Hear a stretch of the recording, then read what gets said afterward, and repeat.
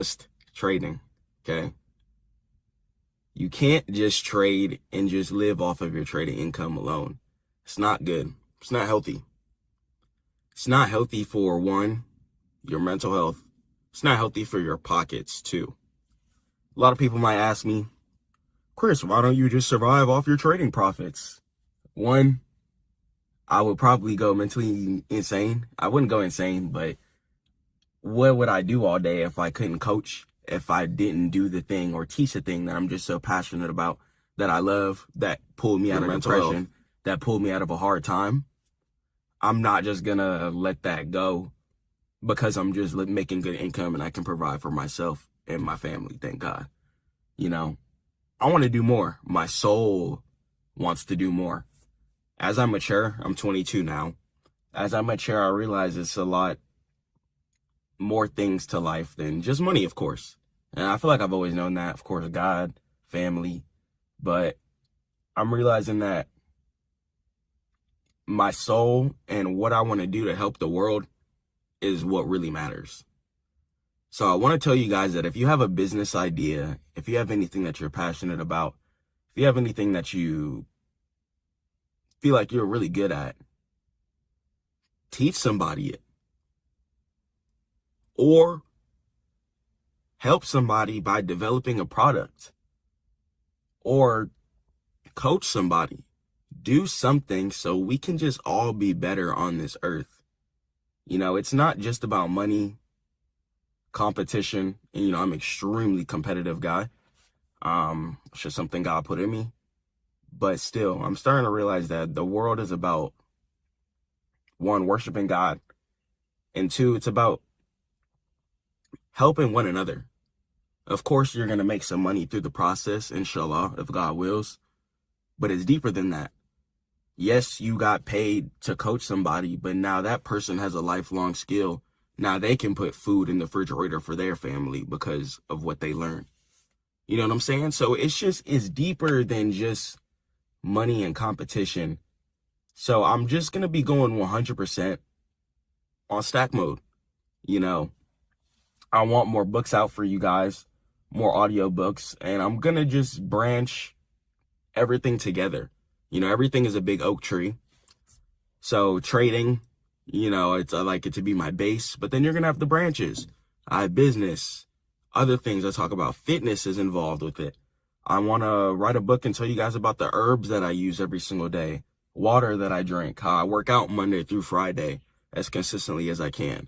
You know, the clothes, how taking care of yourself and following God's rules, most importantly. It's the most important thing. You follow God's rules, you'll live a really good life. Inshallah, you'll live a really good life if you follow God's rules. I truly do believe, and your soul will be fulfilled. Try hard to get married. You know, I'm married. And if you guys can just find somebody you can worship God with, settle down, get yourself a house, and really build a life with, it matures you. It teaches you a lot.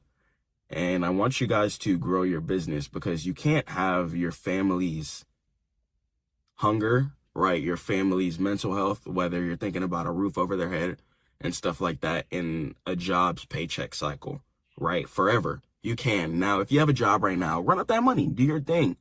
But if you have a real talent and you're passionate about it, you have to get it out there so you could help the next generation, a wave of people. I'm going to die. Okay, I'm very aware of that. So this is why I try and produce the content I can. Yes, and thank God, God is so amazing that I can make money during the process of this, but I can help other people too. So that when I die, people are still going to be able to feed their families, inshallah, off of this content that I produced here.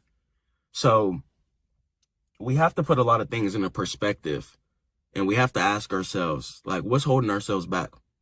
Is it the people around you? If you're in college or something like that right now, I'm not saying drop out. If that's what you really want to do, then do it. But are you in college because you were influenced by your parents, grandparents, something like that? Maybe you didn't want to disappoint somebody. But you have to ask yourself, ask your soul, are you disappointing yourself by doing these things? Okay, you don't want to be disappointing yourself. You got to start putting more focus on your mental health and what makes you happy as a person and a human being. Okay, we're here once on this earth. Why are we putting so much faith and trust in the system instead of God? Don't do that. Don't do that. You want that stable paycheck. You think it's stable. Whole time, boom, as you can see with the government shutdown, they clip, fire. People just lose their jobs. Okay? I've worked with people where people just got let go of their jobs. People got bills to pay. People got debt. All kinds of stuff like that. So if you love your family, get out there and really put your passion out there in the world. We are here one time on this earth. We can't be sitting around wasting time when we don't even know if we're going to wake up tomorrow. It's a blessing that we woke up today. If you're playing video games, hop off of that. The game is here. The game is here. You're your character. Level this up. Level this up. I'm talking to myself as I talk to you guys too. Level this up. Level up your character. Hop off the game. Start creating. We got to start helping each other. People want to complain about the world. Oh, the world is X, Y, and Z, but we're not out here helping each other. And I don't want to be a part of that cycle anymore. So I'm done suppressing myself. I try and go as hard as possible for you guys, but I feel like I can go harder. And my soul has been disappointed recently because I feel like I haven't been giving you guys as much fruit as I can. I don't want to hold in the business stuff that I know. Making the website. Making 4 to 5 figures during business or just online in a short period of time. I want to help you guys get paid off of YouTube so you guys can spend time with your wife, spend time with your husband, spend time with your kids, your mom, your grandma, cousins, your family, your close friends, whoever. I want you guys to have that time. And it's really important that I teach you guys the ways and the things that work for me so we can get this money. You might even be able to do things better than I can. You might be really good at making seasonings. You might be really good at playing tennis. You can be one of the best tennis coaches right now. Teaching plenty of kids. Making the next superstar. You never know. And then you're going to be sitting down like, yeah. Like, I made that guy. Like, not you made him, but like, you helped him get there. You taught him the sauce in the game. And even though you're not the one playing, your soul will have that satisfaction. You'll be happy that you have participation in greatness. So forget the money and understand that you have to participate in greatness. Don't just rely on your trading income. Go harder than that. We got people out here that are depressed, sad. Sadly, suicide rates going up. May God grant them ease. Okay? Me personally, and may God bless their hearts, I've had friends who I've sat down and ate food with who are no longer here on this earth. Okay? Due to mental health issues, jump into things like substances and stuff like that. Okay, there's things that I've struggled with. And this is why God has really saved my life. There's things that I've struggled with. Okay? Off camera. I'm not here to show you guys glitz and glamour and cars and trading and this and this. Life is not about that. I want to be a real person and show you guys the real things about life. There's times I go through depression, anxiety. Okay? There's times I feel fearful of things. Even though my income is straight, there'll be things outside of trading, outside of money that are stressing me out. Okay. So ask yourself, are you happy?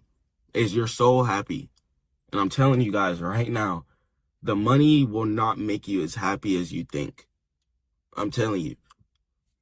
If you think that the money will make you super duper happy, you're wrong. Okay, you're wrong. Yes, your problems will be relieved for the most part financially. You're not going to stress about that, and that's a beautiful blessing, alhamdulillah. And you can take care of the ones around you, and you can have fun. So it's super duper beautiful. I'm not saying it's not beautiful. I'm not about to lie to you guys. It's definitely beautiful having money. It's way better to have money than not. But All your real life problems. Let's say if you struggle with things like lust, okay, you're just going to go ahead and use that money and indulge more into your lust. If you struggle with substances, then you're going to use that money and get more substances. If you struggle with materialism, you're going to get more money and buy more stuff that's not asset related. Okay? So we have to ask ourselves, are we doing this for God? Or are you doing this to please people in the world who don't really care about you for the most part? So stay prayed to God. Keep grinding. I'm going to catch you guys in the next one. I got some work to do. I love you guys so much. Head over to stackmode.net. Just wanted to give you guys a raw talk. I don't really care about numbers or anything. I'm just going to upload as much as I want. Pump as much content as out there as I can. I don't care who sees it. I don't care who doesn't. I just love you guys so much. And this makes my soul happy. Talking about life, talking about the charts, talking about income, getting this income. I love it. And I want to help you guys too. Stay prayed to God. Keep grinding. Just get out the darkness. Jump into the light. Put the past behind you. And go forward, man. Or woman. Catch you guys in the next one. I'm not the richest person in the world, but I've bought over $10,000 worth of Bitcoin at 22. All credit to God. And here's a couple reasons why. One, Bitcoins come clutch for me. Many times at night, my bank might be going through certain maintenance, and I'm able to go ahead and send over some Bitcoin to my Coinbase card and spend it and make the purchase that I need to. Or say I want to send some money to somebody in another country easily and without worrying about any holds, stoppages, or anything like that. Or if I want to just turn my money into more money by investing into the future, Bitcoin was one of the many options that I chose in order to stack my money. We're going to go ahead and jump into some great reasons and why I personally invested in Bitcoin, and you guys can see if you want to jump into it as well too. All right, let's jump into it. Let's go and let's talk about Bitcoin, why we're purchasing, and let's take a look at this chart. So I want you guys to start focusing on your higher time frames. So for this example here, we're going to be paying attention to the weekly time frame, okay? Some of you guys are too caught up on the 5-minute, 15-minute, etc. Make sure you guys are at least on your daily time frame whenever you're analyzing your chart before you scale down to your lowers, just so you can get the real bigger picture. So let's check everything out. So I'm zoomed all the way out here. We can see Bitcoin had a beginning price here, and price decided to trickle up year after year after year. And you could see price has been going within a vertical direction year after year after year, not sideways like certain Forex markets or other crypto coins as well too. So crypto, especially Bitcoin, is mirroring the stock market a lot of the times as well too. So if you pull up the S&P 500, you're going to be able to see some correlation between that and Bitcoin. So let me go ahead and show you guys something, for example. So pay attention to this April 2025 low here in Bitcoin, correct? And then I'm going to go ahead and pull up the S&P 500, also known as SPX, and you'll be able to see the same low mirrored within the same place, okay? So Bitcoin is also going to be a limited quantity asset. Okay, there's not an infinite amount of it. So that generates scarcity, and the scarcity alone makes it a great investment. Very similar to why people invest into gold, buy diamonds, buy certain expensive pieces of jewelry, rollies, APs, etc., due to the fact that there's a limited amount. Okay, limited amount of something, especially with large amounts of amounts on this earth, and more people spawning in every single day, scarcity is going to pretty much equal value 100% of the time, especially in a situation dealing with digital currency where more and more people are starting to spend money online. Since we have the ability, thank God, to save the headache from going to certain stores now, Bitcoin is going to be a really good asset that people are going to be looking to park tons of money into, since they can pull it out any single time. Okay, you can transfer it to either a Coinbase card, for example, spend the crypto just like that, or transfer it over to your bank account. Okay, so you have a couple other options. I have a presentation for you guys, and let's jump into the specifics of why I invest in a Bitcoin, why I think you guys should too. Let's go. All right, let's go and let's cover Bitcoin's uses for the future, its technological fundamentals, and its place within society. So the foundation of everything, right? The scarcity and decentralization. Let's talk about it. Scarcity. So when something is limited, one, it equals value, okay? Take certain cars, for example, okay? A Lamborghini is significantly more valuable than a Honda, for example, due to the fact that the materials are more scarce, okay? Since there's a limited amount, okay? So scarcity, a lot of the times, especially when it's something that's going to help society, okay, or make a human feel a certain type of emotion, value is going to be presented by making things scarce. And let's talk about decentralization. So decentralization is pretty much meaning that there's no human higher power controlling the funds. Okay, so within the bank world, if you try and send a wire transfer to somebody, the higher power within everything that can see all transactions has the ability to decline or approve said transaction. Okay, but now if you're trading within the decentralized world, trading cryptocurrency, if you want to send 10,000 to somebody, you can instantly do it as long as you have their receive address. Okay, so decentralization is putting power back in the people's hands. Okay, and you're going to be able to send money to people all around the country, all around the world within an instant time, whether at 3 a.m., 6 p.m., no waiting for the traditional Monday through Friday window as well too, that centralized banks use. So Bitcoin's power is derived from its two defining characteristics, which solve fundamental flaws and really put the power back into people's hands once again. So the Bitcoin protocol is hard-coded to produce a maximum of 21 million Bitcoin. Okay, so there's 21 million Bitcoin in total. And if you don't know how Bitcoin is created, here's how it's done. So people take computers, okay? In order for a computer to work, it has to be fueled by power. Okay, so POWs are going to be the unit that's needed in order to create Bitcoin. So it's not like fiat currency or the United States dollar where it can be put into a printer and infinitely printed out. Okay, no, there's a fixed, stable amount, finite amount of Bitcoin. Okay, so power is then converted into the mining software. Okay, so it's looking for certain hash codes within the blockchain, and once enough of those are mined, all of those come together and you'll have a Bitcoin.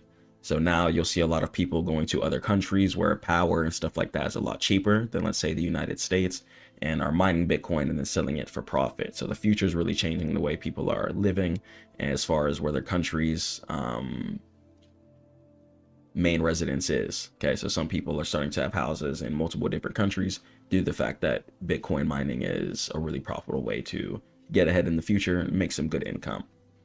So this fixed limit makes it the hardest money ever invented. Unlike gold, where new supply can still be mined and total supply is really unknown, Bitcoin's supply schedule is perfectly transparent and predictable, declining exponentially until approximately the year 2140.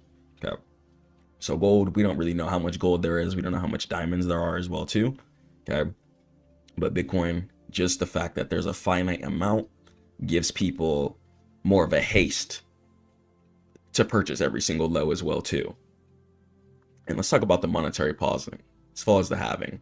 So every 210,000 blocks, roughly every 4 years it occurs, the reward miners receive for securing the network is cut in half. And this halving event systematically reduces new supply, mimicking the increasing difficulty of mining a rare metal and making it mathematically impossible for any entity to inflate the supply, keeping it stable.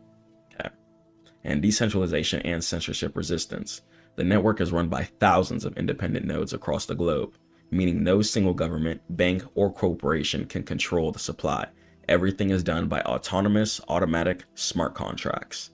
Okay, so no single bank or corporation can halve transactions, halt transactions, seize funds, or freeze funds. Okay, and this distributes power and ensures the network remains neutral and permissionless, putting power back in the people's hands, ensuring a safe peer-to-peer transaction system. As much as humans love jewelry as well, we do love buying things online, especially as we progress into more of a digital future society. So using Bitcoin as digital gold is also going to be one of the main reasons why it continues to go up year after year.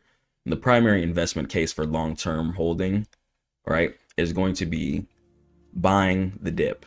Okay, so one Bitcoin falls down in certain places, right, even after making new all-time highs, people are going to be quick to buy the dip due to the fact that people already see it as a digital gold. So when the dip happens, you have to capitalize. You can't be scared.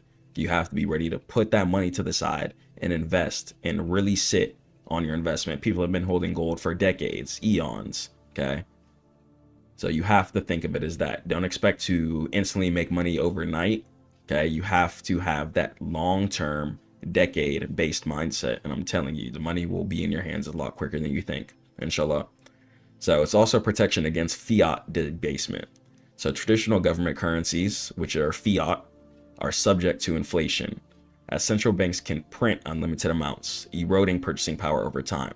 So take real estate, for example. People wonder why rent and stuff like that has gone up substantially over the course of a few years. Here's the reason why.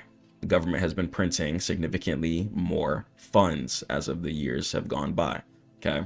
So certain other things like programs that increase the US debt too, such as like food stamps and stuff like that. So the government has to compensate for giving out money. So they compensate that by printing more money. But as we can see, year after year after year, that does not work. And that leads to economy crashes and inflation being at all-time highs. So thank God people who coded Bitcoin decided to come out with a counter to that. Okay, so if you're able to still make purchases all around the world without having to exchange your currency, which would be a lose of value depending on a certain economy. Okay, take the US, right? If $10 in 2025 doesn't get you as much of food as it did in 2008, that means that the value that you exchange, even year after year after year, won't be the same. But Bitcoin, a lot of the times, will be that stable debasement. Okay. It's also going to have some superior physical characteristics compared to gold and diamonds too. You don't got to worry about getting robbed in certain ways physically. You don't got to worry about stashing your house, or if your house burns down, or God forbid you run into any type of unfortunate event, you're not about to lose all your wealth. You keep it parked though. Okay. Keys are going to be really important. Don't give anybody your secret key. There's also going to be things called cold wallets too, where you can keep all of your Bitcoin on USB drives, physical drives. But if you get it wet, destroy it, lose it, or something like that, can also lose all your funds that way too. So choose what's the best option for you. So portability, right? Gold bars are cumbersome. Bitcoin is borderless. You can trade all around the world. You can buy stuff all around the world and send money to anybody all around the world. And it can be transferred via a simple 12-word phrase called your secret key. Make sure you guys don't give that to anybody. Keep that safe, keep it around, and you guys will always be able to get back in your wallet. Okay.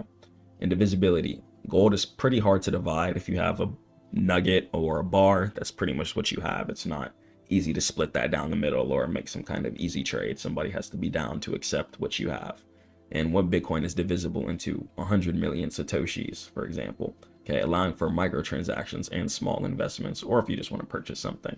Okay, if you have 50 gold bars and they're 3 pound solid gold bars, it's not easy to exchange that for currency immediately. Bitcoin, you can easily send it to a broker like Kraken, Coinbase, or something like that and instantly get your money in your hands quickly. And gold requires specialized assays as well too. Okay, so you can't just pull up on anybody in the world and give them a gold bar and expect some money. Okay, they're going to want to verify the gold, want to do certain tests, make sure that the quality is decent that they want, and see what carat it is. And all that is really going to determine how much you're going to get.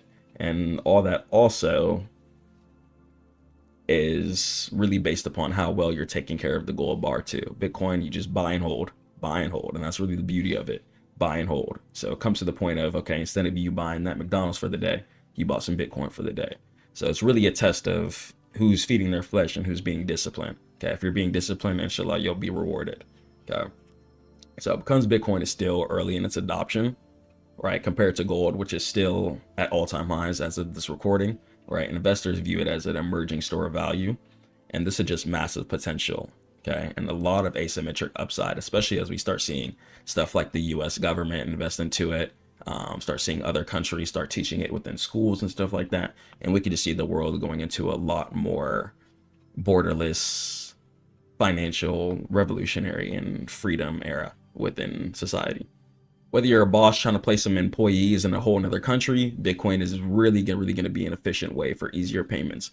Just like I spoke about in the beginning of the video, there's been times where my bank has had maintenance at 3 a.m., 2 a.m., and I haven't been able to make some transactions, but was able to go dig in the crypto stash, go to my Phantom wallet, transfer it to my Coinbase, and was able to make the purchase that I needed to. Okay, so once again, having that decentralized, safe, and pretty much having your money parked away into a world that's not controlled by maintenance times and centralized control whether it comes to banks, whether it comes to power with when you can send your funds and how you can send your funds as well too. Banks also come with certain things such as deposit amounts and withdraw amounts too. So a lot of things are really outside of your control when it comes to that. So having your money parked into a world that's going to be a bit more free is going to be best case scenario for yourself, for your survival as a human, and for your family if you have one too. So beyond its role as a reserve asset, Bitcoin and scaling layers are solving critical pain points in global payments, making transactions a lot faster, cheaper, and more transparent than the legacy banking system. Then it really streamlines international remittances. That's really the biggest part of Bitcoin, and it's really a blessing. Lets people from other countries be able to receive funds in case you want to send some money to your family, or you might have somebody that works for you or work for somebody in another country, and you'll be able to get paid quickly within the crypto. Okay. And traditional wire transfers can be extremely slow, like 1 to 3 business days, and don't forget, that doesn't include the weekends, and it can get declined due to the fact that they don't have to let that go through if they don't want. They can be expensive. You're going to be paying that wire transfer fee a lot of the times, and pretty opaque, right? You're not going to know when the money exactly is going to hit. It's not going to be direct, and you're not going to be able to check certain things. When you send Bitcoin, you immediately can go check the confirmation link, and you can go see it on the Blockchain Explorer, see exactly when the transaction is going to get confirmed. And what a confirmation is pretty much lets you know when the other person has received the funds, most likely. Okay. And it utilizes layer 2 solutions like the Lightning Network, which allows the value to be settled globally in seconds, bypassing multiple correspondent banks and drastically reducing fees dramatically. Okay, so let's talk about the Lightning Network. It's a second layer protocol built on Bitcoin that enables near instant zero fee payments for the most part, almost zero fee. And this technology is being adopted for everyday purchases and micropayments, proving Bitcoin's capability as a medium exchange, not just a store of value. And transparency and security. So every transaction is permanently recorded on the immutable public blockchain ledger. And this enhanced auditability reduces fraud risk and fosters greater trust between distant parties, which is often lacking in complex legacy cross-border payment systems. Okay, so you don't have to worry about any things like weird holds, weird stoppages, or things like that, which can be extremely frustrating when you're trying to do business or just buy something pretty simply. And it's definitely a big help to society, right? It's bringing in the democratization of finance. Bitcoin's greatest societal contribution is arguably the empowerment of financially undeserved and its ability to act as a lifeline in politically or economically unstable regimens. And banking the unbanked. Globally, billions lack access to traditional bank accounts due to high fees, certain things like ID requirements, and stringent KYC, which stands for Know Your Customer, and AML requirements, or geographical remoteness.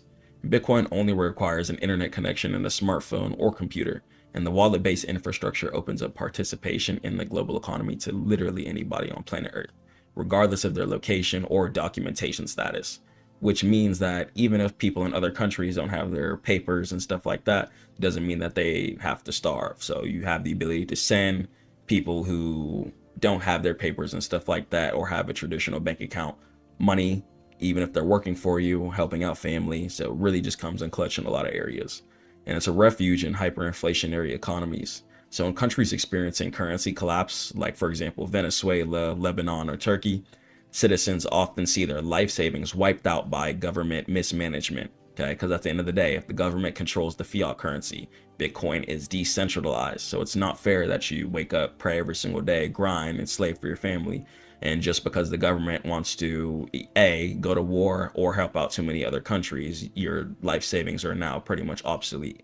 So keeping your money in Bitcoin is going to be a really strong scenario if you really care about your family's well-being and future as well too. Because you can see governments consistently go into debt, lose certain funding, shut down, and a lot of things happen.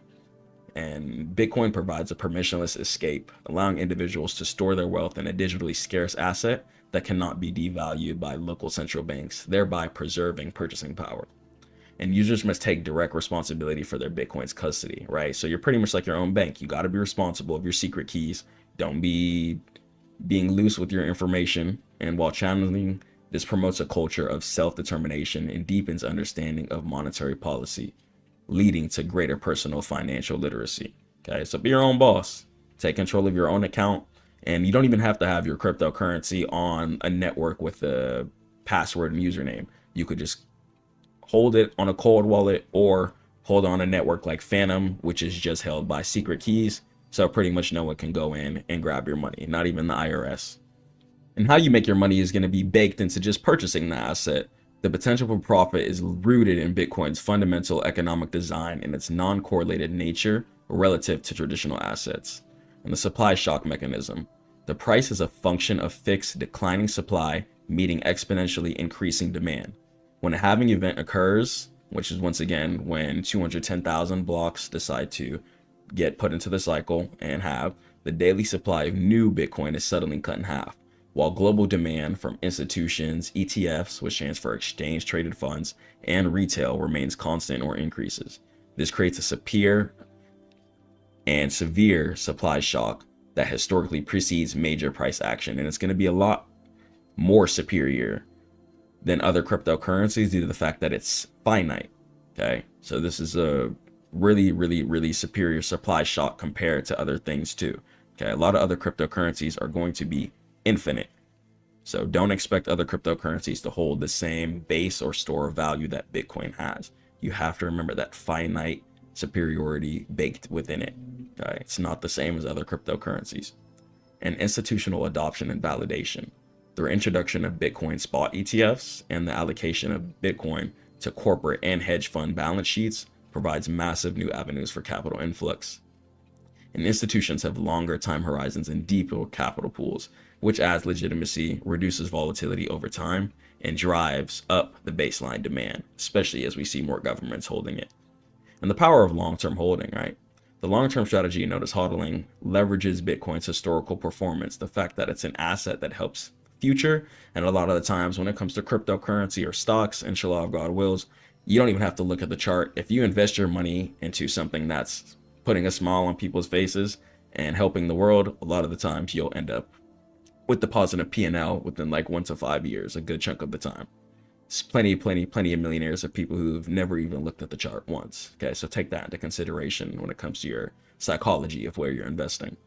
So despite extreme short-term volatility, right, it's a side effect of inelastic supply, Bitcoin has delivered superior annualized returns over the past decade compared to most traditional asset classes, rewarding patience and a belief in its technological and monetary fundamentals. So keep all those strong choices in mind when it comes to why Bitcoin is going up year after year after year. There's a lot of reasons. And Bitcoin is not just a high risk investment. It's a foundational technology designed to offer a superior form of money, one characterized by digital scarcity, righteousness, and offers borderless transaction capability. So feel free to help anyone around the world, help your family, or hire people from other countries due to the fact that now that we have this currency, we can easily have peer-to-peer transactions without a centralized base controlling and holding everything. No more getting your transactions declined. No more the bank stopping your payments from coming through. And by buying and holding Bitcoin, participants are betting on the continued adoption of a sound, mathematically enforced monetary system that stands as an alternative to the inflationary pressure of a fiat currency. And its utility ranges from institutional portfolio diversification like digital gold to providing essential financial services to the world's most vulnerable populations. Stay prayed up to God, keep grinding. And if you guys want to learn how to invest, head over to stackmode.net. Catch you in the next one. Peace. I don't care if it's rain, sleet, or snow outside. You need to grind. Anxiety, depression, all that negativity around you, you don't have time for that. You need to wake up, stay focused, and go forward. Don't think backwards. Too many of you are held back by the fact that you think in the past. What are you thinking about the past for? Learn your lesson, take what you need from it, and go forward. There's no point to sit there and dwell and be sad over things that's already occurred. Why are you wasting your time? I want you to be at the point where you think and you understand that no matter what happens in your life, the only thing that you should fear is God, and you should go forward. Your dreams can definitely be turned into reality. Whenever you're dreaming of driving yourself a nice Rolls Royce, driving yourself the latest Camry if that's what you're into, JDM cars, getting yourself that mansion you've been looking at for a while. You can get to it. You can get it. But how are you going to get it if you're in your mind too much? Sadness is one thing that's going to delay us as humans. And understand that sadness is completely evil. Sadness is straight darkness. You need to transmute that sadness. You need to put that pain into your craft. I don't care what it is. Put it into your business. Put it into your dreams, your art, your music. You need to develop an iron mindset. I don't care if you're outside in the cold right now. I don't care if you're going through hard times, if you can't pay your rent, if you can't pay your bills, if you think things aren't going to work out. I promise you, wake up, pray to God, and things will work out as long as you're putting in the work. Some of y'all think you're putting in the work, but you're not. Grind. Okay? Say, for instance, and here's an example of put in the work and you're really not. I worked in the finance industry for 4 years straight, from 18 to 22. I'm 22 now. And thank God it taught me a lot. But I realized that if I wasn't focused on stack mode, I wasn't going to ever get to where I wanted to get. Even though I scaled through the positions, even though I scaled through the ranks of the company, right? I still wasn't going to be a multimillionaire. I still wasn't going to be in a certain position to buy properties outright. Because I want lump sums of income at once. That's what I'm looking for. So in order to do that, I had to focus completely on stack mode, focus on teaching my clients, focus on building the Stackmode Network, focus on dropping the constant videos for you guys. And you guys can check all that out at stackmode.net. But I realized even through the hardest times, I stayed focused though. I stayed focused. I've lost a lot of friends. You know, and I've lost a couple to suicide. And that's why I come on here and I'm so passionate about keeping you guys focused, making sure you guys have an iron mindset, because I don't want you going down that dark spiral. I don't want you giving up. I want you to be happy. I want you to have your family. I want you to win and be successful. But it's not going to happen if you're letting that darkness consume your life. It's not going to happen if you're letting those negative people around you keep leeching all of your positive energy that you need to focus. Wake up, pray to God, work out, and start the day right.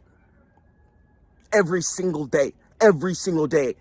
Rain, sleet, or snow, you have to grind. It's 2026 as of the time of this video. No matter what year you're watching this video in, you have to stay focused. Your focus will equate to your happiness. I'm telling you, your focus will equate to your happiness. Because even if you do go through the worst thing, right? Say you go through divorce. I've gone through 2 divorces. Okay, been married twice. Okay? And you learn from certain situations. But I was focused on building a family. Okay? And even when you are focused, there's going to be ups and downs. Completely. There's going to be ups and downs. Ups and downs are going to be the basis of everything. Whether you buy a brand new Maybach and the check engine light turns on. Whether you start your business and then your page gets deleted, God forbid. You can't let that stop you though. You got to start another one. You got to go even harder on the new page. And you got to stay focused. You got to maintain a disciplined mindset. No matter what you're going through, You have to take that pain, that energy, and put it into your craft. Survival mode is also going to be something too. Don't panic. This is why I tell you guys to pray to God. The only thing you should fear is God. I don't care if you have no money in your bank account. I don't care if you're in the negatives right now. Don't panic. Maintain an iron mindset. Stay in stack mode. And don't give up. And I promise you, hard times will not last forever if you decide you don't want them to. It could be as freezing as it is outside. You could still have that warmth within your heart. That fire should be burning inside of you, that passion, in order to succeed, in order to get to the next level, in order to win.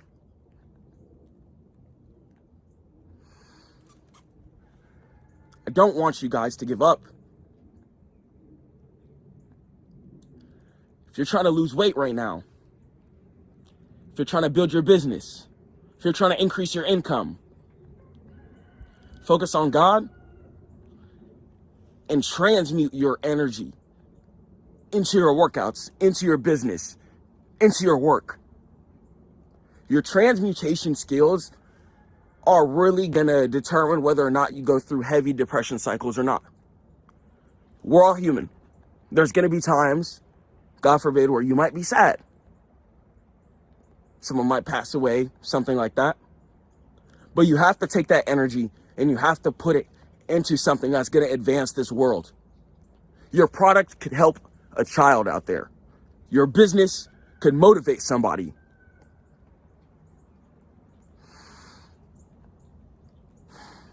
You could change a lot of stuff on the planet, but it's not going to happen if you keep those ideas inside of you. It's not going to happen if you're sitting playing video games, eating junk food. It's not going to happen if you're scrolling on Netflix. Get to work.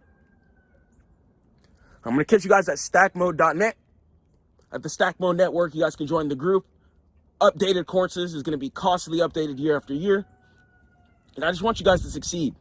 You guys can get the Stack Finder tool, all the business softwares I'm working on as well. I teach you guys how to code, use AI. And I just want you guys to get this money. I don't want you to fall into depression. I want you to succeed. I really care about you guys. I'm going to catch you in the next one. Peace. I worked in finance for 4 years, from 18 to 22 years old. And it wasn't a complete waste of time, but I wish I would have just focused on, well, I was trading the whole time, but I wish I would have just focused on building my business as well.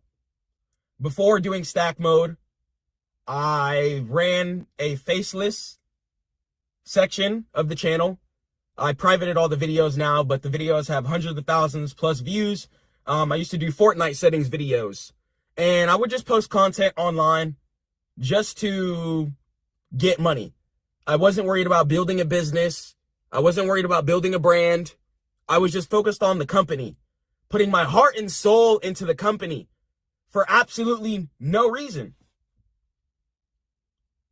And here's why it was for no reason. I'm actually going to say this. Due to the fact that if you put your heart and soul into the company, you have to understand that the company is still going to do what it wants to do. If they decide to fire you, they're going to fire you. If they decide to change your pay, they're going to change your pay. If they want to change your hours, they're going to do that. The company is going to do what's in best interest of the company. I try not to run my companies like this, but a lot of these companies that just hire the day-to-day people think of employees as pawns. They don't think, oh, these are families or these are people who are working to provide for multiple people. They don't care. That's why they'll drop you as soon as numbers get low. They'll drop you as soon as the company starts struggling. Because you have to understand, just like trading, when you win, somebody's losing. And when you're losing, somebody's winning. It's the same kind of thing in life. So you want to make sure that you put yourself at a status to where you're not losing. Don't let anyone take away your status or your ability to go forward. Don't let anyone take away your ability or your mindset. Thinking that, oh, I need this job. Oh, I need this check to hit. And if you do right now, that's fine. Take that check and invest. Build a skill. Learn something. Gain some experience. Try something out. Go for your dreams. I've seen a lot of adults give their whole life to work. Never achieve any type of financial freedom. Never make money automatically. They're always the one making money. This should be on automation. And at Stackmode.net, that's what I try and teach you guys. So your money is always making you money, if God wills. And so your business is always making you money. I literally do not want you guys to struggle anymore for no reason. It's way too many things going on in this world. You got relationship issues. During the time of this video, I'm going through a breakup. Divorce, actually. Okay? But am I going to sit around and be sad and mope? Absolutely not. If you're going through emotional issues, you're struggling with depression, you're struggling with things like your skin, fix those things. Okay? But one thing that you are in full control of is your finances. You cannot change how you were born. You cannot change if a person wants to do something to you. But you can fully change if you're undisciplined. If your income is not where you want it to be, it's because you're being undisciplined. It's time for us to get to the next level. It's time for us to go harder than ever. We don't have any more time to waste. You have to understand that all of these mind frames and thinkings that you've been raised upon don't really apply to modern day society. As far as just work the 9 to 5, buy your house, you're going to be able to get the house on the lowest percentage loan, be paying the maximum interest, and be stuck pretty much in a pool of debt forever. Never actually owning the home until you have subsequent income. A job is not going to get you subsequent income. Stop trying to rely on that job like it's reliable. If your bills rely on that check coming in, you can't do that. Put yourself in position to go harder. So regardless of what anyone has to do, or what anyone has to, whether they have to fire you, whether they have to tell you something, whether they have to change your pay, regardless of what anyone has to do to you, you're still going to be okay. You're still going to be able to thrive. You're still going to be able to eat. You're still going to be able to drive what you want, to go where you want, and get to where you want. And guess what? There's going to be people who won't listen to you too. There's going to be people who won't listen to you. You can yell at people all you want, but if people aren't understanding your program, you have to get away from them and start just hanging out with people on your program. Life is a lot more beautiful when we just hang out with people on our program. Do not try and force yourself to hang out with people who are not on your program. It's not going to work out. It will not be subsequent. And I want you guys to go forward. I want you guys to succeed. But how is this going to happen if we're not growing? How is this going to happen if we're not grinding?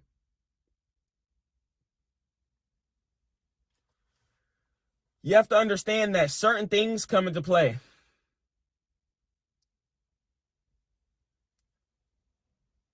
Your mindset is everything. This car that I'm sitting in, it was just an idea.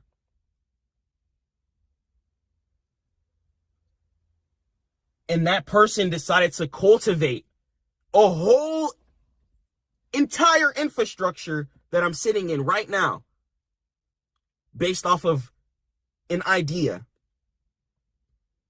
And their mindset helped them channel that idea into reality.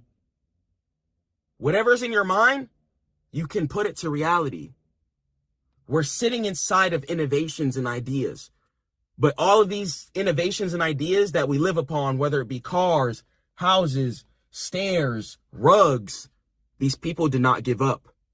They had the idea in their head and they're thriving and taking care of many other people due to the fact that they did not let their idea in their head go to waste.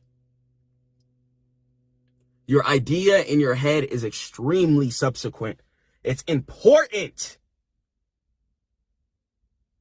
to channel the good ideas in your head into reality. You never know who you could help. You could have the best piece of content. You could have the best business. You could put down the best trade. If you invest in a certain stock, you could be helping a company that's helping save kids' lives from some kind of disease.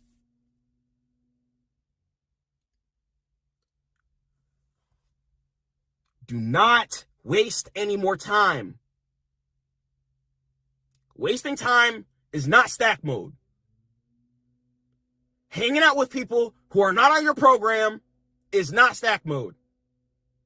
Lying to yourself so you can have the comfort of others around you who don't have the same goals, visions, dreams, and aspirations as you is not stack mode. Things got to change. I'm telling you, things have to change. And I want you guys to boss up. I want you guys to be CEOs. But this isn't going to happen if we're giving up. This isn't going to happen if we're falling short.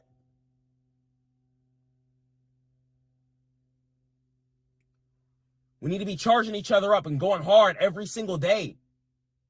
Investing as much as we can. Invest every dollar. Believe in yourself.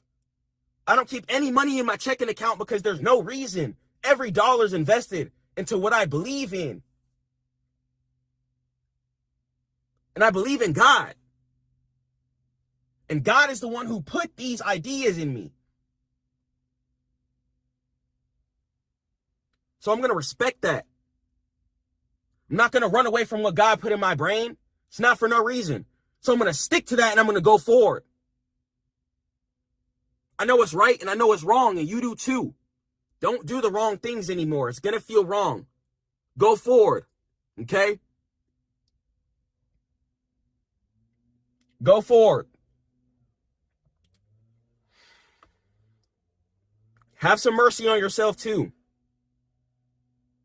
Try and forgive yourself for certain things. For certain people you let yourself be around.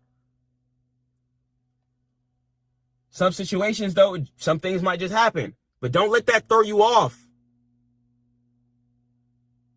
I quit the job because they weren't on my vision.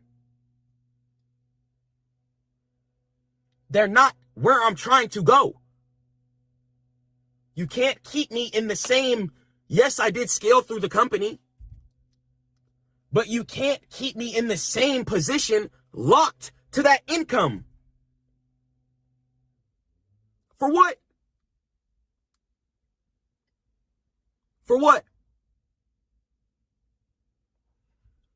Don't let anyone lock you down and make you feel like you're a rat.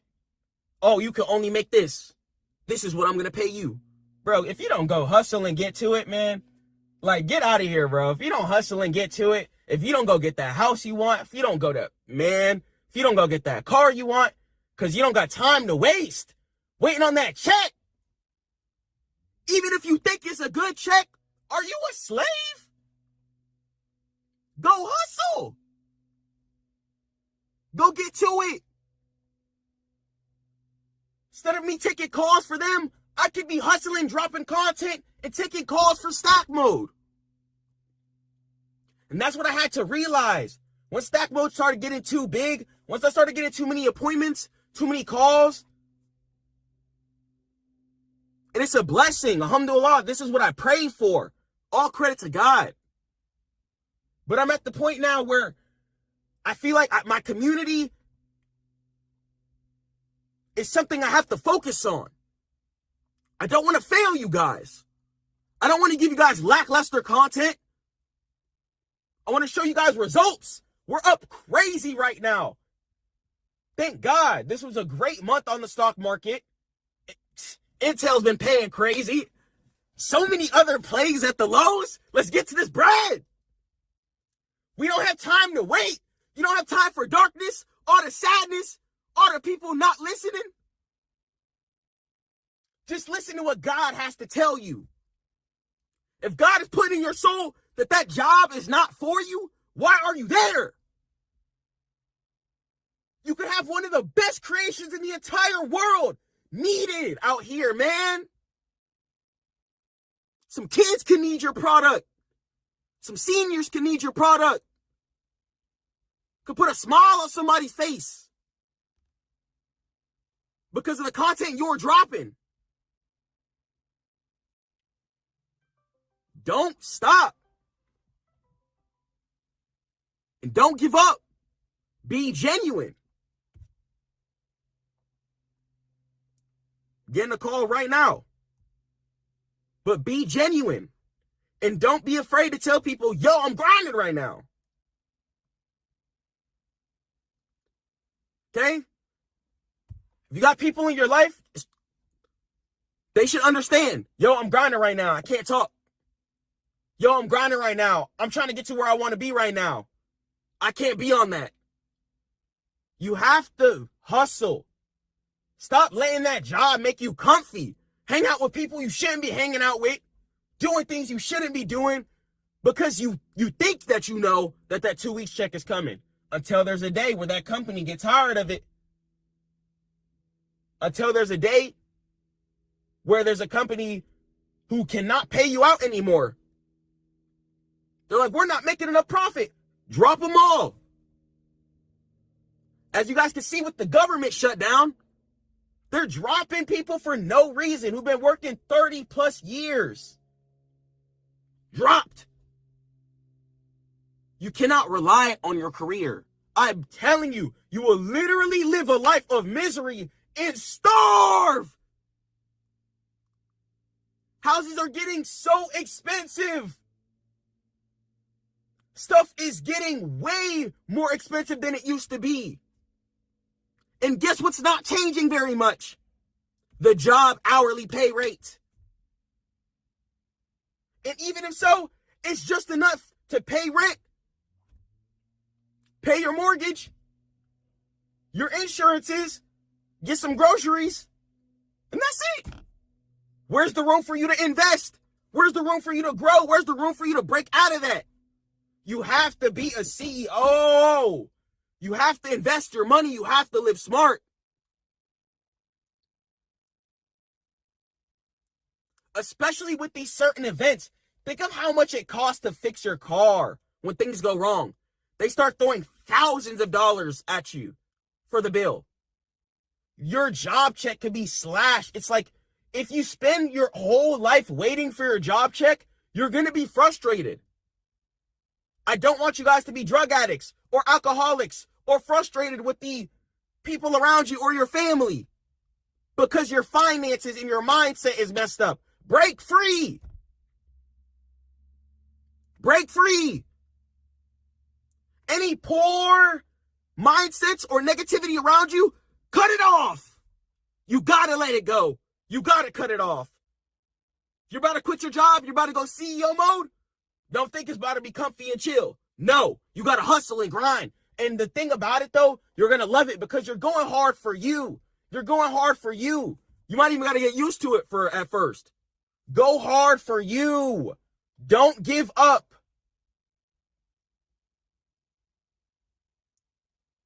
Put in 4 years for a company, man. And they would leave me on red. My manager. I work for a credit card processor. And the one that I use for my business is Stripe. Stripe is awesome. It's really, really fast, really, really efficient, great layout, not horrible fees, automatic taxes. And I would see Stripe's innovations and try to bring it to I'm not going to say R because I don't work there no more. I got to disattach myself. But I tried to bring Stripe's innovations that I saw were working way better than what they were doing. Not wanting to listen. Strategy meetings, still doing old strategies, not growing. And what did they keep doing? I had a team member that was just fired for no reason. Okay? And they fired a whole slew of hardworking people since the company wasn't making good profit. How are you going to make good profit in your company if you're not innovating? And it's like, they don't listen. They're going to probably not go as far as they want to go. May God bless them. I pray that they do.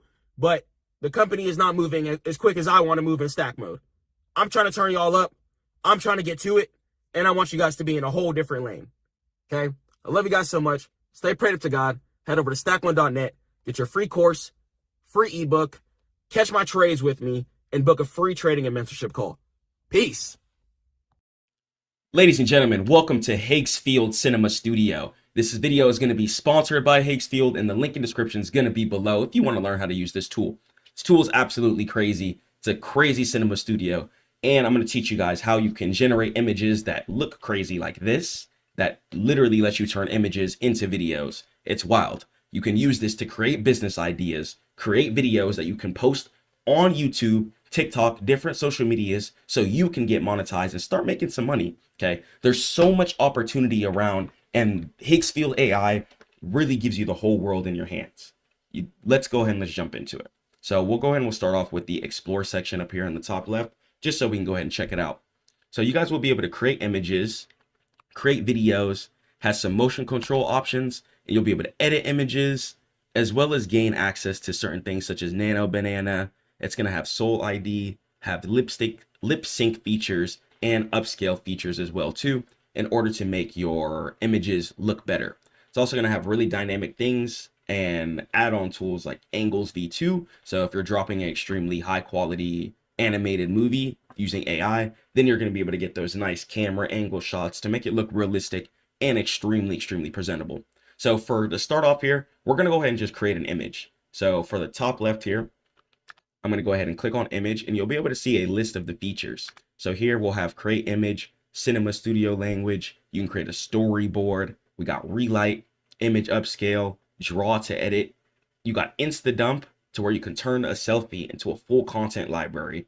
This is literally one of the greatest tools on the internet right now. And this is really just crazy. It's crazy how fast AI is progressing.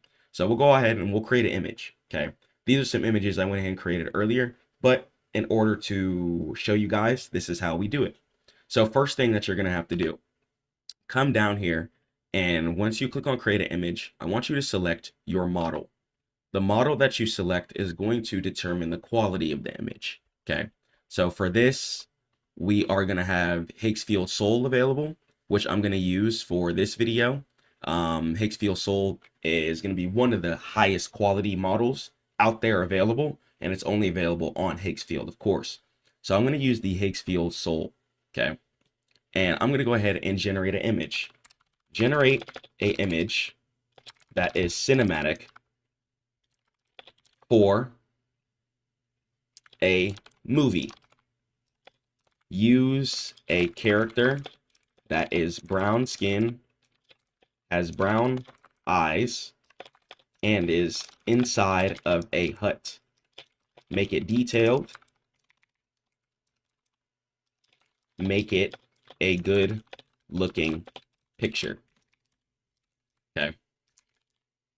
So then from there, after I type in my prompt, I want to make sure that my resolutions are selected properly. So if I'm on 9:16, then it's going to go and give me a mobile size video. So if you're trying to make videos for mobile content, then do 9:16. Okay, if you're trying to make videos for desktop size content, such as computers, then you would do 16.9, for example.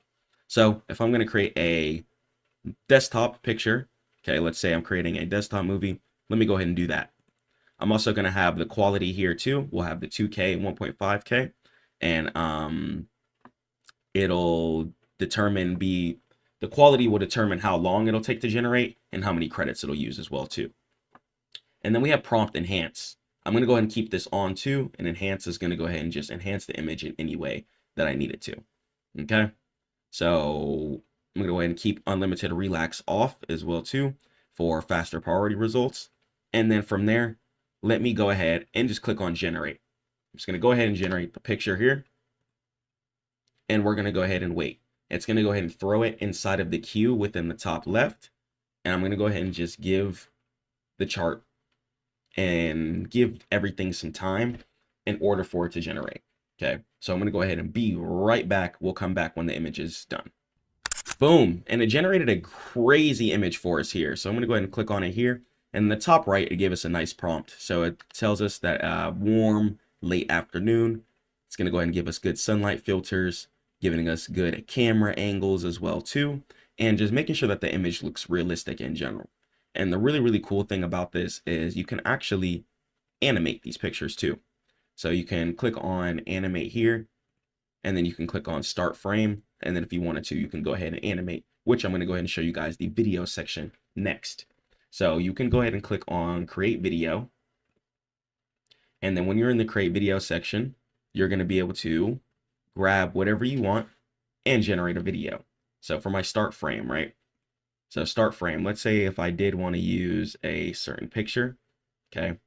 Let's say I wanted to create a picture for really whatever. Let's say I wanted to use a stack mode video. Okay, so if I wanted to make a stack mode video, let me grab two stack mode pictures here. Okay, I'm going to grab this picture here, and I'm going to grab this picture here. And then from there, I'm going to say, combine these two pictures and make me a great ad to promote trading and business.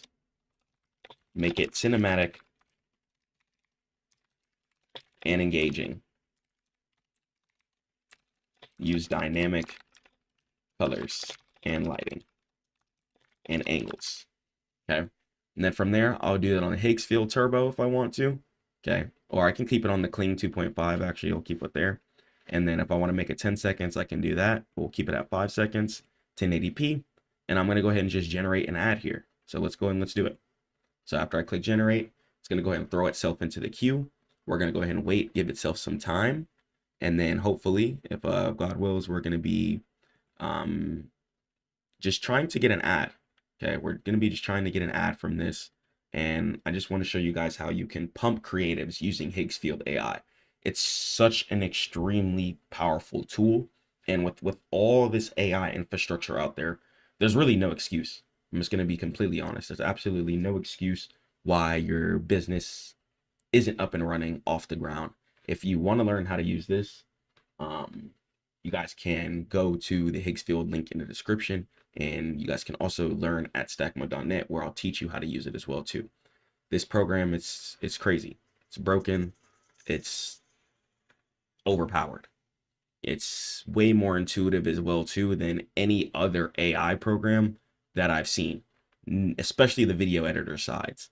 Other video editors aren't having things like click to add, having lip sync studio, having WAN 2.6, which we're going to jump into. Okay. Higgsfield AI is really, really, really, really the best. And I'm not just saying this. So we're going to go ahead and come back once this video is done. Boom. And we got the ad here. So as we can go ahead and see, let me go ahead and play this. And it just turned those two images into a great ad that I can use forever for the rest of my life. Okay. And it's that simple. And I just showed you guys how I used it with images that I would actually use it for. Okay. It's a great, great tool. So we have introducing here WAN 2.5 AI video with audio. Forget the static clips. You can create dynamic HD videos with synchronized voice, audio, and real camera movements in seconds. Okay. It's really, really simple. And you guys can just click on generate unlimited here in order to see what you need to see. So I'll go ahead and I'll click on generate unlimited here. And it's going to go ahead and just give me options all over the place. Okay, so if I wanted to, I could click on either upload image or generate. Could keep it on this. Just keep it all simple. and I could just say general. Okay, we can use this. If I want to use this, I can use this. Okay, so we have the MP4 here. I like that a lot. This is gonna be the start frame and the end frame. We're gonna upload the image here. So these are some past images that I went ahead and uploaded. You guys can use any of these that you would want to use too. So let's say if I did want to animate this picture that I did make earlier too, then it could do the same thing. And it's going to go ahead and link it with things. And it's going to be extremely, extremely effective. Here's the other ones that I did make in the past. And a prompt that could be required. Make the boy start talking and make the lips move properly. Make sure audio is on, and then I can go ahead and generate here. Okay, it's going to go ahead and throw it inside of the queue. And then once this is done, I'm going to go ahead and come back and show you guys this again. And check it out. This is what the power of Higgsfield AI is. Boom. The boy literally started talking. We just turned the image into an entire cinematic video.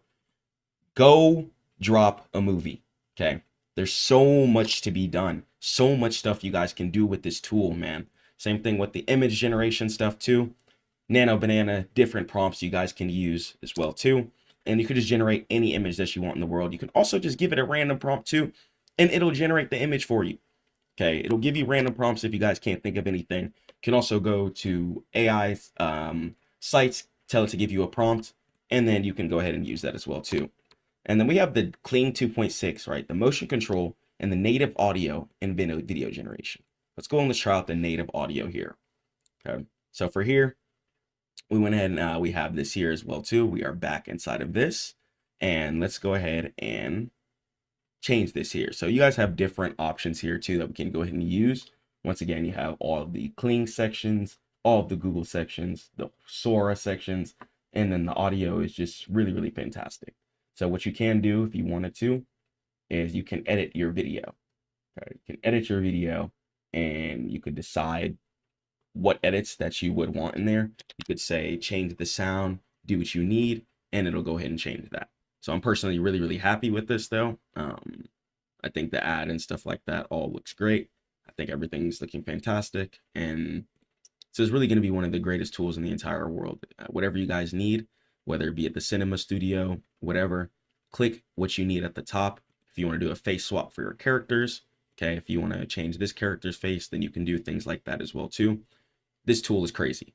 Higgsfield, shout out you guys. Link in description below if you guys want to learn how to make content on this, and you guys can get access with the links. I'm going to catch you guys in the next one. Peace. I'm going to break down calls, puts, and even leaps so you guys can understand stock options in a way that makes sense, no confusion, and no headaches. So use call options when you think a stock is going to rise in an upwards direction because you want to lock in the cheaper price today and profit from the move up. A put option is going to be the opposite. It gives you the right to sell a stock at a certain price, and if you think the stock might fall, puts lets you profit from that drop or protect your portfolio from taking a hit. You can also do something called hedging, which is the main thing options was created for, in which you could place a bet in both directions. But here's where the beginners miss out. Leaps. These are long-term options, usually lasting 1 to 3 years, and they give you a lot more time, more flexibility, and less stress than those short-term weekly options that wipe people out. Let's go and let's talk about them, and let's jump into it, inshallah. All right, so let's talk about what an options contract is in the first place. Okay, so we'll talk about the rights versus the obligations. So an option is a financial derivative contract, and it derives its value from an underlying asset like Apple or Tesla stock, okay, or Microsoft stock, or even stocks like Google, okay? And it gives the buyer the right, but not the obligation to buy or sell that specific asset at a specific price on or before a certain date, okay? So let's say you bought a ticket for $100, okay, right? That's how much the actual options contract costed you, okay? And then let's say now the concert were to sell out. Now tickets are going to be worth $500, okay? If you had a call ticket, okay, because call contracts are going to be used whenever you think price is going to go in an upwards direction, okay? So you would purchase a call contract, okay? So that would give you $400 in profit. So if you bought it, okay, if you bought the tickets for $100 and sold them for $500, okay, that means price went in an upwards direction, okay, which means you would have bought a call contract, okay, and that means you would have made $400 on that, okay. So $400 profit would have been what you yielded without ever attending the concert, just because you were right on the fact that prices would have gotten more expensive over time. So if you believe that prices are going to go in an upwards direction and get higher over time and more expensive, then you're going to go ahead and purchase a calls contract. If you're betting that the price of a stock is going to go in a downwards direction, then what you're going to do is purchase a put contract. Okay. So if you think price is going to go in a downwards direction, you're going to buy a put. If you think price is going to go in an upwards direction, you're going to go ahead and buy a calls contract. Okay, let's head over to the next slide. So let's talk about the anatomy of a contract in the first place. Okay, the big three terms. Okay, so every single options trade has these three components. Okay, and you got to choose them wisely. Okay, one, your strike price. Okay, your strike price is going to be the specific price you agree to buy and sell the stock at. Okay, then you're going to have your expiration date. Okay, so one of the most important things about options is going to be called the Greeks. Okay, and the Greeks are pretty much going to be time deterministic factors that determine how much profit, okay, your options contract is going to make, or how quickly you're going to lose profit. Because remember, on options, you're buying and getting paid for an educated guess. Okay, it's not fully ownership like buying 100 shares. Okay, you're buying the educated guess and getting paid off of that. Okay, so every educated guess is going to have an expiration date to it. Okay, there's going to be a date where it's like, okay, if you're not right by this time, then your contract is just going to go ahead and expire. Okay, whether it be in the money or out of the money. Okay, in the money means that it'll expire and you would get paid. Okay, and out the money means that you would have lost money on your contract. Okay, and then premium. Premium is going to be the price that you pay for the options contract today. Okay, and to buy the contract, and this is going to be your maximum loss. So the cool thing about options is that your maximum loss is built into it. And on options too, you want to go ahead and try to multiply a lot of the numbers you see by 100. So you might see, let's say you have Apple. Okay, let's say you got Apple here. And let's say an Apple's contract cost 8.70. Okay, all options contracts, in order to get the premium price, okay, you need to multiply the number by 100. Okay, so 8.70 times 100 would equal $870. Okay, if a contract costed you 2.50, okay, is the premium, make sure you multiply that by 100, and a lot of times your broker will tell you how much it's going to cost too. Okay, that's going to mean the contract will cost you $250.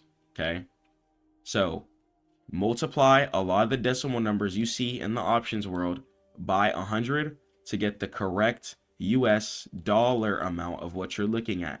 Okay, and once again, your expiration dates are going to be really important too.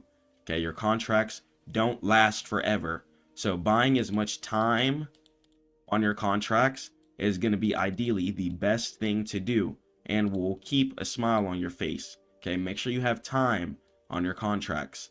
Try and stay away from things like 0 date expirations. Okay, 0 date to expire. Okay, if you also hear the term DTE, it stands for date to expire. Okay, so let's head over to the next slide, class. So let's talk about call options. Okay, call options mean that price is headed in a bullish direction. Okay, and a bullish direction means an upward direction. Okay, so that means that you're betting on growth. Okay, you're taking an educated, speculated guess. Okay, that price is going to go in an upwards direction. So buying a call means that you profit when the stock goes in an upwards direction. Okay, so why do it? Okay, leverage. Okay, so leverage on options is the reason why people trade options in the first place. So options contract, one options contract, okay, equals 100 shares worth of power. Okay, so one contract, okay, equals 100 shares worth of buying power, okay?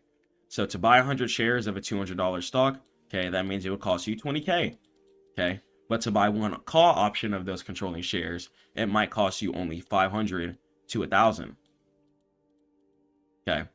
So this way you're getting the shares power, okay, just jumbled up in a one big contract derivative. And it's cheaper because it's not giving you actual ownership, but what you're getting paid based off of if this directional skill, okay? So if you think that a company is going to drop one of the best products of all time, okay, and it's not at all-time highs yet, and you think price can go even further, okay, then you can go ahead and look to buying a call option, okay? So if the stock soars, okay, your $500 could turn to $2,000 overnight, okay, giving you 300% gain.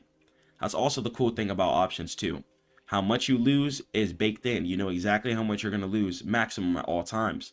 If you bought a contract for 5.00, okay, remember, times 100, okay, and that would go ahead and give us $500. Okay, if you bought a contract for $500, the max you could lose, okay, the max loss would go ahead and be $500. $500 would be the absolute max loss, okay? But guess what the max profit is? Infinity, okay? So that's the super duper cool thing about options. You can only lose what you purchased the contract for, but you can make infinite. Okay, so if you bought a contract for $500 and it crashed to zero, the stock, okay, you would still only lose $500. But if the stock soared all the way up to $10,000 a share, okay, you would make infinite profit. So that's why people trade options. Let's head over to the next slide. And the opposite and equal end of it is going to be the put options, okay? Just like things that go up have to come down, okay? Options are going to be the same way, okay? Calls is going to be for price going in the upwards direction. Puts is going to be for price going in the downwards direction. Okay. And that means that you're betting on a crash. Okay. You think that price is going to head in the downwards direction for a bit. Okay. And buying a put means that you profit when the stock price goes in the downwards direction. So let's say a stock price was $40. Okay. And you think price is going to go down to $35. Then in this instance, you would go ahead and purchase a put contract. Okay. So puts are going to be used for two main reasons. Okay. One, speculation. So if you think a company is failing and you want to profit from the crash or heading in a downwards direction, then a put options contract would go ahead and be your best case scenario for this. Okay. And then hedging. Okay. Very, very important too. Okay. So insurance. Let's say you own 100 shares of Apple, okay, but you're scared of a crash, okay? So you could go ahead and buy a put contract. So if Apple actually does drop, okay, the put contract makes you money, and then you could take that money and buy more shares if you'd want to, okay? So options was created so people can speculatively trade, okay, and hedge. And hedging means that you could trade at both directions during the same exact time, just to manage any type of balance or any type of other asset classes you have held. Okay, let's head over to the next slide. All right, so let's talk about the pricing trap. Okay, so the times 100 multiplier. Okay, it's very, very, very easy to understand. Okay, don't make it a trap, just understand it.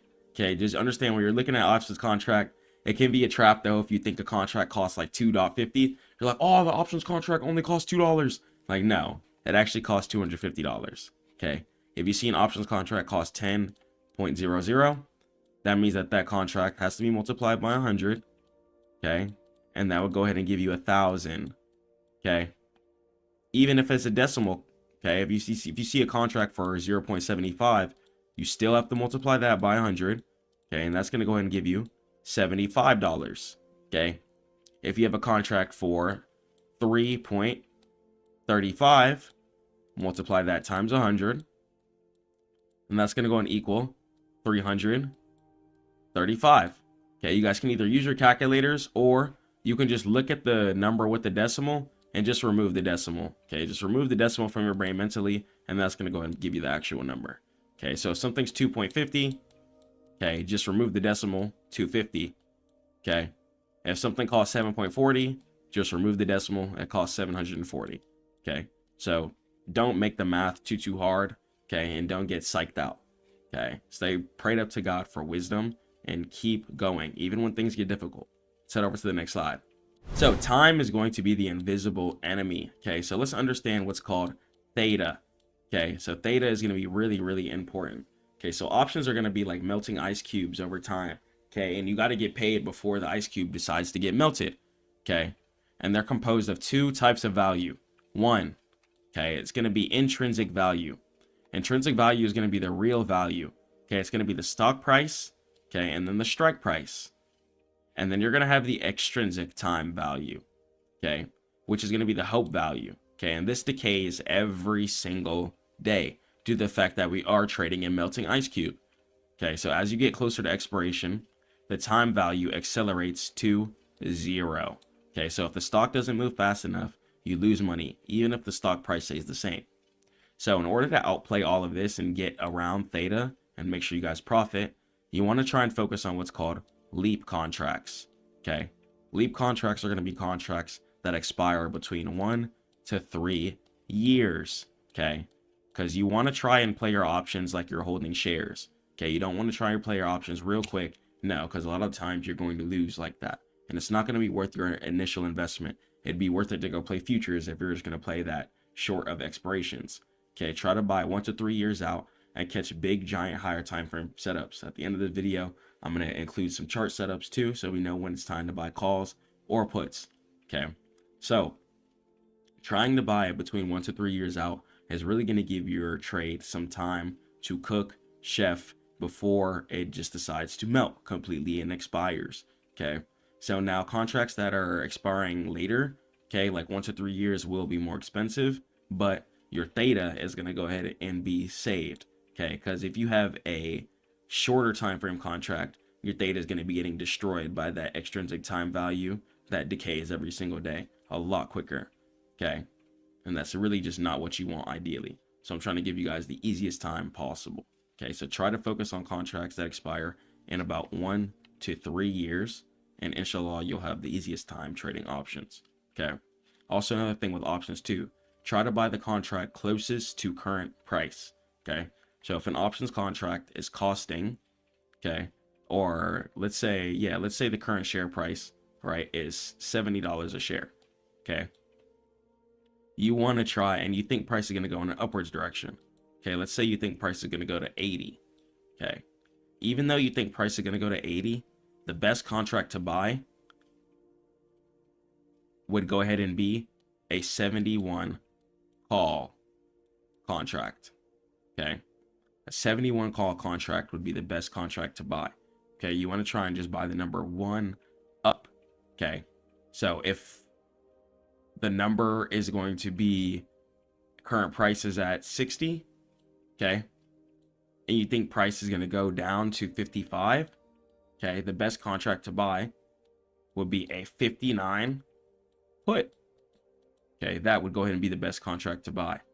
So even though we're going to close at 55, you still want to buy the number 1 below since you're buying a put, or the number 1 above if you're buying a call. It's going to give your contract the best value and move the best. So leaps, okay, long-term plays, okay, leaps, long-term equity anticipation securities are options that expire in over a year, okay, or a year. Okay, they have less decay on them, making the theta very, very, very low. Okay, you don't have to stress about little daily moves going through it for no reason. Okay, and stock replacements, it pretty much mimics owning the stock for a fraction of the price. Okay, and you guys are still going to be able to hit some great take profits. Okay, and tax benefits. So even on crypto and shares as well too, if trades are held for over a year, then you get a lot of favorable tax-free treatment. And there's a reason for this. Okay, the markets are made to go in an upwards direction. So the more people they have invested, of course, there's going to go ahead and be tax benefits for that. They want as much money as they can parked into the markets, okay, because that's how the U.S. economy decides to flow and the U.S. stock market flows in the first place. Let's head over to the next slide. Okay, so calls, that means you're going to purchase them if you think price is going to go in an upwards direction. Puts, that means you would purchase them if you think price is going to go in a downwards direction. Theta, that's going to be the time clock, okay? and it's going to be a big piece on the melting ice cube. Okay, treat your options contract like a melting ice cube every day, and you want to get the most deep freezed ice cube that you can, and you do that by purchasing a leap contract. A leap contract is a contract that expires in 1, 2, 3 years. Okay, and your risk is going to be whatever you purchased. Okay, so if you purchase a contract for 5.00, okay, remember, and then we got to multiply that by 100. Okay, or you could just remove the decimal and that'll give you the number. So 500. So if you purchase a contract for 500, let your contract either hit your take profit or your stop loss is going to be that 500. Okay, and only invest what you can lose. Okay, 100% loss is going to be possible on your contracts. Okay, so try and use your whole contract as the stop loss and give yourself time and play for real take profits. The United States stock market is created to go up. As long as these companies, okay, have more money to hire people, okay, that's going to be more taxes that can be paid to the US government. Okay, the more money that they get from stock market funding means the more properties they can build. The more properties that are built means the more property tax that has to be paid to the US government. Okay, so as long as these companies and the stock market goes in an upwards direction, okay, and that these stocks are even moving, then the richer the US government will get. Let's go and let's jump into the chart, and I'm going to talk to you guys when to know when to buy calls and when to buy puts real quick. Let's go. So when you are on the chart, you want to start doing your higher time frame top down analysis. Okay, so I'm going to go ahead and start on my weekly time frame, and then from there you want to go ahead and head over to your daily to your 4 hour. Okay, so once again, we put just call contracts if we think price is going to go in an upwards direction, and you're going to purchase put contracts if you think price is going to go in a downwards direction. Okay, so I'm going to start on my weekly here. So if I'm going to purchase a call contract, then that means that price can't be at all-time highs because I'm expecting price to go in an upwards direction. So if I have area of resistance above current price, okay, then that's going to go ahead and give me a window to purchase a calls contract. Okay, so understand that price a lot of the times will try and hunt an area of resistance above current price, especially after falling down. Market's going to work at higher lows and V's. Okay, so we can see market decided to make a low down here and decided to incrementally keep staring up in an upwards direction, okay, over time.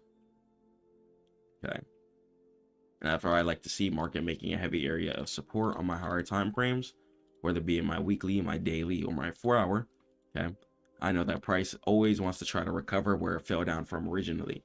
So I would go ahead and just take the trade up till there. Okay, I would purchase a call contract since I think price is going to go in the upwards direction. Okay, and I would buy a year or 2 out. Okay, so I could buy January 2028 if I'm recording this in 2025. Okay, and if I see the current price here is 183.38, I could buy a 185 contract. Since I'm going to be buying a calls contract, I'm going to buy the contract that's going to be one above the current price. Okay, if I was going to buy a puts contract, okay, expecting price to go in a downwards direction, looks like this one hit take profit too. Okay, if I'm expecting price to head in downwards direction, then, you know, you could play, let's say I wanted to short till this area of resistance here. Okay, market's decided to fall right here. Let's say I'm expecting price to do something like that. Okay, if I want to short down to this area of resistance right here, okay, I would do the same thing. Options by like 1 to 2 years out. If I think price is going to go in a downwards direction, I'm going to look at current price, look at the number right below it. Okay, so in this case, if current price is 19.39, then I would go ahead and buy the put. Okay, I would buy the put 18, and that would be the best contract to purchase if price is heading in a downward scenario. Okay, so that's it. Make option trading very, very simple. Don't make it too difficult. I have so much free content for you guys. Head over to Stackmode.net to learn how to trade options. I'll catch you guys in the next one. Stay prayed up to God and keep grinding.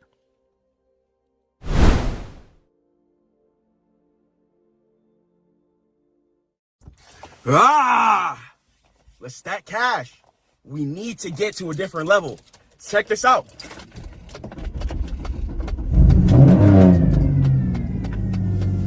Listen to that. You want your engine to make some noise. It's time to start grinding. It's time to start putting in work. and it's time to get to a different level. I don't want you guys being stagnant. I don't want you guys suffering, and I don't want you guys living the same type of lifestyle that you've been living the past couple of years. Let's go hard. Let's push it, and let's go forward. Forget what everyone else is talking about. The people that's around you could also be holding you back.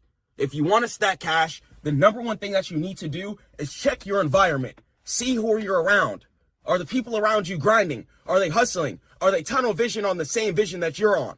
Because if not, it's going to hold you back. It's going to slow you down. And I want you guys here at Stackmode to get to the next level. We have to progress and we have to go forward. Depression, anxiety, fear, any type of scared emotions, we don't have time for. You should only fear God. And that's it. That's it. Only fear God. Don't fear no person, no man. Don't fear any thought of you failing. There's no such thing as failure. You only fail when you stop. Keep going. Even if you have what's called a setback, take that as a lesson, go forward and go harder. Don't waste your time on this earth. We have one life to live, and if you want to stack cash, you have to be disciplined. You have to be extremely disciplined. Because even if you get the money, you have to be able to keep the money. You have to be able to grow the money. You have to be able to invest the money.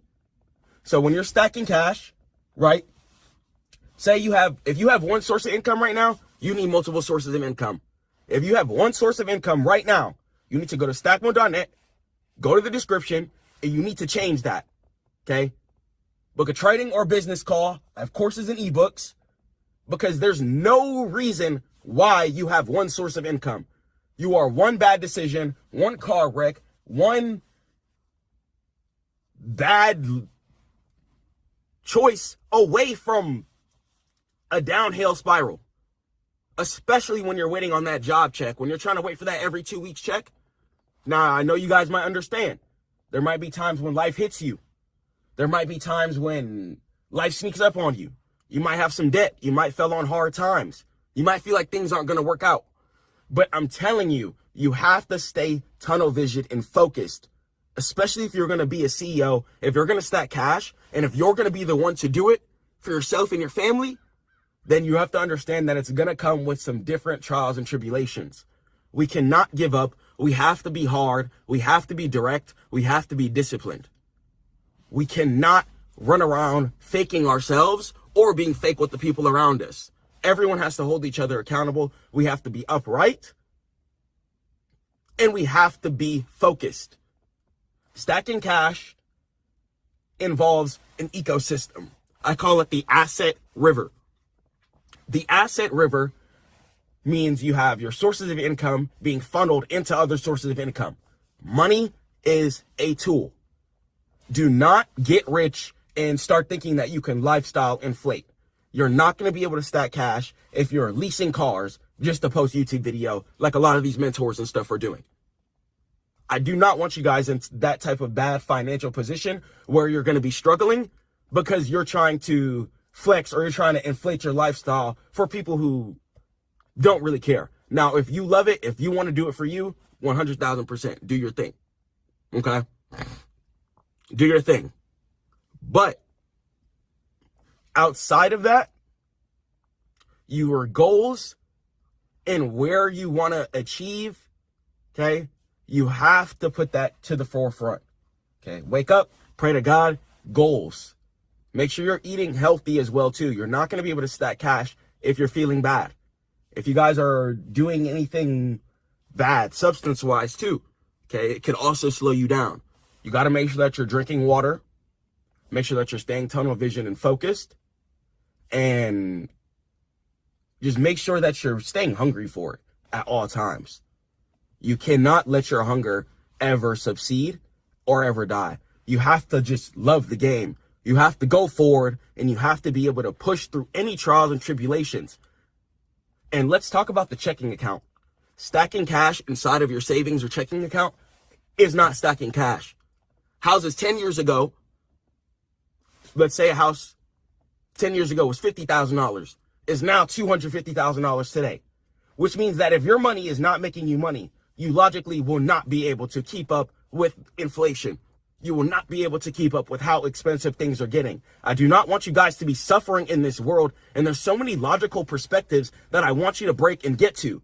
You have to be able to transmute your energy. I don't care if you're going through a breakup right now, if you're going through hard times financially, if you are going through hard times with substances, with your mindset, depression. You need to get right with God, pray that all the way, and stay disciplined and go hard. We do not have any time to give up. We do not have any time to subside. I need you guys to stay disciplined and stay rock solid. You're ready to be a boss, right? So you got to be ready for the trials and tribulations that come with this. You're stacking cash for a reason. And when you stack that cash, put that into other ventures so you don't have to be able to, so you don't have to hustle 24/7. Now, if you like doing that, it keeps you happy, it keeps you sane, okay, you could do that. But when you want to spend time with your family, when you want to chill out, when you want to take a vacation, you still have income flowing in, coming in at all times because you set up a system in place. So you're not only just trading your time for money for a check every 2 weeks. Instead, you're trading your time for ownership over your life. When you own your house, when you own your business, so you have consistent payments coming in. Imagine just chilling out with your family. You're on a yacht, on a cruise, just balling out, hanging out. Boom, payments coming in on your phone because of your business. Boom, trades being hit because you got in and you learned at Stackmode.net how to catch the logical trades, take profits, just getting smashed. Okay?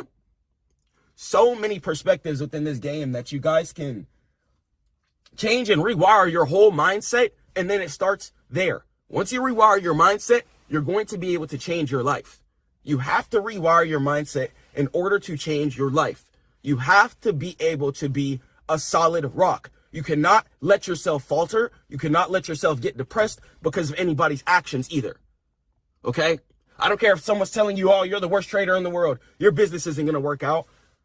If God put that idea in you, you need to stick to that. And don't let anyone break your vision. Stay focused and stay hard. Don't let anyone throw you off course. Don't let anyone ever make you give up. And if you feel like you're not going hard enough, take that hunger in your stomach, transmute all of that pain and energy, and put it into some work. We have to get to the next level this year. We're not playing around. If you're tired of being in the same spot, if you're tired of failing, head over to Stackmode.net. I'm trying to put in so much work for you guys, giving you guys so much education because I want you guys to flex. I want you to pop in. I want you to live life feeling good. I want you to be proud of yourself. I want you to be proud of yourself, man. And anyone around you who's complaining about money, if they're not trying to get money, tell them to be quiet.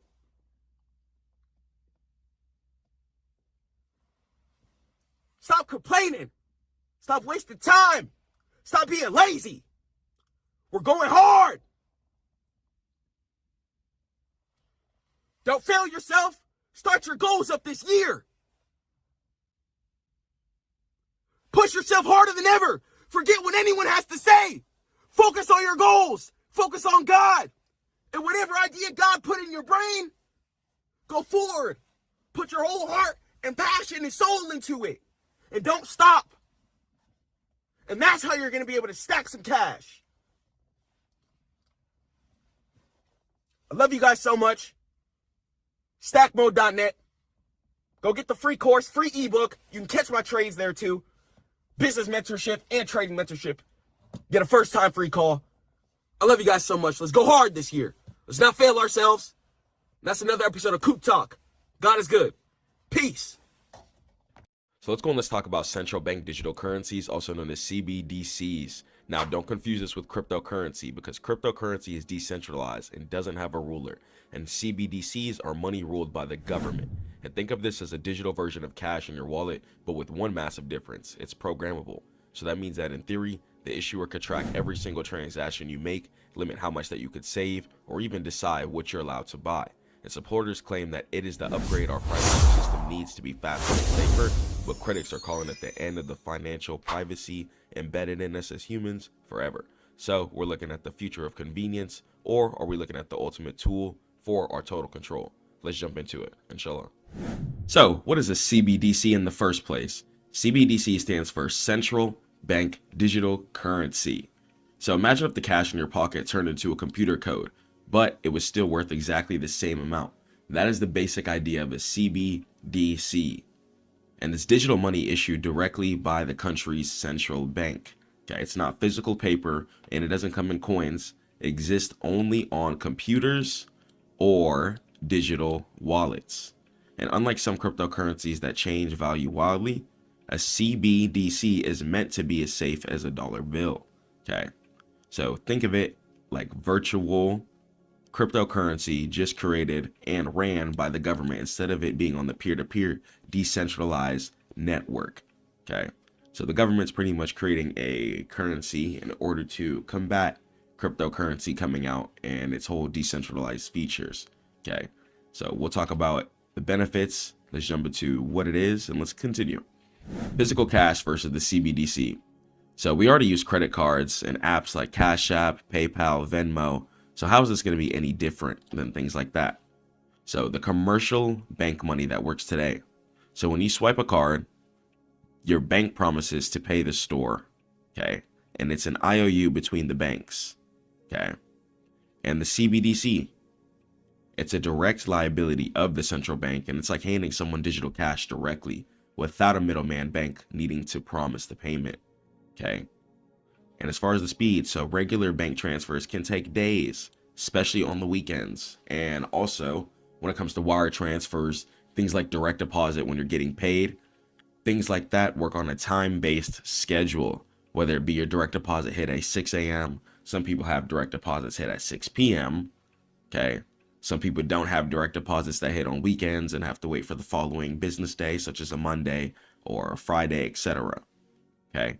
But with CBDCs, payments and bank transfers are going to be instant. Okay. So they're creating a base and a way for people to instantly send money without having to use outside apps. Okay.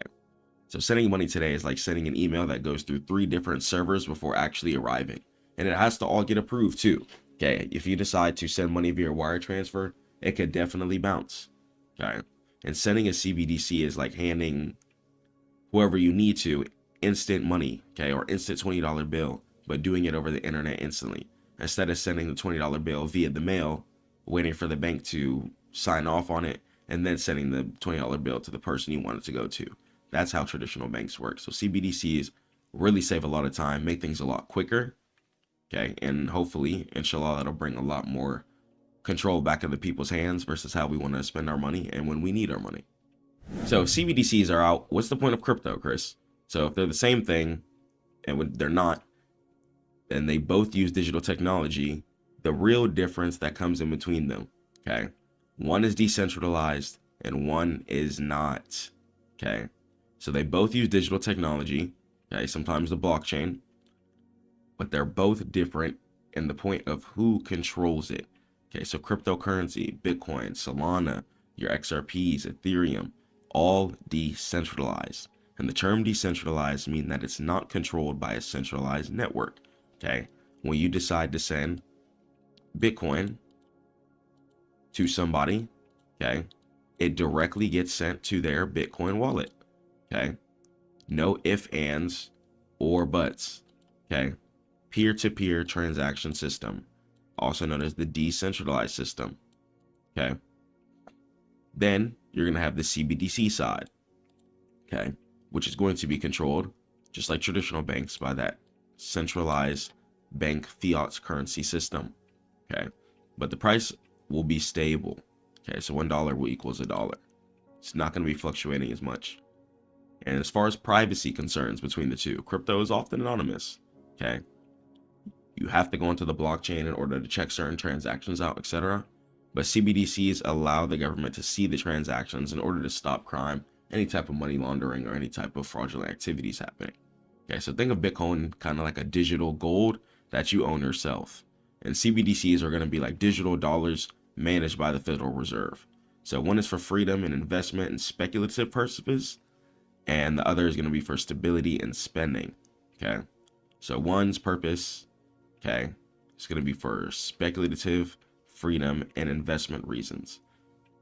And the other purpose is going to be for stability, spending, and sending your money how you want within your centralized bank, okay, when you want, without having to use any type of external apps that you may potentially have to get approved for, especially when you already have your bank. Let's head over to the next slide. So let's talk about the two types of CBDCs. Not all CBDCs are for regular people, okay? There's going to be two main types. One, you're going to have the retail CBDC, okay? So this is going to be just for the day-to-day person. It's used for buying coffee, clothes, paying bills, and it really just acts like cash in an app, okay? And then you're going to have number two. Other side of it, you're going to have your wholesale CBDC, okay? This is going to be for banks, and it helps huge banks send millions of dollars to each other instantly and safely, replacing the old slow systems. Okay, so retail is like the debit card in your wallet, and wholesale is like the armored truck that moves money between bank vaults. Okay, so really understanding the two different types of services and reasons why is going to help you make some future investment properties, especially when we start seeing banks implement CBDCs more and more due to the fact that they're trying to create some type of competitive edge against the whole cryptocurrency decentralized space. Okay, so why create a CBDC?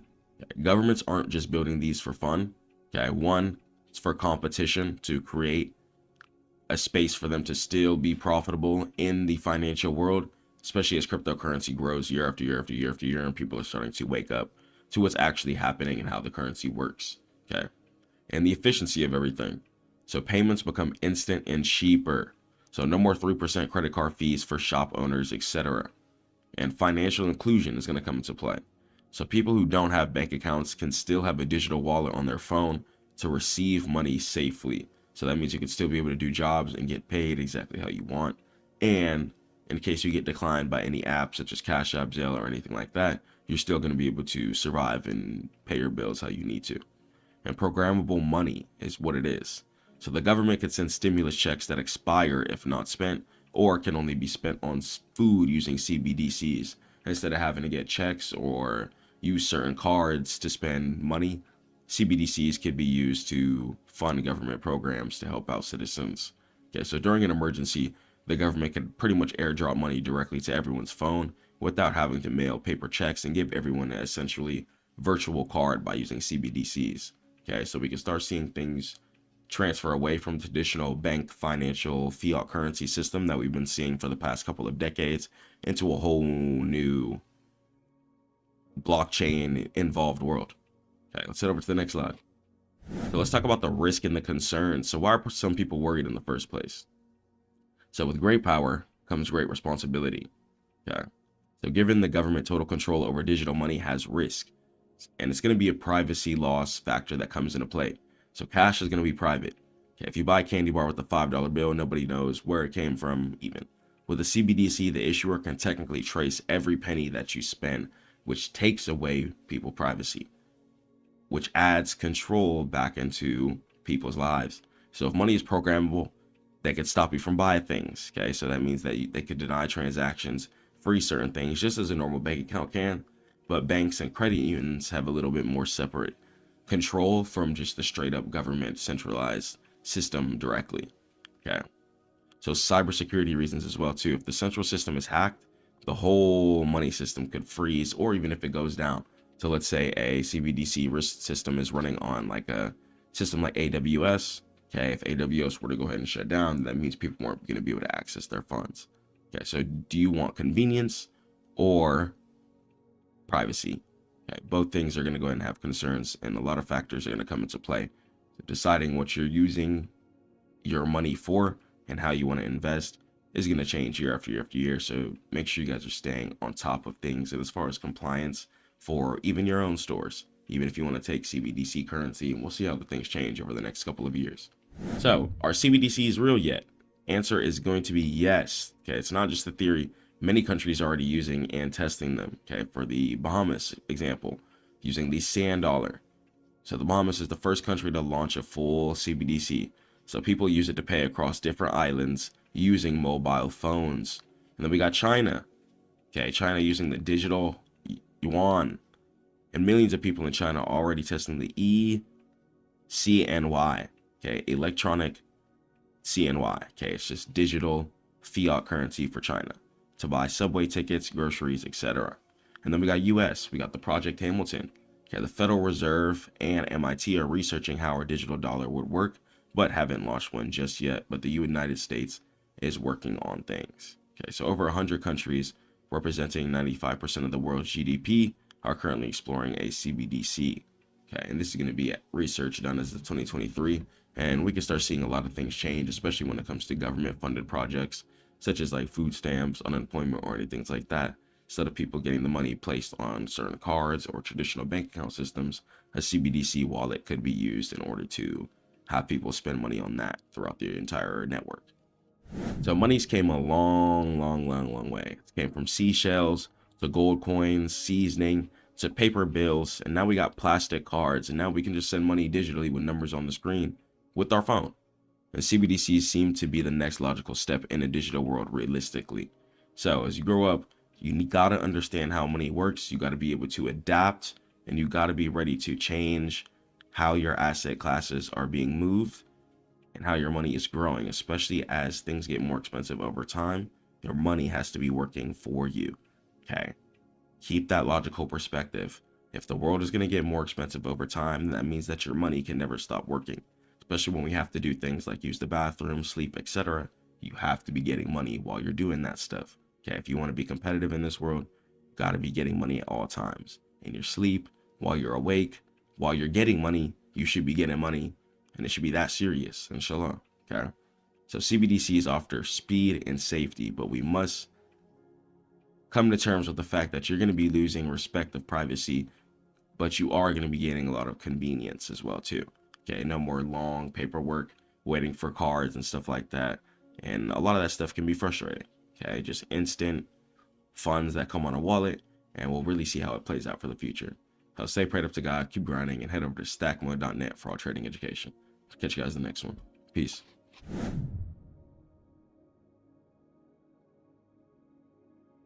To give you a 500 USDT bonus to start, you know? Do you have any other question? No, it actually seems very straightforward. I'm really interested in the deal. I thank you so much for contacting me, and I'm just ready to work with you guys. Yo, today I have a collaboration deal with a trading platform, and I want to go ahead and show you guys how I'm going to go ahead and close this deal, if God wills. I'm going to show you guys how to execute, how to speak properly, how you should dress. So today I'm coming in just coming in some drip here. Very formal. Has some roses on it as well too. Just a nice shirt, pants, sweatpants. Come wherever. People can't really see your bottoms. But in more real life scenarios, make sure you're coming professional there too. So when you're closing your deal, make sure you're confident. I don't care if it's a job interview, a business deal, whatever you're doing, your confidence is going to set you apart from the other candidates, from the business prospect choosing somebody else to give money to instead of you. So make sure your confidence is high. Make sure you know what you're talking about. Make sure you're well informed and work on your speech. Let's go and let's jump into it. Sorry for making you wait. Yeah, no, you're all fine. Okay, how's it going, man? It's going absolutely fantastic, sir. So thank you for your email. I'm extremely interested in the offer. I've partnered with another exchange before. I did a little promotions for them, and they gave me bonus and stuff like that. But after checking out this exchange here,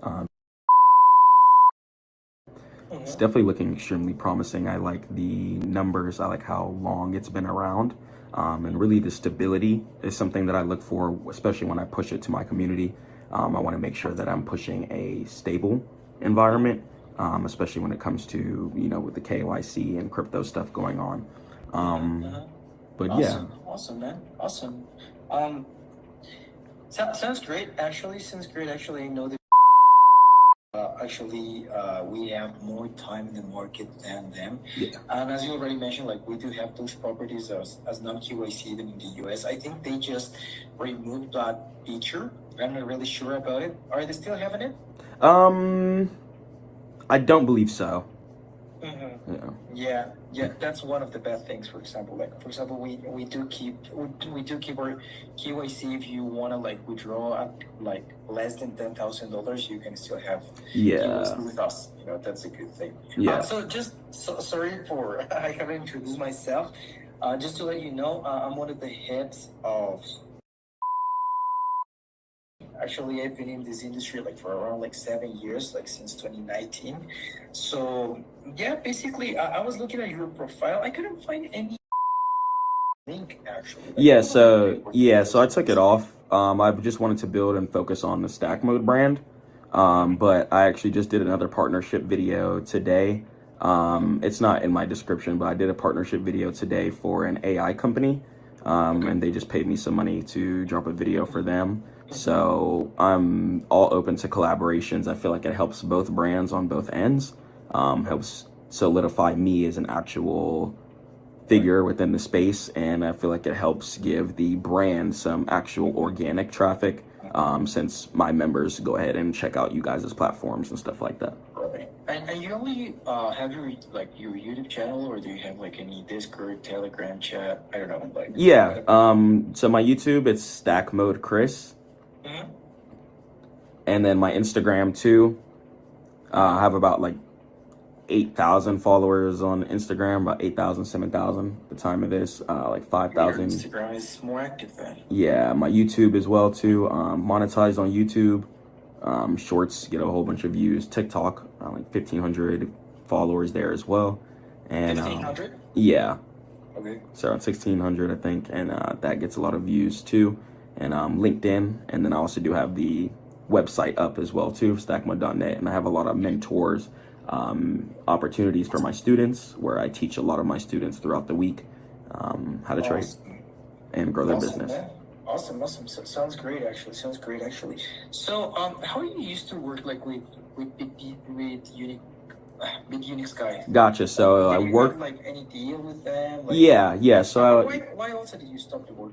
gotcha. So once again, just to focus on the Stack Mode brand, I also did work in the finance industry as well too before. So that took up a big chunk of my time, but I actually stopped doing that to pursue just 100% Stack Mode endeavors. Though I will not be taking, you can take it, but I don't know, like you decide, right? 100%. So this kind of things may incentivize them to whether or not to decide to trade, and obviously this is gonna get you more active traders. So maybe you'll go directly from 75, I don't know, to 125 traders, which is not crazy, you know. We're not talking about huge amounts. So basically, this would, if we run the formula again, we would have 125 active traders depositing 1,000 per account. They still are swing trading, and they only are leveraging a little bit more.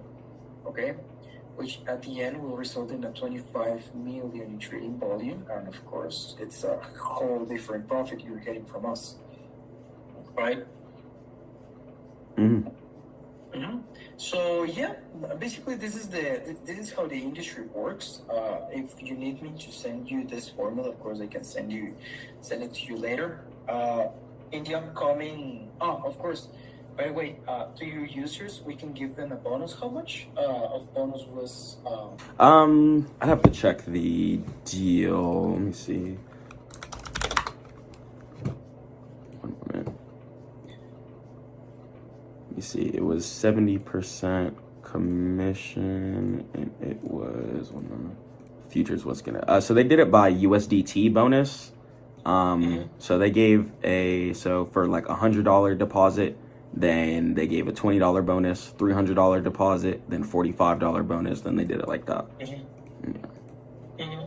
Okay. What we can do for your users is give them a 15% bonus. Okay, and the minimum they should like and how can I say this? They should deposit in the platform. I can set it up to 200. Even though like for the States is 500, I can lower the threshold if you want. Okay. Do you think like this will help the users? Yeah. It doesn't even have to be exactly that, but if you think that works, 100%. Yeah, that works a lot. On top of that, what we can also give your users is like 100 USDT coupons. So these coupons are basically to cover the funding fees. Do you know what is a funding fee? Absolutely not. Maybe please. Okay. Cool. So these are to cover like the funding fees. So this way, like your guy like will not spend a dime of their money, like on the first trades at least. If they want to, if you're telling me that they are swing traders, of course they are gonna need this, right? Because this is gonna save them. This is gonna save them money. Okay. Yeah. Mm-hmm. Absolutely. So yeah. About the percentage, I heard you that they were giving you 70%. Yeah. I'd like to offer you that, but at the moment, it's not like a percentage I could give you, like as we are starting. Although, Yeah. 60 is can, fantastic.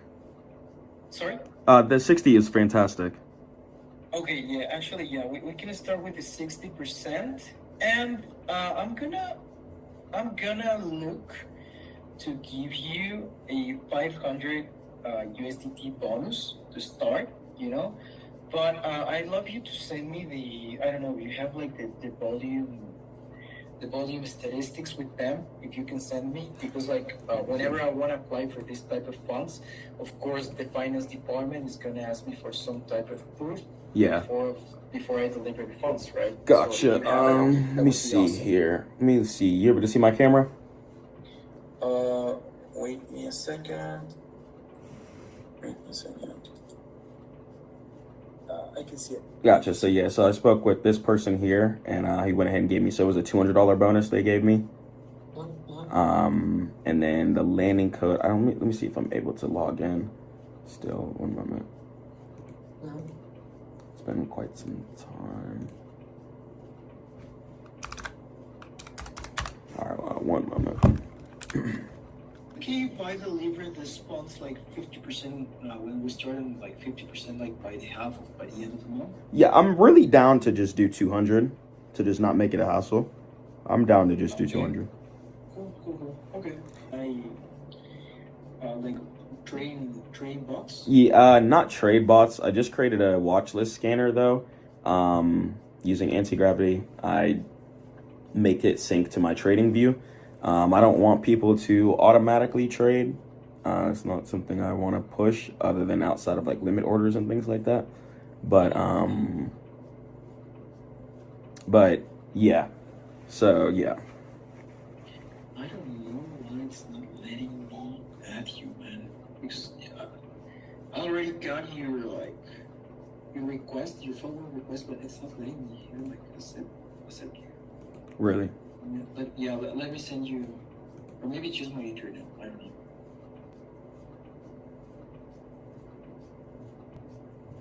I have no idea. Okay. Can you send me a message? Have you already sent me? Yeah, on your Instagram, I got you. Okay. I can send you. Okay.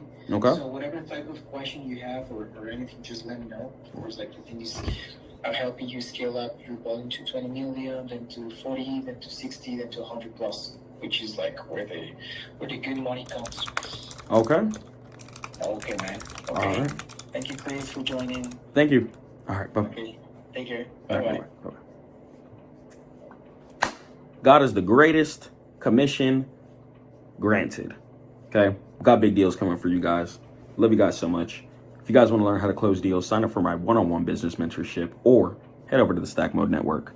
Okay. I'm going to catch you guys in the next one. Peace. Whoa. Another episode of Coop Talk. It's cold like Minnesota outside.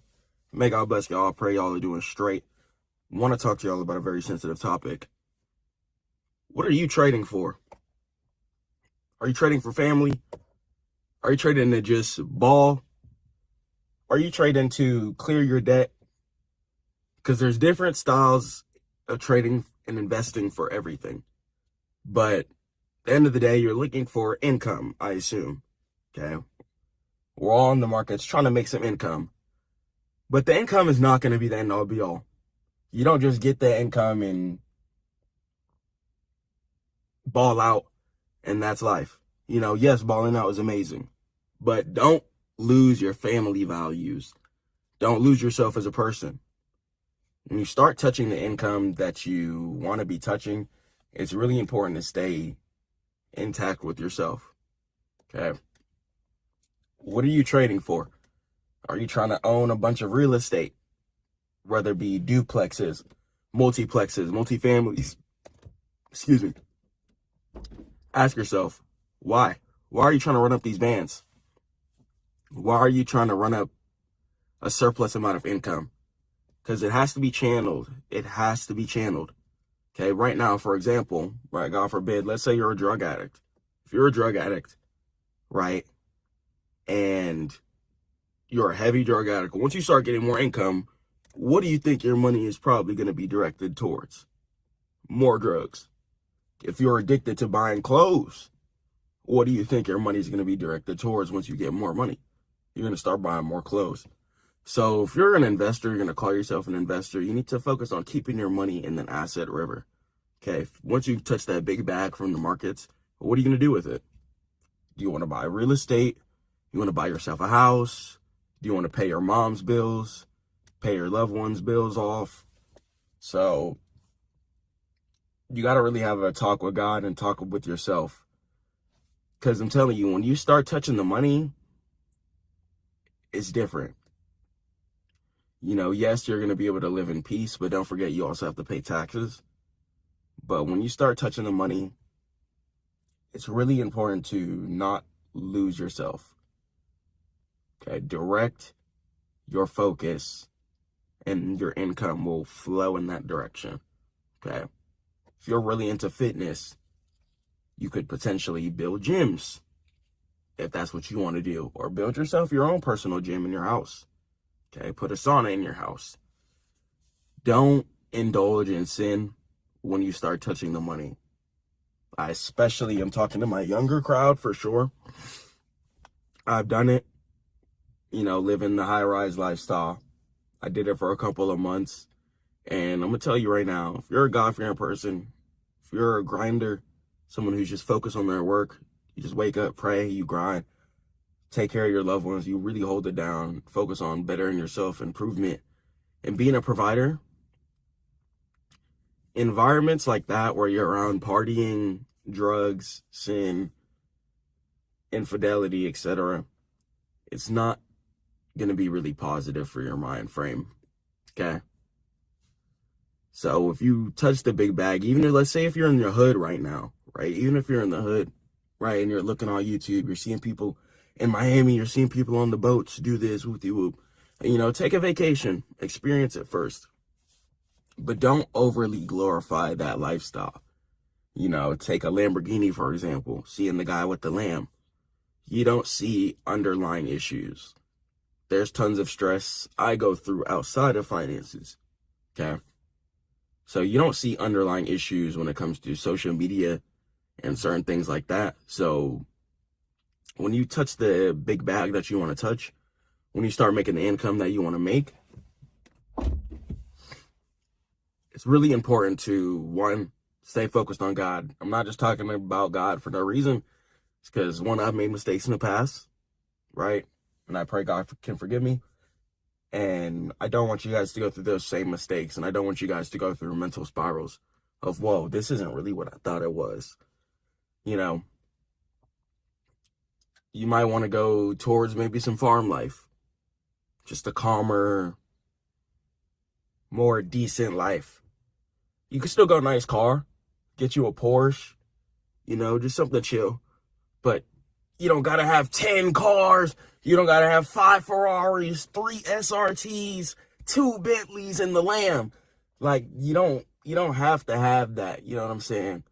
And then a Benz, and then 5 Maybachs. That's not what you want in your life, ideally, stress-wise. It may look good, but who really cares what people think? You got to stop caring what people think, too. When you touch that big bag, please do not do things to pop it, to flex, because of people. I don't care if it's old people in the past, old friends, whatever. Oh, I'm going to go ahead and run up this money and pop it on them. I did it when I was 18. Okay. I went through it. My first car was an Audi. It was an Audi A4. 2014, something like that. 13 maybe. And someone crashed into it while it was parked. Thank God, that taught me a lesson. But during that time, it made me very arrogant, and I repented to God. But You know, just after all the years of getting bullied and stuff like that, finally be able to have something and people look towards, you know, me for some type of motivation. But I realize it's not about the materialism. You know, even if you do pop up nice car, try and give some game. You know, try and give some game so they can get one too. Don't put yourself over people because you have more materialistic items. This is a fleeting world, and we'll all be judged as human beings by God. Okay? So just because you cop the lamb, don't start popping it on people that you used to know. Don't start poo-pooing on people. Don't start treating people bad. Don't start putting yourself in a negative mind frame too. Like, oh, this lamb isn't good enough. I've gone through that. You know, even with the coupe I'm in right now, I'm in the Mustang coupe. You know, it's cool. It's cool. It's stay down. After the Audi, I decided, you know what, I'm going to go ahead and downgrade a little bit, pay a little bit less insurance, and not really care what people think. And the kids still smile when they see this car. I think it's pretty cool. My wife thinks it's cool. My family thinks it's cool. So I'm not tripping. But I'm not over here posting every little thing, posting my car all the time. You know, even inshallah, if God wills, if I do cop a better car, like a Benz or a Maybach or something like that, the whole channel is not about to be back about the Maybach. I'm not about to make my whole life about the materialistic item that someone could crash into and it could be gone in 2 seconds. Okay. Is it nice to have? Is it a blessing? Absolutely. All credit to God. Thank God we have the wisdom and the strength to be able to enjoy this world. Okay. Especially as we grind, get more resources, work harder, hit more trades, stack up more income, and invest. We'll be able to do more. Okay. But don't lose yourself when you touch that big bag. Please. Please. Please. It's really important. Keep God first. Okay. Even when you start touching 5 figures a month, 6 figures a month, don't forget about taxes too. But keep yourself mentally focused. Do not lose yourself in sin. Do not start living in a super unrighteous lifestyle. For example, you know, I'm not better than anybody, but I don't drink alcohol, for example. Okay. And just being around people who constantly drink alcohol, it's not for me. It's not for me. And if you're someone who likes to be focused, if you're thinking about moving to a high-rise city type of life, and right now you're maybe in like the suburbs or more of a rural-ish area, what you have is a blessing. Please understand that. I just moved to Las Vegas, and I tried out the city of Atlanta. And I still like living in rural areas more. Okay. I tried the city life, guys. It's not for me. It's not for me. And for a lot of you guys who are just focused, tunnel vision, focused on providing for your family, focused on God, don't think that type of lifestyle is going to be for you guys either. Trying to have 5 cars just to post on social media. Whole time you got 5 insurances. You got 5 different people who could break into 5 different cars, or someone could try and break into all your cars. You got items to keep up with in all your cars. You got people asking to borrow, yo, can I drive this today? Yo, I got this. Yo, oh, you're not letting me drive the car today? You could fall out with your family. A lot of this comes with underlying stress. So I just want to keep it real with you guys. Okay, please.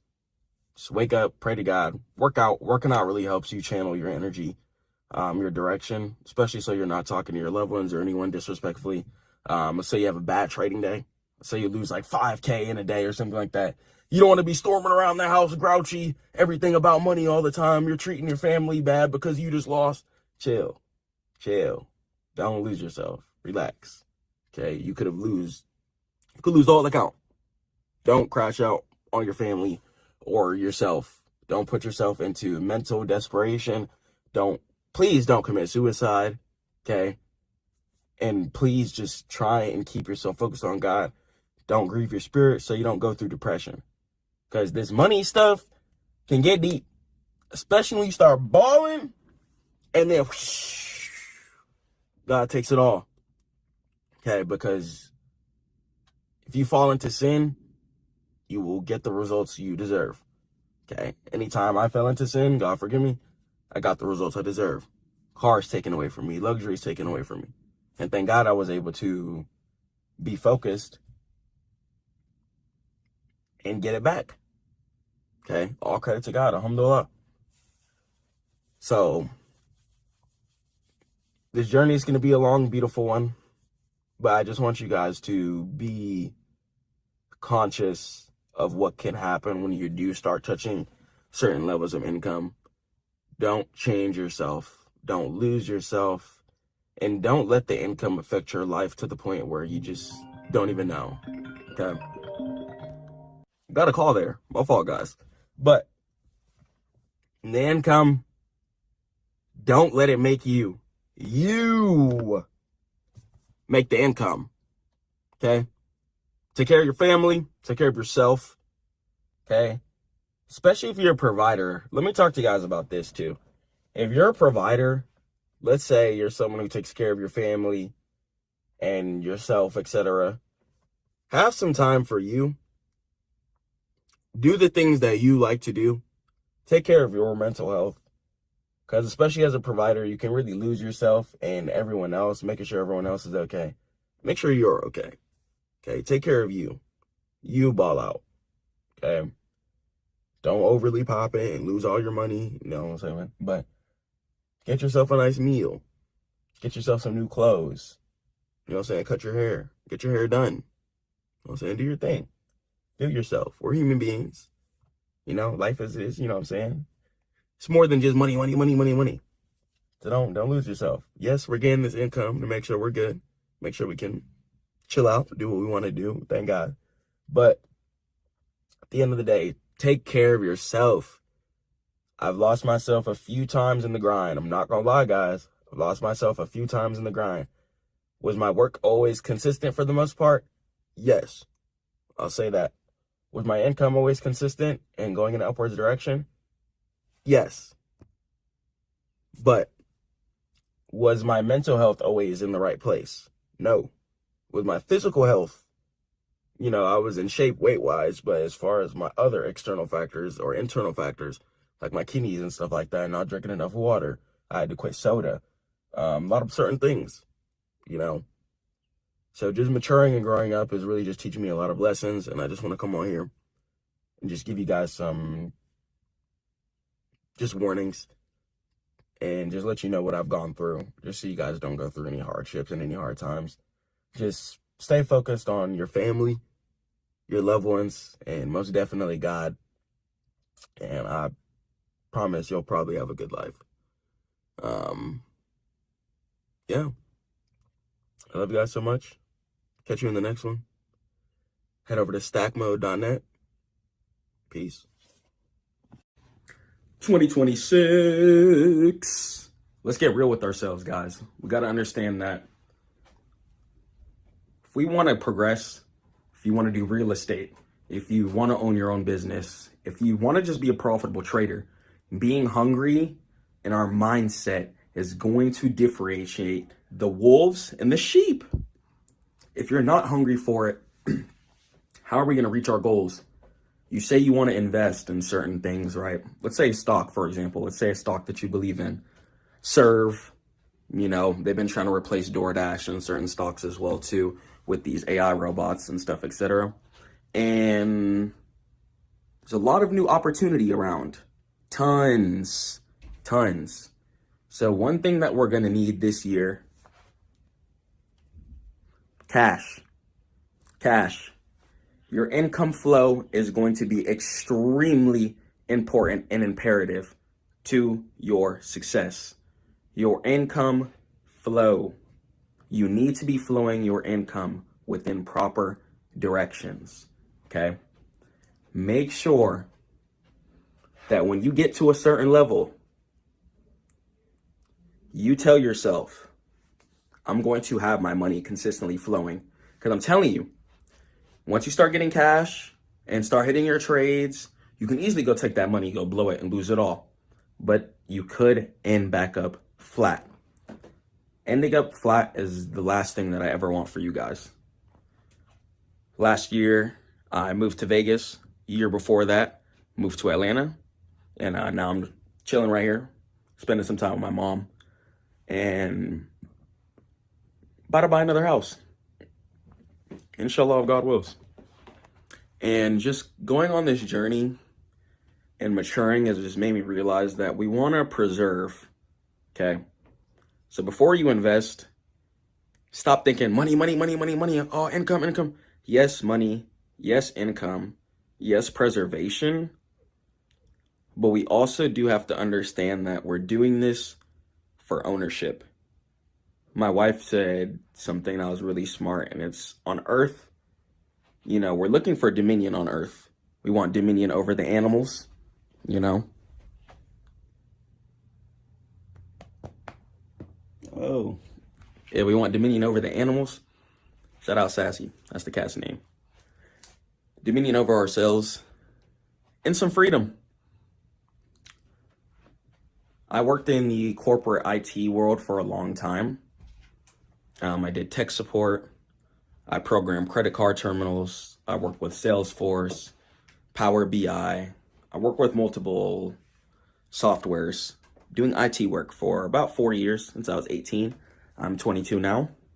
And I've really been doing computer network stuff my whole life, even on old YouTube channels and stuff. I got videos of me showing people how to make Minecraft servers on Hamachi and stuff like that. Even if you've seen my old private videos, I used to have videos with like hundreds of thousands of views. Showing people how to configure Windows and stuff like that. So if you're an OG Stackmode member and you've seen my first videos, then yeah, they're privated now though, because don't even want people to remember or think about that, because we don't play the game anymore. Why play video games when the game is in real life also too? But investing is about preservation. You know, even a job, for example. A job isn't preservation. A job can literally drop you at any time. They can, as soon as they get tired of you, they can be like, all right, you're done. They don't care if you have bills. They don't care if you have to eat. They don't care about nothing. They care about the company's success, not your success. They care about the company's success, not your success. Okay? So you have to prioritize your success. You have to prioritize your ownership. Ownership in this world is what differentiates the slaves, the sheeps, from the wolves and the owners. And it starts with mindset too. The ownership mindset and the stack mode mindset is really something that I think people are just born with and blessed with at this point. And alhamdulillah, thank God, if you're watching this, you definitely have a hustler's mindset because you're watching self-improvement right now. But if you don't have a hustler's mindset or spirit, you can develop one. I used to be like 300 pounds and you can develop one. I always wanted money though. And I always had like goals and dreams, but I realized that my whole life I'm supposed to be doing YouTube. I'm supposed to be teaching. I'm supposed to be spreading content. And working that IT job was really holding me back for a long time. And I'm excited to just jump in and go fully just forward with you guys. And I'm ready to dominate in this space. Teach you guys a lot of new stuff. I just dropped a new book, working on a new course combo, and dropping neuro trading, why we're buying Bitcoin, understanding what Bitcoin really is. Bitcoin is a lot deeper than it might seem. People think like, oh, Bitcoin is just going up to make money. No, this is a fight against inflation. This is a fight against the fact that the United States has been printing trillions of dollars for years, and that taxpayers have been getting robbed for years, and that we don't even know where the money is even gone to when it comes to the United States. It's probably in just some greedy people's hands and stuff like that. So investing this year, have an ownership, boss, CEO stack mode mindset. Have a CEO mindset. That's what I want you guys to come into 2026 thinking. Have a CEO mindset, okay? I don't want you guys falling off, okay? Or having to shake back. You know, having to shake back after you fall off and stuff like that, it sucks. We won't have to shake back if we're just staying at the top, if we're just staying afloat. So all this asking people questions like, oh, should I do this? Should I do this? Let's ball. Okay? Let's ball. We got to go hard. We got stuff to do. You want to get in these trades, stack some cash, and get in your setups at the lows. Buy low, sell high. But understand that you're not trading to put yourself on the income hamster wheel. You are not working your job to put yourself on the income hamster wheel. This is why I push investing so much, because God forbid, if you come to a point in time where you leave your job or they fire you or you lose your job, right? Whatever. Or the company shuts down. Are you going to not be able to pay your bills because you want to rely on that every 2 weeks check? Are you going to put your life and your family's jeopardy in another person's hands? That's not it. That's not P. And I can't push that here at Stack Mode. Even if you are working a job, you need to be investing. You need to be doing some type of higher time frame swing trading so your money is making you money in your sleep. If you're not making money in your sleep, I literally don't know what you're doing.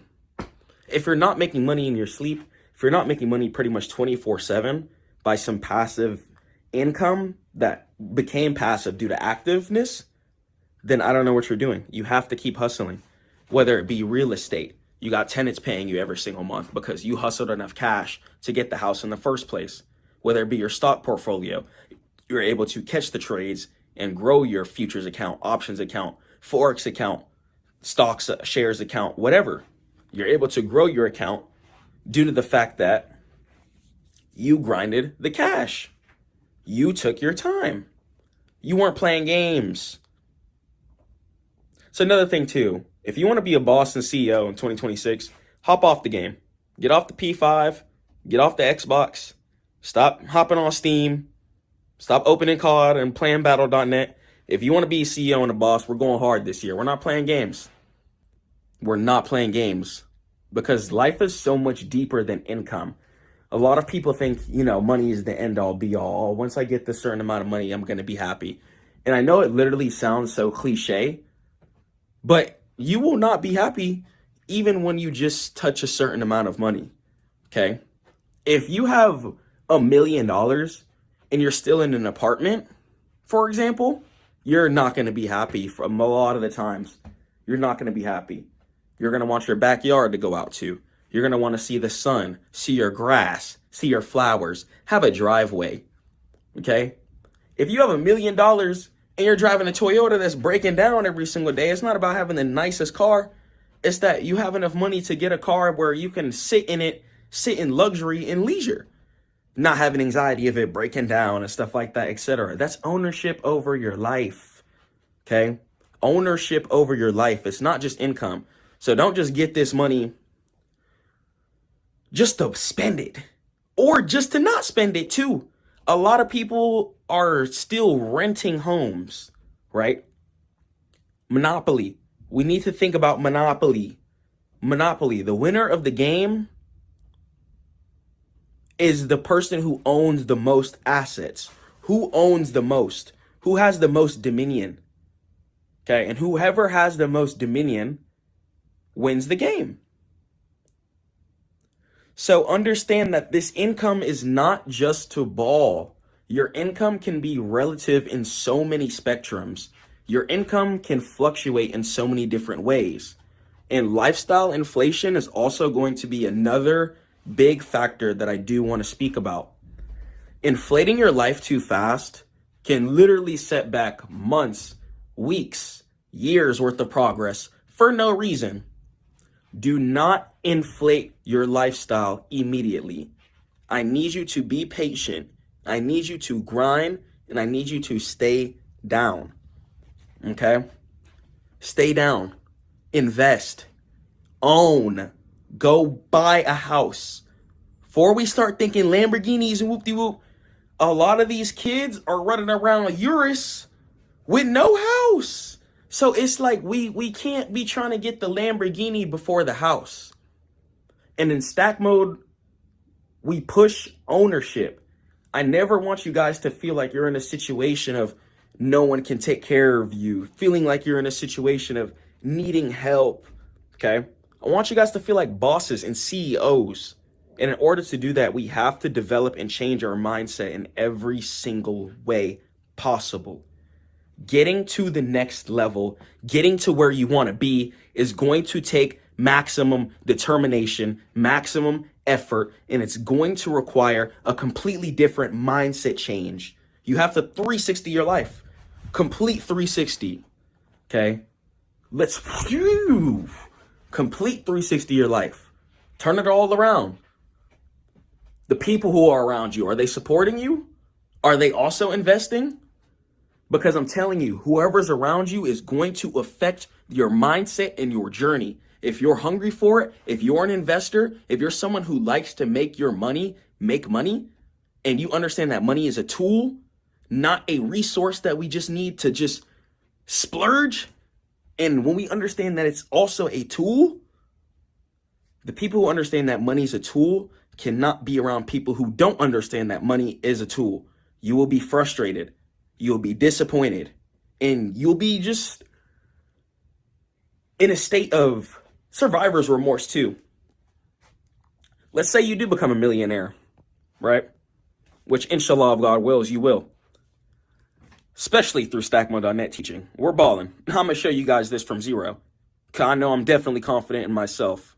So I've been showing you guys just some crazy, nasty results. And I'm ready to run this bag up. Confident in myself. I'm confident in what God put in me. And confident to continue to pray and keep grinding. But understand that in order for us to progress, we have to win. You see this? Okay. We got things to take care of. You got people who love you, right? If not, you love yourself. If you love yourself, then let's get up. Let's do it. And going forward in 2026, the stack mode mindset is geared towards ownership in every single way. That's also why I've been playing shares a lot too. I don't care if you guys make good money trading options, futures, or Forex. All those are income generators. Those are just income generators. That's all it is. Options, an income generator, leveraged asset. Futures, a leveraged asset, income generator. And Forex. Most people don't trade Forex in the United States because they don't let you trade leverage Forex, so people just trade futures. So in even Forex, leveraged asset. Okay. Options, futures, and Forex are your income generators.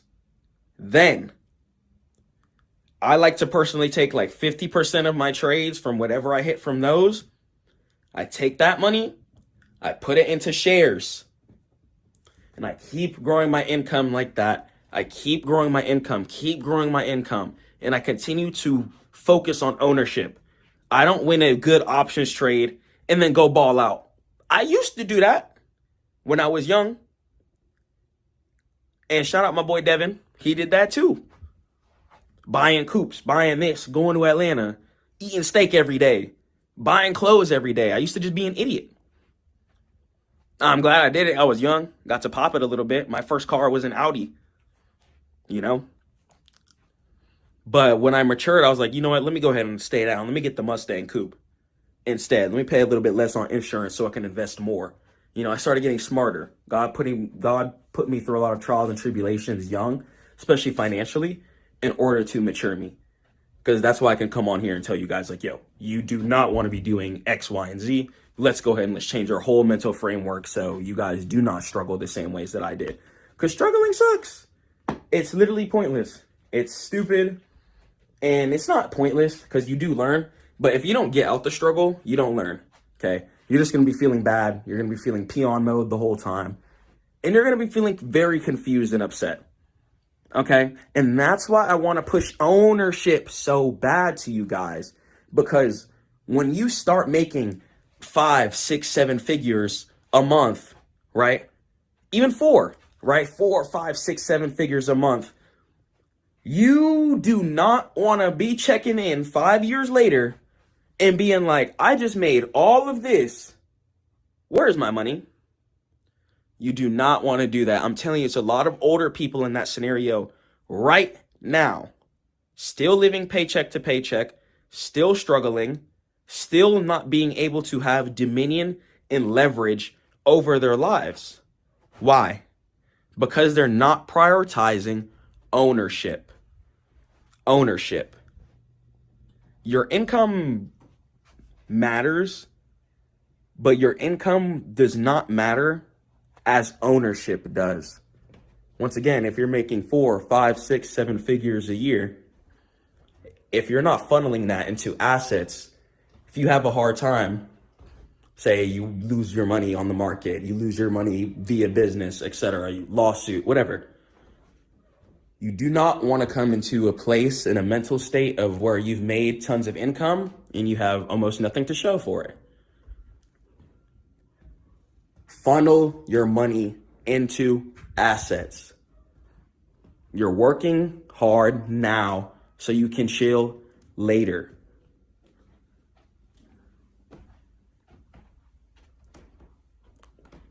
Love yourself and treat your future self right. You're preparing for your future later, not now. Once again, even if you hit a nasty options trade for 4 figures, 5 figures, don't take that money and go to Chrome Hearts. Don't take that money and go pull up on the dealership immediately. Take that money, go get a house, use that house money to live off of forever, keep your options income, and then you could ball later. Okay? Because that money can come extremely quick. But I'm telling you, if you ever come into a season of where you lose it, you do not want to be disappointed, frustrated in yourself due to the fact that you didn't invest and you have nothing to show for it.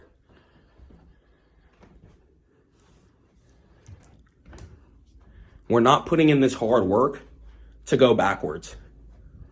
We're putting in hard work daily, vigorously, in order to make sure that we're going forward. I don't want you guys to have to shake back. We're done shaking back. 2026, we're staying on top. Stay on top of your health, on top of your finances, on top of your mindset if you see yourself going into a dark space. Okay? We're not shaking back this year. We're going forward. We're going up. If you just blew up your account, if you got to start the account from $100, run it up from that $100. There's times where I had to run it up from that $100 back to bands. So if you hit 0, if you go flat, you can run it up again, but your mindset is what's going to differentiate the sheeps and the wolves. If you're weak, you will eat yourself. You will truly eat yourself. Even when income is coming in and your brain changes, especially when you haven't handled certain things, but once you start passing that 5 figures a month threshold, it's more important then. The richer you get, the more disciplined you have to be. Extremely. The more income you start making, the more disciplined you have to be. And it's crazy. A lot of people think that they have the mindset that when they get rich, they're going to chill, they're going to do X, Y, and Z. And it really requires more mental energy the further you go up. Every level is going to only require more mental energy, which is why there's only such a small percentage of people having dominion on this earth. A lot of people aren't ready to go through that daily excursion to make sure that their resources are being stable. But if you're watching this right now, you're a ball player, and that's what you want for you and your family. So you can do it. But it's going to be days where it's going to be frustrating. It's going to be days where you might lose a trade, see your account in the red, and feel like you can't recover from that, but you can. You can. And you have to. Failure isn't a choice. It's either we succeed, we die, or we die trying to succeed. Failure is absolutely not an option under any circumstance. And getting in that stack mode ownership mindset, once again, your life is going to change in a lot of ways. You're going to question every decision you're doing. If you're pulling up on McDonald's right now, you're going to ask yourself, hold on, I'm spending $8 every single day. If I do this 5 days in a row, I just spent the 40 ball. And then I'm doing it next week. That's an 80 ball. Why are you spending an 80 ball at McDonald's with nothing invested? And I had to check myself. Times I was buying X, Y, and Z, buying steaks, buying this and that with my options profit. Instead of me taking my options profit that I was making thousands a day, instead of me taking that profit and funneling it, spent it on leisure. Spent it on pleasing my flesh. And that led me to not getting to where I wanted to be as quick as I wanted.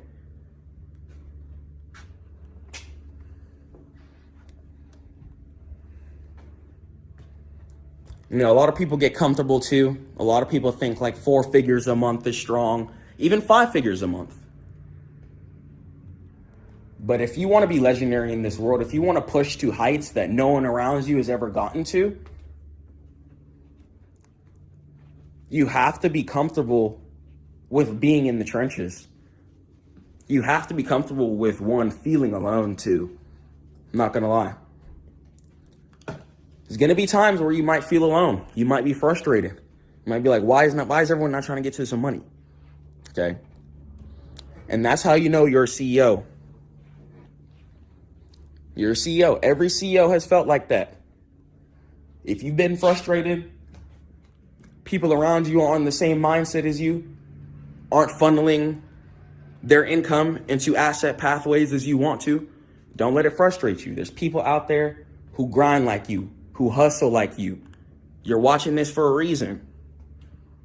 So don't lose faith and do not lose hope and do not give up. Failure is not an option. Failure under any circumstance is not an option.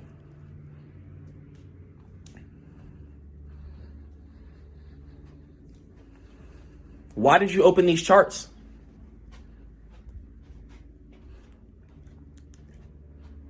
You open these charts because you love yourself. You want to be in a better position. Anybody who's ever opened these charts loves themselves. Anybody who's ever opened these charts doesn't want to be in the same position. So don't let yourself be stagnant. Even when temporary failure arises, especially in the beginning too. This is why I push mentorship.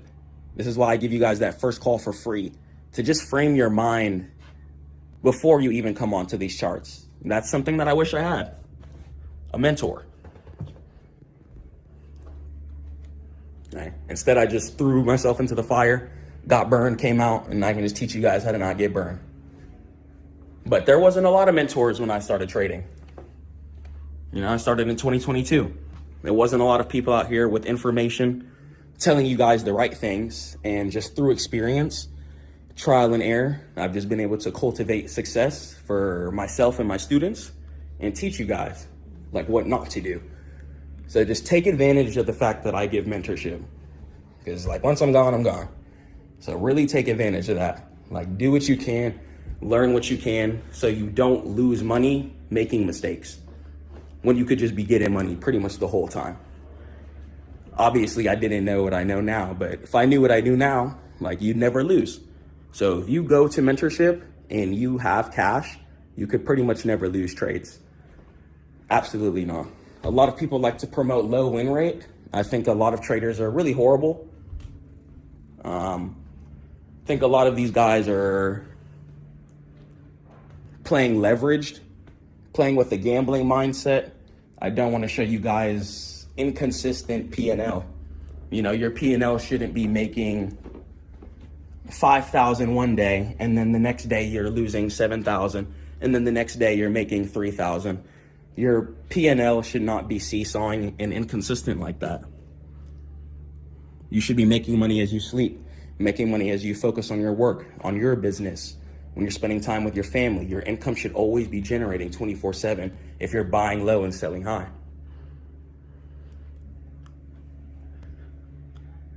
And that's another thing too. It's crazy how mindset is everything in this game. You know, you're not trading for money. Like, you're trading for ownership. Like, you want ownership over your life. That's what you want money for. Before you even decide that you want money, you got to ask what you want money for in the first place. You got to decide. And everyone lives different. You know, if you want to go to Jewelry Unlimited and bust down your teeth and go get a penthouse in Miami and rent a lamb, if that's you, then do that. But if you want to go buy houses, if you want to start Section 8, if you want to start real estate, if you want to make sure you're good forever, then do that. Okay? I'm not here to judge. But just understand that what path that you choose, what kind of lifestyle that you choose,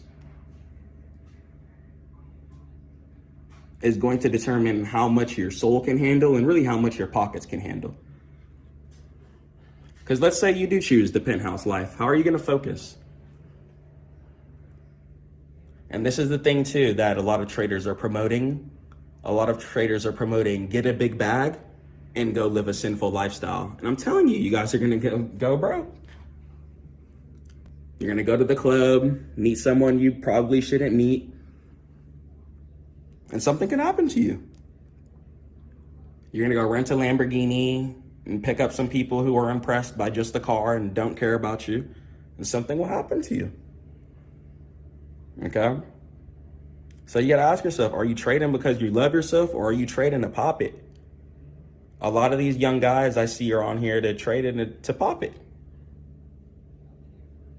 And they're on here lying to you guys too.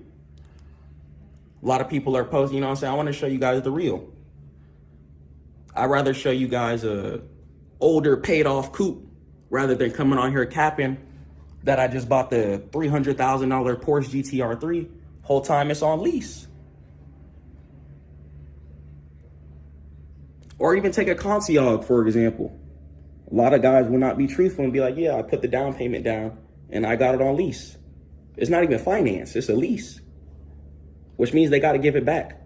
But what the marketing strategy is they lease the car with the down payment for a couple of years.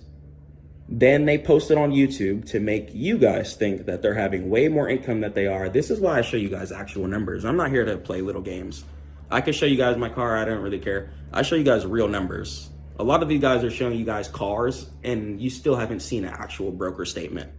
I show you guys thousands of dollars in real profit from not only myself, my students. So shout out Neo Young too. It's a really good family man. He's a Forex trader, 6-figure trades, right? You don't see this guy posting his lamb and stuff like that. He's posting his family. So just, you can tell what kind of trader somebody is too by what they're posting. If they're posting more their whip than numbers, you already know. You already know. What that type of trader is they're praying that they can just hit a big win. Then they take that big win, go do lifestyle things with it. Then they build a little community off of people who don't have any actual information. Like, if you just see someone in a Porsche, you're not going to be thinking, oh, they probably put a $5,000 down payment on that and then leased it. You're going to be thinking that they're rich. That's the first thing you're going to immediately think, that they're rich. This is why certain things that can't be faked really let you know somebody's wealth, like real estate. If somebody has real estate, they're wealthy.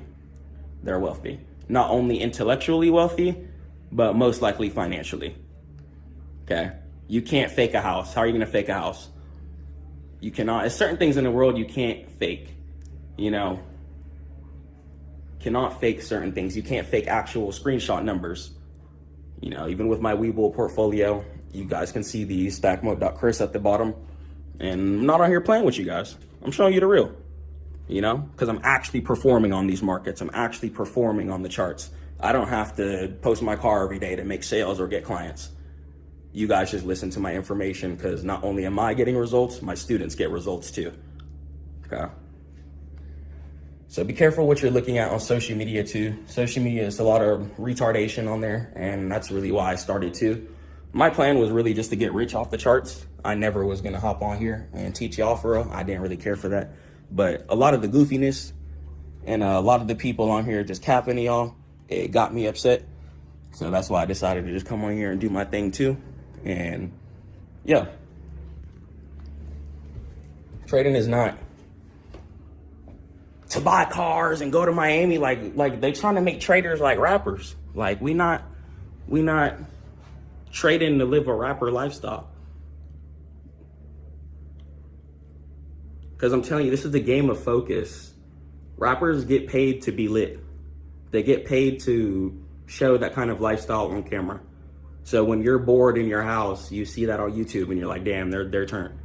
They literally get paid to do that. Like there's a reason why rappers buy chains and stuff. A lot of people think it's stupid. It's not stupid. They buy chains because it's marketing for them. Okay. But if you're any dude on the block and you just trade the market, like you don't have to get 5 Maybachs and a chain and an SRT and stuff like that. Like you can take your route. Okay. Because especially in the trading community, especially by the older folks, the Wall Street professionals, the billionaires, that's not respected. That's not respected. They don't care about a leased car. They want to see your real estate portfolio. They want to see your percentage gains on the year. They want to see your actual statistics and your stats. They're not impressed by little things like a vehicle. So if you want to call yourself a big dog, you got to level up, man.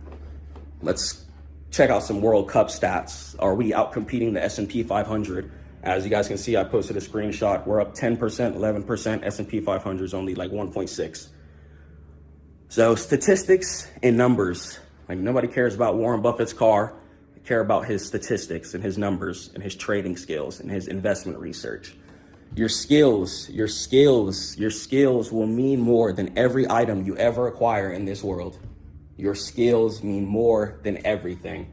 Because you can go flat. You can go dead zero. You could lose it all. But if you got your skills, you can run it up back again. So a skillful human is a valuable human.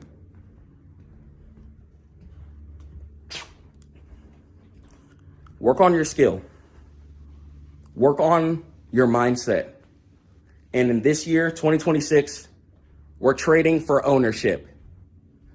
Do not trade for vanity.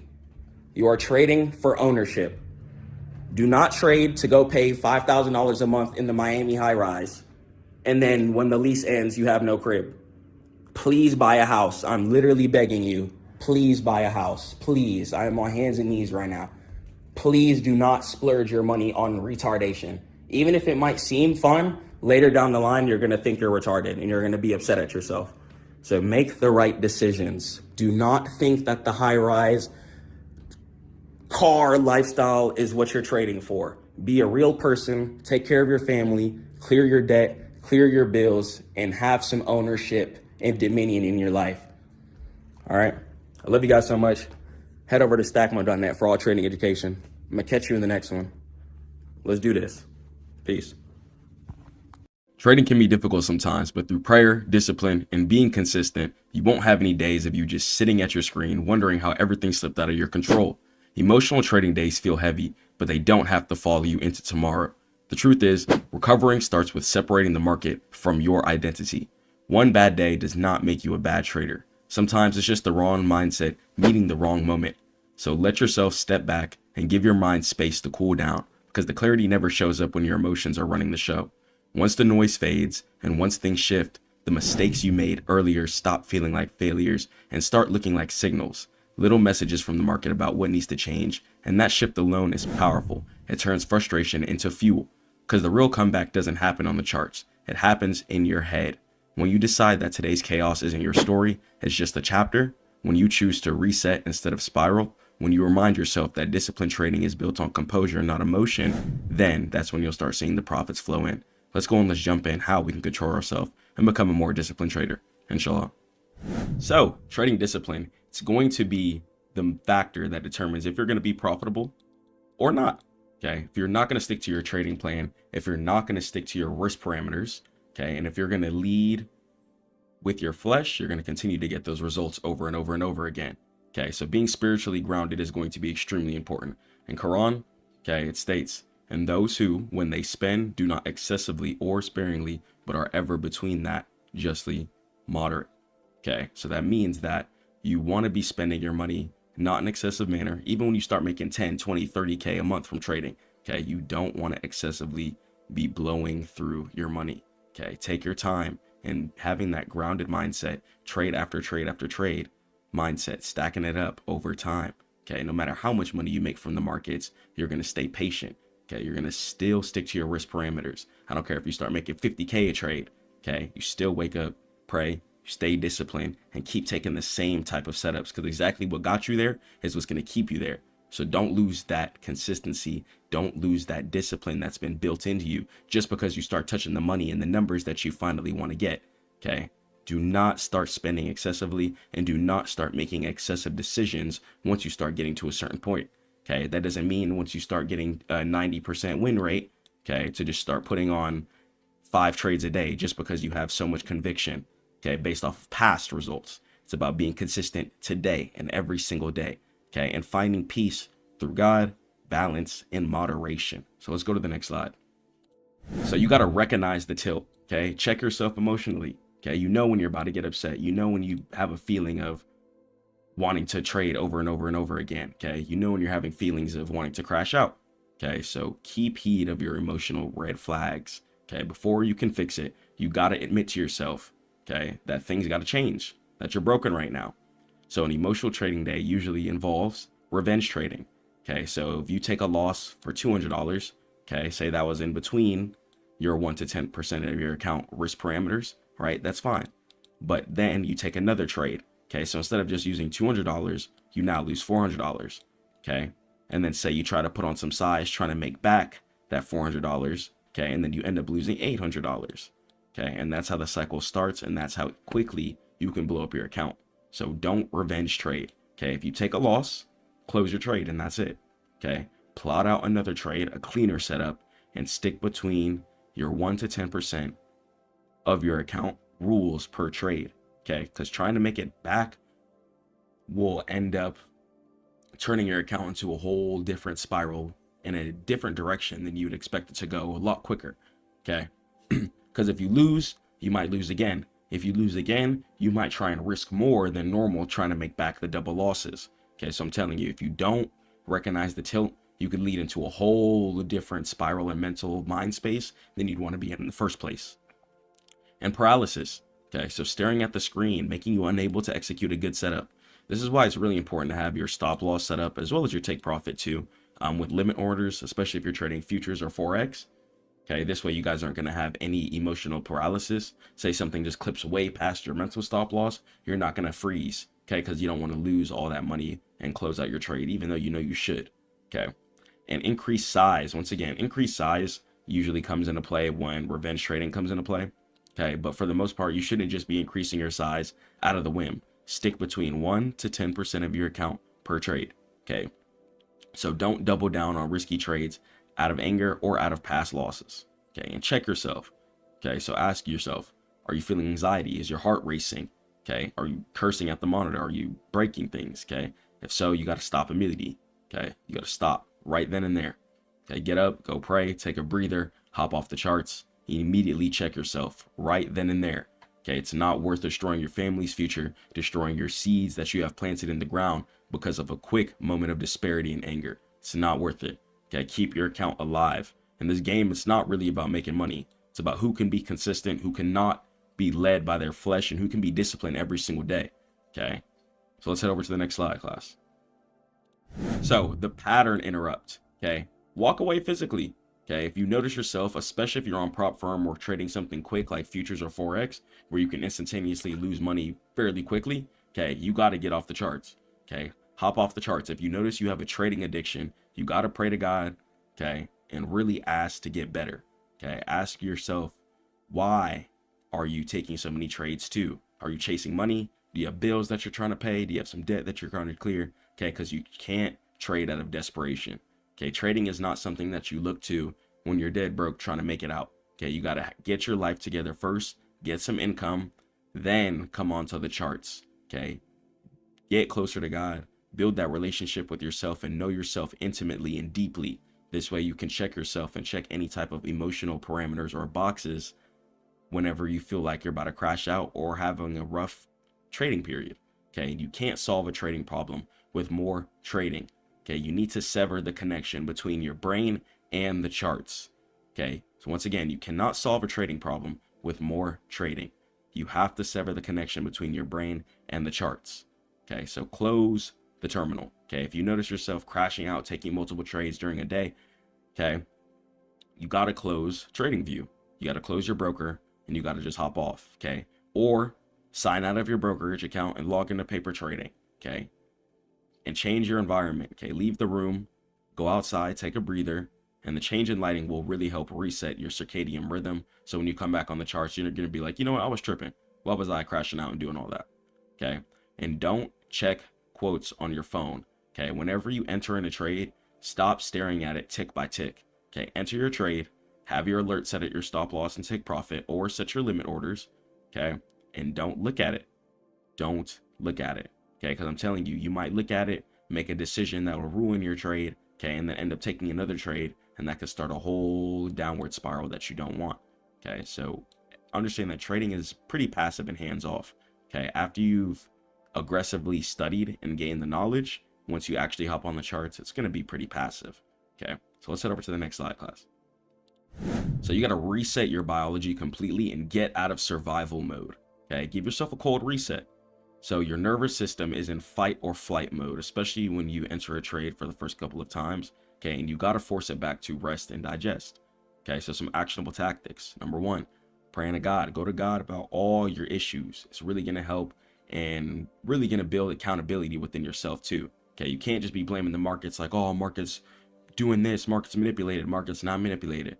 Okay, it's been going in an upwards direction, especially United States stock market, year after year after year after year after year. It's not manipulated. You have to check yourself and hold yourself accountable.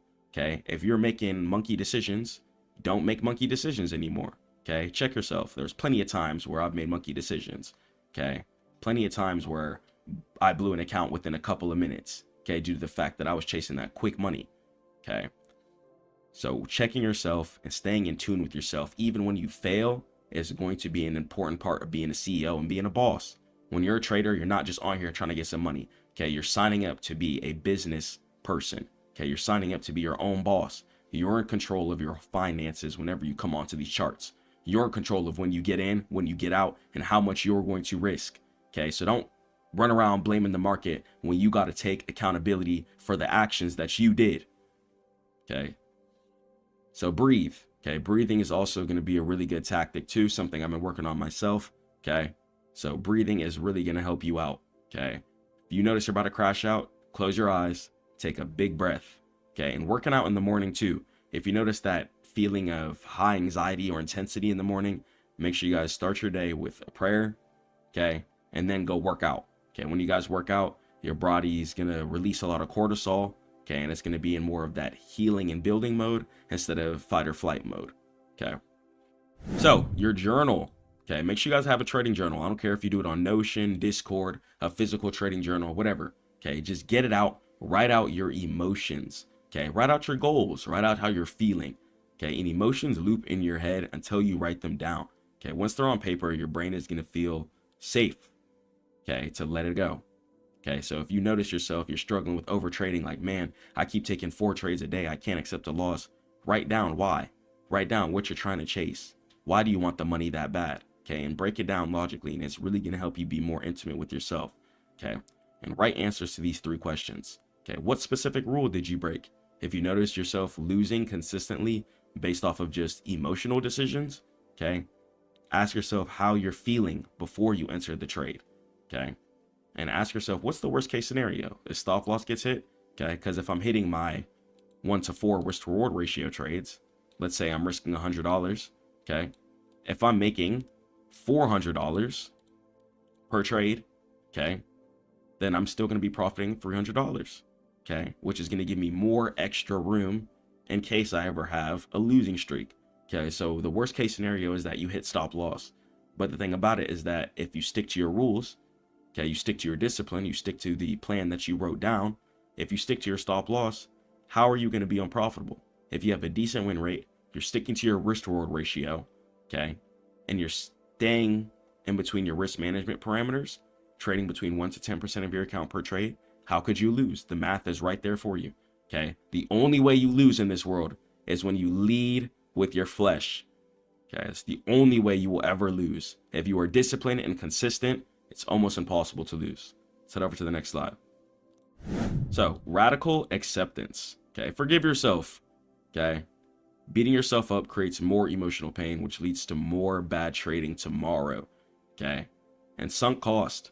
The money is gone. Okay. Once it's gone, don't try and chase it back. Don't try and boot up your account again and be like, oh, I'm about to recover all this. No, don't do that. Okay. You cannot trade to get that money back. Once it's gone, it's gone.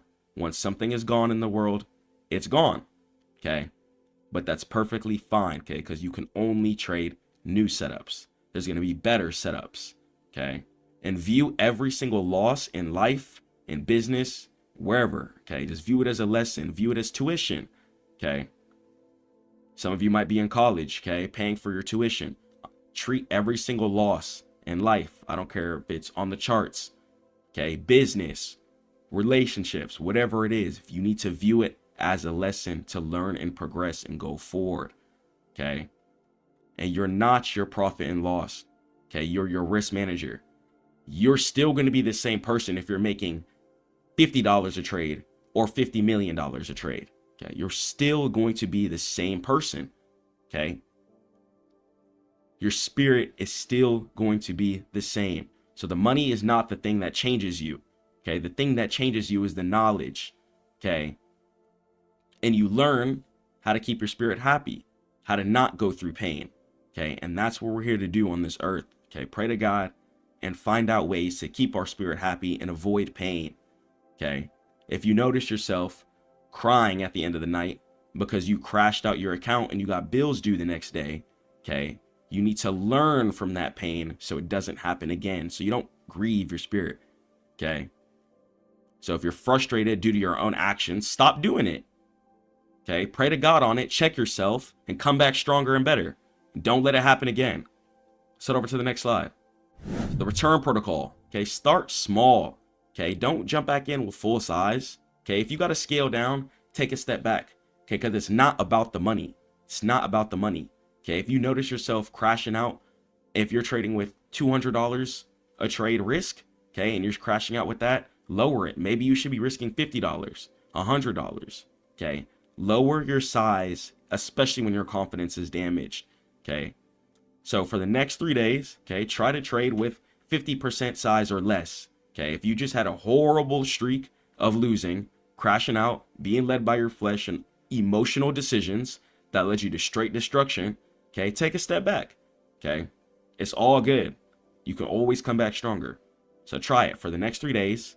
Try and trade with 50% size or less. Okay. And prove to yourself that you can follow the rules before you're allowed to go back to risking your full normal size amount of capital. Okay. Because before you can even start touching the money, you got to have the discipline built in you. Okay. You're not going to touch a thing, or you're not going to be able to keep a thing if the discipline isn't built in you. It won't matter. I'm telling you, it won't matter. So if you're making $1,000 a trade, you should still be happy if you're making $100 a trade. Okay. Just the fact that we can come onto these charts, look at candlesticks going up or down and clicking buy or sell and being able to make money is a blessing. So why are you ruining it for yourself? Okay. Please don't make it hard. It's welfare. Okay. It's welfare here. And all you have to do in order to get it, you don't got to go sign up on no website. All you have to do is be disciplined. Okay. Be disciplined. And praying to God is going to be the #1 way on this planet to build discipline. Then from there, you guys can start working out. Then from there, start grinding every single day. Then from there, you're going to get very strict on your setups.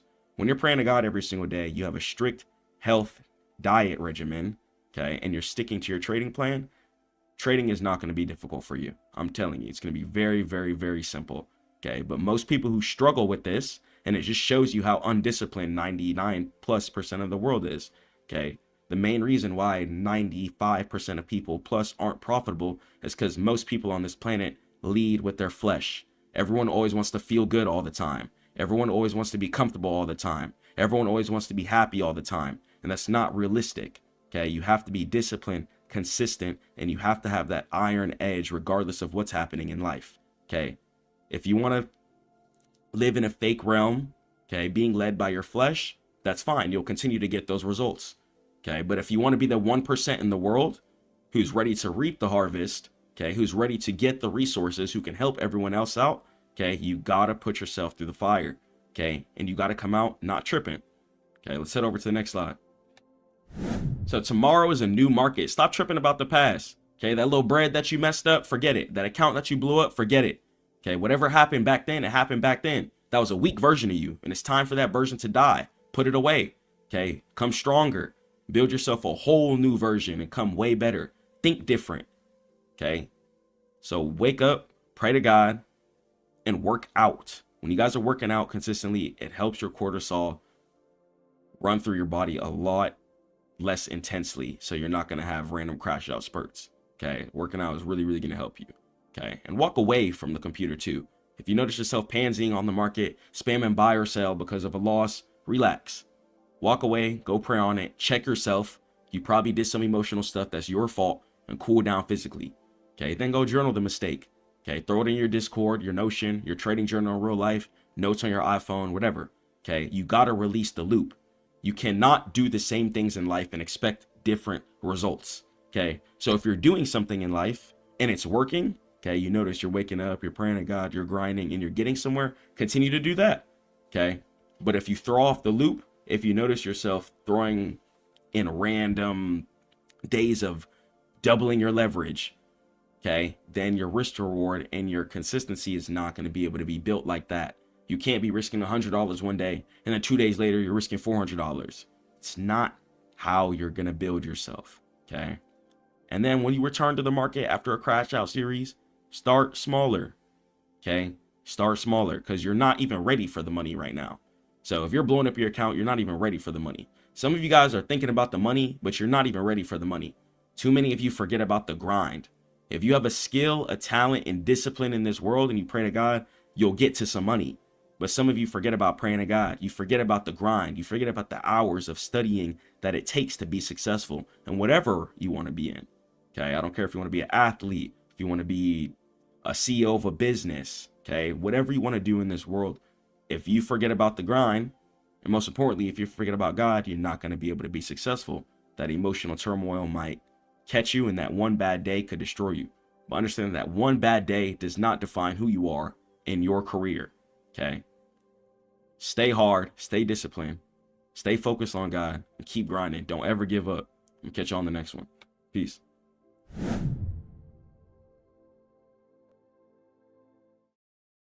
So imagine waking up in an economy where money can appear out of thin air, or one where every coin is locked behind an unbreakable vault. And that's the clash we're diving into today. Let's talk about quantitative easing versus Bitcoin's fixed supply. And it's a true economic showdown to be talked about. So in one corner, you've got quantitative easing. It's the central bank's money creation lever. And when the economy slows, they print even more, inject more, push more, and it can rescue markets. But it can also quietly stretch your dollars thinner over time. And in the other corner to fight against it, you have Bitcoin. It's a digital asset that refuses to bend, and only 21 million will ever exist. No printing press, no emergency button, just a predictable, halving-driven drip of new supply that's immune to human panic. So let's go and let's jump into it, class. Inshallah, if God wills. All right, so let's go and let's talk about the economic showdown. So, Bitcoin has scarcity involved within it. There's a limited amount of Bitcoin available. 21 million Bitcoin exist. But versus fiat currency, the traditional fiat currency, such as the US dollar, there's an unlimited supply, okay? But with that unlimited supply, things catch up over time. So let's go and let's talk about exactly what I mean. So mechanism, quantitative easing, right? So the term QE, let's talk about it. So QE stands for quantitative, Q stands for quantitative, okay? And E stands for easing. Okay, and here's how it actually works. So it's not just printing cash, okay? It's an asset swap. So step number 1, the central bank creates digital reserve, okay, out of nothing. And they use these reserves to buy treasuries and mortgage-backed securities from commercial banks, okay? And now banks now have the cash reserves and are incentivized to lend it out to companies and people. And in result of all of this, the central bank balance sheet then explodes, okay? And the Fed's balance sheet grew from 4 trillion, okay, to 9 trillion during 2020 through 2022, okay? So let's go and let's break down the further logic of what this all means, because there's definitely going to be consequences for everything that we just spoke about. And let's talk about it. The canceling effect. So who gets the money first? So new money doesn't reach everyone at the same time. It flows just like a river does, okay? And one, the insiders, okay, banks, okay, / government, they get the money first at near zero interest, okay? And they buy assets for cheap, okay? They buy it for a low price, okay? God says no interest anyway, so they finesse the whole system. So the asset owners, right? Let's talk about the rich people. So stock and house prices rise due to the influx of cheap capital, okay? And let's talk about the wage earner, okay?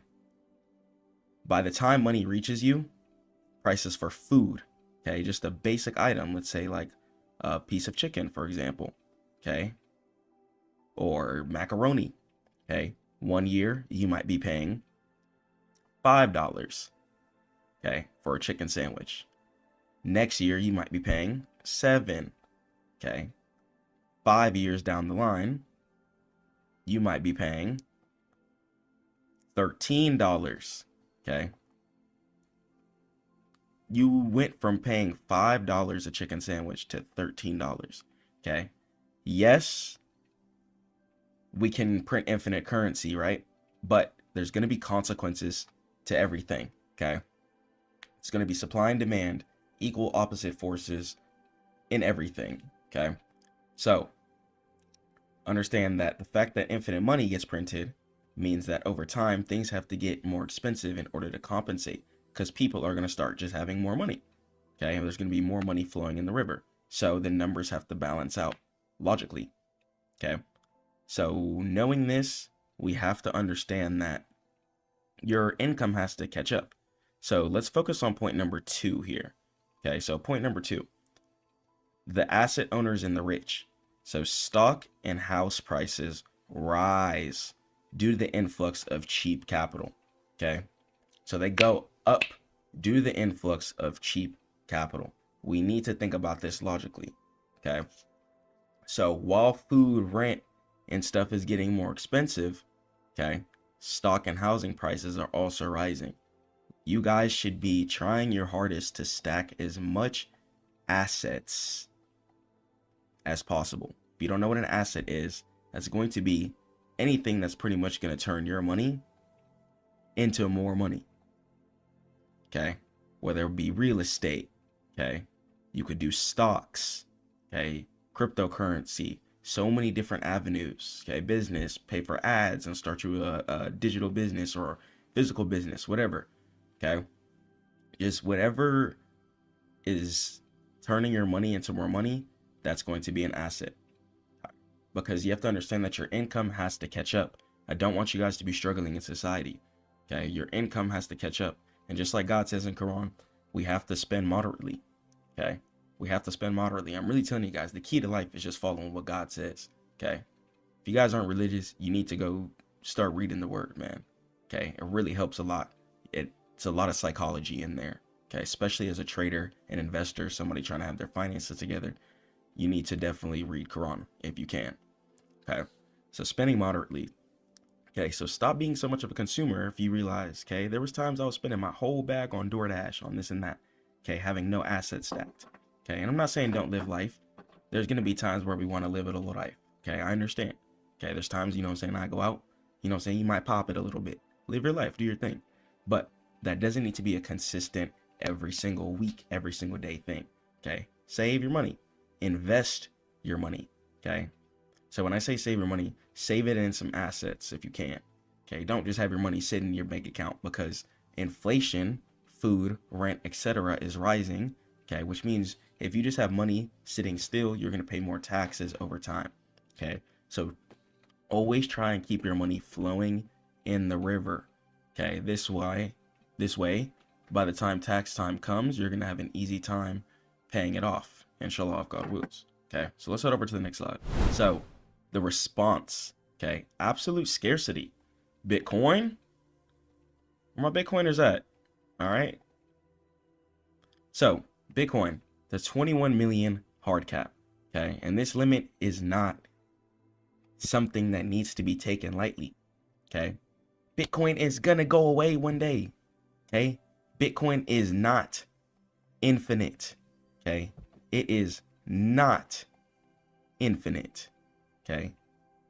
You need to understand that it's a resource that is going to expire, okay. That in itself, that alone gives it value, okay. So there's 21 million, okay, Bitcoin that has to be mined until it goes away, okay. Depending on when you're watching this video, you should be able to do a quick Google search to see how much Bitcoin is left, okay. People are starting to buy hundreds of millions of dollars worth, including the US government. So check your watch, okay, because time is ticking, okay. So this limit is not a promise, it's math, okay. It's enforced by tens of thousands of nodes globally. To change it, you would need to convince the entire network to devalue their own wealth, which would be practically not something that people would be wanting to do, okay. And there's a whole decentralized consensus behind it. So that word decentralized, okay, you might have heard of it. Let's talk about it. Decentralized means no banks, okay, control anything, okay. No banks control anything. What it is all peer to peer, okay, which means person, okay. So we got Joe, and then I'm gonna go ahead and we got Jack, okay. So we got Joe and Jack, okay. Joe lives in the US, okay, and Jack lives in China, okay. Joe hired Jack to do some work for him, okay.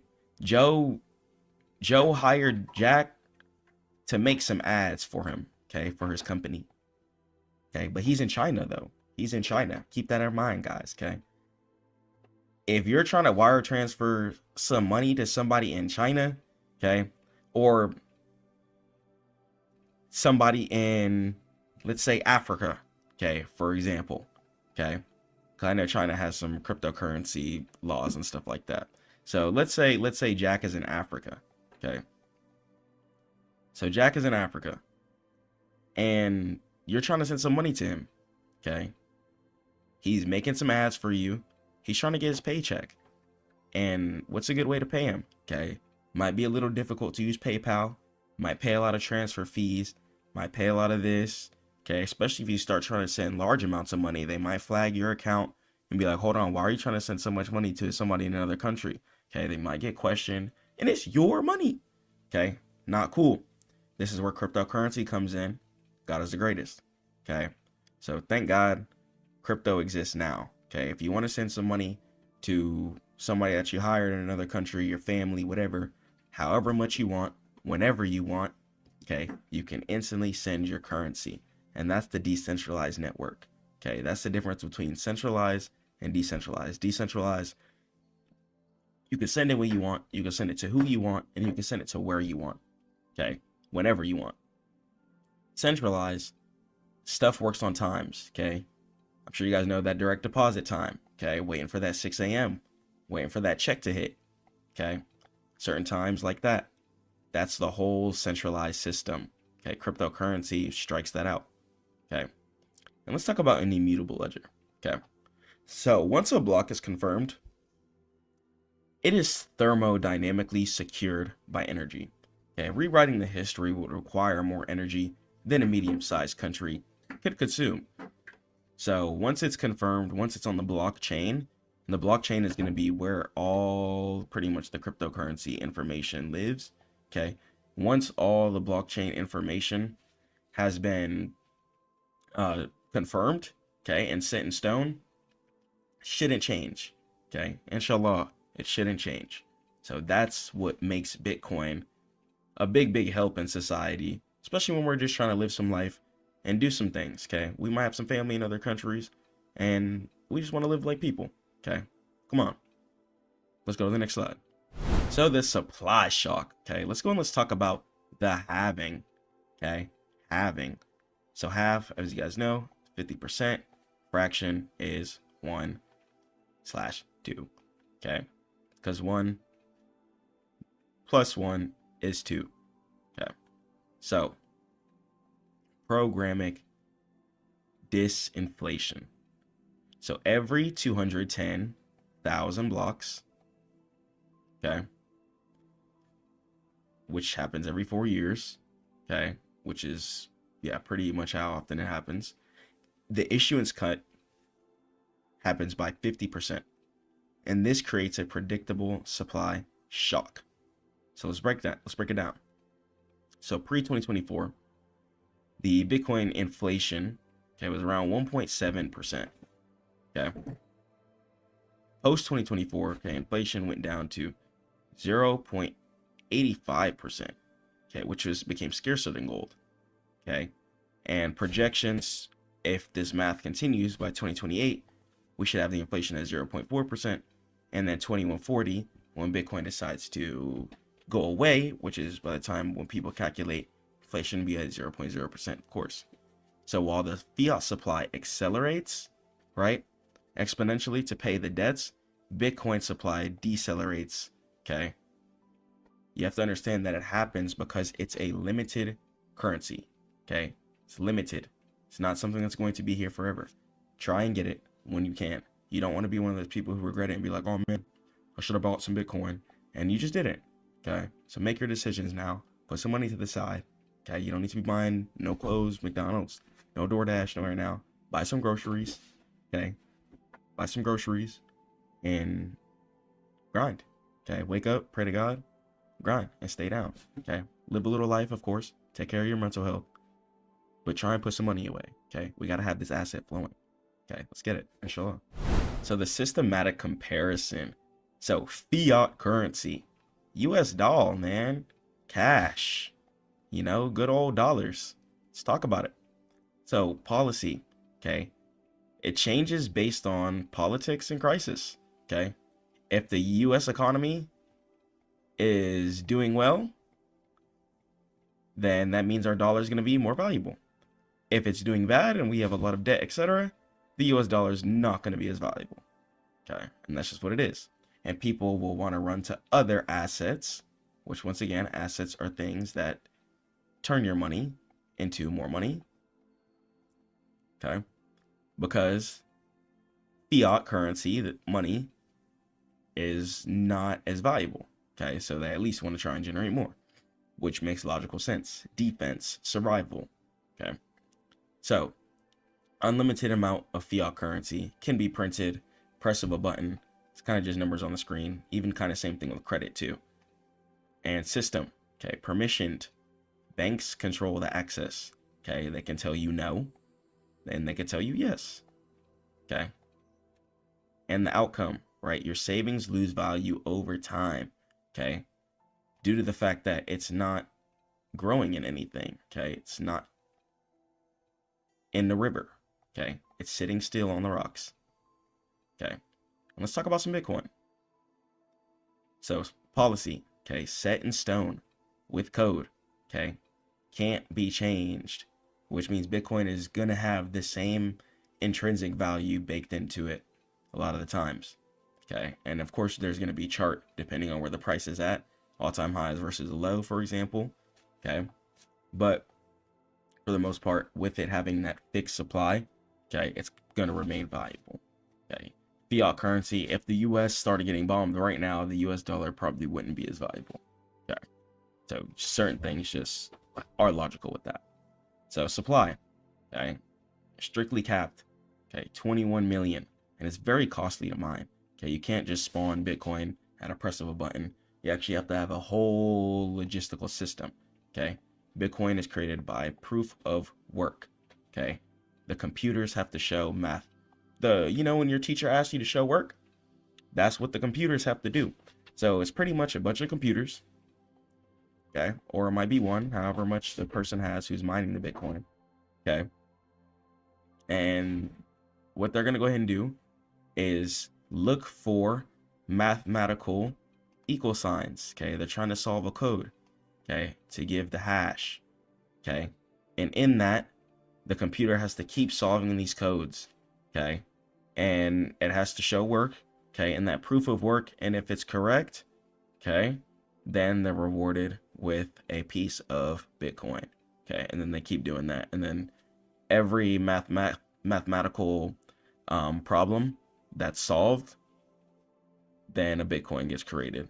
Okay. And it's all solved by supercomputers. Okay. Could be very, very expensive to run depending on your country. Okay. So before you just go try and boot it up, look into it. Please do your research. Pray to God on it. Take your time. Okay. And it's open to all. Anybody can buy Bitcoin. Okay. You can buy some Bitcoin right now if you want. I don't care if you got $2. Okay. Get in that habit of buying assets. Try and keep yourself broke. Okay. Because what do you have your cash in your bank account for? Go buy some assets. Live off of credit if you can. And stay down. Okay. Keep doing that. And then when it's time to pay your credit, boom, boom, boom. And keep the money flowing. Keep it flowing. Okay. Don't stop hustling. Okay. I know life happens. Don't get depressed. Keep your head on straight, man. Okay. There's going to be things that go down in life. There's going to be times your emotions are going to be shook up. Okay. There's going to be times where you can't stack up. Okay. Your car might break down. Okay. Things happen in life. Okay. You might have to pay rent. You might have to pay direct deposit on a new crib. Okay. And rent. Okay. Depending on whatever it is, any situation, right? Hospital bills. Okay. Just pray to God on it. Okay. Pray to God on it and keep hustling. Okay. Don't get in your head. Don't get poopy pants and don't get depressed because you got to get to this money.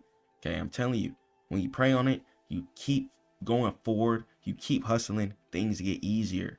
Okay. But you got to keep hustling. Okay. After you pray, you got to keep hustling. Okay. Don't grieve. Okay. Don't get sad. Just focus. Focus. Okay. Don't take that money and indulge in food. No alcohol. Okay. If you're drinking, quit that. God says don't do it. It makes you weak. Okay. No alcohol. Take that money. Buy some assets. Buy some Bitcoin. Okay. Change up your lifestyle. It's really deep. Okay. If you catch yourself buying certain kinds of food, ask yourself why. Okay. Why? Why am I eating these Doritos? Why am I booting this up right now? Okay. When's the last time you had some vegetables, some fruit? Okay. You got to change your lifestyle. You guys are so obsessed with investing and trading, but we all have to realize that we have to change our lifestyles. Okay. This stuff takes money. Okay. It takes money to invest. So if you want to invest, you need to change your lifestyle up. Okay. Put some bread away. It's cool to stay down. Okay. It's cool to save some. Okay. Wear the same clothes for weeks if you got to, but you know how much Bitcoin you have in the stash. You know how much assets you have stacked up. Who cares what anybody's saying? Okay. Because if you want to get to this Bitcoin, it's going to take a certain level of discipline. Okay. It's going to take a certain level of staying focused. Okay. We can't be being lazy when we say we want to be stacking assets. You got to choose. You got to be relentless. You got to be a dog. Okay. So before Bitcoin expires, I don't want you guys to be like, man, I wish I bought Bitcoin. And it's like, that's not how you want to go out. Okay. Leave something for your family. Okay. And take care of yourself. Inshallah. So let's go. Let's head over to the next slide. So the hardness of money, right? Stock to flow. So why hardness matters in the first place? So money is a technology for storing time and energy, and hardness measures how hard it is to produce more of it. So let's talk about the S to F ratio, okay? And existing supply, okay, divided by the annual production. So let's talk about the real estate, right? High S to F, okay? Because real estate is pretty hard to build, okay? You need a whole crew of people.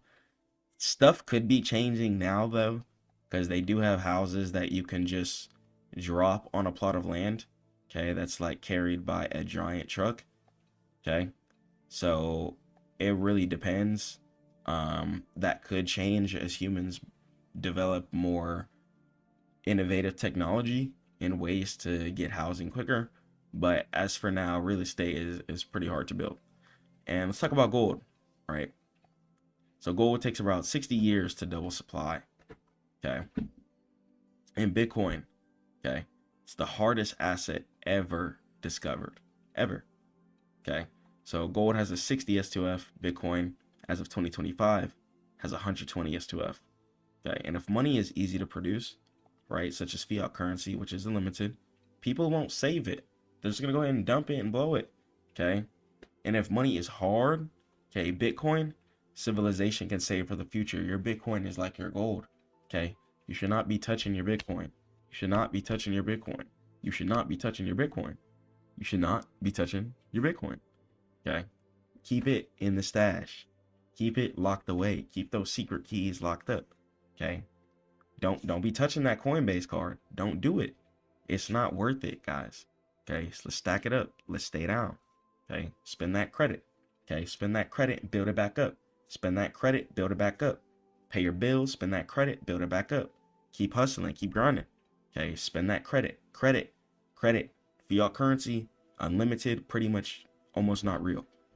But think something like Bitcoin, okay, something like real assets like gold, okay, that there's limited resources and actually exist, okay, whether you're buying the gold, ETF, etc., just understand that investing into assets that have value are going to be a lot more worthwhile than hoarding fiat currency for no reason.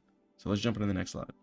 So the verdict of everything, okay, we're witnessing a global competition between two monetary operating systems, okay? You got the debt path, okay? Fiat requires inflation to service global debt. So your savings are the fuel for the system, okay? Eating it all up. And then you got your true savings path, okay? Bitcoin, it's an exit valve, okay? A savings technology that cannot be debased by any central authority, okay? And this is not financial advice. Do your own research, okay? Do your own research, okay? I'm not saying go take all your money, dump it into Bitcoin, but do your research. Check it out, okay? Check it out and do your thing, okay? Stay prayed to God. Keep grounding. Head over to stackmode.net for all trading education. And I'm going to catch you guys in the next one. Peace.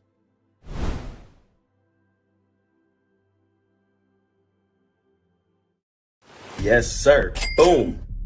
Profit. All credit to God. So, one, very, very happy that I exited the corporate field. Business has been going well. Just been working on my SaaS. And I just want to let you guys know I wouldn't have any of the success without God. I'm on my third read of Quran, and this book has really helped me push through a lot of depression. It's put a lot of things into perspective for me that's been going on within my life. It teaches you a lot about relationships, family, how people maneuver in this world, and it's just a lot of just general psychology in there. So yeah, about to go ahead and get started on the day. About to go ahead and push forward and keep grinding. So today, I need to finish the client's site, get him shipped up and stuff like that. Just took a shower, so excuse the water coming down on my face. But yeah, what I need to go ahead and do is I need to get into the groove. So I just put on some drip for the day, you know, some good professional drip. About to go start my stream up and stuff like that and start working on the client site. So when you're making money online, you can't think of yesterday as, oh my gosh, that was the best day in the entire world. No, don't do that, okay? Don't do that. Don't over glorify your profits. Like, don't over glorify the fact that you made $1,000 2 weeks ago and keep thinking about that. No. Think about how you can just make more money next time. You know what I'm saying? How you can make more money next time in a better way. I'm finna roll up a little bit of Wawa. That was it. Got some loose leaf here. So yeah, well, roll up while I talk to y'all. But yeah, man.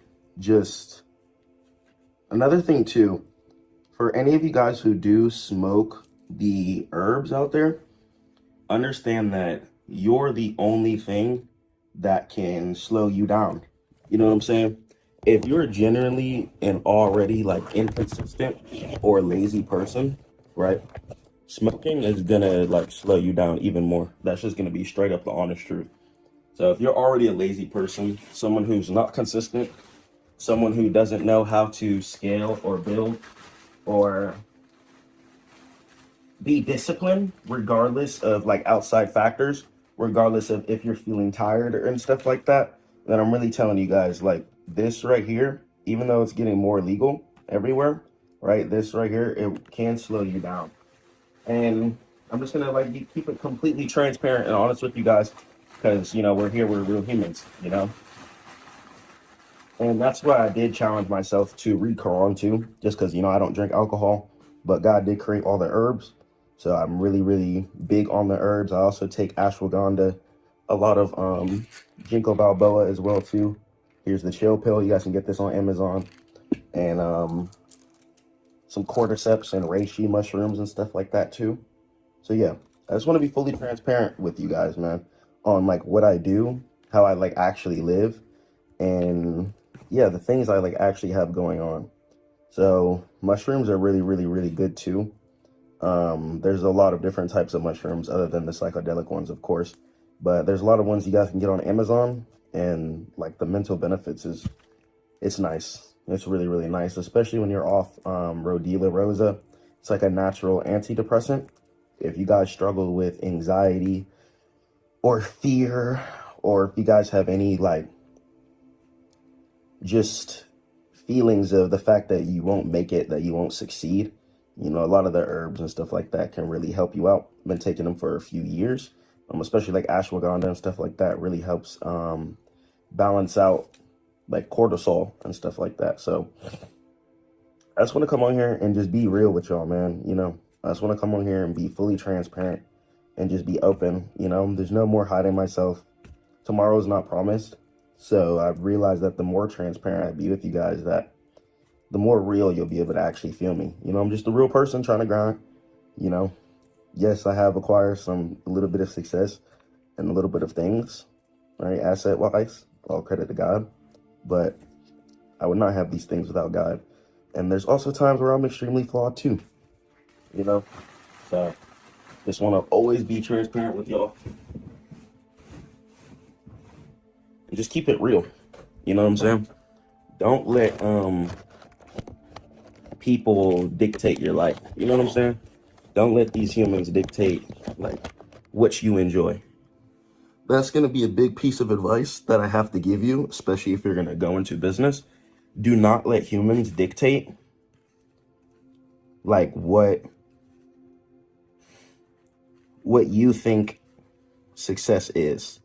You know what I'm saying? If you think success is doing X, Y, and Z, right, and someone doesn't agree, then that's fine, right? But if that person continues to be around and they don't agree with what you think success is, then that could frustrate you. It really could frustrate you. See me rolling up, we good. Rolling up big John here. But yeah, that really could frustrate you. And I don't want you to be into the framework of where you are frustrated for literally no reason. Because people just around you don't see your vision, aren't believing in you. And that can be really, really frustrating, man. I'm telling you, it can be really, really frustrating. Growing up, was told that I just had to go to school. And especially after moving to Vegas on my own, it made me realize like, okay, like you can do what you want to do on this earth. And as long as you take care of yourself and you pay your bills, you're good. So just do what makes you happy. You know what I'm saying? Now, if wickedness makes you happy, you got to rechange that mindset. But if what makes you happy isn't harming anyone on this earth, you're not harming yourself. You're not spreading negativity. You know what I'm saying? That's you. Do that. You know what I'm saying? Because I just want you guys to just be happy on this earth, man. Like, tomorrow is not even promised. So just being transparent.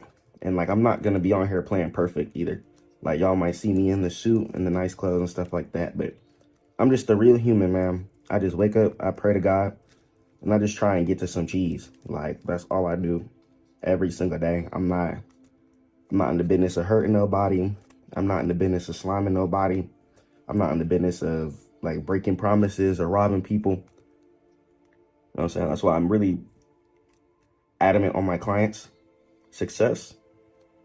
I'm big on making sure that they can win. I'm big on making sure that they can get to the next level.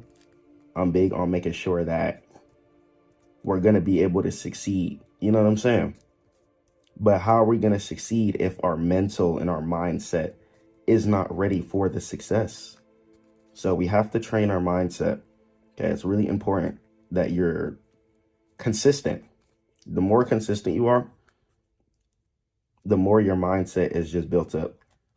You know, the more consistent you are, the more your mindset is built up. So focus on consistency. Cut this off. Focus on your consistency and just watch how things translate in your life. That's really why I love praying 5 times a day. Islam really saved my life. Alhamdulillah, all credit to God. And I know what you guys might say, oh, was you smoking weed right now? Woo. In my opinion, and just like Quran says, God gave us all the herbs. This isn't an intoxicant to me. When it comes to getting drunk, that makes people do weird stuff.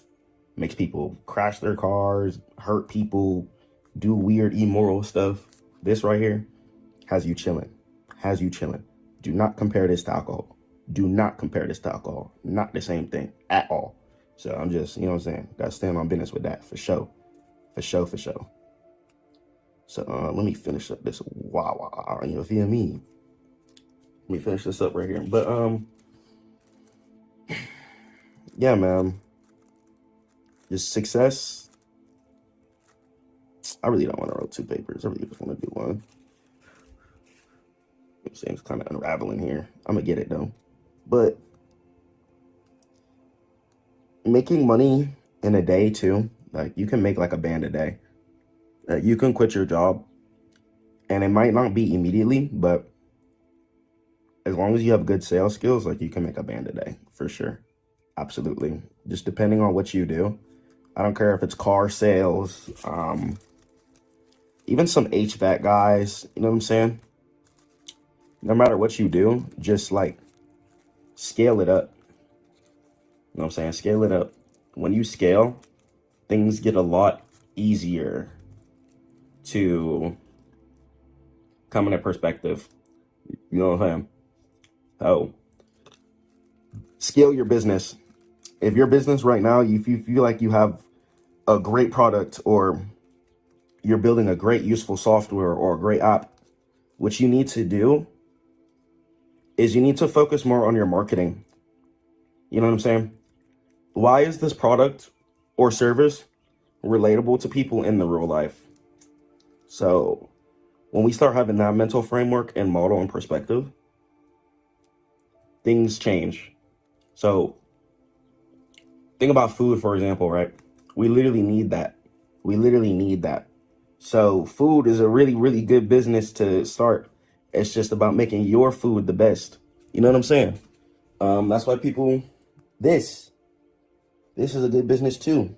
People kind of need this, especially after long work hours, feeling stressed out, feeling drained. You know what I'm saying? There's a lot of factors on why people indulge in this right here. So pinpoint your business to exactly what people need. Once you're able to cross the bridge between someone's need and your product, like if your product becomes the need, then that's how you win. That's genuinely how you win. That's for sure how you win. So you have to make sure that your product becomes a need. Okay, it has to become a need. No ifs, ands, or buts. So I'm about to go hop on the laptop right now. I want to show you guys a little bit of some segments from the call we went over yesterday as well too. And got some juice ready. Go ahead and get on the laptop. So first thing I do after I pray, work out, and shower and stuff like that too, I'm gonna go ahead and mark it. So I like to get these little excerpts done as well too. Sometimes I'll journal as well too in my journal, but for the most part, I'm gonna go ahead and just get on the laptop and start the workday, and I'm gonna go ahead and catch you guys there.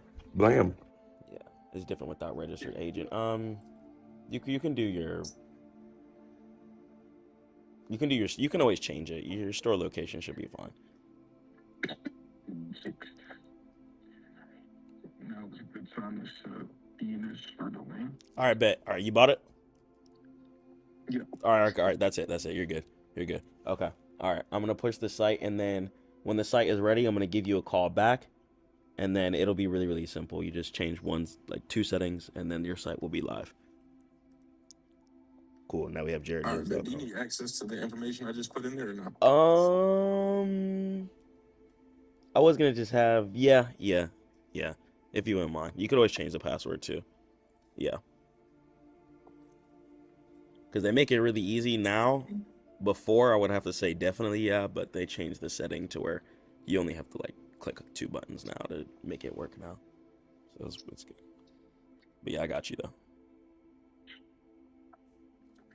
Bet that. Is that all the information you need? Yeah, bet that. I'm about to get straight to work. And then were you able to check out the list? Let's go and we can scan through the list real quick. It's fire. Yeah. And it tracks too. Like it's coded to the network, so it tracks everything that you do. It's not just like a list, it's really interactive, so it's cool. And I know how to make mobile lists, so that was cool. And then you don't even have to do them one by one. You can just scroll through and then click check, and then whichever one you click on, it'll save. Even if you refresh the page or close it and come back later, it'll always save for you. And then really just breaking down what you do, like how you just didn't let that guy go, or how you get them the keys in their hands quickly. Just little psychology tips like that will pop. You'll blow up fast, real fast. I like that. 90 training weapons. Yeah. So that would be like the course. You could call it whatever you want. You could call it the deal maker school. No, I'm just saying the full collection would be the 90 training weapons. Yeah. 30 mindset, and then you break it down: mindset, tactics, system. Okay. Yeah. It's real cool. My bad, it took me a couple tries. I wanted to make it special. I said my bad, it took me a couple tries. I wanted to make it special for real. Yeah, make sure it's P. No, I mean, that makes it extremely easy to break down though. Yeah. Then I can do. And the psychology videos will be big, bro. Why customers ghost and how to fix it. And you fix it by. Is this right here my website, or this is a link? Oh no. This isn't your website. This is it's a custom coded guide for you that's tracked, and you can use this for your video list. Yeah, your website. I thought this is showing me how low key I'm gonna want to set up my school. Okay, bet. And I like this template too. Just tell me, feed me ideas like that. Anything you want, I got you. Bet. Because I like this. So the school could be kind of set into different subsections. Yeah. Kind of how it is right here. You got mindset, tactical, and system. So mindset's good, tactics is good, process definitely needs to be its own subset column. Right. Process needs to be by itself because that's very important in the sales industry. Systems, that's going to be more I would say systems is more like how you set your day up, how to move throughout your day. Okay. How to have a set schedule set you. The biggest reason people fail in car sales, and a lot of people don't know this, is a lack of systems. There's so much freedom in car sales. It's very easy to get distracted, or there's just a lot of freedom. Your own individual business, you just work for a business. So it's kind of if you're somebody who would fail realistically being a business owner, you'll fail trying to be in sales. Okay. Right. So it's having a set pair of systems overall for just little shit you have to do daily is extremely important. Right. To keep you on track. Right. So I thought that would be good. It's a cool little and then of course I do a deeper dive into each one of those subsections. Did you need any help? Terry? He is he was out here a second, but he can phone. We gonna go right today? Oh, yeah, no, you got your hair done. What's going on?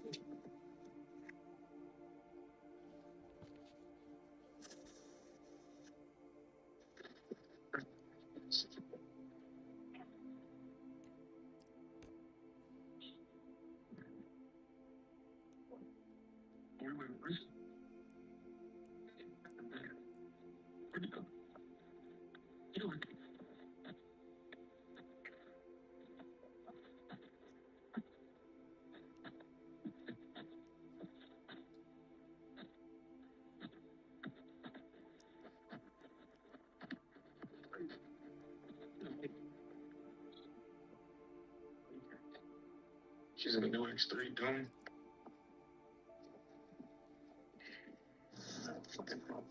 You have this back here.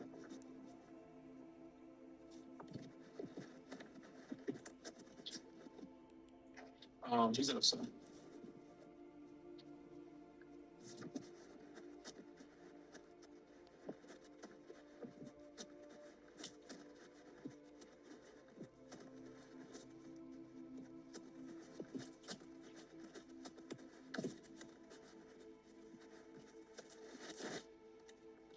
Back to it like I never left. All right, bet that. So I got you. Don't even worry about making the WAP. I'll make it for you. I'll make all the sections for you, and then I'm gonna just give you the login. Say no more. So I got you. Yeah. So is WAP like school? Or yeah, what's the yeah, correlation yeah, there? yeah. It's better than school. I mean, you could go school. I just hate school because everyone uses school. Like WAP was school before school. But I mean, you could go school, honestly. If you want to go school, we could go school. So actually, the problem with school, I think you got to pay for school. I'm telling you, ladies just came in the new X3. What the hell are you?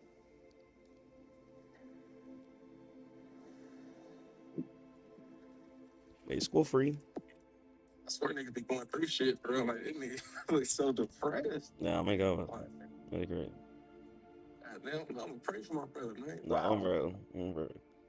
I think the problem with school, I think school, you gotta pay for school. That's so what. you would wait until the community got bigger and then moved over. Well, I mean, WAP is bigger than school.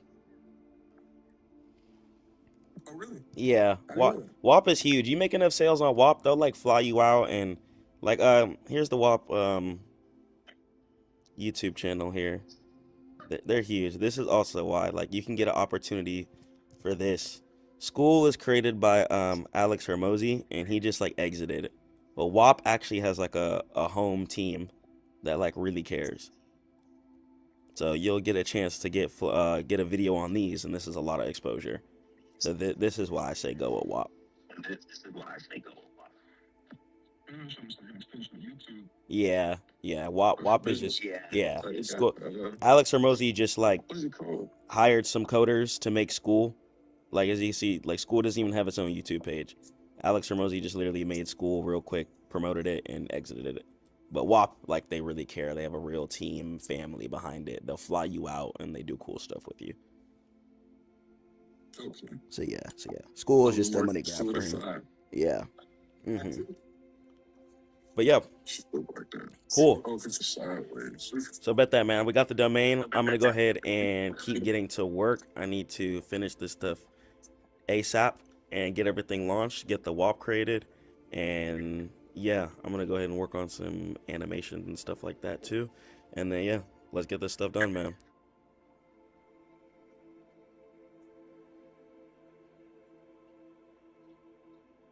So guys, I wanted to talk about something too while I'm just working and blasting. So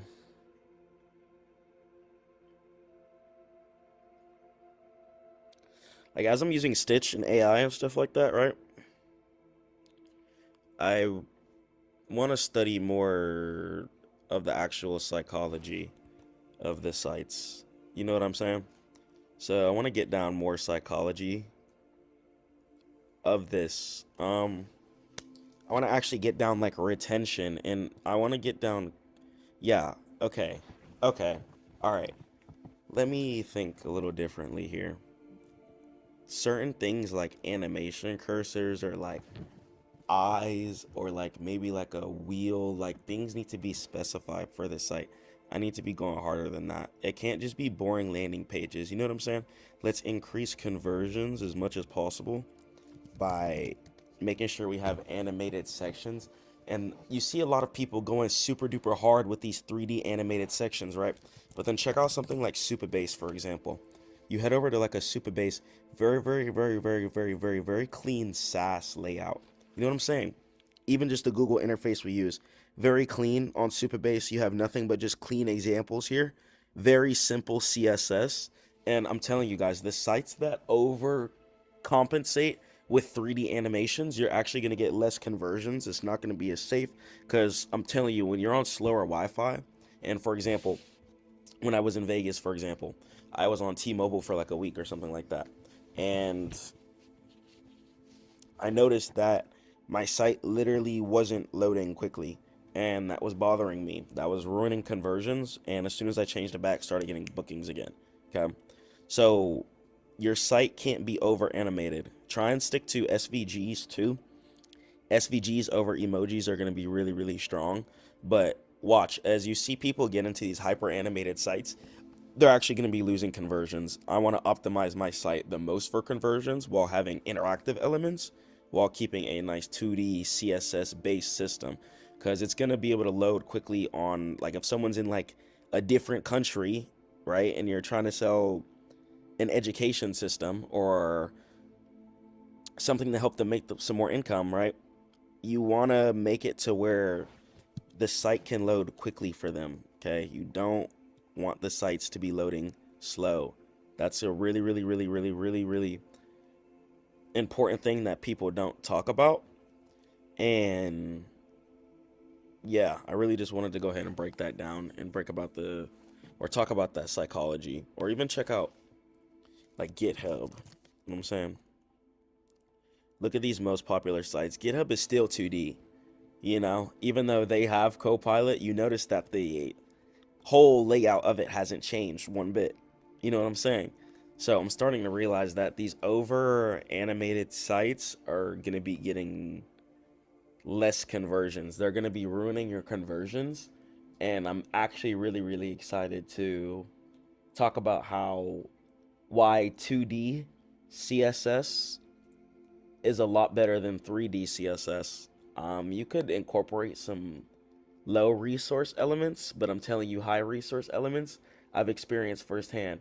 When you guys are going through that long waiting time, people are going to think your site literally doesn't work, and you're going to be missing out on a lot of conversions for no reason at all. It's going to be really frustrating. It's going to make you angry, and that's not what I want you guys to like run into. So when you're making your site, I need you to think about that. Okay, look at these popular sites that people use. Supabase. What else do people use? You know, Vercel. You know, don't think that these people obviously don't have access to the same projects that me and you do. Of course, they have access to all of these giant 3D animators, but how quickly your site loads is important. Let me see if that even loaded like quickly. You know what I'm saying?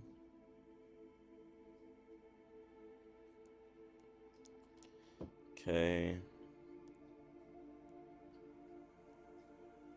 So that's that. Just like fresh. How quickly does it load? I feel like,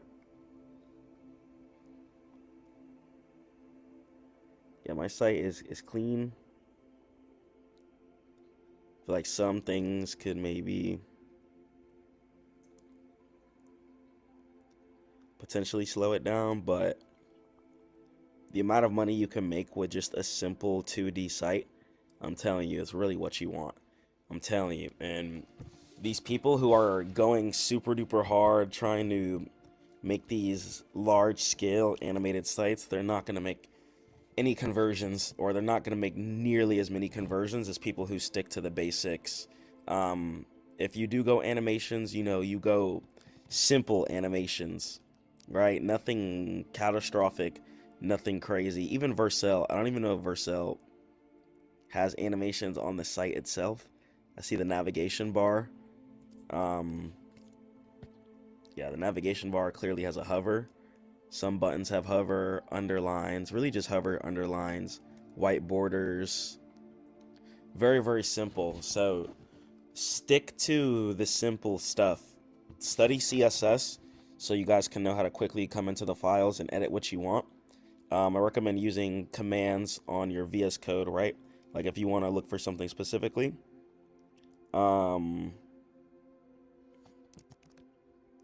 Like if you want to look for something specifically, I recommend you do Command Shift H, and then from there you're gonna have a search function here.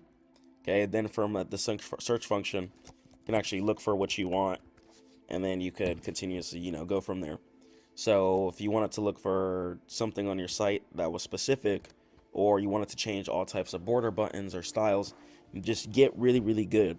So AI, I'm not saying throw it out the window completely, right? Don't throw AI out the window completely. Mix it up. Mix it up with things. You can throw in a Google Stitch idea, right? You can have a Stitch idea. Take your Stitch idea, right? So from here, Figma, boom, boom, boom. So here, Project Beef, .zip. See if I download the zip here. I like raw files, honestly. Raw files is really, really strong. Yeah, okay. So Stitch. Now I'm going to throw this in my website section here. Take the Stitch, throw it in my client's website here. Now we do have the Stitch. I'm going to throw the Stitch in my source. Okay, so I'm going to throw it in the source. Then from there, I'm going to go back to my VS Code. So I'm not throwing AI completely out the window, but what I'm doing is I'm using AI, incorporating that with my coding knowledge at the same time. So the fact that I know how to edit certain text, if I don't want this to say Jarrett the Deal Maker, you shouldn't have to ask AI to change a piece of text for you. You know what I'm saying? You should know how to get on the page, get to where you need to be, and make the change that you need to. You shouldn't have to ask AI to make a very simple change on something. You know what I'm saying? Just try things out. See what you like, and just make sure that the site functions how you would want the site to function. You know what I'm saying? So test it out. You guys can use it for prototypes and stuff like that too. See how stuff works. I think it's really cool when you're adding just simple, look at that.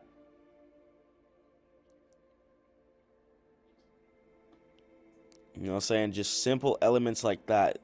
Just attractive. Honestly, I'm throwing like you could still use stuff like 21st.dev, right? 21st.dev is cool. I like it a lot. 21st.dev, shout out them. But I'm telling you, man, these over 3D compartmentalized sections, some of them can be just poo-poo down the drain, bro. Poo-poo down the drain. Sections like this is doing a little too much. That's kind of doing a lot. This is doing a lot. This is doing way too much. This is doing too much. This is like never loading on no one's site. Conversions.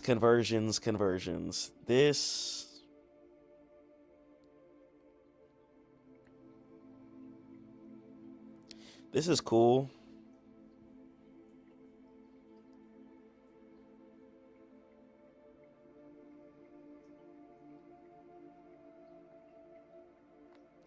I think that's cool.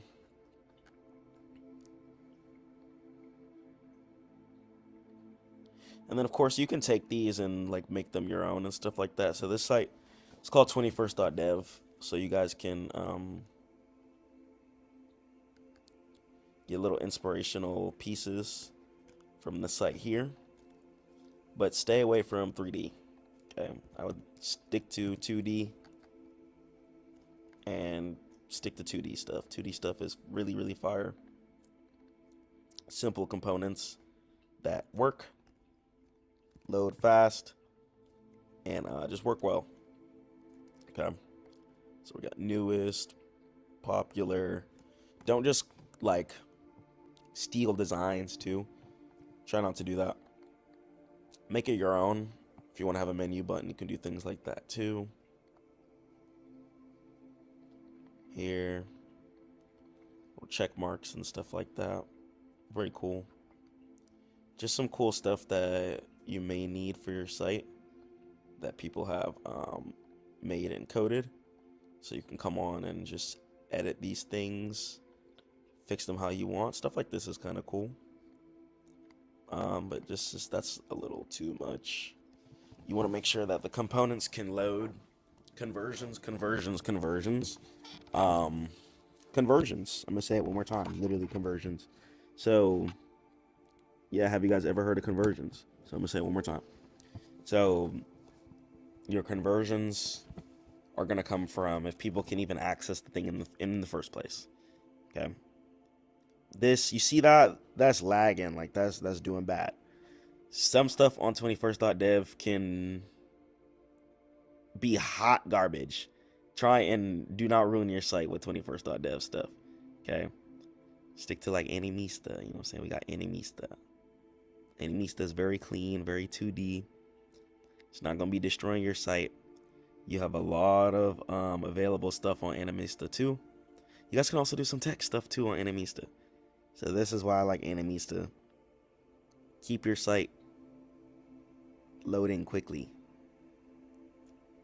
I'm saying, you could do some blur stuff if you want. Could do stuff like that. I think this is really cool. Shadow pop.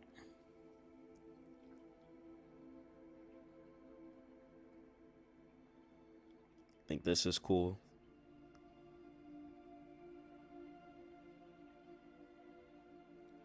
Flicker.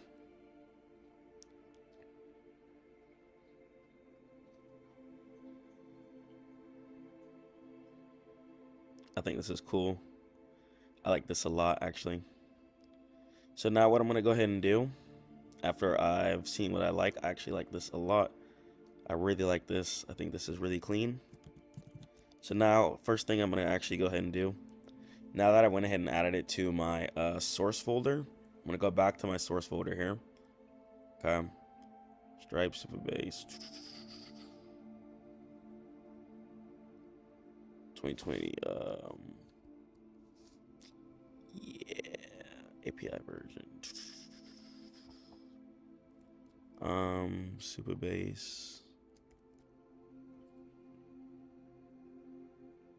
So these two here, I'm gonna go ahead and fix these errors. I'm gonna go ahead and change this to 2026 here. So let's go ahead and change this to 2026. And then we're gonna go ahead and do 03. And then we're gonna do 25. Not assignable.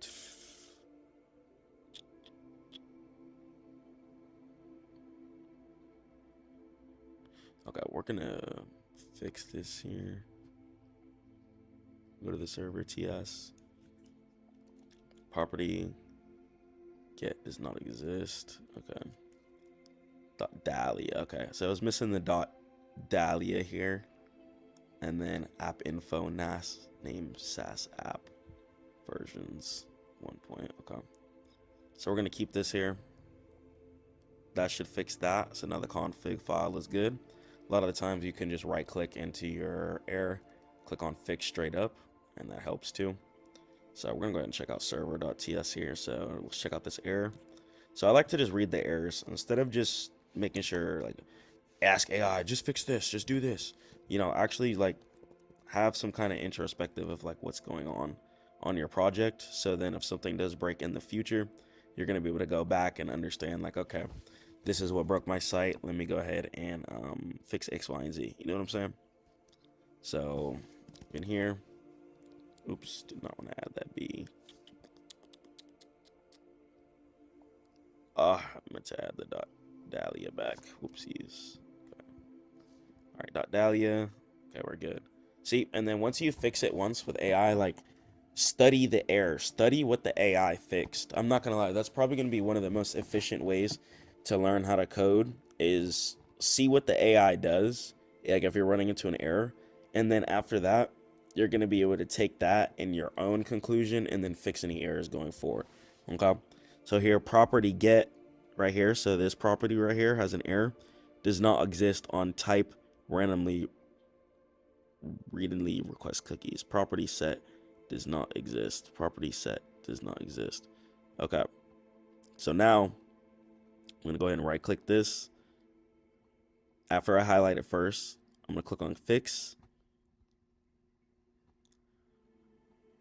So what it's going to do is going to squash the errors.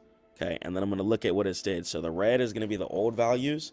When it does yellow, that's going to be the new values as well too. So I'm going to be dropping extensions and stuff like that all together. But just because AI is out, that doesn't mean that coding is obsolete at all. Do not think that. It's actually the time to be the best developer that you could be. And you can actually create really, really powerful components quickly. So it's really about now who has the best ideas, who's thinking the deepest, who's thinking the hardest. Because now we have things like Stitch that can get the CSS or the looks out the way. And after you're done focusing on the looks, you can actually focus more on the idea. How does everything sync together? How does it all link together? And that's the more engineering part, more of the development part. So AI is only really taking care of the development part, but you still have to be an excellent engineer, know how business works, know how all of this stuff comes together in the first place, and then you're going to be able to dominate in some kind of way. But until then, it can be a little difficult. Okay, so boom. Let's go ahead and let's keep studying these errors here. So import, create client server, type cookie options. So it should have been from Supabase/SSR. So it should have been from Supabase/SSR. Okay. Get unzipped. Okay. So it's going to go ahead and install that from the node module's main index instead of from the cookie options. Okay. So it's going to actually grab the Supabase from the node package modules that I actually installed on my raw computer. Right, and as we can see, that's going to be located inside of node modules. Okay, so I can go from node modules, and then from here, inside of node modules, I'm going to have the Supabase section. Okay, and then we're going to see Supabase, and then we can go SSR. And then after SSR, we're going to go ahead and look for distribution, also known as dist. Then main, and then we're going to look for index. Okay, index. So all the index folders here, boom, this one, this one, this one, these are going to be the resources and the actual node package where stuff is actually baked and installed on my computer, so it can create the server client from the resources that are actually baked inside of the file. So knowing how things actually work and being able to break down things step by step like that, it really, really does help a lot. So check this out here too. Right, so we have a red arrow on here. Right, so we have a get name string, return cookie store, get name value, set name string, value string, options cookie options, try cookie store dot set, catch error, remove, etc. Okay, get all, any, return cookie store dot get all. Property get all does not exist on type readily request cookies. Okay, so get all.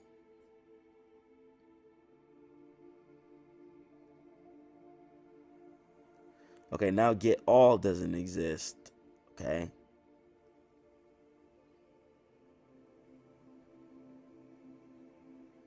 So what if I fix the fix? Right?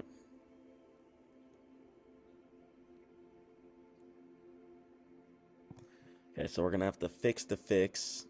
Right? Set get all. Okay. Now we're running into a new issue here. Okay. Now we have property get all does not exist on type. Okay.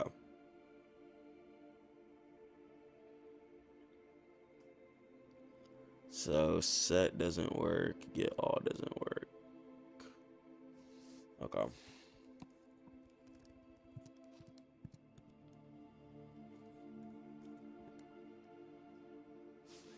Create.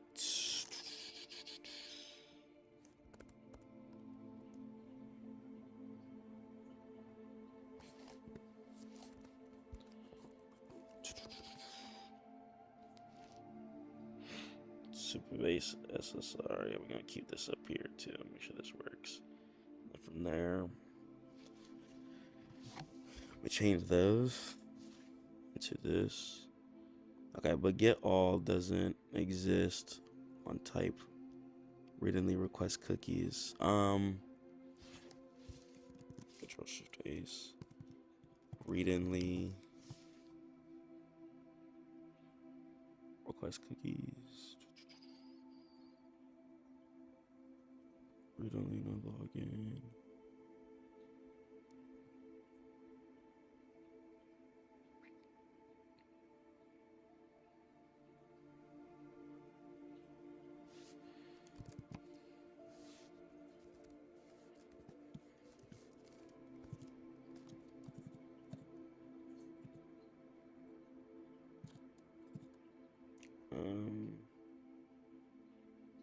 I do kind of want to use Geist. I'm not gonna lie. I want to read in the. Okay, so what I'm gonna do. Okay, so if an error is really something that you feel like you can't fix, I like to use the CLI too. I don't really like to use the right side chat anymore. So I'll open a new CLI, right? Command line interface. Okay, I'm gonna open a brand new one. From here, I can go to model if I want to. You can type tab/model, and then in the CLI, you're gonna be able to change. So I'll go to like do 4.1 here. Okay. If you wanted to do 4.1, you could also change like how long you want it for the thinking as well too. That's gonna be up to you. So boom, fix this error. Do what you need. Don't break any other files. Okay. So I'm gonna go ahead and put that error inside of here. I'm gonna go ahead and fix that error. Okay, so I want to make sure that everything's done, and also too, inside of the prompt shop, I'm gonna go ahead and add this too. I have a lot to do inside of the prompt shop. I'm not gonna lie, a lot of work to do for you guys, but this right here, this start project prompt is gonna be really powerful here. Okay, you know, I'm gonna cut it off from here, but this start project prompt, really crazy. It's gonna make sure that you guys have all of the most important startup kits that you need for your site. So you'll be able to go to Stackmode.net to get access to this as well too. Okay, so you can put this on any new VS Code project, any new website, any new application that you're trying to do, and then you can go ahead and copy this entire thing here, and it'll go ahead and install the necessary skills that you need, as well as install the best stuff that you need for your tech stack and your project to run. So yeah, you're gonna get off Stitch pretty quickly. Look at that. I just think that's very cool. Stuff like that, you know, if we're gonna add some cards to at least make it look clean. I kind of like this too. It's constantly flipping. Little interactive elements like that. Let's sell them with just 2D animations. Let's turn up the landing page. You know what I'm saying? Make the simple landing page retention. Make it hold value. That's really what's gonna just separate you from the average developer, is knowing how to keep retention on a site. Even this up here, I do want to change. I think if we add something cool here, this could go ahead and increase conversions. So yeah, I do want to change this section up here and just make this a lot cooler. Okay, and I'm really happy I got this MacBook too, man. I'm just able to just record, cool out with you guys, and just do what I need to do, man. It's a blessing. This video is gonna be long. I'm excited to drop this one. It's gonna be kind of like not all over the place, but yeah, just giving you guys a real raw introspective, like what I do. Okay, after this, I'm gonna go ahead and study these changes. Okay, I'm not just gonna approve. So what did it do? Set cookie store. So it did promise. Okay. So set cookie store. It did promise. Right? Promise equals cookies. It left the return create server client alone. Okay, for the process.env next supabase.url. Okay, so it left that alone for the supabase. Cookies get all. Okay, so we cookies. We have a open bracket. And then we did async. Okay, so we did async get all. These open.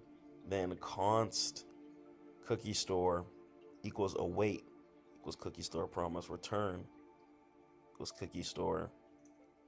Okay, and then we did an async again. Yeah, very, very nice. Nice fix. Okay, so I'm gonna do yes and approve. And now the error is gone. Okay, so that's where AI is really, really useful at. When you're running into pesky areas, when you could be building or innovating, it can quickly resolve things. But understand where the errors are come from and then learn too. So now if I ever run into that error, I have to make sure that things are asynced. I have to make sure that things have a const in front of it. And I have to make sure that things are organized. Okay, so take what the AI did, learn from it, and then be able to apply that later on. That's what's going to be able to set you apart from good engineers from just really bad engineers. Okay, so from here, I'm going to wait for this to finish here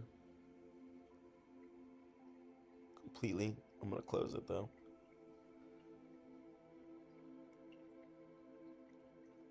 And then from there, I'm going to open my source folder. I'm going to open my stitch. Okay.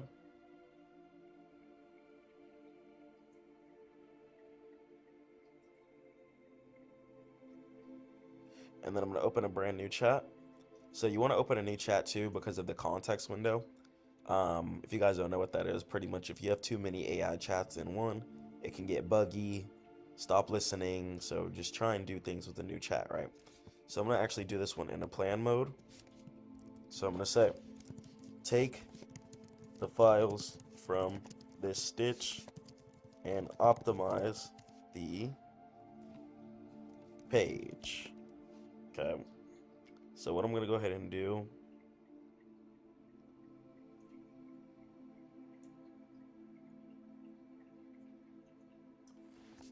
make sure it works on mobile and desktop. Optimize all views.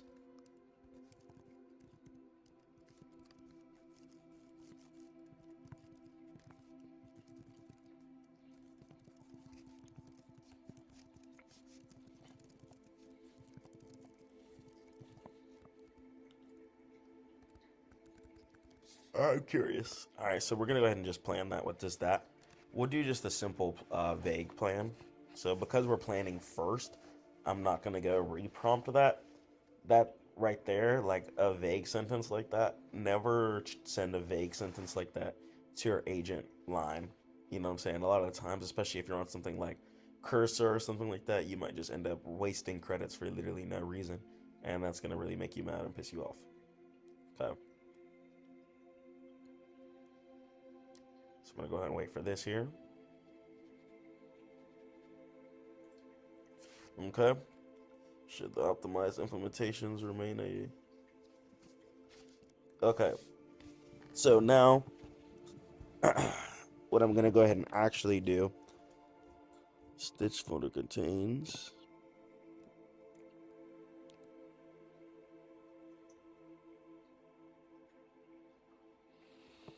Let me open this.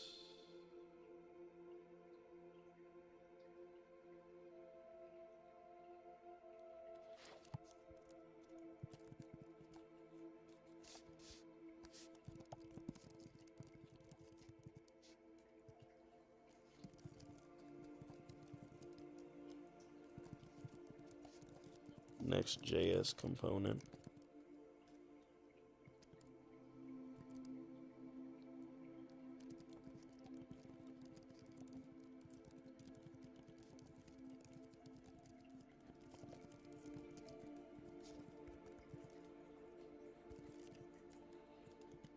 Okay. So this right here, this is going to be like the aftermath. So This is going to be prompt 1. So we should do the post stitch prompt. So I'm going to create that now. Right. So I'm going to make a post stitch prompt now. That's actually what I'm going to go ahead and do. So I'm going to take this simple line here. The more specific you talk to the AI, the better it is, and it'll organize it so well. And shout out people. So here's another thing too. When people back in the day, like when the internet like first came out, right? When people were just purely HTML coding, right? We'll just take this for example. When people were just purely HTML coding. Okay, here's an let me go ahead and get a playground going. Okay. So here, boom, just in a playground. Doc type HTML. Okay. HTML is the doc type. Run. Okay. HTML body.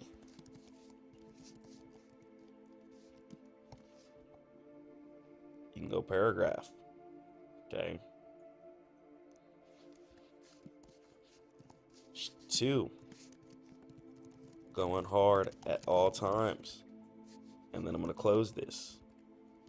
It's so bad without tab, but it's fine. So going hard at all times. HTML playground.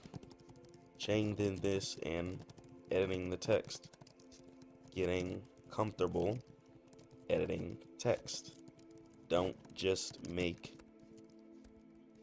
AI make your brain go slow. Okay? Don't just make AI make your brain go slow. Boom, going hard at all times. Now, if I wanted to add a body, E1. Yo. Stack mode.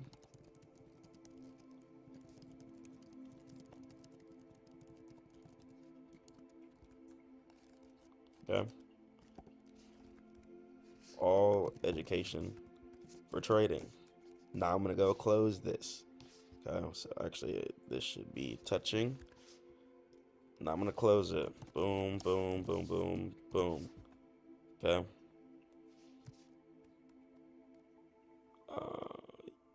Yep.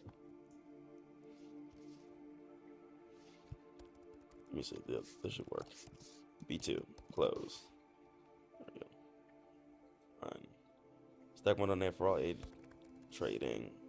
B1. Okay. We don't have to close that. It's fine. B2. Yo. And then we'll hit him with header again.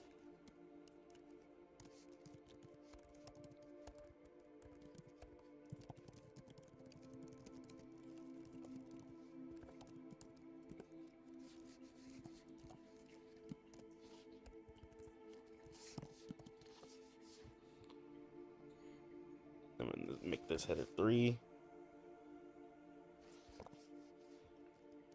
I'm gonna change this. Okay. Boom.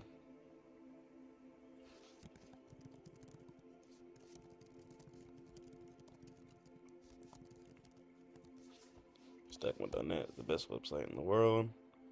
Okay.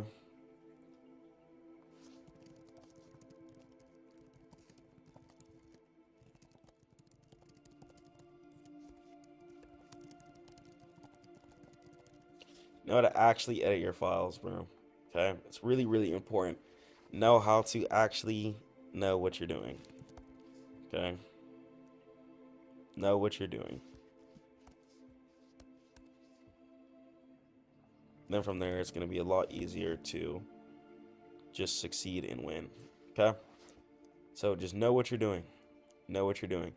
And even when they made CSS, right? Even when they made CSS, I'm sure they were like, bro, what?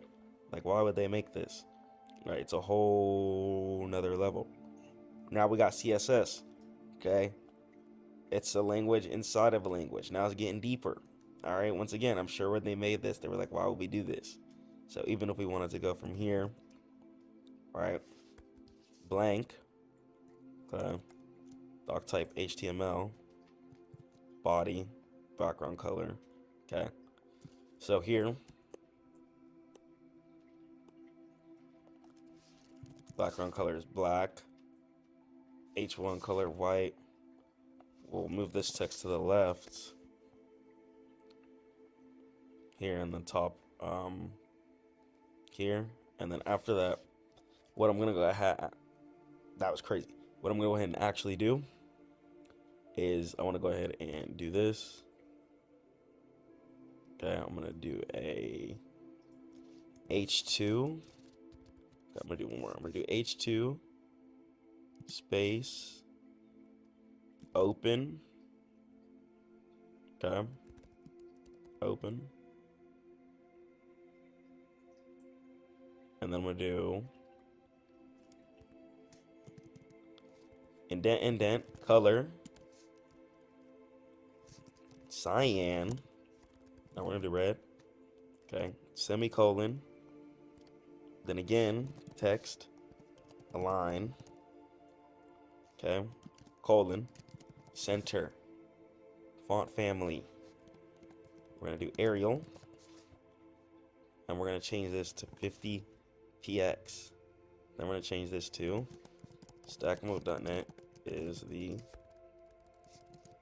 best site in the entire world. And we're gonna make 2 headers here. So now I'm gonna go header 2. So H2. Okay. Going super duper hard. So as we can see, we have the headers and the text separated completely. If I made a header 3, right? If I made a header 3, this is the best site ever. Okay, right? Header 3, I'm gonna close that. I'm gonna come back up here. Okay. I need to close this as well.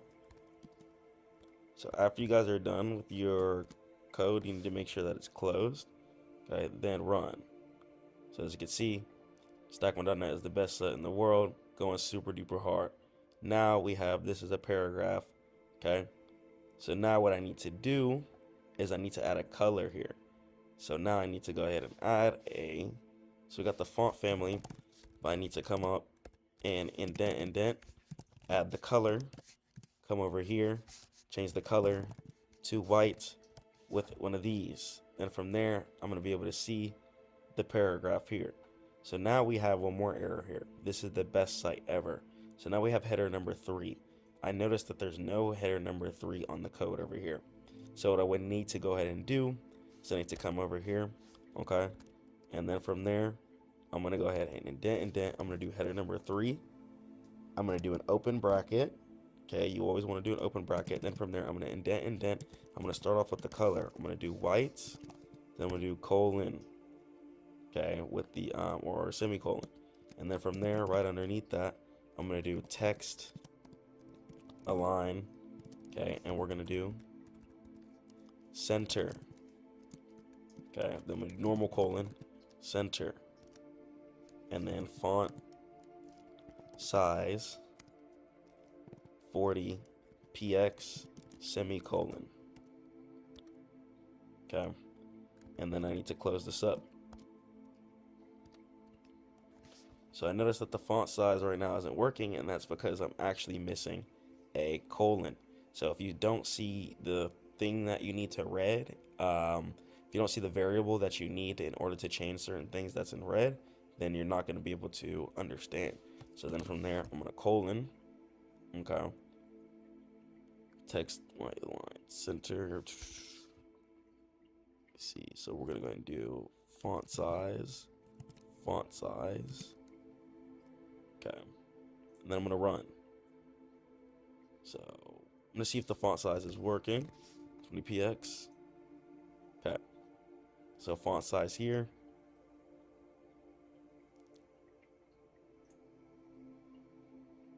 For header number 3, this is the best site ever. Okay. I'm going to change this to P. So this is actually going to be, best site ever is actually going to be P2. So header 3, I'm going to change that to P2. And then we're actually going to, we're going to make this here. I'm going to make P2 actually to the right. Okay. Can I do bottom right? Okay, we'll do left. Okay, so we got going super duper hard. I got you. Okay, I need to change this to P2. Okay, then from there I'm gonna run it. All right, we got, this is the paragraph here. Going super duper hard. This is the best site ever. Stackmode.net is the best site in the entire world. Okay. And from there, H1, H2, color red, text align center, color white, Arial. So this right here, Arial. Okay, so we got the Arial font here. Background color, so we can make this white if you wanted, but I'm gonna keep this black. We could do brown. So brown actually is loaded kind of like a red. Gray. But we'll keep it black for now. Okay. So yeah, even just, knowing how to use your CSS is going to be really, really important too. Knowing how to change certain things, putting yourself through just making certain things.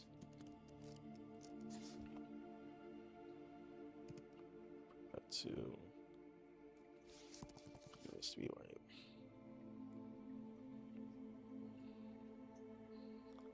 All right, header 2. No, this needs to be header 3.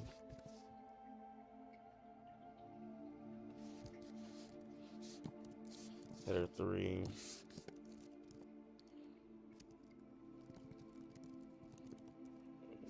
Keep grinding.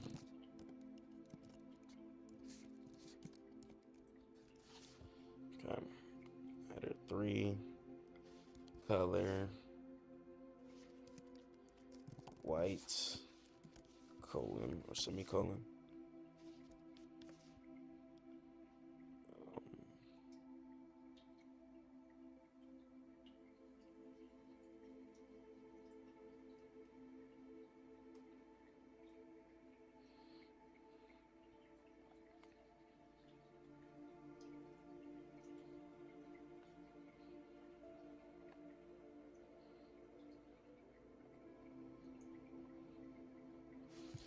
Header 3.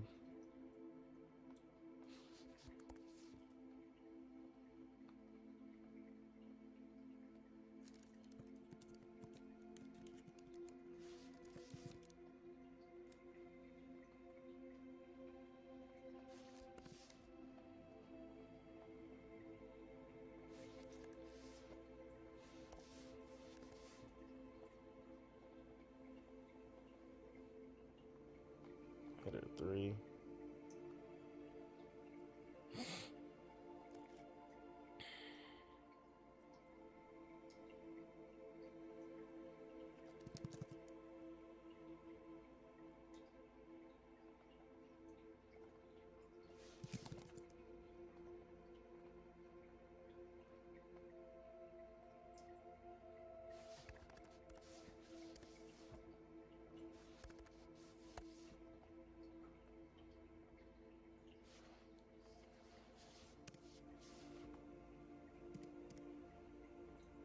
There we go. All right. And it's like when you just get the errors down, it's satisfying. It's fun.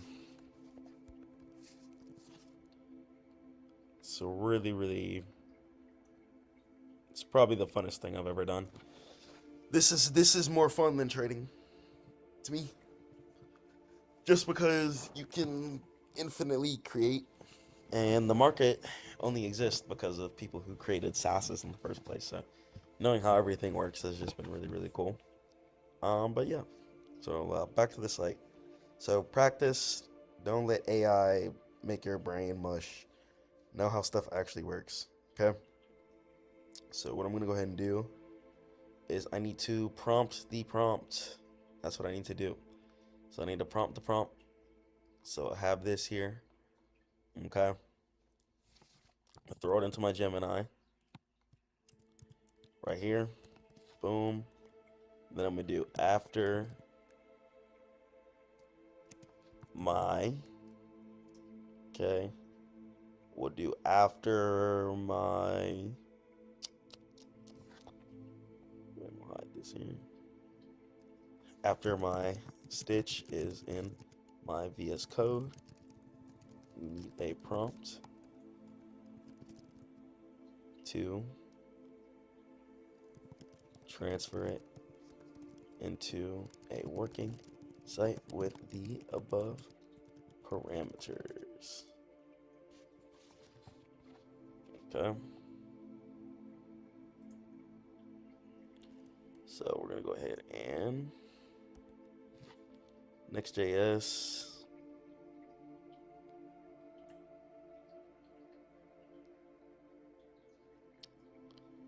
Modern design.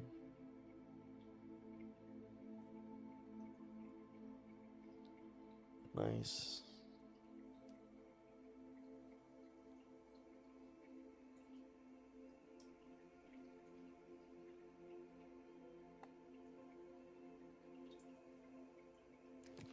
Okay.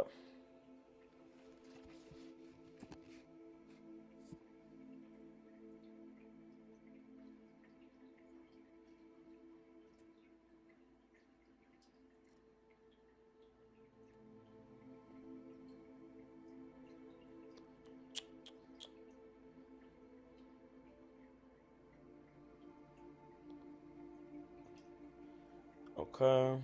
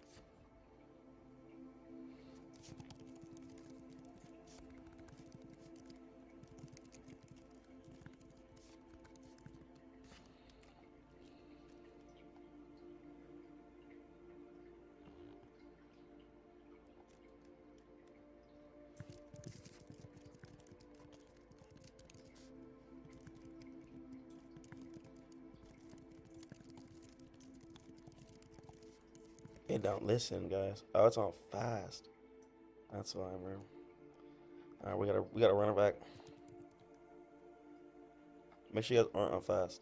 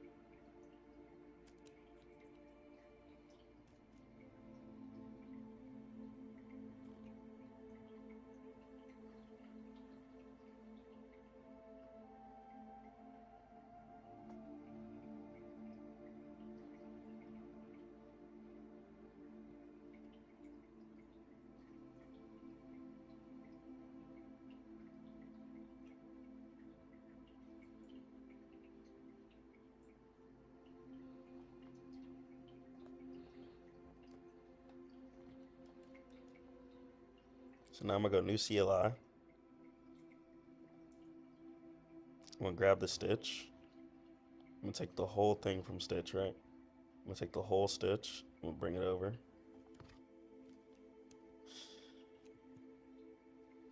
Actually, I'm gonna do it again.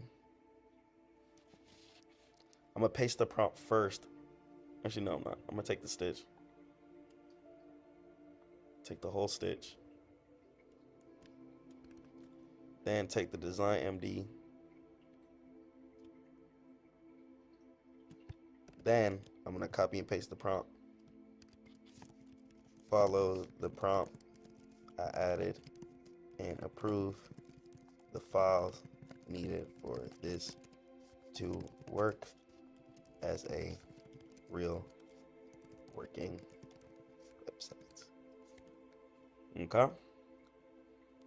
So really just powerful prompts, guys. This is why I made the prompt shop. When we have prompts, things are done a lot easier. Things are done quicker. So what is it doing? Core system design, source components design system, color palette, typography. So it's going in source, components. Okay, still generating. Components, type, JS. Okay. Just gonna go ahead and install these here.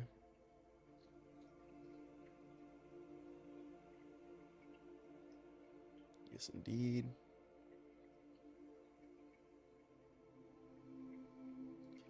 So I'm gonna actually edit the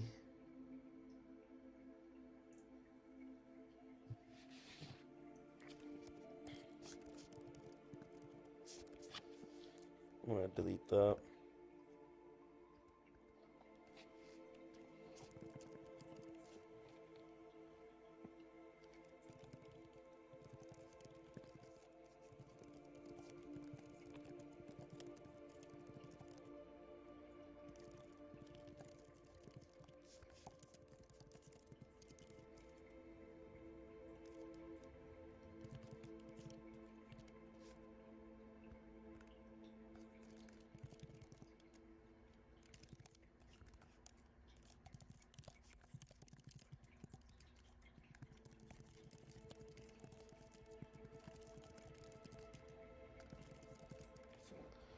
Okay. So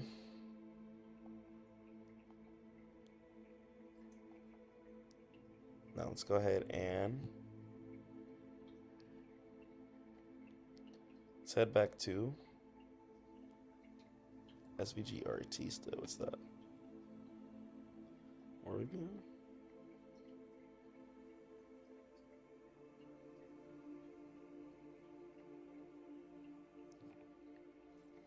They'll never redo their site, by the way.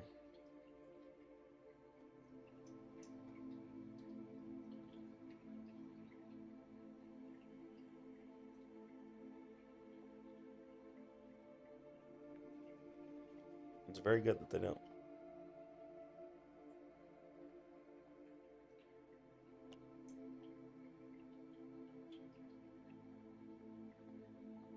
Wow.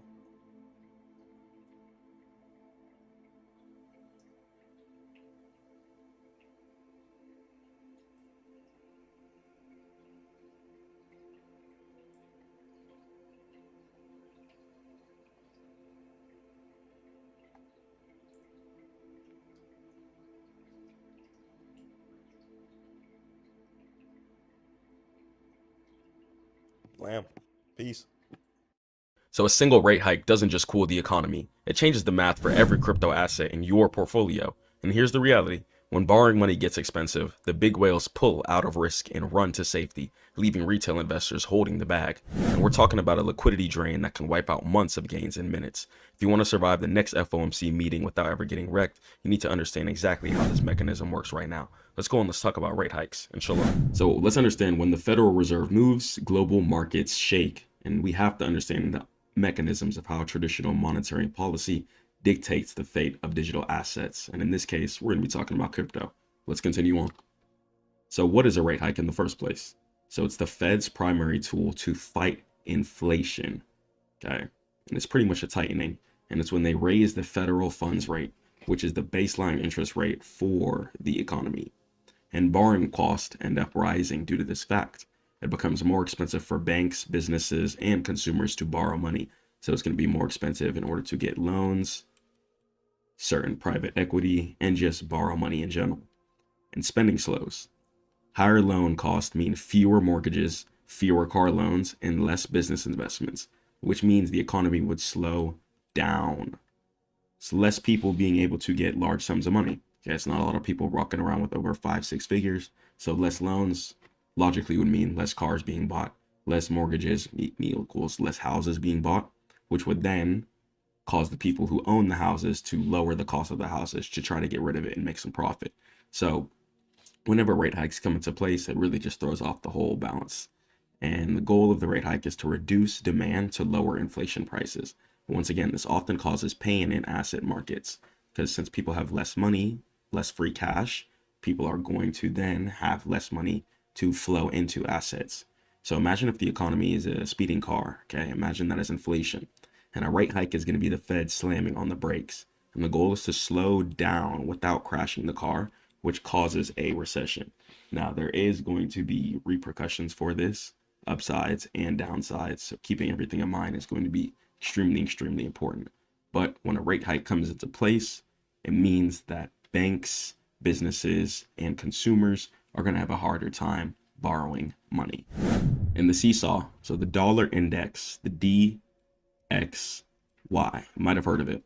So there's a strong inverse relationship between the strength of the US dollar and the price of Bitcoin.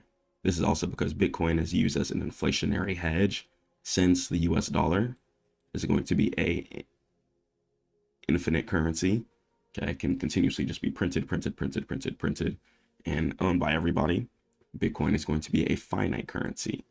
Okay, so only a certain amount of people will be able to own Bitcoin. Once it's gone, then it's going to be completely gone. So rates up equals the DXY would be up, which is letting us know that this is strong US dollar and that the economy is trying to progress. And crypto down, okay, would be in relative relation to this, okay, equaling weak asset prices. So when the Fed rates hike, global investors buy dollars to access those higher yields. And a stronger dollar makes it more expensive to then buy certain Bitcoin assets, other cryptocurrency assets, and stocks, which suppresses the price.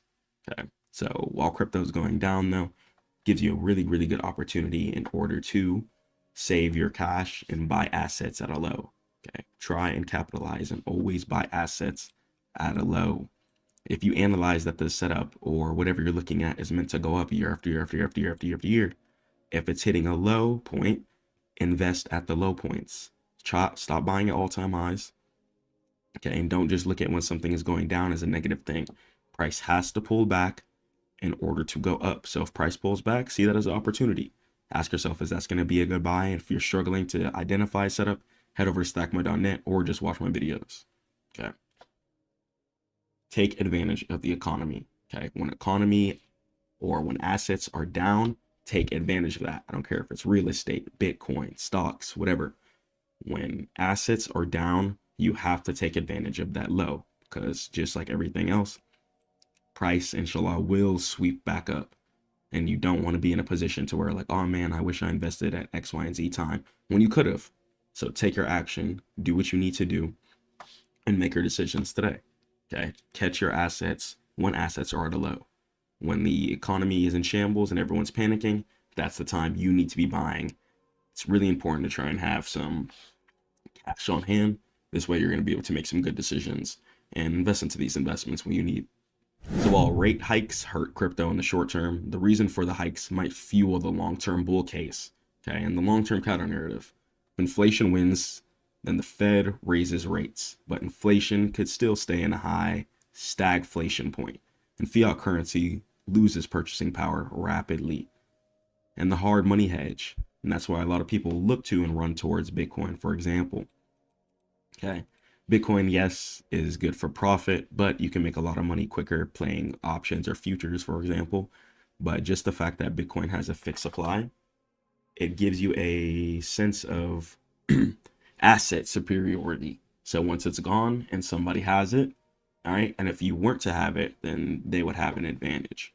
Okay, so Bitcoin's fixed supply, it's 21 million, and it's designed as an escape valve from failing fiat monetary policy, since we know that over time, the US dollar is meant to cost, or it's meant to give us less and less and less purchasing power year after year after year after year, since more dollars will just be printed. And the pivot hope. So the market's always trying to predict when the Fed will stop hiking and start cutting. And that's going to be the pivot. So the moment they pivot, crypto usually rallies super duper hard, because once they start pivoting, people are going to be like, all right, you know what, economy's safe. And then people are going to go ahead and start taking advantage of the buys. So mix in the economy news with the charts, and you guys are going to be able to make some really, really great decisions and some great choices. Use your higher time frames as well too.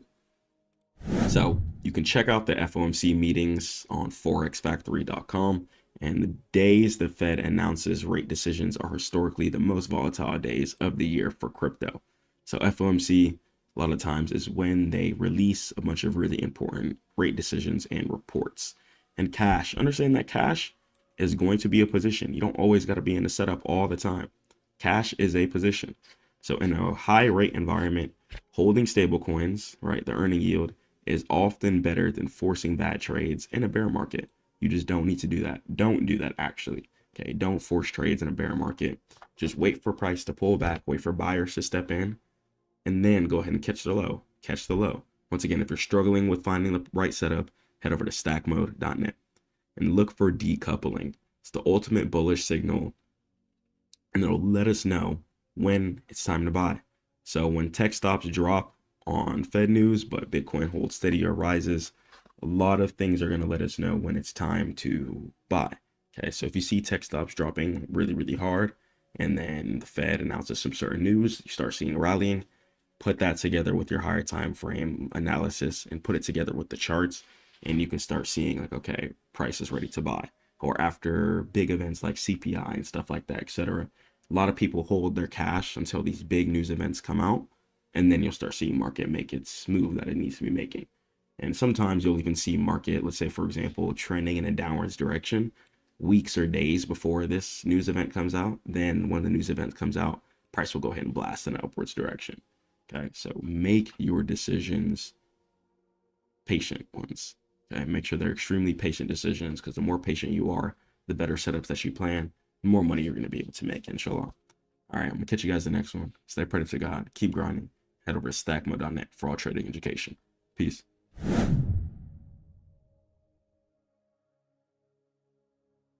If you don't have an LLC formed, a lawsuit can wipe away everything you've been working hard for years. Let me show you exactly why you need to form an LLC if you're a business or brand owner, and how we can do it the cheapest and easiest way. Let's get into it. Your LLC, it's extremely important. You got to build your fortress up. So we're going to be covering your LLC formation, right? What your EIN number even is, keeping yourself anonymous. Some people register their LLC underneath their actual house address. You don't want to be doing that. Okay, it's going to make it easy for people to find exactly where you live, and that's not what you're going to want. So you're going to want to set up your LLC underneath a registered agent. So we're going to talk about that as well. We'll talk about the operating agreements, and we'll make sure everything is done right and done cheap. Let's go. So what is an LLC, and why does it protect you in the first place? So an LLC is a limited liability company. An LLC is a legal wall between you and your business. If your business gets sued or owes money, your personal assets, your car, your home, savings are all legally untouchable. Without an LLC, you are the business. Every lawsuit, every debt, and every mistake hits you personally. And understand that an LLC is not an expense. It's the cheapest insurance policy that you'll ever buy for your business. It's pretty much preparing yourself for any future endeavors, any mistakes, or any things that you're expecting to go wrong. Future-proofing yourself. You know, that's the reason why you pay for insurance on your car. Future-proofing yourself. Even if you yourself didn't get into the accident. For example, my first car ever was a 2013 Audi. And I woke up one day and someone just totaled it. And it just was what it was. And I had to go buy the Mustang Coupe. And I had to go forward. And I had to progress. Okay? But understand that sometimes in life, things are going to happen. So instead of you getting sued and getting all of your resources extracted that you've been grinding for years, Let's be smart. Let's get an LLC, and let's make sure that we can protect ourselves and our assets. And a real example, right? Let's say a freelance web designer gets sued by a client for $50,000, right? God forbid. But without an LLC, their personal bank account could be wiped. And with an LLC, only business assets are at risk. Their personal savings stay safe completely. Okay. And three things an LLC gives you: personal asset protection. Business debts and lawsuits cannot touch your personal belongings at all. Tax flexibility as well too. So you could choose to be taxed as a sole proprietor, an S corp, or a C corporation, and pick whatever saves you the most or whatever functions the best for whatever type of business you're trying to do. And as far as credibility and legitimacy, so ABC LLC, for example, or Stackmode Network LLC, looks professional. Clients, banks, and platforms start taking you more serious when they see you went through the time to submit the paperwork, open the business bank accounts, and do what you need to do in order to be credible. And without an LLC, you're just a sole proprietor by default. So one bad client, one accident, or one lawsuit equals total personal financial exposure. And I don't want you guys to be going through that. Okay. So choose your state. This matters a lot. So you don't have to form your LLC in the state that you live in. You can form it in any state. So here's how the top three compare. So I'll talk about Wyoming, right? So Wyoming, there's no state taxes. Filing for an LLC costs you $100 USD. And it's strong anonymity. And you have $60 a year cost for a renewal. Okay. New Mexico costs you $50 in order to file your LLC. No member disclosure. No annual fee. And less business friendly. You got Delaware. It's $90 for the filing. It's VC or investor preferred. It's a 300-year franchise tax on it, and it's less private. So the cheapest and the most private option is going to go ahead and be the New Mexico option. So the New Mexico option is going to give us the most definitive and cheapest option for both as well. Okay. So do you need a local address? No, absolutely not. So if you form a LLC in Wyoming or New Mexico, but you live in Texas, you may need to register as a foreign LLC in your home state if you do business there, but that costs $50 to $200 and it's worth it for the privacy. So here's the smart play. So let's say, for example, a client named Maria lives in Florida, but they form their LLC in Wyoming. Let's say they use Wyoming for their registered agent as their address. And a registered agent is pretty much going to be a address that's going to have all your mail directed to it. And then it's also going to be able to send mail to you. So instead of having your LLC address as your home address, what it's going to go and have is have the LLC address as like a suite address, for example. Okay. So their name doesn't appear publicly anywhere, keeping themselves fully anonymous and making sure that they're fully secure. Okay. And they just use your home state trap. Most people default to their home state, and that's often fine if you don't care about privacy. States like California, though, can charge $800 a year minimum franchise tax, while Wyoming is like $60. So think about that, too, when it comes to your yearly expenses. So as far as filing your LLC in 5 simple steps. So what you want to do is choose your LLC name, okay? Choose your LLC name, choose a name that you're going to be happy with, and understand that it must be unique in your state. It must include LLC or limited liability company in it, and check the availability for free on your state's Secretary of State website. So for example, Apex Media LLC, okay, YouTube LLC, Lamp LLC, search Wyoming, SOS site, look what's available, and then you're good. Then from 2, I want you guys to go ahead and get a registered agent. So a registered agent is required in every state. It's a real person or company who receives legal mail for their LLC. Do not use your home address. Okay. On the next slide, I'm going to give you guys more information on how we can go ahead and understand how we can keep ourselves anonymous and how we can open our LLC without using our home address. So you have to file articles of organization as well. So it's a short 1 to 2 page form. You have to fill it out on your state's SOS website. And Wyoming is $100 online. New Mexico is $50. And it takes about 1 to 3 business days, sometimes about 1 to 7 in order to fill out online as well too, and for it to get approved. And the required info. So what you're gonna need is your business name, your registered agent name plus your address, your business purpose, okay? Just write in what the purpose this is. Use AI in order to help you as well too. Your management structure, okay? The member manage equals that you run it. Then from there, you just got to go ahead and pay your fees. So Wyoming, once again, is going to be a $100 fee. New Mexico is going to be a $50 fee. And we got Delaware with a $90 fee there, okay? So you can pay online with a card. Okay, keep it simple. Understand that, once again, you could pay online with a card. Do not make it more difficult than it actually needs to be. Keep it simple. Okay, whip your card out, open your LLC, get started. Don't waste your time, because you need to start having time available for your EIN number. Your EIN number is a free number, okay? But you need that in order to progress. When it comes to opening your accounts on Shopify, for example, you're going to need your EIN number, okay? So that's why I want you guys to get on these things as quick as possible. I don't want you to procrastinate at all. Get your EIN number. You can get it for free on irs.gov. And then from there, you can get your employer identification number.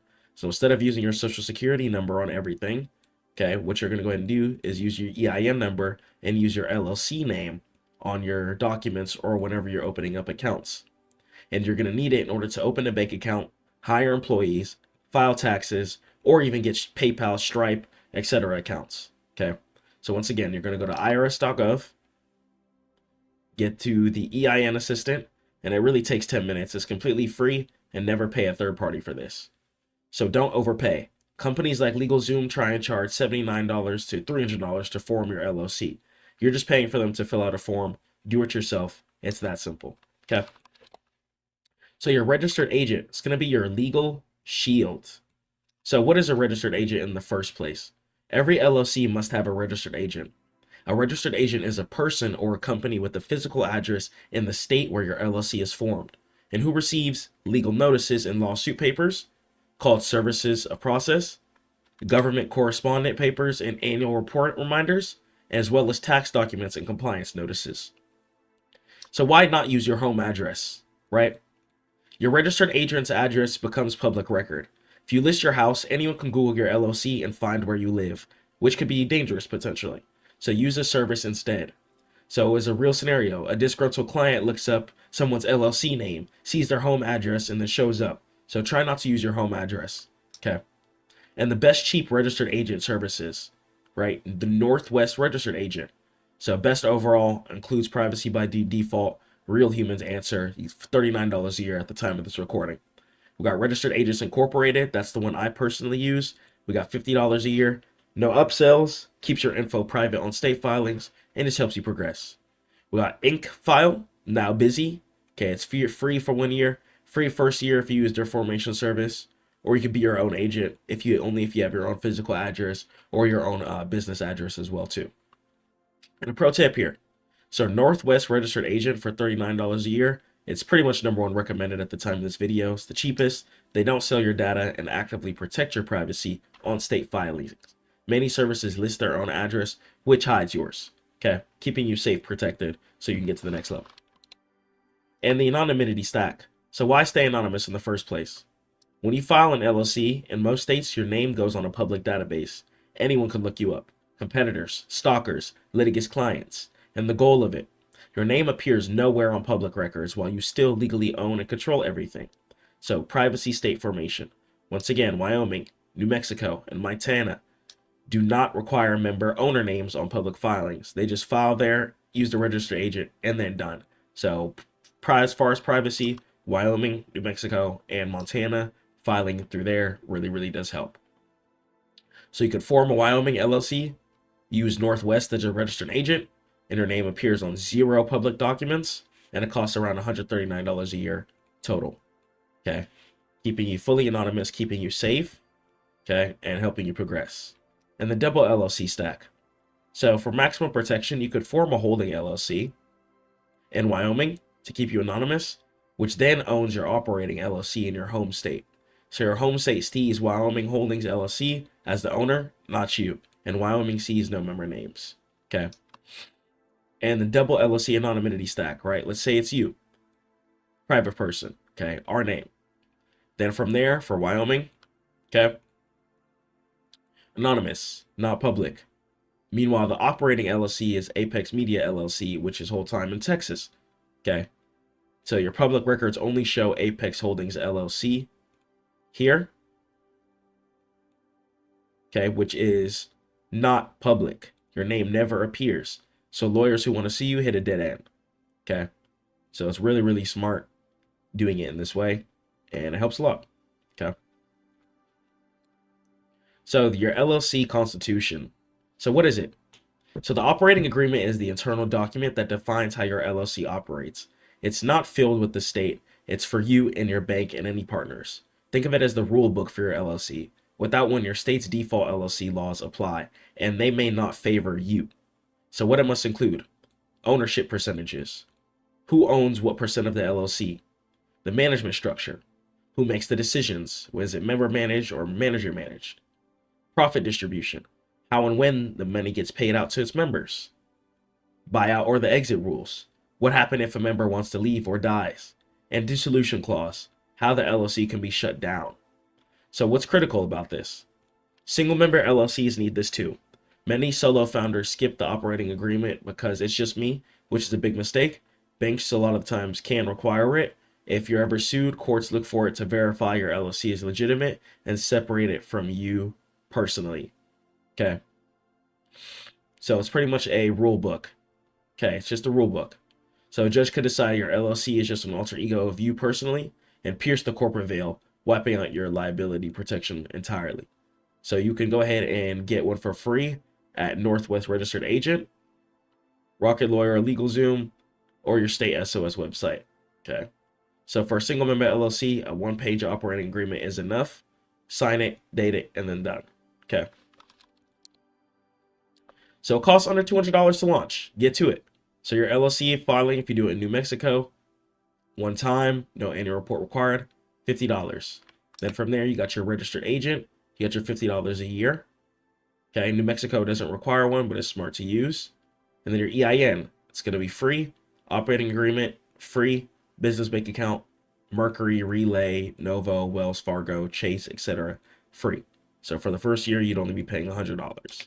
So really, really nice. And then option number B here. Option B, we're going to have the Wyoming. Okay, best for laws and privacy. File it through Wyoming for $100, then $39 a year. Northwest Registered Agent. And then from there, get your EIN and your operating agreement for free.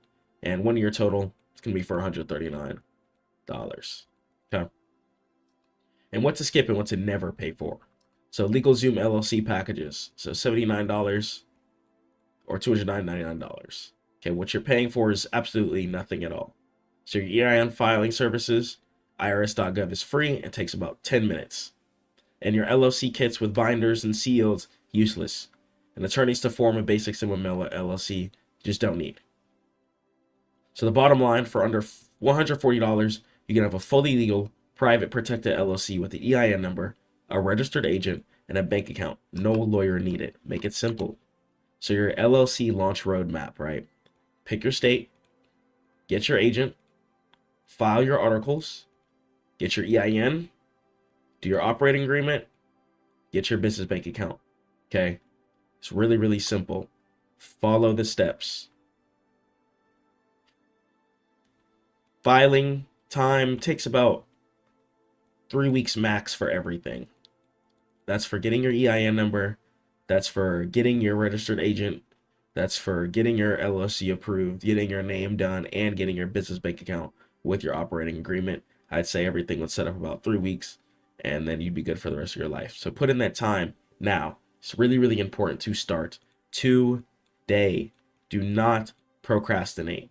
Absolutely no procrastination at all. Please don't waste your time like that. Okay. And after filing, don't forget, okay, keep your personal and business expenses 100% separate. Never pay personal bills from an LLC account. Mixing these equals losing your liability shield. Keep these separate. Keep it consistent. Okay. So form it in Wyoming or New Mexico. Go get your registered agent. Get your EIN number. Write your operating agreement. And keep your business and personal expenses 100% separate. Okay. It's going to be really, really simple. I'm going to catch you guys in the next one. Stay prayed up to God. Keep grinding. Peace. Don't just think of Ethereum as Bitcoin's little brother. Think of Bitcoin as a digital gold and Ethereum as the entire app store. And the magic is in the smart contracts. Think of a vending machine. You don't need a cashier to verify the transaction. The machine just automates it every single time. And Ethereum applies that code to the real world. We're talking banking without banks, art markets without galleries, and loans without paperwork. And it isn't just a coin that you trade. It's the world computer that powers the future of the internet. And that's the massive difference between Ethereum and Bitcoin and the other cryptocurrencies. Let's go and let's jump into exactly what Ethereum is, inshallah. So let's go and let's talk about Ethereum and exactly what it is. So think of Ethereum as the world computer. So Ethereum is a decentralized, and what the term decentralized means that it's not controlled by a centralized bank. So within the traditional banking system, in order for you to send a wire transfer, for example, you, the individual, would go ahead and request to the bank saying, hey, I want to send, let's say $2,000 to maybe you're a trading broker, okay? The bank could either approve or decline the transaction. Now, within a decentralized network, it works on a peer-to-peer basis. So that means that if you send a transaction from one person to another, since everything is done automatically by smart contracts and there is no middleman or centralized ledger, the transaction is going to go directly from one person to the other, whether you're sending it to a person or depositing it to a broker or whatever. So that's how the decentralized system works. And that's the open source blockchain. And the smart contract functionality is the thing that functions and makes the whole Ethereum and blockchain system work. So think of a vending machine, for example. Whenever you put the dollar in the vending machine, you get the item that is in the vending machine. Now think of the drive-through. The drive-through is going to be more of the centralized bank. Even after you pay at the window, it's still up to the drive-through person to give you your food or not. They could completely quit or throw your food away and walk out. Okay, but the vending machine is going to give you exactly what you put in. And that's going to be the difference between the centralized normal fiat currency system that we deal with the banks traditionally and the decentralized blockchain cryptocurrency side.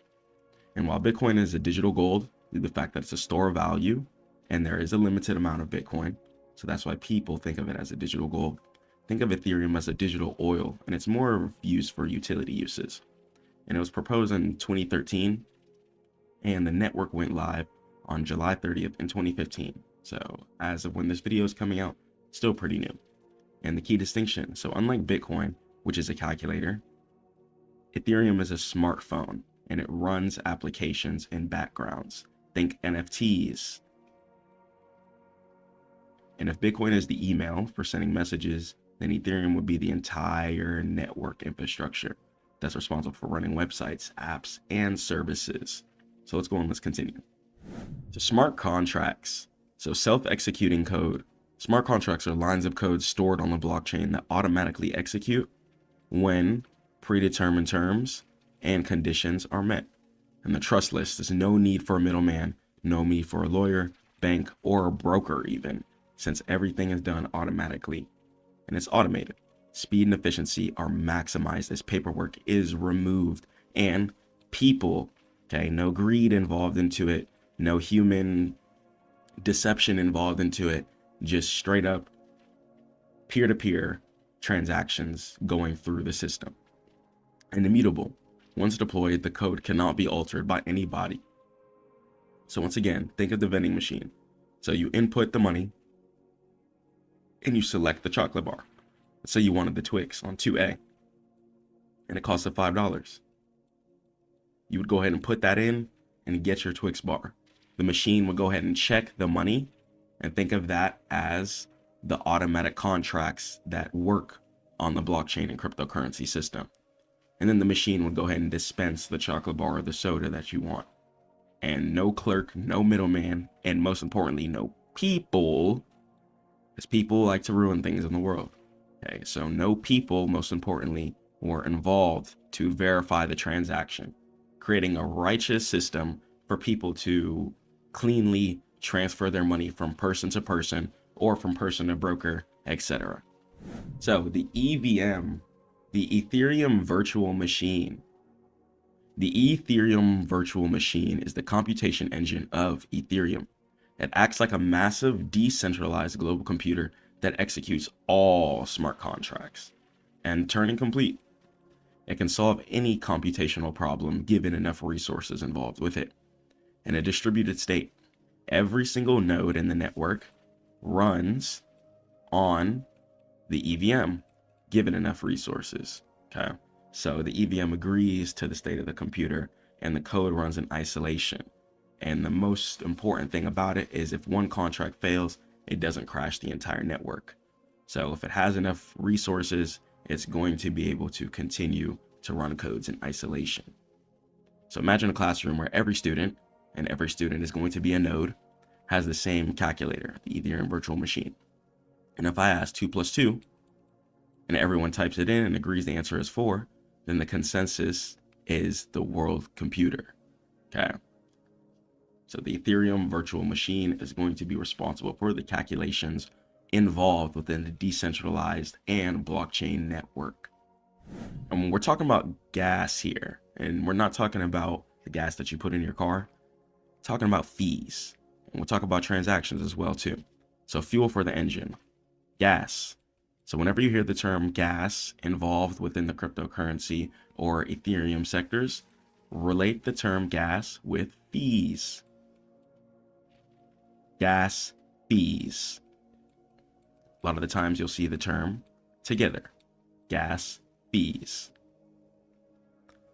Gas is the fee required to conduct a transaction or execute a smart contract on Ethereum, and it's paid in Ethereum. And spam prevention. Fees prevent malicious actors from clogging the network with infinite loops. Okay, so they can't just flood the network with random requests, random transactions and stuff like that, etc., due to the fact that fees are going to be involved. So stuff like that wouldn't even be worth it. And the incentive. Fees pay the validators, also known as the stakers. And proof of staking is how Ethereum is created. Bitcoin is created by many computers that are extremely powerful. Sometimes they're big. And what they do is they solve complicated math problems in order to get the Bitcoin calculations and create the hash codes. And if they solve the calculations, which requires a lot of power, so before you just think about getting some random computer and plugging it in, you have to have the right type of computer. I recommend looking into ASICs. If you do want to get more information on it, head over to Stackmode.net. But Bitcoins are mined based off of solving calculations. When those computers solve the calculations, the person who set up the computers are then rewarded with Bitcoin, and then that Bitcoin could be put on exchanges where other people can trade it, etc. But there's a limited amount of Bitcoin, 21 million. And once again, this uses power, so that's not good for the ecosystem. So that's also a reason why Bitcoin's limited too. So people aren't just fighting over power and resources forever till the end of time, which will probably happen anyways, though, sadly. So proof of staking, though, is how Ethereum was created. So you pretty much pay them some fees, be like, here, thank you so much for helping Ethereum get created and put on this network here. Here's some money. And the supply and demand.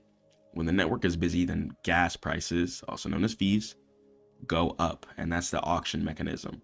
So driving a car requires fuel. And a longer trip, which is a complex contract, requires more fuel than a short trip, which is a simple transfer. And if you don't pay enough gas, then the car would stop, which means the transaction would fail. Okay, so Ethereum, gas equals fees. Let's head over to the next slide. The consensus mechanism. So proof of staking, POS, okay, the merge. Ethereum transitioned from proof of work mining, which is exactly how I just described how Bitcoin was created with the computers solving complex problems, but computers got to plug into the wall, which requires energy, which puts bad things into the air over time. So not the best for the economy. So Ethereum transferred from the proof of work, the mining structure, to proof of staking. So if you ever see the term POS within the Ethereum community, NFT community, or anything, that stands for proof of staking. And they transferred to that in September 2022, and it's an event known as the merge. Crazy. And really helps keep the earth clean and promotes energy efficiency, reduces energy consumption by 99.95%. Okay. Crazy change, a lot healthier for the world. And staking. Validators lock up 32 Ethereum to secure the network instead of buying expensive mining rigs over and over and over and over and over and over and over again. Okay, it's wasting resources and putting a lot of tension, even on things like Airbnbs. If you guys didn't know, if you're an Airbnb owner, I would keep mind of this. A lot of people are going into Airbnbs, setting up their Bitcoin mining rigs and having Bitcoin mined on your power bill while they just pay the small Airbnb fee, because the Airbnb fee is going to be a lot smaller than what that power bill really is going to be. People are also moving to other countries as well too in order to mine Bitcoin for cheaper cost as well. So keep all that in mind, what people are going through in order to mine Bitcoin.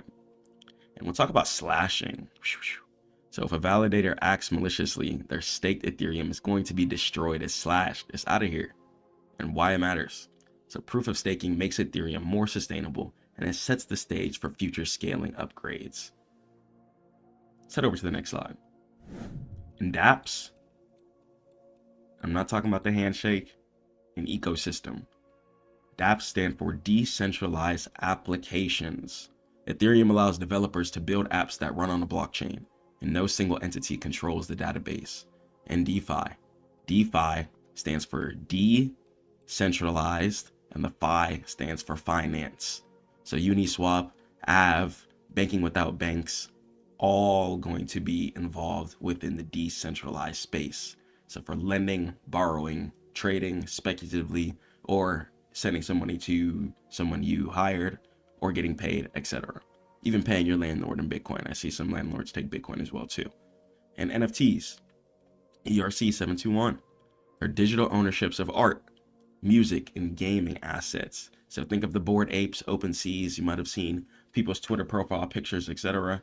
That's all going to be the NFT space, which is involved with Ethereum if you didn't know. And DAOs.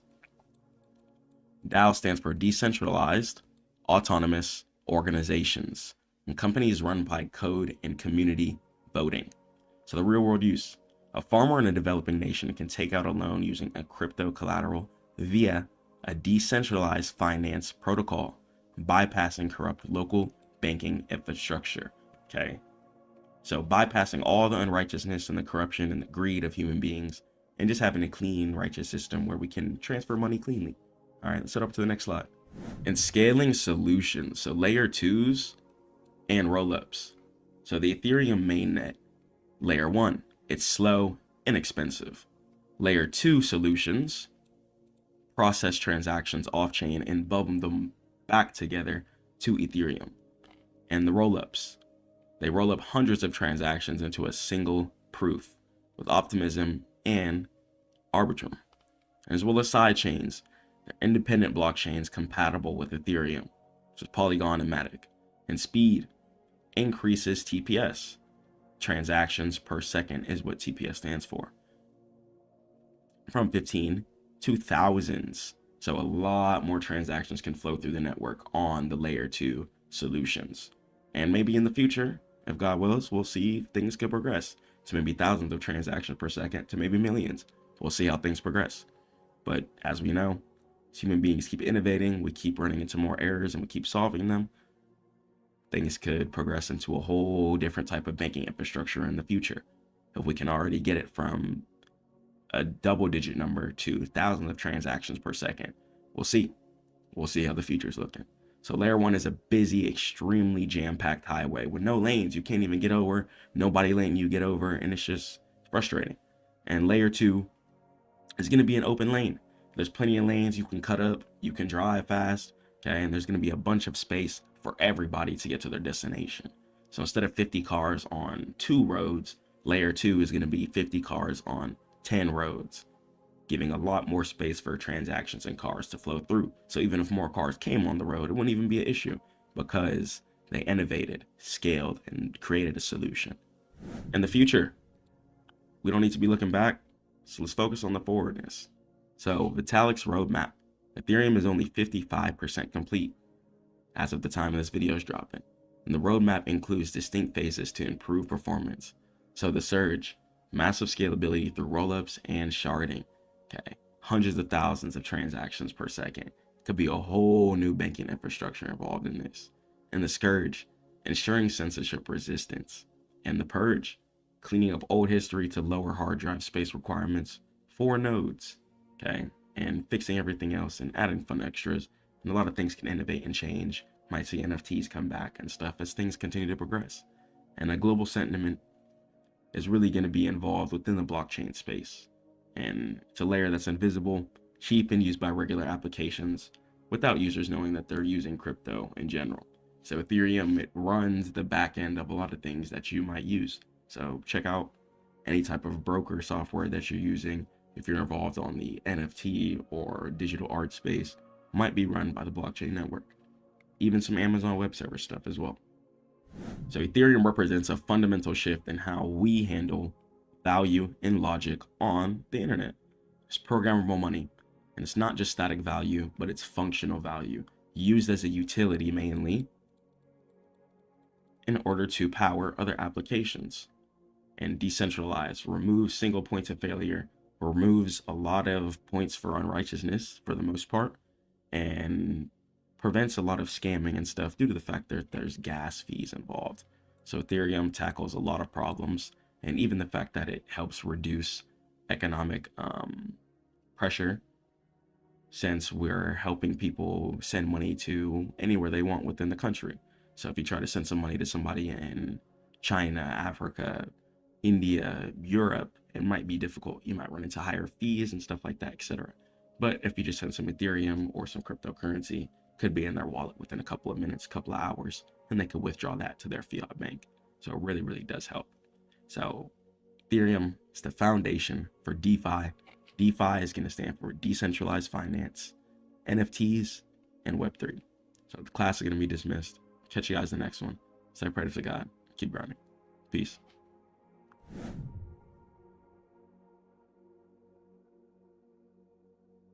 So if you've ever seen your portfolio down and noticed gas, groceries, etc. getting more expensive, what's the cause of everything? It's going to be inflation. It's the silent thief.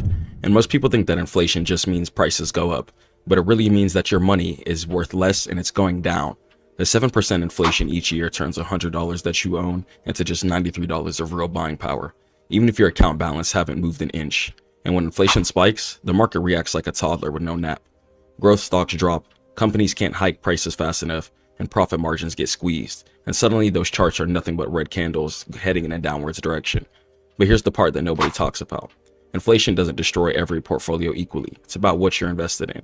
Some assets actually thrive in the chaos. Commodities, real estate, energy plays, and even those boring dividend giants that simply pass rising costs straight to consumers. I'm going to go ahead and break down exactly what inflation is, and let's understand it, class, inshallah. So, the term inflation, you guys might have heard of it in school, around, you might have heard your parents talking about it, seen it on the news, etc. We're going to want to break down exactly how it causes other prices to go up, whether it be it on goods, etc., and how it affects stocks and stuff like that as well too, and how it can affect your portfolio. So, what is inflation in the first place? So, too much money and too few goods. So, in life, things work off of two things: supply versus demand. So, that's how things become valuable. So, if there's a lot more demand than supply, then that means that something is going to be valuable because people want whatever it is, which is why it's in demand, but there's not a lot of supply of it. Why? Because people are buying up all of it. Okay, so supply and demand are going to be the two factors that come into play when we're looking at inflation, or even just understanding how humans trade or an economies work in general. So too much money, but too few goods. Okay, so inflation is the rate at which purchasing power drops. It means that your dollar, so your US dollar, buys less today than it did yesterday. Okay, so whatever your fiat currency is, whether you're using the euro, US dollar, etc., inflation is the rate at which the purchasing power drops, meaning that your $100 might not buy you the same amount of goods as it did 10 years ago. Okay, so the demand pool. So everyone has cash and wants to buy the same limited items. Okay, so that's why prices go in an upward direction and cost pushes. So let's say materials, right, such as oil and wood, they get expensive. So companies raise prices in order to survive. And the result that comes out of play is that, let's say you'll need $1.05 today to buy what cost $1 last year. And then year after year after year, it keeps going up. So it might start off as $1.05 today, but then 5 years from now, that same item could be $2. Okay. So if you're buying an item for $2, which you did for $1 just a couple of years ago, okay, you're now paying double the price. Okay. So unless you doubled your income, then you have to be ready to, one, subside your income for certain scenarios too. So if goods are getting more expensive, but your income hasn't increased, you either got to increase your income or learn how to rebudget your current income. Okay, that's just how inflation works. So for example, just to break it down, in 1950s, let's say a burger, right? Let's say it was 10 cents. Okay. And then today, 2025, 2024-ish, okay, let's say something's $8. That's happening because more dollars have been printed. The more dollars that get printed and created, the less valuable it becomes. Okay, the reason why diamonds, gold, or even take Bitcoin example, are going to be valuable resources is because they are limited. But take the dollar, all they have to do is go up to the printer and keep on clicking print, and dollars will continue to spawn. So yes, we need dollars in order for the economy to flourish and for us to barter at a successful rate. But if humans continue to lead by their flesh and think that printing more dollars will solve everything, then humans will continue to pay certain consequences, such as dealing with more mental stress for having higher real estate prices, higher grocery prices, higher gas prices, etc. So how do we measure inflation in the first place? We got to take a look at the economic news event results. So let's go and let's jump into it. So let's talk about CPI. CPI is going to stand for Consumer Price Index. So for example, let's take a hypothetical basket of goods: eggs, gas, rent, and clothes, right? The government is then going to check the price of the basket of assets that people need in order to see if it got heavier. Okay, so that's what the CPI report is going to measure. A lot of the times after the CPI report occurs, you'll see a substantial move within every single market, whether it be at the crypto markets or the stock market. Okay, and then we're going to have PPI. Okay, PPI is also going to be very important. PPI is going to stand for Producer Price Index, and it's inflation for factories. So for example, if it cost Apple more to make an iPhone, okay, then that means the PPI would be up. Okay, and they will eventually charge you more. Okay, which means that the CPI, Consumer Price Index, would be up. Okay, so if it costs Apple more to make an iPhone, the Producer Price Index would be up. Why? Because Apple is the producer. Now, if they're charging us, the consumers, more, then the Consumer Price Index, the CPI, would go in an upwards direction. Okay, so core inflation at the baked center of everything. So CPI minus food and energy, right? Consumer Price Index. So why? Because food and gas prices swing wildly. Okay, and the Fed prefers core to see the real trend. Okay, so looking at the core inflation of everything is really going to be a much better statistic to look at when it comes to how the economy is actually doing within the full broad picture. But looking at every single news event, such as the rate changes, etc., are really going to help you, give you a good measure of how the economy is standing up and a direction of which the market could potentially head to. All right, let's talk about the melting ice cube with everything. So cash is a liability. Okay, so cash is a liability. Okay, this is Stackmode Chris talking to you guys right now on some personal stuff. Okay, ignore the presentation for just a second. You guys should not be spending your cash. Okay, you need to be spending your cash to pay off credit. That way you're going to be able to get more credit and you're going to be able to spend that. Okay, you need to be investing all of your cash. Okay, you should not be spending your cash. Okay, you have to understand that it's a trap. Even when it comes to certain things like taxes, even if when you start touching M's, 6 figures, 5 figures, etc. Okay, if you just save your money and just sit on it and don't invest your money into something that's going to be bringing you into more income, okay, you're going to be getting destroyed on taxes. Why? Because you're just holding more still cash. You're not benefiting the economy and you'll get punished for that. Okay, so please, cash is a liability. The only reason you should use cash is to clear your credit and to build wealth. Don't hoard cash. Don't hoard cash in your walls. Don't hoard cash in your bank account. Okay, your checking account should be pretty much empty. Okay, because why aren't you invested in assets? Okay, you should have your life together. You should have your credit card. Okay, you should be able to survive off of that. Okay, when it's time to pay off your credit card, take your assets. Okay, When you have your profit, take some off the top, okay, and you're going to be able to pay off your credit card and keep that cycle and flow going, so your money is infinitely going to be flowing in a river. Okay, the moment you pause your money, okay, the moment struggle starts to seep in. So I'm telling you, keep your money flowing on a river at all times. So a lot of people think hoarding cash is the play, okay? And I know I'm stack mode Chris, but I'm telling you guys, if you're going to stack up into investments. Put your cash into investments. Don't just sit on your cash. Don't be having your money on just to put the money phone up to your ear and post on the gram. Oh, that's corny, okay? Put all your cash into straight assets. I don't care if you do real estate, Bitcoin, stocks, doesn't matter. Some of you dividend ETFs, okay? So many different avenues, whatever you're comfortable with. But I'm telling you, if you want to help your family, even if you die right now, you still want to be making sure some money is being generated. But you can't do that if you just have 100,000 pause in your bank, okay? But if you have 100,000 in an asset, your family could eat forever off of that. You have 100,000 parked in a dividend, your family could eat forever off that monthly income. But if you have 100,000 parked within a Chase account, Chase is just going to take that money and go trade with it themselves. Okay, so understand that cash is going to be a liability under every single scenario. Cash should be used to pay off credit and invest into assets. Don't get trapped. Okay. So let's say, for example, right? And this is why God says interest is haram in the first place. It's pretty much useless. Okay, so try to invest your money into things that are going to give you a positive equity for curve, because things like a 2% APY, APY stands for annual percentage yield.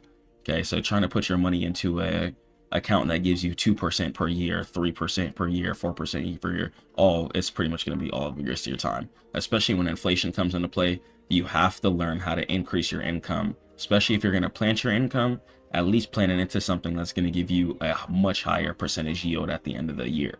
Okay, so any type of small percentage APY account, personally, I'm going to tell you, it's just not worth it, truthfully. Okay, so for example, let's say you had a saving account giving you 4% APY, right? And inflation is hitting at -6% each year. Okay, the real return is going to give you -2%. You're poor. Okay, you're poor in every scenario. So I'm telling you, keeping your cash inside of your bank account is a trap. I'm telling you in every single scenario. If you don't believe me, you can go look at your own economic data. But the fact that things only get more expensive means that you need to up your income. Okay, you need to up your income, and in order to do that, your cash needs to always be moving in the river. If you want to have your cash inside of the desert field, that can be you. But if you want to have an easy time in life, I really recommend you guys put your cash inside the river. You must invest in assets that grow faster than inflation to break even and to even see any type of profit for yourself, your kids, or your family. So get in your bag and use your cash, throw it into assets. Don't keep it still. So let's talk about the Fed's brake pedal. So fighting fire with ice. So when inflation gets hot, the Federal Reserve raises interest rates, right? Which means borrowing gets more expensive, mortgages go up, credit cards start going up, okay, and spending starts slowing down. People start buying fewer houses and cars, which means that demand drops, okay, prices start cooling down. And in the long run, if people aren't buying products, then these products that are created by companies that are listed as IPOs on the stock market would not be benefited from that. Okay, the more products that are being bought for a company means that higher earnings reports are going to go ahead and be reported for those companies. Better earnings reports, a lot of the chances it is for that company to keep breaking into new all-time highs repeatedly, causing it to go in an upwards direction. But if people aren't buying any items from these companies and people aren't being consumers, then the stock market could head within a downturn due to the fact that the money is not flowing in the ecosystem as rapidly as it should be. Okay, so as soon as consumerism slows down, then the stock market within the short term becomes affected by that.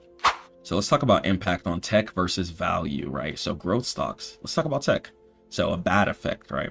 So these companies promise money 10 years from now. So when inflation is high, money in the future is considered kind of worthless almost compared to money now. Okay, so investors sell tech. Okay, but then you're gonna have like value stocks. Okay, companies that sell certain boring things make cash now, so they perform better when rates rise because they have pricing power. Okay, so it really depends too.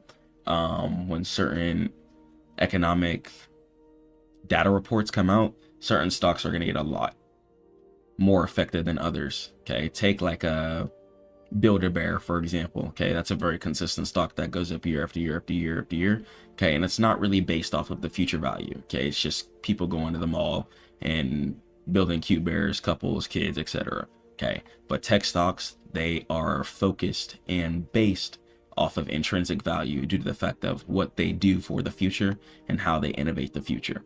Okay, so not saying either one's going to be better than the other to invest in, but when it comes to certain periods of inflation, if no one has enough money to buy certain expensive pieces of technology, etc., then a lot of companies will suffer. But then companies who just sell certain things like food might progress during periods of inflation. So it really depends on what time period you're in, which is what's going to determine what batch of stocks are going to be performing the heaviest. So you might ask me, Chris, how do we avoid inflation? Okay, what do we do? So commodities, real estate, and things like Bitcoin are going to be a really, really good way in order to park your money due to the fact that these things are going to be worthwhile and useful a lot of the times. People are always going to need a house. Okay. The reason why people invest into Bitcoin is because it gives you borderless transactions. And especially now, as times start progressing a lot more, especially US Americans are more open to traveling to other countries. So instead of having to take their US dollar and put it through transfers, just being able to spend that Bitcoin all around the world gives us a lot better suitability as humans. And then we're going to have commodities. You know, you're going to have energy, gold, silver, copper, etc. Physical things that people are going to be able to buy. So let's break down what these all mean. So commodities, right? So commodities. So if the price of stuff is going up, then owning the companies that produce the stuff is going to be a direct hedge. Okay. So any type of gold mining companies, etc., especially, okay, because gold is going to be a asset that especially goes up when economy is in inflation. Okay, due to the fact that it's something that's going to always be useful and it's a limited resource. Okay, now let's talk about banks. So banks can charge higher interest rates on loans when the Fed raises rates, which potentially increases their profit margin. So be aware of that. Okay, and real estate. So rents tends to rise with inflation, and fixed rate debt gets inflated away. So your mortgage payment stays the same, but your income usually rises. Okay, so keep all of that in mind too. So pricing power is going to be the secret weapon for everything, honestly. So can they raise prices? So the ultimate stock market defense is holding companies that can pass costs to customers. So people buy iPhones even if they cost $50 more, right? Due to the fact that it has a high pricing power. Okay, or take a commodity product.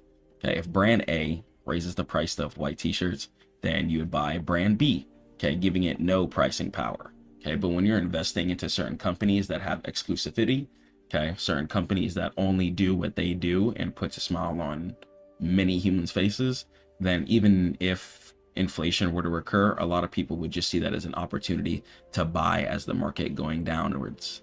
Okay, so especially certain tech stocks too that still have a lot of future value and have a lot of expectations to change a lot of things in a lot of ways. You know, if they're going in a downwards direction, people are going to look at that more of an opportunity rather than, oh, the stock market is failing, etc. So the bottom line for everything, just wake up, pray to God, be a disciplined person. I want you guys to look in the mirror, feel confident, feel proud of yourself for what you got put up. Okay, feel proud of yourself knowing that you can handle your responsibilities, knowing that you can help your family if things come into play. Okay, don't let your cash melt and don't let it freeze in your bank account either. Okay, own productive assets. I don't care if it's real estate, crypto, shares, dividends, whatever. Find your bread and butter. And if you're struggling to see what you want to invest in, head over to stackmode.net. Stay prayed up to God, keep grinding, and I'll catch you guys in the next one. Peace.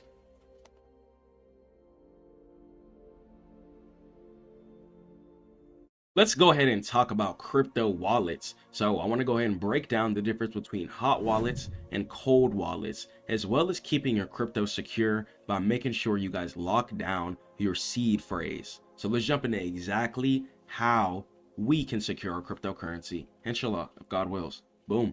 Let's talk about how to secure your crypto like a pro. So if it's not your keys, it's not going to be your coins. I want you guys to understand the difference between ownership and just keeping your keys on a broker that if they get shut down or something like that, you won't have access to your crypto, or they could even limit how much crypto you could send, withdraw, deposit, etc. And that's not what you want. The whole reason we're trading crypto in the first place is so we can have some freedom over our money, inshallah. So let's talk about it. So hot versus cold wallets. So the vital distinction. Understanding where your private keys live is going to be step one. Understanding where your private keys live is going to be step number one. So the hot wallet is going to be online. Apps on your phone or your computer, for example, Coinbase or MetaMask, keys are on a device connected to the internet. Convenient, but can be hackable. If people guess your Google or hack into your 2FA or multi-factor authentication, etc., then they're going to be able to have access to your crypto. Not what you want, because then they're going to have access to your money. So let's talk about what a cold wallet is. So a cold wallet could be like a USB drive, a little block device, etc. And it's going to be a physical device, and it's a hardware wallet that stores keys offline. And it never touches the internet, and it only signs transactions. So what you can do is buy your crypto on a hot wallet and then transfer it to a offline cold wallet. So it's kind of going to be like cash, but cryptocurrency. So you guys are going to be able to transfer it to hot wallets and transfer it to your bank if you ever need to, etc. So a cold wallet is pretty much going to be like cash, but for crypto. And a hot wallet is going to be like the online live store where you can purchase and store cryptocurrency as well too, but it comes with limitations. Let's continue on. So the seed phrase, also known as the recovery phrase, make sure you guys keep this safe. I don't care if you guys put it inside of a notebook, if you guys write down the keys on a piece of paper. A lot of the times it's going to be a 12 to 24 key word phrase, okay? And it's going to be random words like this. So for instance, like which, collapse, practice, feed, etc. And then 24, some brokers only do 12, okay? So when you create a wallet, you get 12 or 24 random words, and this is going to be the key to your vault, pretty much. If you lose the words, okay, then you cannot get access to your vault. Once again, if you lose the words, you're not going to be able to gain access to your vault. So never type it in on a computer unless it's somewhere where you feel it's secure and safe. Try not to take photos of it because people can hack into your iCloud. I'm not too sure about Google. I haven't had a Samsung phone in a few years, but I'm sure there's going to be ways that people could access your photos too. And try to write it down on like a piece of paper, multiple piece of paper if you can. Store it somewhere, you know, in case paper gets burned, lost, wet, etc. And try and just store it, password protect it. If you do store it online, there's going to be ways to password protect your documents. You guys can put it inside of a WinRAR file. WinRAR is going to look like the stack of books. It's going to be an icon. And you should be able to put a .text file, .txt. And you could put it inside the WinRAR and then password protect it. And then you could upload it somewhere, wherever you want, because only you know the password at the end of the day. So keep these words secure and safe. Please, for the love of God, do not lose these words. And there's going to be a lot of phishing scams and stuff like that too. You're going to see online like, hey, I lost my account, and it's going to be a bunch of random words like this. They want you to log in, buy crypto, and they're going to try and take your money. So never try and take people's money. Never log into somebody else's wallet. Okay, be righteous, be focused on God, and be focused on your bag. Stay in your bag. Don't try and scam. Don't try and do little weird stuff trying to get some money real quick. Stop it. Okay, be genuine, work hard, and most importantly, pray every day. So keep these words secure, and you guys can also keep these words for your kids, your family down the line, etc. Just as long as you keep it secure. Stuff happens in life though. Once again, papers could get wet, fires, etc. A lot of stuff goes down. But if you write it down like some metal, keep it with you, and upload it to multiple sources with a password protected form, then you could have your money secure in a nice way. Let's continue on. So hardware wallets, okay, the standard. Boom. Physical security. To be a pro, you must move significant funds off exchanges such as Coinbase, okay? And how it works. The device generates keys internally, and the keys never leave the chip at all. And you must physically press buttons on the device to approve any outgoing money. So hackers cannot press the buttons remotely. You got to have the actual cold device in front of you. Now, you can't be running your mouth telling everyone on the block like, yo, I got 10,000, I got $1 million on my crypto wallet right now. You know what I'm saying? That's not playing a good game. Still, you got to be secure, just like if you have cash. You know, you got to worry about little security things. And for verification, you must physically press buttons on the device to approve anything. Okay, so unless somebody actually has it or rob you, God forbid, okay, keep it safe, keep it locked away, keep it inside of a safe, even if you got to, and just keep it secure. And some popular brands are going to go ahead and be Trezor, there's Ledger, Cold Card, and Bitbox. There's going to be some other ones as well too, and they pretty much just look like little USB devices. Now, let me go ahead and tell you guys about something. May God bless his soul. There is a guy who lost his hardware wallet, and he had a bunch of cryptocurrency on it. And he spent millions of dollars clearing a trash excavation site trying to look for it because he accidentally threw it away. So it just like cash, you got to take care of it. There's been times where I've had cash inside of my coat pocket and I accidentally put it inside of the washing machine. And thank God you could wash cash, so it was okay. But like little things like that, like you got to just be on top of it if you're going to have a cold wallet. So if you're lazy, if you're not consistent with your things, you know what I'm saying, things like that might got to change. Pray on it, get better, improve, and just understand that the hardware wallet and cold wallets, you got to take care of them. It's going to be secure, but you got to keep it secure yourself in real life. All right. And the passphrase, the 25th word, the hidden wallet, advanced security feature supported by most hardware wallets. So the seed phrase plus the passphrase equals a totally new wallet. So if someone finds your 24 words, God forbid, they see wallet A, okay, and it's going to be more of a decoy, okay, a dummy, a fake, but your real money is going to be in your wallet B, which requires the extra word that you memorize. So if you forget the passphrase, then the funds are going to be lost forever. No recoveries, no support you can go run to like, hey, I lost my money. Like, no, you want to play cryptocurrency, you want to invest in a cryptocurrency, you got to have the responsibility of pretty much being your own bank. Okay, you control when you send your transactions, you control how you store your transactions, and be on top of your stuff. Okay, just like if you're your own bank, you could choose between cash, digital currency, etc., whatever you want. Okay, same thing with cryptocurrency. You can go hot wallets, cold wallets, find your sauce, do your thing, and do what feels right for you. Okay, if it feels right in your stomach, then that's just what it needs to be. Okay, so fire and flood protection. So paper burns. Psh. Writing your seed phrase on paper is going to be risky. Houses burn down, pipes burst, stuff could get wet. So you could use things like steel plates. Use a center punch, if you guys have ever seen that, kind of like the things that look like Braille. So you could use a center punch, or you could use tiles to record your seed words on a stainless steel or titanium surface. This way that if anything happens, such as a disaster, God forbid, as long as you don't lose it, it's going to go ahead and be indestructible for the most part. It can survive house fires up to 2,500 degrees Fahrenheit and corrosion, and as well as any water and things like that. And it's just a one-time cost, kind of like a safe if you wanted to keep your cash, jewelry, etc. safe. So it's a small price to pay to secure your life savings absolutely forever. So keep that in mind. There's going to be multiple things you could do, multiple ways you guys are going to be able to keep your money secure and safe. But keep your money to yourself.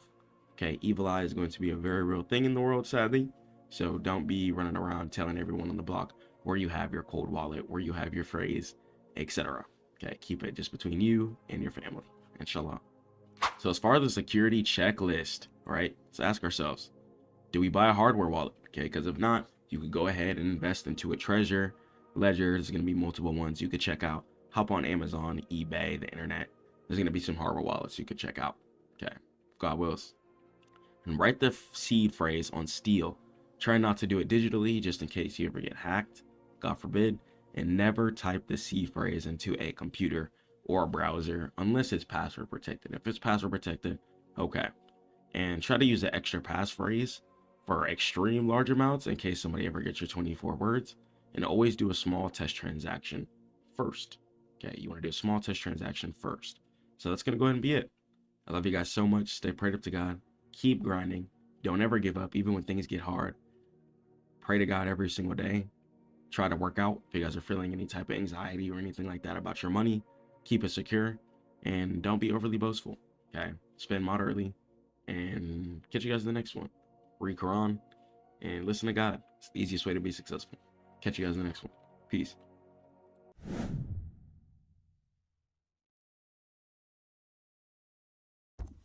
Stack mode. It's about making income 24/7. Making some income right now. If you can see that. You see that? Live P&L. It's moving. If you have money sitting in your checking account, literally, what are you doing? Stop doing that. Please. Get on Zillow.com. Click on any house. Look at the price of it 10 years ago and see where it's at today. Stack mode is not about saving money in your savings account. It's about constantly investing. And the system I've created called the asset river. Your assets need to always be flowing and moving at all times. Your money needs to be growing and multiplying itself at all times. That's why I teach you guys how to get monetized on YouTube. That's why I teach you guys how to trade, so your money can actually be put to work.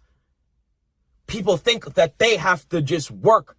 Yes, you have to work, but you have to also put your money to work. I don't know why people don't think about that. And that's why I have to come on here and create Stack Mode. I can't just keep all of this stuff in. I've been keeping stuff in for way too long. And that's why this year, it's just going to be so many secrets for you guys. A lot of new sauce. And for just the whole Stack Mode empire. I want to open up a school for you guys in different states. I want to teach teachers. And I want you guys to be able to generate income whether you have a job or not. Whether you're sick or not. I want you to be able to pay your bills. You have to understand, life is so random. Okay? God forbid, you might go through times of depression. Struggling with certain things. Might have lost a family member. Might have went through divorce or breakup. Your car might have got totaled, God forbid. Okay? There is a lot of different ways that you can get income. But the main ways to turn your income into more income is business and trading. Getting income is way different than multiplying your income. I'm going to repeat that. Getting income is way different than multiplying your income. I want you guys to be successful. And in this life here, everything is written by God. But it is very event-based. And you can prepare for the event by putting your ideas to work. Think differently. Become a big thinker. Let's say, for instance, if you watch the news, a lot of my news watchers here, you might see a company innovating new stuff. There's a lot of ways to find out what new stocks are coming out. You might be able to check out the stocks on the App Store. Okay? Or the companies. See what's top rated and see if it's on the stock market. See if the company's making profit. I teach so much stuff at Stackmode.net. And another thing too, at Stackmode, we own our lives here. We're pushing ownership. I want you to own where you live. I want you to own your car. I don't want you guys stuck day trading forever. I want you to own pieces of these companies that multiply quickly. I want you to grow and progress. But how are we going to be able to grow and progress if we're holding ourselves back? That's why we're not doing that. Especially here at Stack Mode. It's the ultimate system to make sure your money is always flowing. To make sure that you're prepared.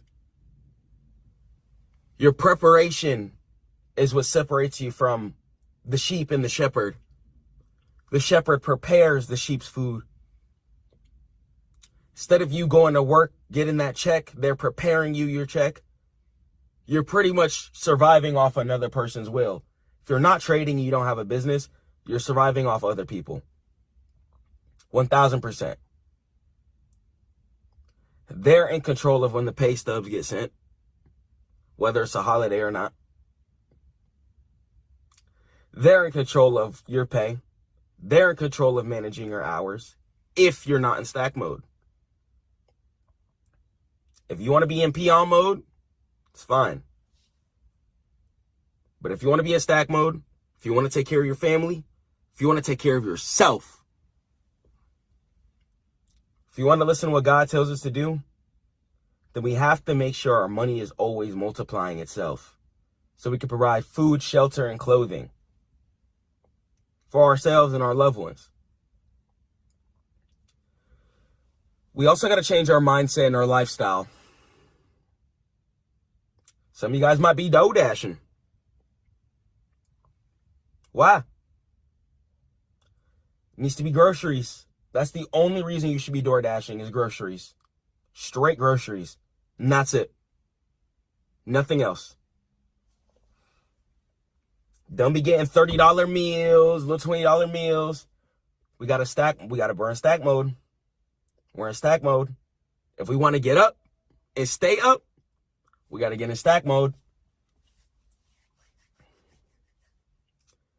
How are you viewing your life right now? Your peers, what you're driving, where you live. Are you happy?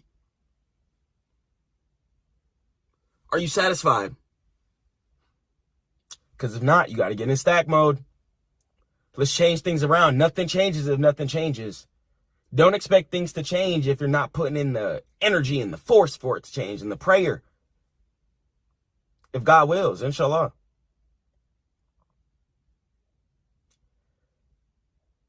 We have to progress. We have to go forward. That's what stack mode's about. Going forward. We are not going backwards. We got no time to be going backwards. Okay? P&L is moving right now. Okay? Money is making itself right now. Okay? Stop holding yourself back. Stop wasting time. Put your flesh to the side, your habits, your desires. Those people around you who you think are bringing you comfort, but they're really bringing you down. You got to cut them off and get in stack mode. I don't want you guys harming yourselves. I don't want you guys hurting yourselves. Okay? There's times where I've done that. Fell into depression cycles. Fell into certain drugs at certain times. I was stuck for a while. Okay? And in order for us to shake back, we got to go forward. In order for us to progress, we got to go forward. You got to leave the past in the past. Stop thinking about those losses that you lost. Stop thinking about that business idea that you did that didn't work out. Relax. Run it up again. Stack it up again. Don't let nothing stop you. I'm in a Mustang coupe right now. Thank God. It's not the newest. 010 is cool. Before this car, I had a 2013 Audi A4. I walked outside one day. It was parked and it was totaled. Guess what I did? Walked back inside and I ran it up again. That was it. Had my daily prayers, 5 daily prayers every day that I could. Read Quran every day that I could. Stay focused, stay disciplined. Kept building stack mode. Got back to it. Kept learning trading. Studying finance while I worked in finance. Getting smarter, building systems, and getting closer to God. And I got in stack mode. And right now I have the most income flowing than I ever have. And I pray that the month next to this will be even higher and continue to just go in an upward trajectory. I don't want to waste any more time. It's time to become an 8-figure multimillionaire. Okay? Some of you guys are going to be on here on social media really lying to you guys. Not going to lie. I show you guys real logins, real numbers, real proof, real screenshots. If you are on Stackmode.net looking at the reviews, I'm not capping here. I'm telling you what car I drive. I'm showing you results, I'm showing you profits. And I just want to be a genuine person on this planet. This world, especially with AI coming into play, is lacking genuineness. A lot of these guys are leasing cars and they're posting, I just bought a $300,000 Ferrari. Whole time they put down a $10K down payment and they paying $5K a month. They're not going to tell you that. So a lot of people on here capping, lying. I'm just trying to be a God-fearing man.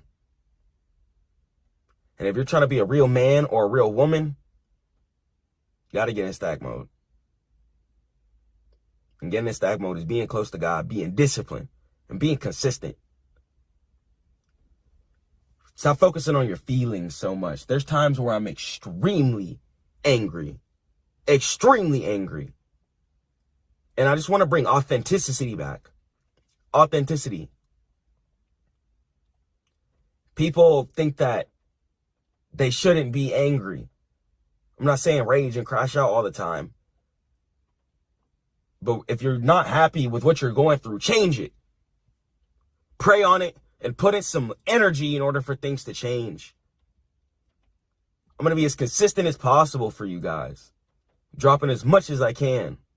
Because I don't want to fail you guys ever. I want you to be successful, guys. I want you to win.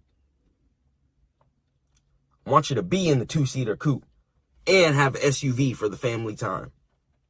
I want you to make your family proud. I don't want you to fall off, man. I don't want you to fall off. Change your direction. Change how you're feeling. If you're feeling down, I don't like the word motivation for real, because no matter how we're feeling, you should still be working. I'm not gonna lie. That's one thing that I can't relate with other people. People let things stop all their motion. You can't do that. You still gotta hustle. You still gotta be building, regardless of what you're going through. Keep your motion up. Don't fall off. Okay? Keep your motion up. Keep building. Get smarter. Don't let things happen again, if God wills. And just progress from the situation in general. But stack mode here, man. It's a beautiful mindset. Stack mode has changed my life. I used to spend a lot of money. Thank God I was getting money since 18. You know, been having bands, been having thousands. And I used to just eat steak every day. I used to just go out, go shopping, buy clothes every day. The car took premium gas, and I was 18, so my insurance was really high. And it was a note, financed it. And then I actually got scammed for a head gasket too, where the car dealership also lost my keys. I mean, not the car dealership, the repair shop lost my keys. So I had to tow it to the dealership, and then I took it back to the house, and then it was totaled. And I had to just run it up again. I went through all that. I gained XP, I gained knowledge. I'm not going to say for no reason, but I went through all that and didn't even end up with the car being drivable. It was totaled after that. Thank God insurance was able to take care of it. And now it's paid off car in my car history. So it ended up being a blessing, and I was able to buy the coupe. So sometimes in life, you got to just be cool with whatever God throws at you. Just be cool. Be cool. If God threw some insane situation at you, be cool. If you feel like you didn't deserve to go through it, pray on it. See what you could have did to avoid those type of situations again, and go forward. Don't go backwards. Shake off all the anger. Shake off being pissed off. Get in your bag. Get in stack mode. That's really all I'm telling y'all, man. Don't let people slow you down either. If you got friends not on the same path as you, if you have a partner not on the same path as you, if you got family around you not on the same path as you, it's gonna infect you in some type of way, whether consciously or subconsciously, whether you're gonna be mad because you don't want to be around that type of environment, or you might listen to negative things that you shouldn't be listening to. So it's really important to stay focused on your vision. It's really important to have a strategic trajectory mindset, okay? We should be always making some income. We should always be grinding, okay? We should always be trying to get to the next level, inshallah, if God wills. Okay, regardless if you made some mistakes, astaghfirullah, pray on it, okay? Repent to God, pray on it, and go forward. If you're feeling guilt or shame, pray on whatever happened, go forward. If you're feeling shame because you blew your account and you got to pay rent, pray on it. Don't let it happen again. Don't be trading with rent money. Don't do that. Please don't do that. That's not what we're doing, especially at Stack Mode. See, Stack Mode is literally just a mindset. I teach mindset. I teach emotional mastery. I'm not trying to be like other mentors where I'm just, make some money. I want you guys to actually have the mindset to fish. So you can even make your own rod too on the business side. And you could sell rods to other fishermen. And then you could fish, which is trading. Okay? It's a mindset.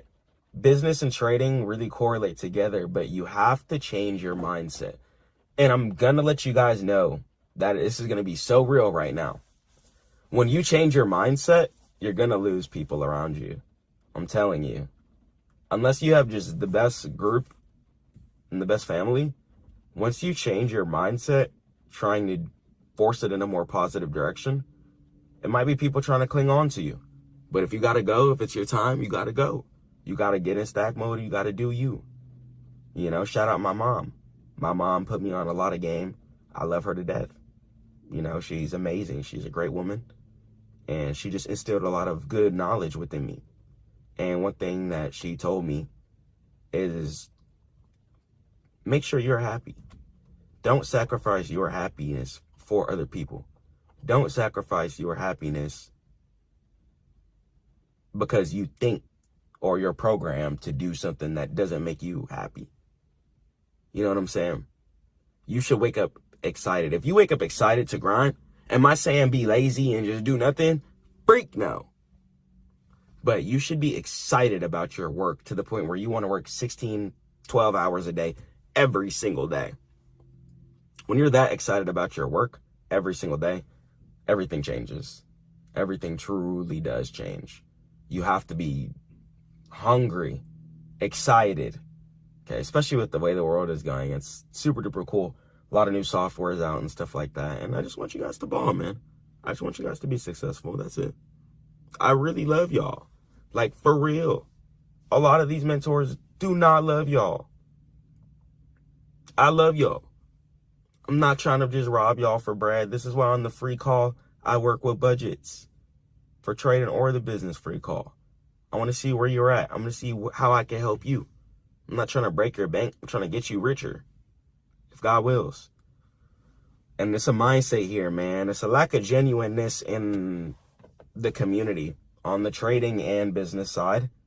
And just want to let people know that they correlate with each other, because guess what? We're trading on the stock side. Businesses, oh my gosh. So it's literally just a mindset. So if they correlate, if businesses are putting themselves on the stock market, shouldn't you have a business and be trading the stock market? Yes. The answer is yes. Okay. I want you guys to just literally change your whole mental frame. You got to change your whole mental frame. Okay. I'm here for you. Book a free call. Got a free course, free ebook. You can catch my trades. I'm building some really, really cool tools too. I'm building a stock scanner for you guys. It's actually going to be called Stack Scanner. And you're going to be able to find the best stocks that are going to give you 50+%, if God wills, per trade. And yeah, when that comes out, be ready. Okay, it's pretty much going to be a cheat code. And love you guys so much. Peace. Been using AI for the past couple of months, and I just want to let you know that AI will not automatically make you rich. Okay? It would definitely not automatically make you rich.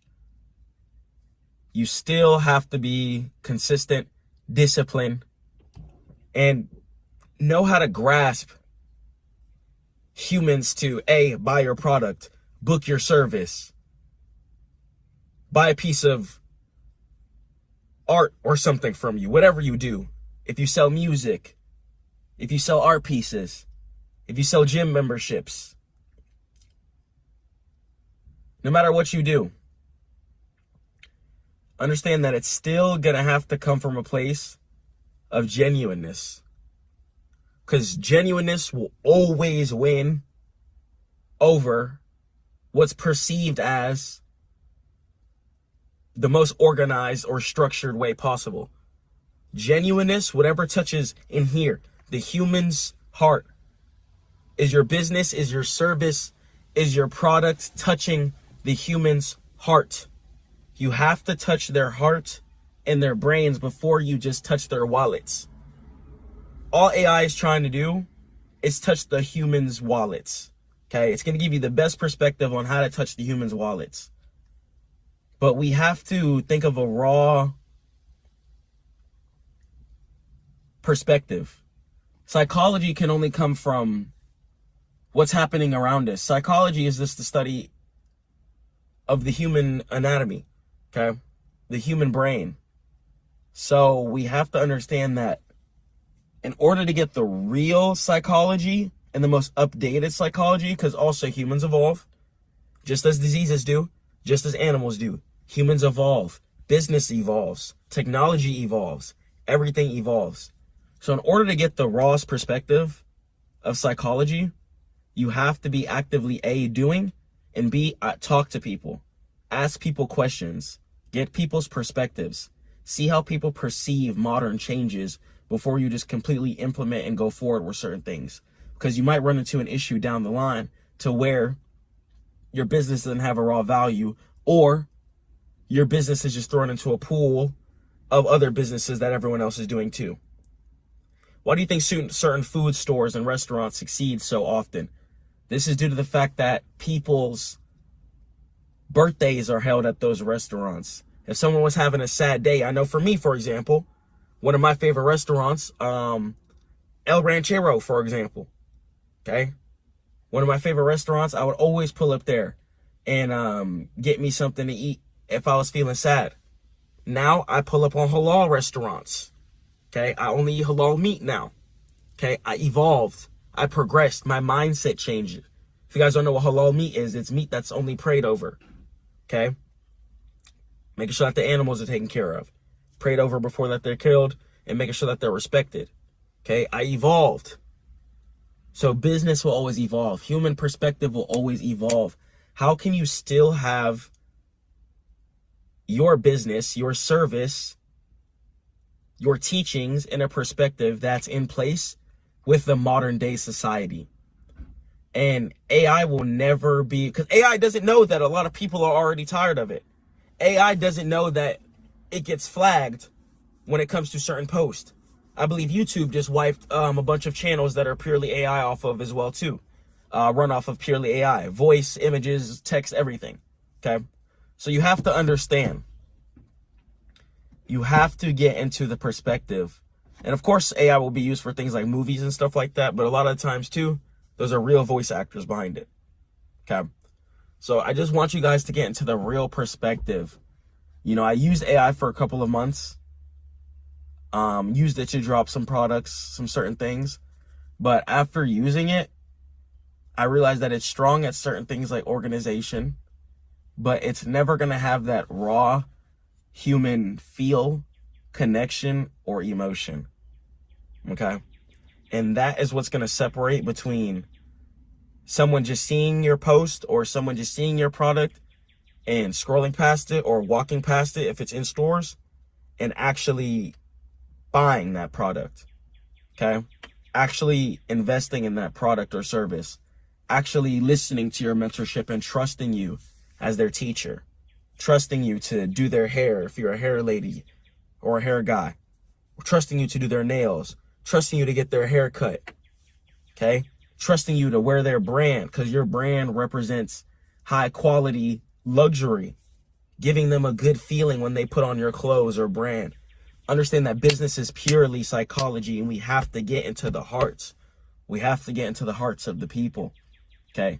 Get into the hearts of the people first before you try and jump into their wallets. Even when you guys are sending emails, for example, SMS text messages, understand that we have to be sending them organically. Once again, I used AI for a couple of months. Use it to drop some products, use it to help me out with some organization. But now I'm evolving into the next stage of business. I gained all the psychology that I just used from using AI, and now I'm getting into a perspective where I'm turning back away from it, okay? I realized I dabbled into it, didn't want to be quote unquote left behind like a lot of people might think, okay? And instead of just running away from it, I decided to take my time to learn it, jump into it. I understand its strong suits, its advantages, and I understand its disadvantages. So now I have a modern day advantage over the modern day business scalers, for example, since I jumped into actually coding on VS Studio Code using Copilot and putting everything together with the terminal and shipping to Vercel and Netlify and making sure that the code errors are fixed and making sure that the right files are organized in the right place, etc. So I have a real perspective over using AI.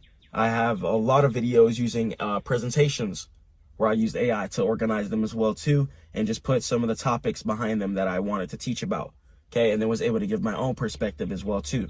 Figured out certain things, how you could drop HTML coding presentations as well too. So understand that everyone has the same access to the same resources at the moment, but how are you going to tap into the people's hearts? Whoever can tap into the people's hearts, that is going to be the winner. That is going to be who succeeds. That is going to be who gets to the next level. And if you want to get to the next level, I should see you at stackmode.net. For example, we got this digital business card here, okay? Can't rip, cannot break, cannot be destroyed easily, okay? Digital business card. You can get it at stackmode.net. We got a whole shop.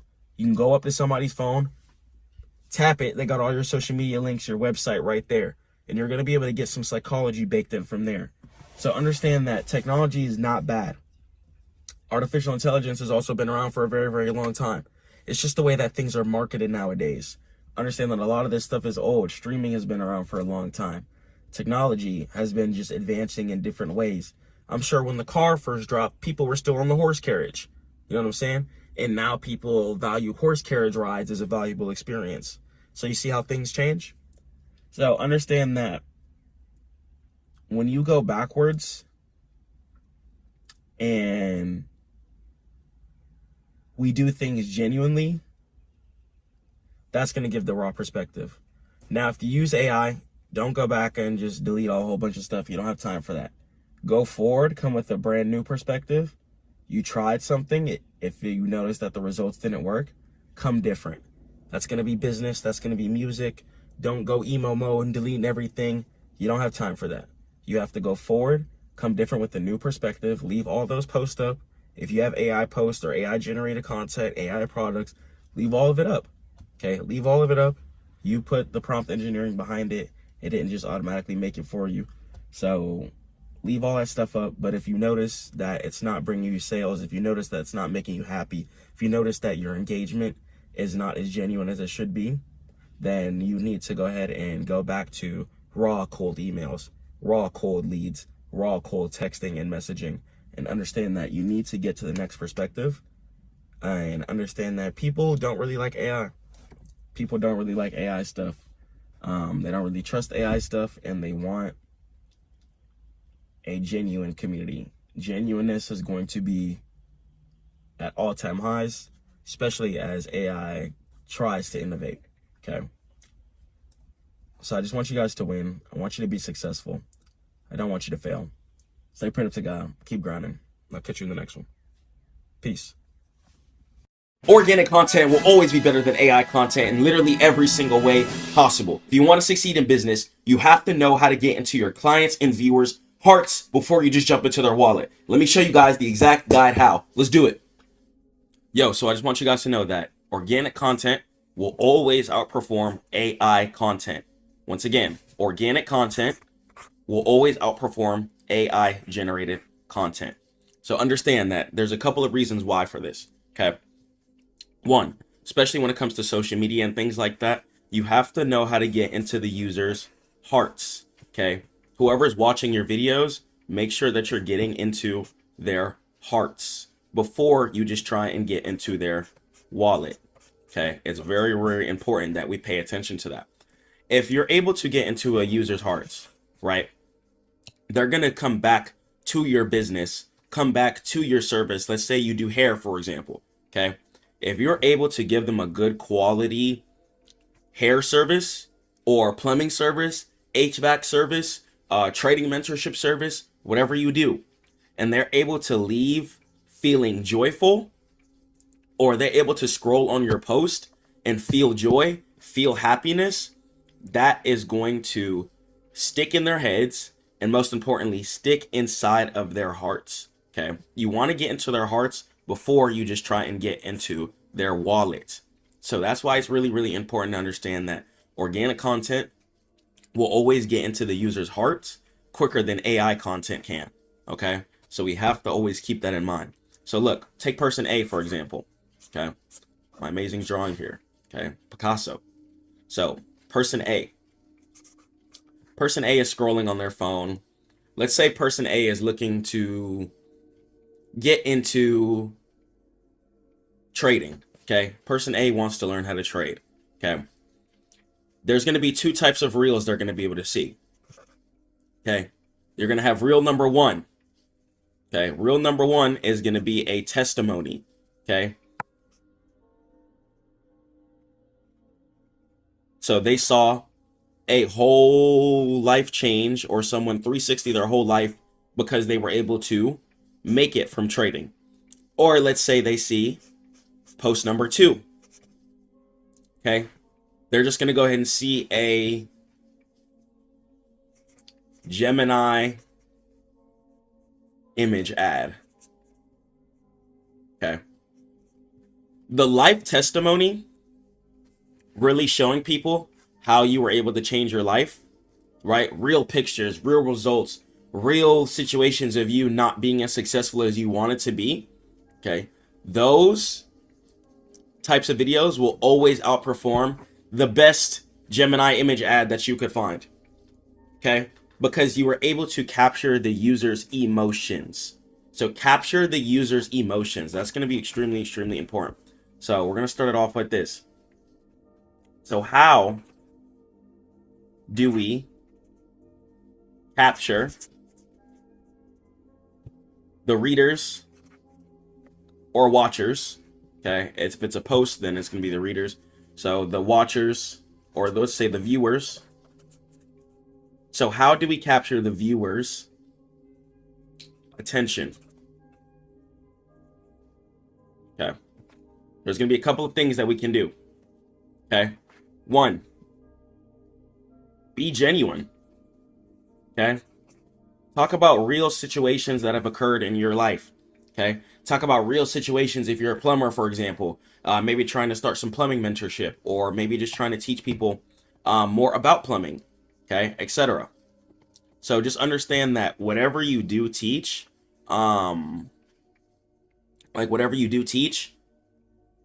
just be genuine. Okay, be genuine. Have real funny perspectives, real life perspectives that people can actually feel. And then it's going to be a lot easier to get into the framework of success, because people are going to be able to feel you. And once again, once you're genuine, you're going to be able to have trust and get into their hearts. Okay, they're going to trust you. Okay, two, another way to capture viewers' attention: results.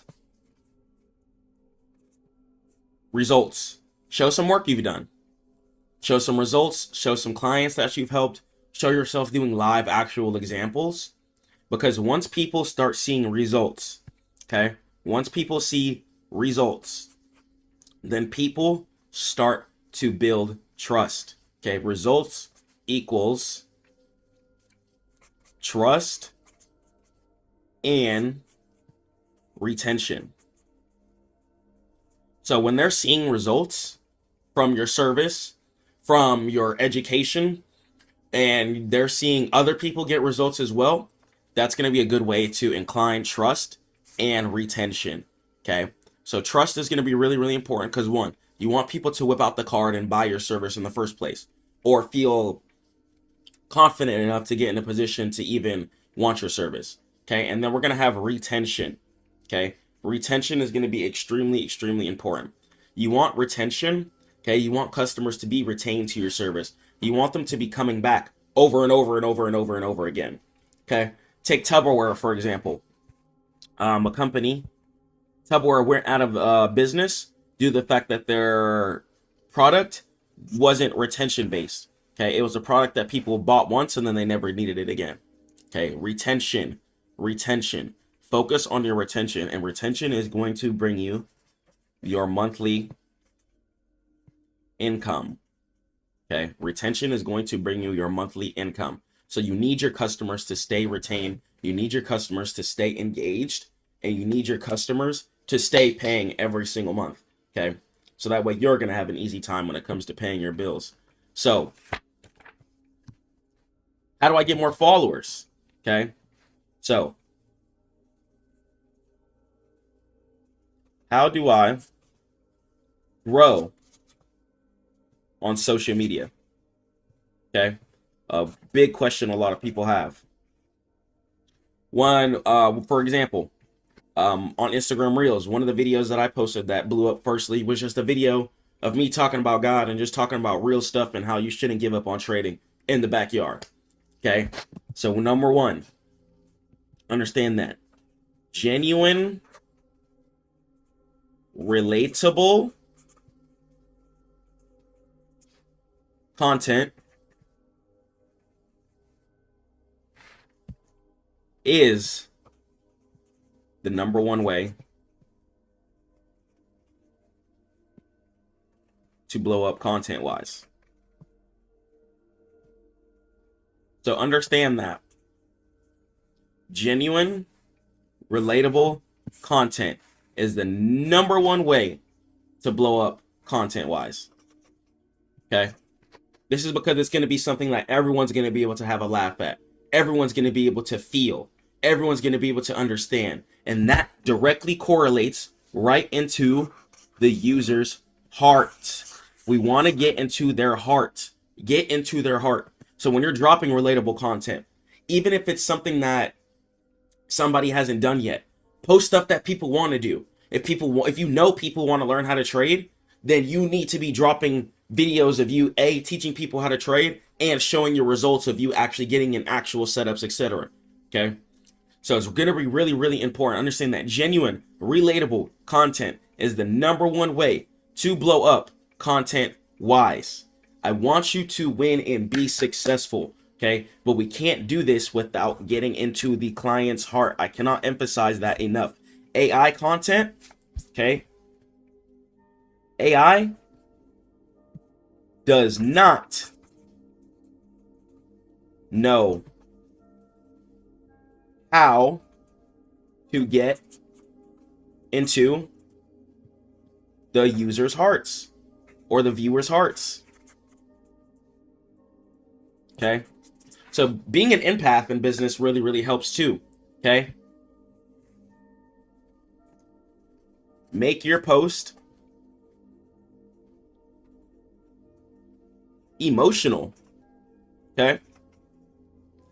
If you were having a hard time trading and then boom, you hit a massive breakthrough, that's going to build a lot of trust. Okay. People are going to be like, whoa, I was struggling just like that guy and he was able to climb over the hump and become profitable too. It's going to build a lot of trust in your community. People are going to know you, especially when you're a mentor. People have to know you. It's really, really important for people to know you.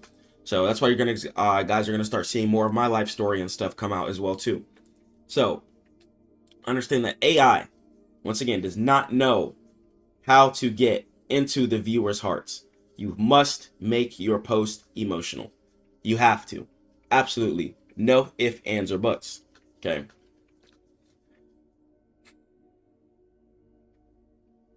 Too many people make social media too hard.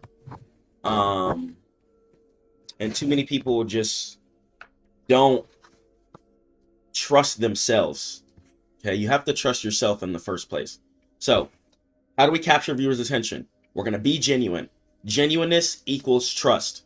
Results as well too, when you're posting that, equals trust and retention. When you're posting your results, then they're going to want to get results just like you, keeping them shopping for your client, getting your mentorship service, etc., so you can progress along, or they can progress along with you. Okay. Number one way, grow on social media, is you need to drop genuine, relatable content.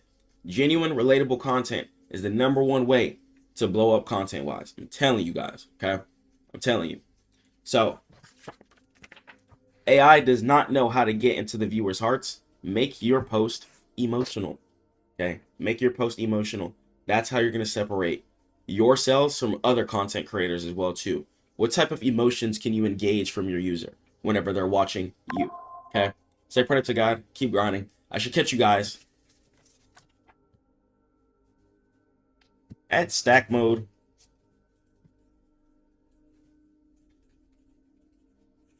.net. Okay, I should genuinely catch you there. If I don't see you at Stackmode.net, you're gonna confuse me. Okay, you're gonna confuse me and you're gonna make me think that you don't want it, you don't want money for real, and you don't want to improve your life. Let's grow your business, and let's take that business profit, and let's go ahead and let's translate that into more money with trading. Okay? Trading. Business and trading. That is what we teach here. Okay? And we funnel these into each other to build a giant income loop. Okay? Love you guys so much. I'll see you there. Peace.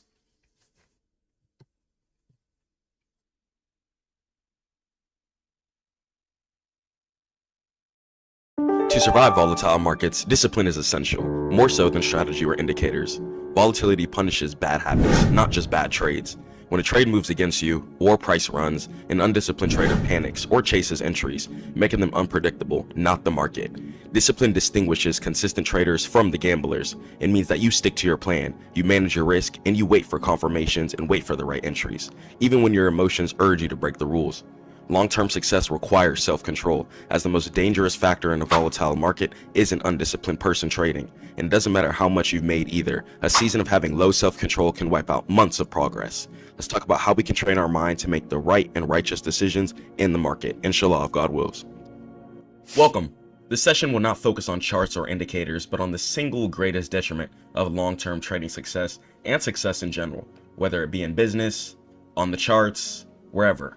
Discipline is the separation factor, which is going to separate from who's successful and who's not, who's going to be sticking to their stop loss, who's going to be adhering to their risk management, and who's going to be able to take the setups that they said that they're going to stick to. Self-mastery and emotional control, whether in the business world, on the charts, is going to be the separating factor between who's successful and who's not, and who's going to be winning within this world. Let's go and let's jump into the presentation. So the volatility trap, right, where most traders fail and fall in a downwards direction. Volatile markets, like cryptocurrency, amplify human emotional biases. Same thing with futures, leading to impulsive and destructive decision-making that quickly can drain capital. But it doesn't have to be that way, I really promise you. When the market is volatile, it's extremely bearish, which means markets falling in a downwards direction quickly. Or if market's extremely bullish, which means markets going in an upwards direction quickly, you need to be prepared for either sides. Okay, if you're telling yourself you want to invest into some spot cryptocurrency, right, which is where you're going to be making money when price goes in an upwards direction. So if market is volatile and it's making a certain low, you need to think of that as a positive. If market's dumping down really fast, you shouldn't think, oh my gosh, I'm losing all my money. No, that's going to be an opportunity for market to collect more ammunition and sweep back up further. You have to understand that no matter how low the market's dipping, when you're trading a good asset that puts a smile on people's faces and helps the future, within a couple of weeks, months, or years, inshallah, a lot of the times, and you could check out some old price action to see if I'm lying, you'll see price recover way past where it fell below, okay, and previous all-time highs as well. In order for price to keep breaking into new all-time highs, market has to fall in a downwards direction. Market has to come down in order to go back up. It has to collect ammo and collect liquidity. So don't fall into FOMO, okay? There should be no fear of missing out, okay? The fear of missing out causes traders to enter late and buying near the top based on social media hype, ignoring their own analytical framework, and doing things like that. Buying based off of hype is going to destroy your P&L. You should be looking at the chart. You should be knowing what type of economic decisions or factors happen within the world to base your assessment on how much you're going to invest. Okay. Once the SEC laws started getting passed and Bitcoin started becoming a more government friendly asset, it started going up to new all-time highs. We started seeing 100K plus get passed. So analyze what's happening within the world and on the charts before just making a certain decision, before you just sell everything or buy quickly. And fear, uncertainty, and doubt, FUD. This can lead to panic selling at the bottom during a market correction. Okay, make sure you guys are trusting God. You guys don't need to be panic selling. You don't need to be making yourself lose money quicker than you need to. Sit on your trade and wait for the trade to cook. Wait for take profit to get hit.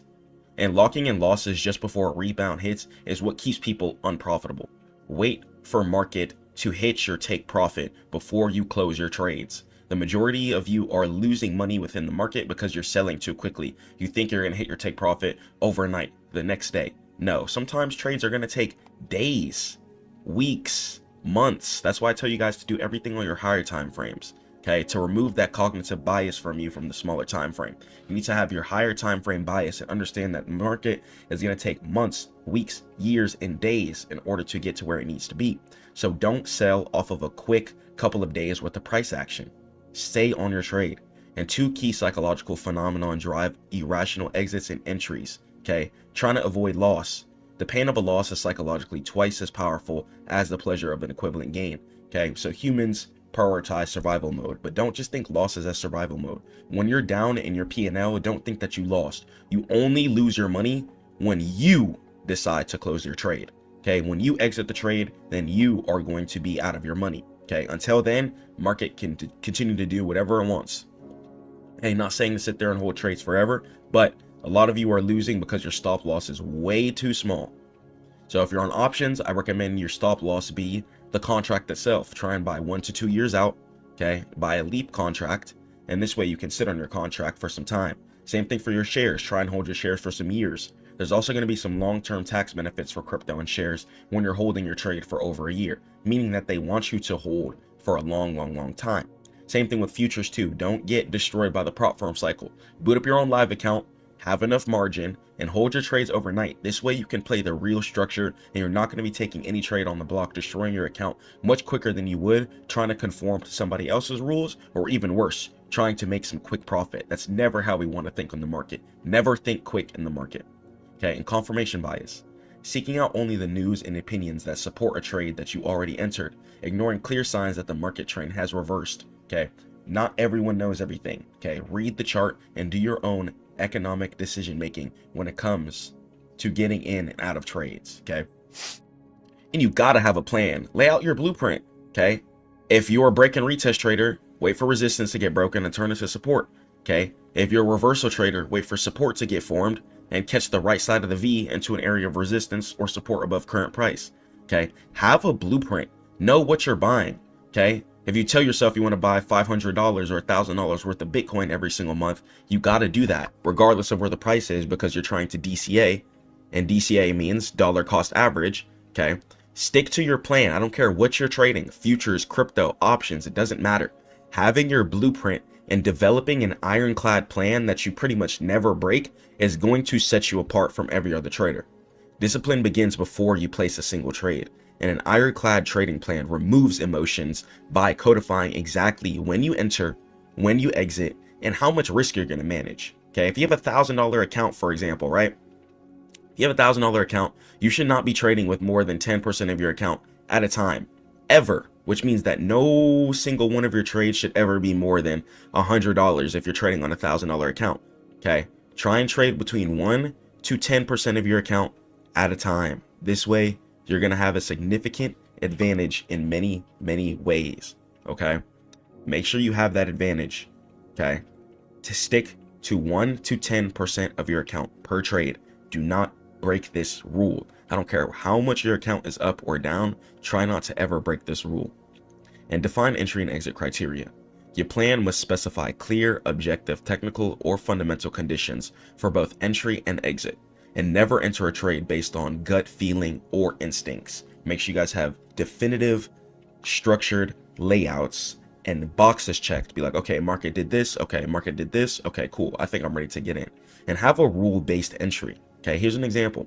I will only buy asset X if the daily RSI is below 30, for example. Or I will only buy asset B if the V formation is starting to form and curl in an upwards direction on my daily or 4-hour. Or I'm only going to buy asset C if market hits this certain price and I'm going to buy the dip.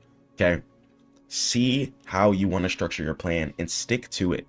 And stick to your time horizon and review your schedule. Define whether you're a scalper, day trader, swing trader, or an investor. Okay, do you like to trade for ownership? Then maybe you need to look towards crypto and shares. Do you like to trade based off of speculation? Then maybe futures and options are going to be based for you.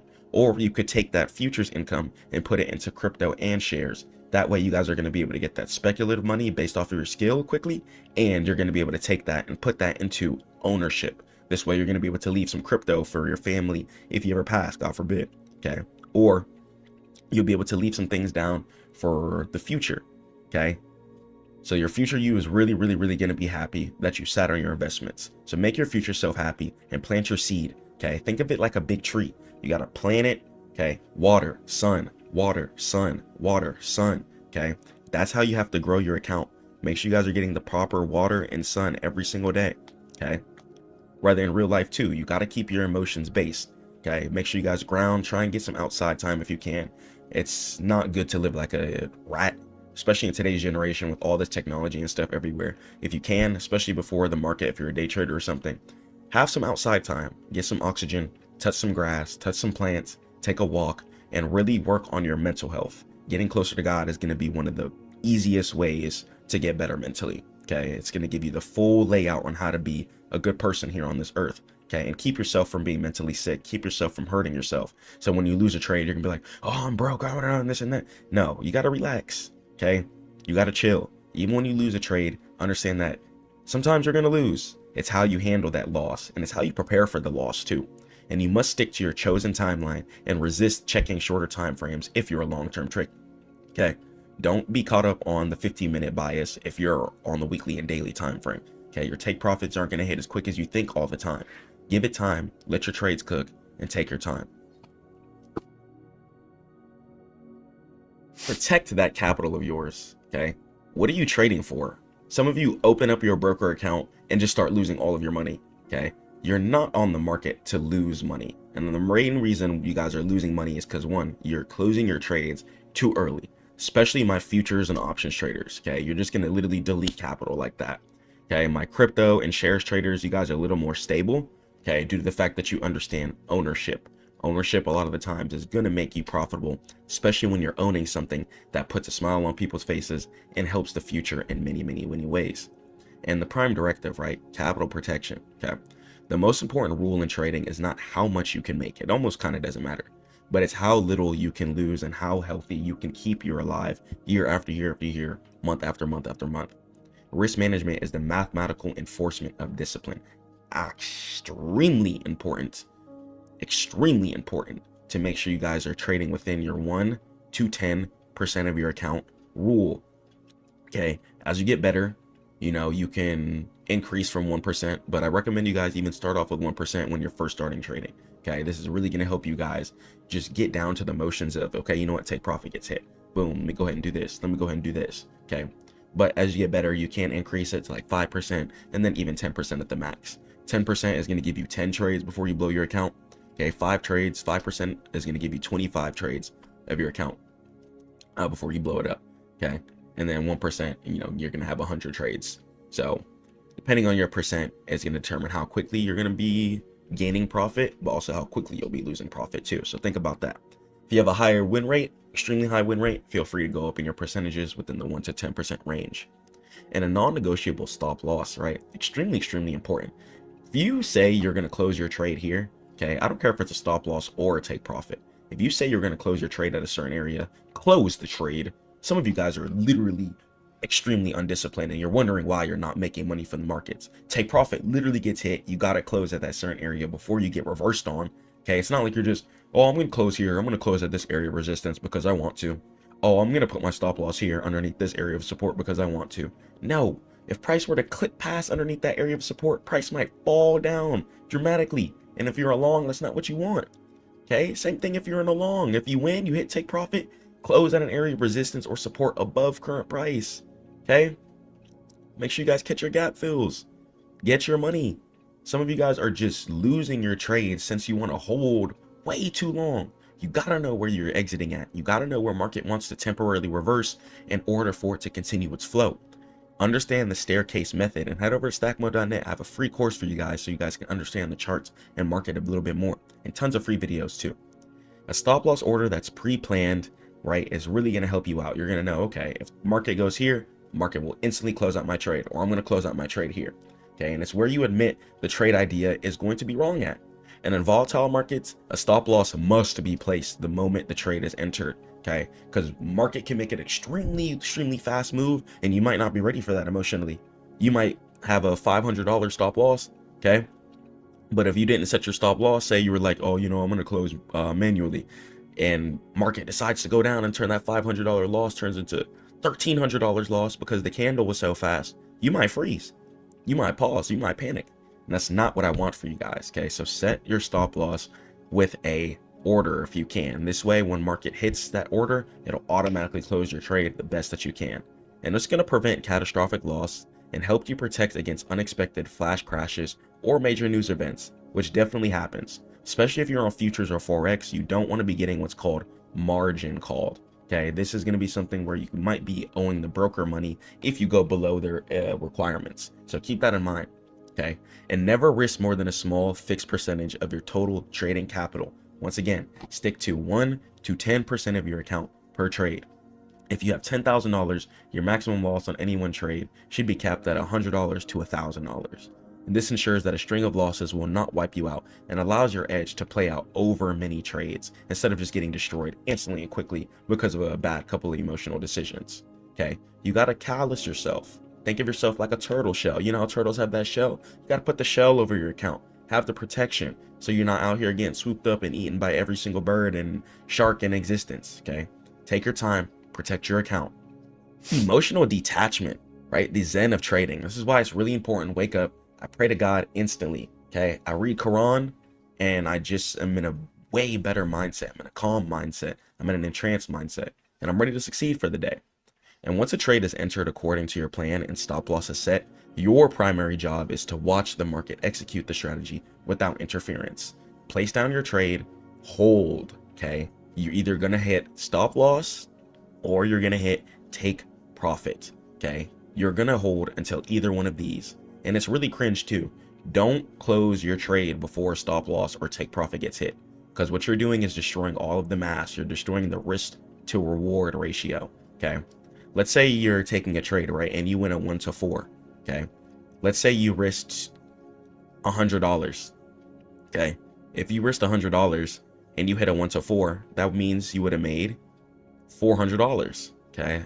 So that's $300 in profit, okay? So hitting your risk to reward ratio is going to be important for growing your account within a mathematically correct way. This is literally how the math of the market works.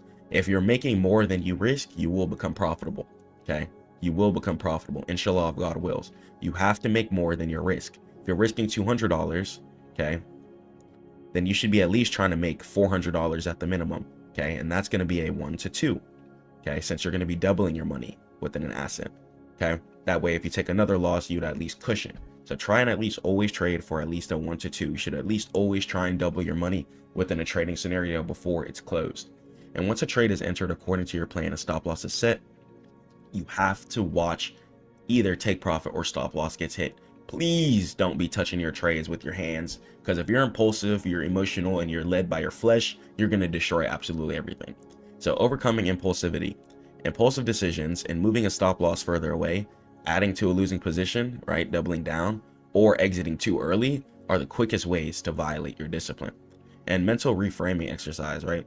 When you feel panic or greed, physically step away from the screen for just 5 minutes, okay? Go pray to God, go breathe, okay? Take a step outside and ask yourself, do the market conditions violate my original trade thesis, or is just this noise right now? And if the thesis is intact, you must adhere to the plan, Okay, you got to adhere to the trading plan. Why are you breaking your trading plan? You say you want to go put your mom in that big crib. Okay, you say you want to take care of your wife and your kids, or you want to take care of your kids or whatever. You want to take care of yourself. You want to go get the lamb, yet you hop onto the market, breaking your discipline, breaking your trading plan, not taking the setups that you said you were going to take. We don't have time for this. We got to go harder. Okay, we got to go harder. When you feel panic, when you feel greed, you have to understand that that is the enemy. That is the devil. And we have to pray these emotions away. Okay, A'udhu minash-shaytanir rajeem. Okay, it's very important for us to pray this away. This is just the devil trying to attack you guys, so you guys get pulled back away from the goals and dreams that you want to attack, that you want to feel and be attached to. Okay, the devil does not want you to be happy. Okay, but understand that God loves us. God wants us to be happy, and this is why God even talks about in Quran about spending moderately.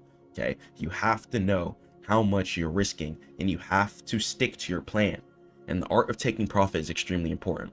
Greed causes traders to hold winning trades past their logical target. And this is something that's happened to me. Okay, I'm trading straight P&L at one point in time. Okay, looking at the money. Okay, I remember I hit this one really good trade on C3AI, and I've started seeing the bands go up. Okay, start seeing the money go up. I've hit plenty of trades like this. And the next thing you know, instead of me trading based off of the chart, I start trading based off of P&L. And guess what? Since I'm greedy, and since I was trading with my eyeballs focused on the money instead of on the chart and focusing on my discipline, everything was taken away, or my win was not nearly as big as it should have been, due to the fact that I didn't stick to my logical targets. And I don't want you guys to go through that either. Your plan must include defined profit targets. For example, target 1 at 2R or target 2 at 3R. Okay, where you sell a portion of your position to secure gains, ensuring that you never let a winning trade turn into a loss. And make sure you guys also set your stop loss to above break even or certain levels too, to even keep the trade going and flowing. And only God's perfect. So if you make a mistake and overtrade a certain day, at least care about what you did. Journal down how you felt. Journal down the emotions you were feeling when the trade was in your face. Were you close to take profit, but did you close your trade too early, ruining your risk to reward, leading you to take another trade and then crash out your account? Or what type of scenario led to you losing that trade or overtrading in certain scenarios? When you really write it down, you're able to visualize and see your mistakes. It's a lot harder to repeat them over and over again. Discipline is really a muscle that has to be trained, and the trading journal is the feedback mechanism that allows you to objectify your performance and eliminate certain weaknesses, especially when you have your numbers jotted down. If you see certain things that you're doing is leading you to lead certain results that's not making you happy, then you need to change some certain things up. And your journal needs to capture certain things. Make sure you have your pre-trade analysis, how you're feeling before the trade, why you entered, and make sure your criteria is met before you press buy or sell. And talk to yourself. How do you feel emotionally? How did you feel before, during, and after the trade? It's really crucial for identifying certain biases, especially when market changes certain directions. You know how to pinpoint certain issues that you're having. And violations. Did you adhere to your stop loss and your take profit rules? And ask yourself why. And talk about the market context too. Did you take a long? Did you take a short? And note the macro environment. And do your weekly and monthly review. Treat this review like a performance audit. When you're trading, you're your own business. So identify your most frequent violation and need to cut certain things out. If you're constantly moving your stop loss, your issues and strategy, you got to stop being led by your flesh. You got to be way more disciplined than that. If you want to touch that big bag, even when you touch that big bag, it doesn't really matter. It's about keeping it. You're not going to be able to keep it if you keep moving off impulse. Okay, your loss aversion and lack of conviction in your plan can really lead you to certain areas that you don't want to be led to, such as overtrading. When you overtrade, one tiny loss can lead into a whole destruction series of your account, and it's a lot harder to bounce back from that just from one tiny loss, especially on things like prop firm where you're chasing certain parameters. So detach from the money, focus on the charts, and be more disciplined. And trading small is really going to help you in certain areas too.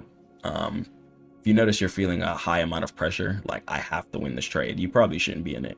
Okay, if you lose the trade, you should be completely comfortable. And just like the previous slides we talked about, staying within that 1 to 10% risk management parameter percentage field is really going to help you out. Okay, it's going to be a lot harder to blow your account when you're not going over 10% of your account per trade. Okay, you could do 5%, have 25 trades, and that's a lot of trades before you blow your account. You shouldn't be that inconsistent, truthfully. You got to wake up, pray to God, and be consistent with every dollar that you generate. You also got to be a little more loose within the markets too. You got to stop being so restrictive. Having super tight stop losses and trying to micromanage every piece and point of price action is a good way to lose all your money and be frustrated. Okay, play with much bigger stop losses and give your trade some time. Sit on it for some days, some weeks, some years, and really let your money sit. Okay, if you're going to invest, you can't be desperate for income. One thing I recommend you guys do is hide your balances. On all your brokers, you should have the ability to either hold down your number, and this way, even if you're down, you're not going to be tripping. Okay, you could be down 50%. You're not going to be in anxiety. You're not going to be in survival mode, because I can assure you, within a couple of days, weeks, or months, price will reverse and go way past wherever your original take profit was. Okay, market has to go down in order to come up. So you can't have certain emotions, especially in volatile markets. Okay, if market's moving super quick, you can't feel like you have to close your trade instantly, because you're not going to be able to see the bigger picture. Being on the higher time frames, your monthly, your weekly, and your daily is really, really important. Because if you're too zoomed in on your smaller time frames, that fast price action is going to look like the scariest thing of all time, especially when it comes to futures, forex, and things with margin like that. But it's really not that bad. So I really recommend you guys stay on your 4 hour plus, turn on your extended trading hours, of course, but try and stay on your 1 hour on like the lowest time frames a lot of the time. Because when you're on your super small time frames, price action, especially during volatile days, news days, etc., it's going to look a lot quicker than it needs to be. And on the 4 hour, it's going to look like a normal trade, or going in a completely different direction than you might think. On the 5 minute, you might be looking at a bearish scenario, and then on the 4 hour, market's going in an uptrend. Okay, so you can't go off of your lower time frame bias. I truthfully believe it's there just to get your emotions riled up, especially when it comes to future scalpers and things like that. You have to know your higher time frame bias, and don't get tricked about that. Okay, there's plenty of people who are successful within the market who just buy and hold, who never even taken a look at the charts. Okay, so before you tackle volatility, you have to build the discipline to execute your plan, and you have to get those psychological parameters down. It's really, really, really psychological, the charts. You can be really, really good technically, but if you don't close at your take profit, it won't matter. Or if you feel like you're better than closing at your levels, then you'll definitely get punished, reversed on certain areas, and get what you deserve. Market is also very, very fair. So if you're disciplined, you wake up, pray to God, you close at your levels, I can assure you 99% chance, just like my students, you'll see a very, very, very successful upwards equity curve in your account.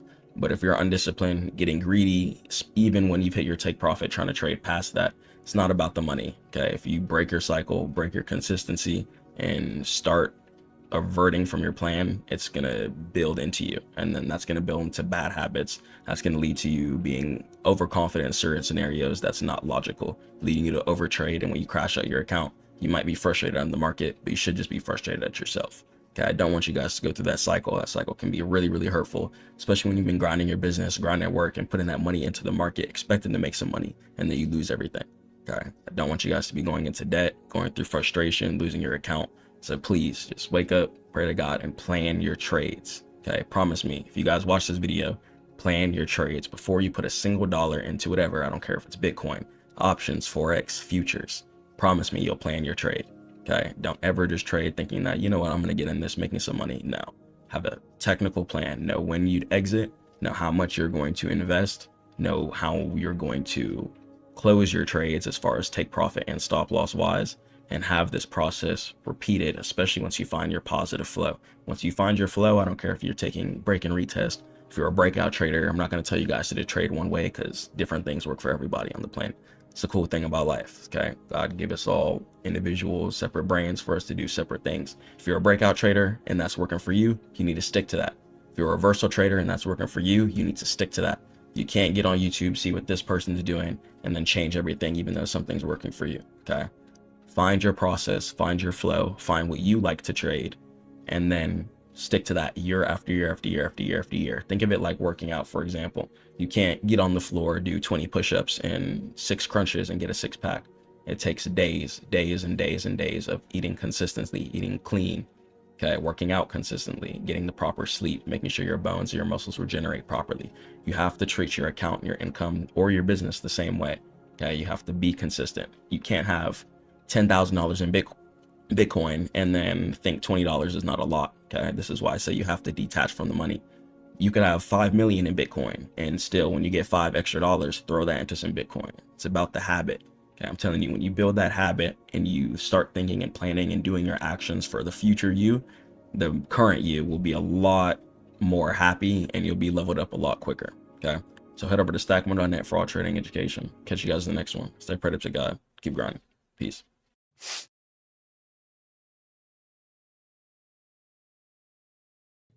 Yo, it's currently like 4:30 a.m. in the morning right now. Let me turn on this light here for you guys. What's happening? Up really early, just getting some good early morning work done. I was working on a thumbnail for you guys. I don't know if you guys can see the time, but it should show around like 4.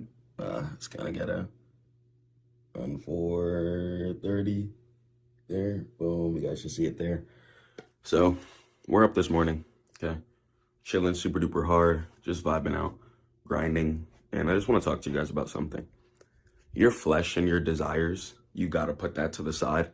If you want to tell yourself that you're going to be a successful trader, if you want to tell yourself that you want to protect and provide for your families and put them in a better position than they ever could have ever been in, then it's time to start putting your flesh and your desires to the side.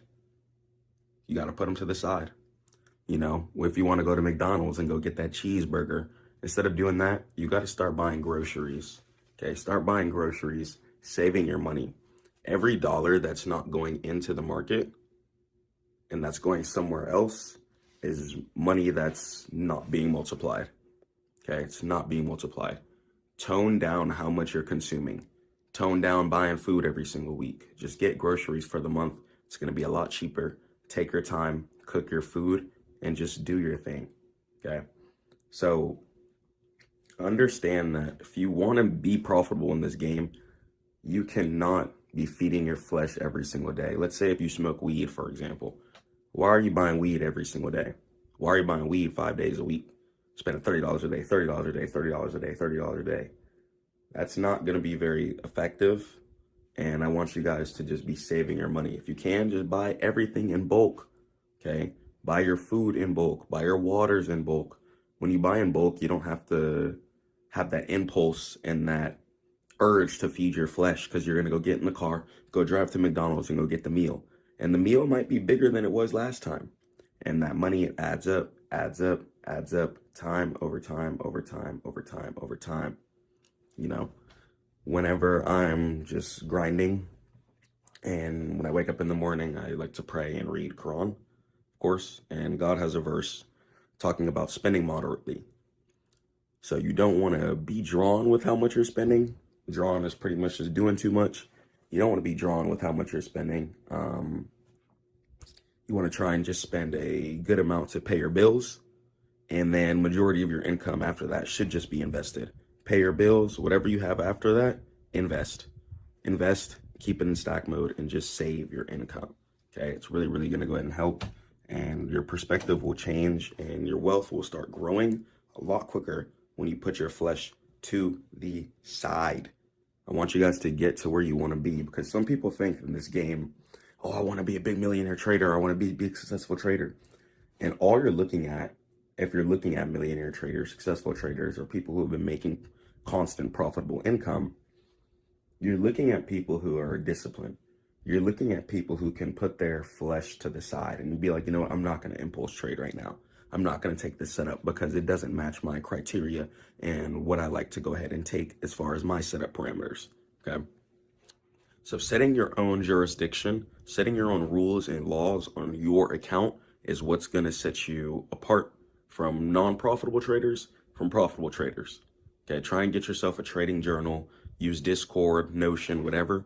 Write down step by step your exact trading plan, criteria, etc. Let's say for stocks too, right? If I'm looking at a stock that I really believe in, I know that I'm going to need to put away majority of my income so I can get more shares, for example. So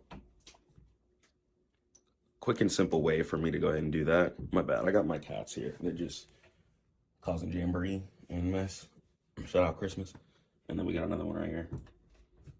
Shout out Sassy. Yeah, both cats right there. They're chilling, vibing out this morning. But whenever you are looking at these stocks, right, or whenever I'm looking up for a stock, I'm aggressively just investing. If it's at a low, I'm taking all the business income, mentorship income, etc., funneling it straight into my play until take profit is hit. I like to invest extremely aggressively. I like to put away most of my money in my income, and that's just something that works for me. I'm not really too much of a big spender. You know, I pretty much have a paid off Mustang. It's nothing crazy. It's like 010, still looks pretty good, and it's loud. I like to drive it. Cool little coupe. Thinking about getting my third crib here too. As you guys know, I lived in Atlanta and then I moved to Las Vegas. So I'm thinking about getting another house as well too. So instead of an apartment, I want to get a house this time, inshallah. So I'm excited to show you guys that as well too. And just a lot of cool stuff that I really just have coming for you guys. So I want to show you guys just a quick little example of me just hopping on a mentorship call with a client. I'm going to go ahead and just get up. I'm going to pray, work out, read, and let's go and let's hop on with this client. I love you guys so much. Stay prayed to God. Head over to Stackmode.net for all trading education, and let's jump into it. Boom. So let's head over the next pair here. Okay, so we went ahead and stopped at the double verify holdings. So I'm going to go ahead and do some little AI research here with you just to go ahead and let you know. So we want to go ahead and use whatever's happening within the current world structure. Okay, that's going to go ahead and be our profit points.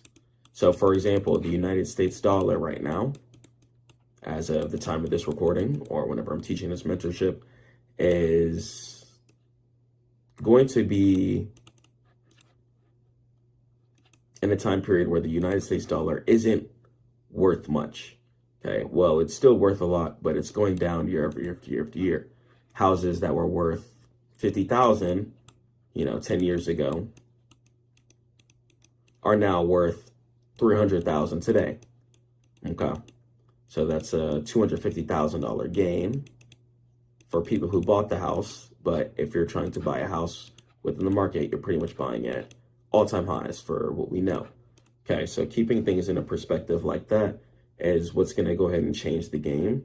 So using your AI to dominate the market is really going to go ahead and help you. So let's say AI stocks are going to go ahead and be popular. I would go ahead and head over to your AI search tool. You could use ChatGPT, Grok, Gemini, whatever. And then from there, I want you to go ahead and break down to the AI. Get used to talking to the AI really descriptively.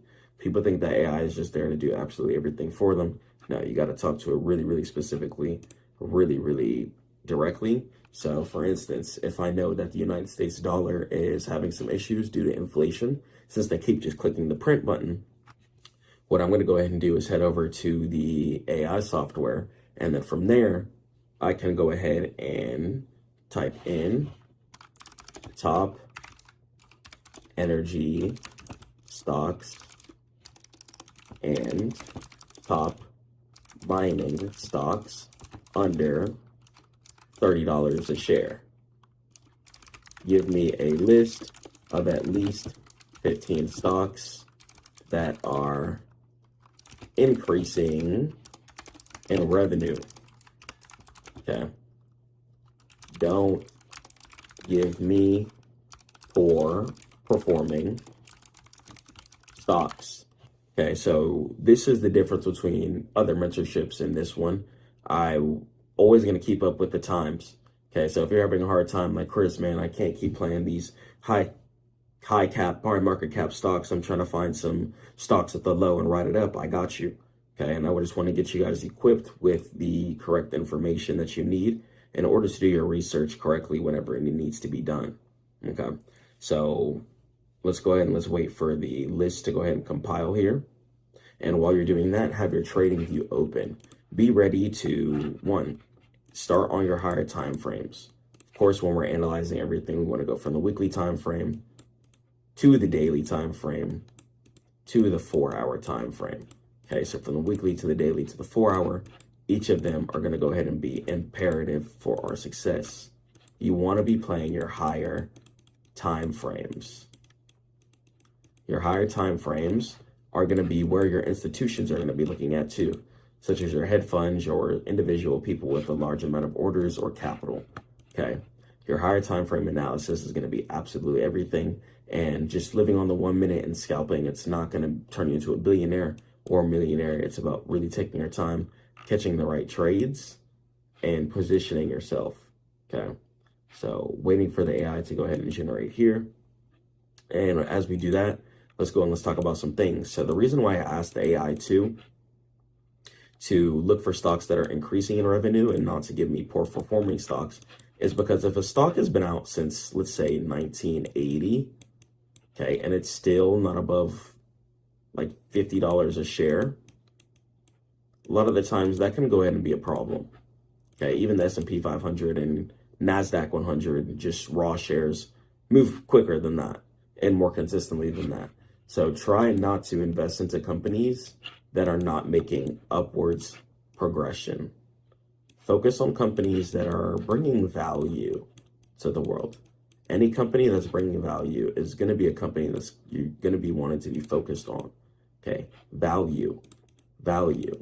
Focus on the value of the company. Okay, so value can mean a multitude of things too.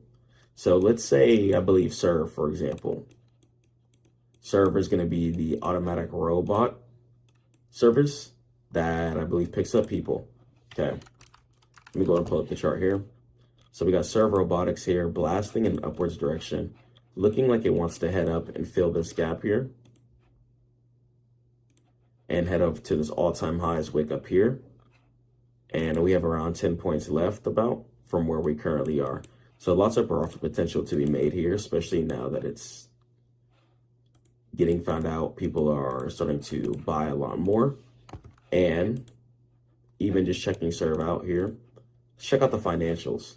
Okay, so just checking out the raw revenue, just look at 2022.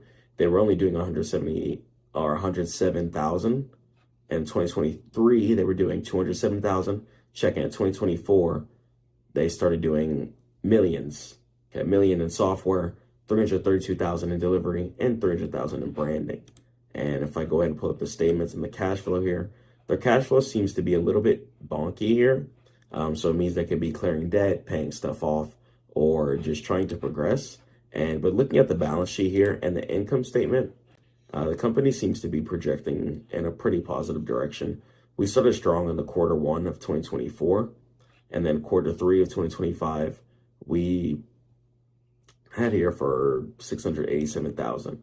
So Serve Robotics, once again, it engages in self-driving delivery, and it designs, develops, and operates zero-emission robots that serve in public spaces, starting with food delivery.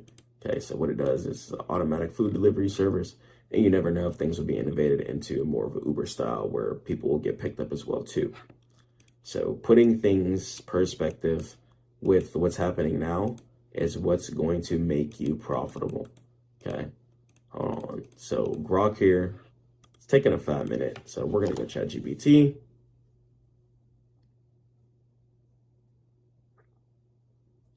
Cool, ChatGPT is a lot quicker. Let's go ahead and let's check out these lists. So we have GeoPark Ltd. So GPRK, it's a South American E&P energy producer with multi-year revenue growth trends and low valuation. So GPRK. So GPRK here, it looks like it wants to head in an upwards direction. We just recently made this resistance here off the weekly a couple of weeks ago. GPRK. And the thing about this stock, though, it's been around since around the 010s. It's starting to maintain, though.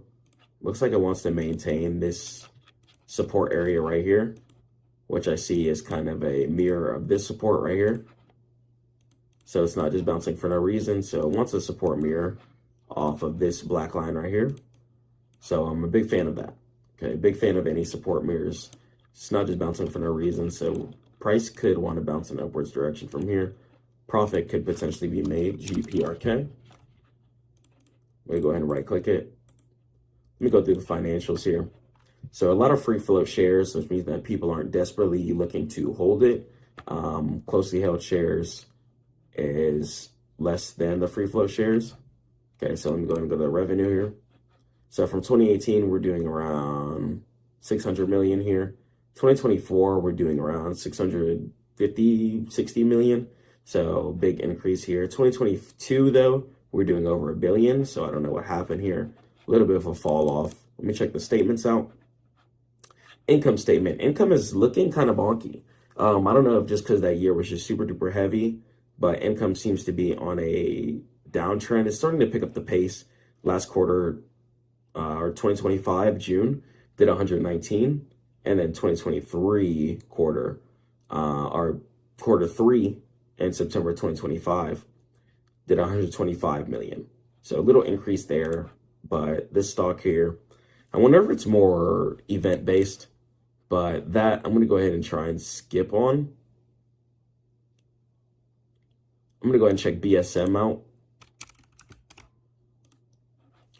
Blackstone Minerals, okay, weekly here. So we're at $13 a share. Pretty much at all-time highs on this one. But this one I could definitely see increasing in an upwards direction over the years. Blackstone Minerals, financial. Here, a lot of free float shares, earnings and revenue here. Let me see, revenue. Revenue could be looking better. Let me check out the stats, statements. Cash flow is starting to pick up the pace as of this quarter. Same thing with the income too. It's trying to pick up the pace, but income's kind of all over the place. Think I'm going to go ahead and skip on that one as well too. So be picky with your stocks. You know, there's a lot of options and stuff like that. So you can fully be picky with your stocks. If you notice that, okay, the stock isn't really going to be something that I want to be invested in long term, you just don't need to take that. So take BuyRef, for example. BuyRef, it's going to go ahead and be a Canadian E&P stock with buy ratings and revenue growth. So let's check out BuyRef. Okay, BuyRef could actually be a pretty good buy here. I believe we checked this one out. Financials here. Cool. It's trying to stay within that 100 million range. We had a strong 2023, so it seems we fell off a bit. Revenue had a strong 2022. So a lot of the oil stocks I'm realizing had a strong 2022. So that probably has something to do with COVID and resources, which makes sense.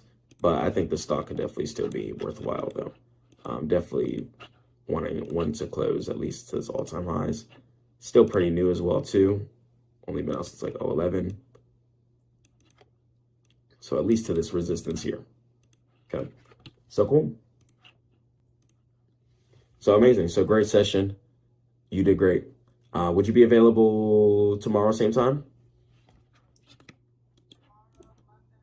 All right, cool. That's going to be class number 5. We've been just blasting hard, like the constant class every single day. And I'm going to go ahead and get you booked. Send me any questions or homework that you have. And, oh, actually, I do have a class tomorrow at 6 at that time. Would you be able to do 7? Okay, cool. All right, cool. All right, went in and got that booked. Just went in and sent you the updated link. And I'll go ahead and I'll call you tomorrow. All right, thank you. Nice job today. All right, peace. All right. After you've been grinding for years, really busting your tail, you want your money to work harder than you do. And dividend investing might be the easiest way to build passive income. But most beginners overthink it. But dividend investing is really simple. You just buy shares of strong, established companies, and they pay you cash just for holding them. And that's it. So imagine waking up to deposits, monthly, weekly, and certain dividends pay out in different ratios and frequencies, and they hit your account while you sleep. That's the power of dividends. Let's go and let's jump into it. Let's understand what dividend investing is and how you guys can start building some passive income for you and your families. Inshallah. Let's talk about dividend investing. Making our money work for us is going to be the most ample way to, one, get our mental health back. Okay, I understand we're grinding hard, working year after year after year after year, but let's at least make our money make us some money. Okay, we're not just grinding. Okay, no more exchanging time for money. Okay, it's time to start exchanging money for money. Okay, this way you guys are going to be a lot mentally healthier. You guys are going to have time to get closer to God, work on your family relationships, work on yourself, work on your business, and understand that when you have your money flowing within that asset river constantly, you're using your cash and buying more assets with it, and it's flowing in the river, you could pretty much never work again. Okay, so when people talk about passive income retiring, it's about putting your money within that income river. Let's go and let's talk about how to make our money work for us, inshallah. So what is a dividend in the first place? A dividend is going to pretty much be a thank you payment, okay? And they pretty much just tell you, hey, you've been investing in us for a long time, you've been believing in us, and I'm going to go ahead and give you some money back because we've been crushing it on the company side. So a dividend is a thank you payment. Okay, so whenever you invest into a company that pays out dividends, or you're invested into an exchange trader fund, okay, which is a compilation of companies just put into one big giant fund, then you could also get dividend payments from there if the fund pays it out. Okay, so let's say imagine you lend money to a friend, right, to start their lemonade stand. Okay, you believe in them, you think it's going to turn up, and every month they start giving you $10 from the profits as a thank you because he started turning up, started making tons of money. Okay, so that friend who started the lemonade stand decided to give you a portion of the income because since you gave him that initial investment to believe in him, okay, and you funded his company, he did the right thing and gave you some profits back because you had his back and you believed in him.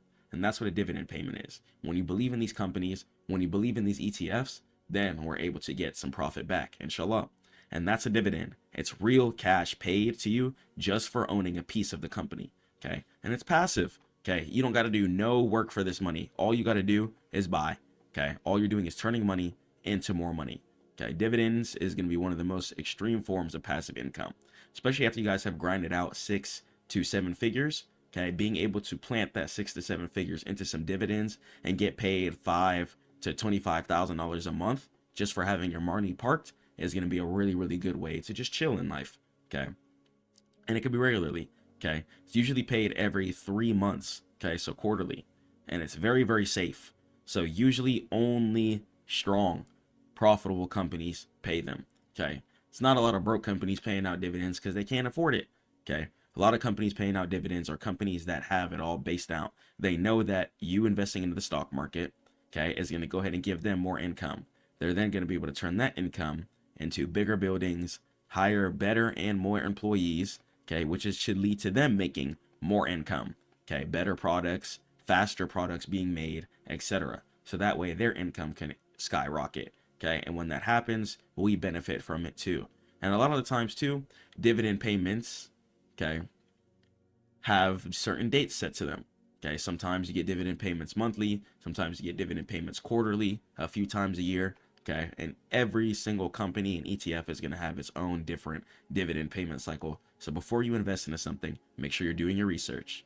So here's an example, okay, just one more time to make sure we understand it. Let's say you own 1 share of Apple, okay?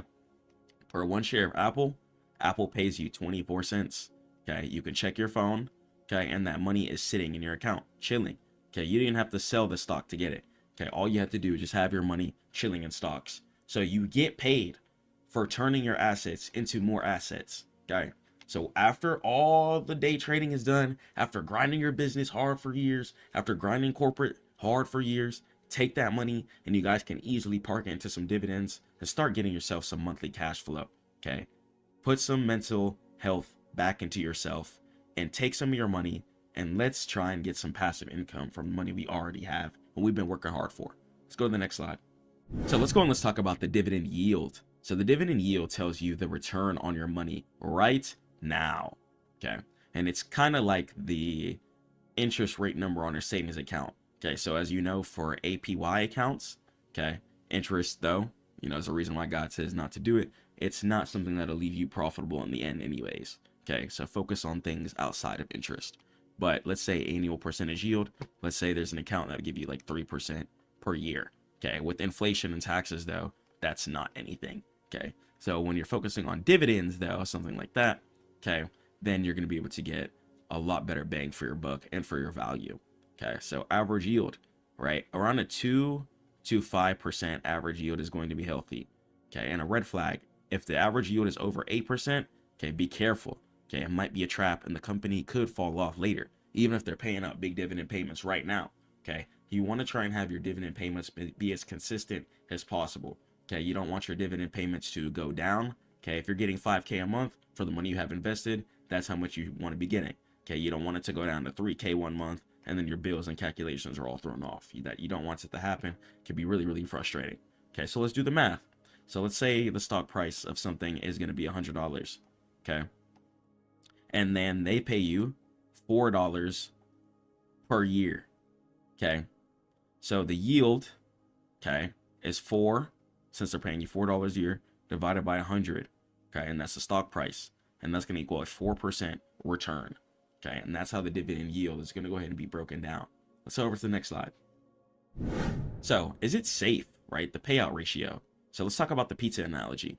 So think of a company's total profits as a whole pizza, okay? And the payout ratio, it's how many slices they decide to give you, okay? And that's going to go ahead and be exemplary for the shareholders versus how many they keep to grow the business, okay? So how many slices of pizza are they going to give to you, and then how many slices of pizza are they going to try and hold on to, okay? And safe, okay? So under 60%, okay? If they give you 6 slices and they keep 4, okay, that's safe, okay? That's safe. Why? Because they were able to pay you a little piece of the pie, okay? Make sure you eat, and make sure they eat too, okay? Because they got to be logical. They can't feed you if they're not feeding themselves, okay? So they be logical. So, but it can be dangerous if they're giving away over 90% of their pizza. If they're giving away their whole pizza every single time, then they're going to have no food left over for tomorrow. Okay, so you have to watch and look at the payout ratio percentages. Okay, so let's say company A, right? Let's say earn $10. Okay, and then they give you $2. Okay, they would have $8 left. Okay, and that's going to be pretty safe. Now, let's say company B, right? Let's say they also earn $10. Okay, and let's say company B paid you $9.99. Okay, they paid you $9.99. Okay, they would be left with 1 penny left. Okay, what type of investments or growth can they do then? Okay, so focusing on the payout ratio of the dividend you're looking at is going to be extremely, extremely imperative to making sure that you're not making any random decisions unnecessarily. Okay, focus on companies with safe payout ratios, because that way you can see that they have their math baked in for consistent scaling year after year after year after year, not just random sporadic payments being sent out and then they have a possibility of going broke, and then there's really going to be no more dividend payments. Okay, so in order to avoid all of that, avoid the hardships, try and focus on dividends and companies and ETFs that pay out very safe ratios so that they don't go broke, so then they can continue to pay out dividends so you can continue to feed your family and yourself, inshallah. Let's go to the next slide. So let's go and let's break down the snowball effect, okay? The compounding effect, stacking dollars, okay? Get into stack mode, okay? Stay down. I don't care if you got to wear the same clothes every single day, okay? Keep driving that old car, okay? It's not time to get a new car right now. Stack it up, okay? Set some parameters. Tell yourself, you know what? Until I have 100,000 stacked up, I'm not going to get X, Y, and Z. Until I have 1 million stacked up, I'm not going to get X, Y, and Z. All this just takes a couple months and a couple years, okay? You guys got it. Go hard. Go hard. Go hard, because it's really time to automate your wealth, okay? And it's going to be the secret sauce. Instead of spending your dividend cash on coffee or random other things, okay, you can press a button called drip, okay? So what drip is going to do is take your dividend income, okay? So say you're making $100 a month from dividend income, okay? You could take that $100 a month and buy some more dividend shares with that, okay? So that way that $100 a month will turn into $150 a month. You keep doing that, it'll turn into $200 a month, okay? And then it keeps stacking up over time. As long as you're in stack mode, your account will be in stack mode right with you. Just know that, okay? So drip equals dividend reinvestment plan. A lot of brokers have it to where you can automatically just reinvest your dividend income back into more shares, okay? So the computer or whatever broker you're using uses your dividend cash to buy more shares automatically, okay? And next time you'll have more shares, so you get a bigger bag, bigger check.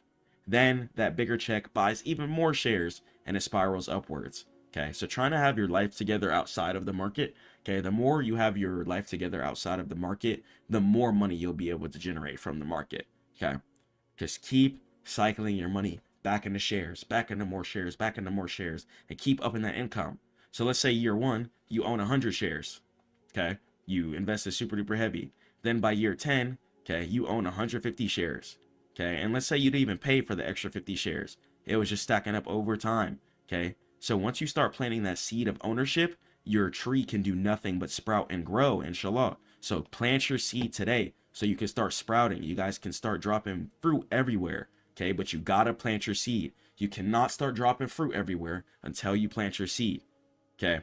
So then from year 30, 20, then from there, you're earning a full salary from dividends alone. And then you could chill out, okay? You still have your money parked away in the dividend, and you're getting paid for having your money parked away. It's crazy, okay? If you make the right financial decisions, you stay focused on God, and you don't feed your flesh, you guys can get out of poverty, okay? You guys can be rich forever. You can never go broke again as long as you maneuver your wealth into that constant asset river. You have to continue to flow your money in that asset river. Otherwise, things can get hard, okay? So throw your money into the river and start flowing so you guys can grow like the big oak tree. Plant all your seeds today. Let's head over to the next slide. So let's jump into royalty stocks, right? Dividend aristocrats. So these are going to be the MVPs of the stock market, okay? And to be on the list, a company must have been in the S&P 500, okay, which is accumulation of like the most powerful stocks, okay, put into one index, okay, known as the S&P 500. And two, okay, they must increase their dividend every year for 25 plus years straight. So if a company is paying, right, 20 cents per share, okay, in 2010, okay, and then in 2011, let's say they're paying 25 cents per share, okay, that's going to be a 5-cent increase, okay? So if they're increasing their dividend amount every year for 25 years straight, then that's going to be a big MVP. And that means that these companies have survived recessions, wars, bubbles, and still paid their investors more money, which means that a lot of these companies are going to be constant investments due to the fact that it seems like that these companies have become a staple in human lifestyle, okay? Companies such as Coca-Cola, okay, or Johnson & Johnson, the Band-Aid company, for example, okay? So companies that incorporate into lifestyle, okay, really are going to be the ones that will survive year after year after year. So let's go and let's talk about the risk with everything, okay? Pay attention to that yield trap. Just like we talked about on the previous slides, the yield trap is going to be really important to pay attention to. Sometimes you see a stock paying 15%, okay? You think you're about to be making bands every single month just by investing into a simple dividend, okay? And they might pay you out for a couple of months, okay? You might be getting 5K a month payments, for example, okay, for 3 months. And the next thing you know, they start losing profit. Things start getting shambles. And then boom. And then the high yield decides to stop paying you out what you're used to getting paid out. And if a company runs out of cash, I'm telling you, they're going to cut that dividend to zero. Okay, so just with the pizza analogy, okay, you can't help anybody in the world if you're not helping yourself first, okay? So if you have a box of pizza, right, there's 10 slices of pizza, okay? If you give away 6 slices of pizza, okay, you'll still have 4 slices of pizza for yourself, okay? You can still eat, you're not going to be starving, and you're going to be chilling, okay? But then take person B, okay? If person B gives away all their pizza, they're going to have no pizza left over, okay? And that might seem like a good thing instantly, okay, because they fed everybody and ignored themselves, but that's not, okay? That'll turn into later frustration, later hunger on that person, regret on that person, okay? And they're going to be like, well, you know, people might not have fed me a certain type of ways, okay, leading into certain type of mindsets, okay? So even in dividends, it tells us it's really important, okay, to keep our bag right. Before we can help anybody else, our bag has to be right, okay? And dividends show us this. If a company is giving away all their money, they're not going to have enough money to reinvest into more ads, into more workers, into better factories, etc. And they're not going to be able to scale at the way that they would like to, if at all, okay? So if a company runs out of cash, they're going to cut the dividend to zero. So be wary of new companies, especially paying out big dividends, because it might not be consistently for long. And that's when the crash comes, okay? And when they cut the dividend, the stock price drops even more because it's going to go ahead and lose value, which means you lose twice. So not only would you lose money on your base, money that's parked in there, your dividend payments are going to go ahead and get cut as well. So a golden rule, right?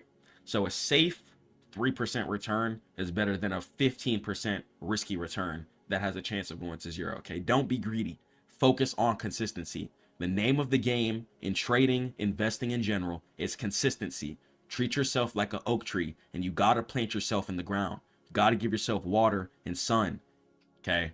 if you're not planting your seeds and you're just trying to hit the big 0 to 100, you're just trying to go buy an oak tree and plant it in the ground, it might not be stable. Okay, it didn't get time to connect to the roots, to the soil, and it might topple over. Okay, but when you're the tree and you grow it day by day, limb by limb, okay, root by root, okay, you're going to know the field, and your money is going to be planted within the soil. It's going to have a lot better baseline to it. Okay, even if stock prices were to start dipping down, since you have so much baseline planted, okay, stuff isn't really going to affect you. Okay, your dividend payments are still going to be pretty consistent, and your profit fluctuation isn't going to be as bad because you planted your seeds. So focus on planting your seeds over a quick win. So how do you start today? Okay, I'm going to give you guys a 3-step plan. So the account, open up your broker. Okay, you guys can do Webull, Robinhood, Fidelity, Schwab, Vanguard, so many different options. Okay, open a brokerage account. Okay, then from there, okay, you can buy ETFs. ETF stands for Exchange Traded Fund, and they're pretty much going to be a bunch of companies put into one big giant company, for example. Okay, so you could buy really consistent ETFs like SCHD that pay out really good dividends, or VIWM, for example. Okay, and it's a basket of 100+ dividend stocks that give instant safety. Okay, or you could pick individual stocks as well too. Okay, and then the button. So find settings for your dividend reinvestment and turn it on. This way, all your dividends are going to go back into shares consistently, instead of you guys just having random cash, and then you're going to have to go buy dividends, instead of you just having it all in that DCA consistent flow mode. Okay, so don't forget, diversify. Okay, and a good way to diversify is to really invest into ETFs as well too. Okay, let's head over to the next slide. So dividend investing is really like going to be the ending to everything. Okay, it's the furthest thing from a get rich quick scheme. But after you run up 5 figures, 6 figures, 7 figures, you've been grinding, you've been putting in the work, you've been praying to God, really staying down. Once you have some money stacked up, dividends is going to be a good place to park your money in, and you guys are still going to get that monthly income and that monthly reward from it. But make sure you guys are choosing to invest into things that pay you out consistently, and be patient, be consistent, and start now. Okay, start now. That's going to be the most important thing. Start generating your business now. Start generating income now. Start doing whatever you need to do now. If you say you want to invest into certain assets, if you have $5 in your account right now, take that $5 and invest. Okay, start planting your seeds today, and that's going to be the most important thing. It's not really about the money. It's about your lifestyle, your consistency, okay, and how disciplined and focused you are when it comes to stacking your assets. All right, if you want help with it, head over to Stackmode.net. Stay prayed to God. Keep grinding. I'm going to catch you guys in the next one. Peace. Keep going hard. Don't ever give up.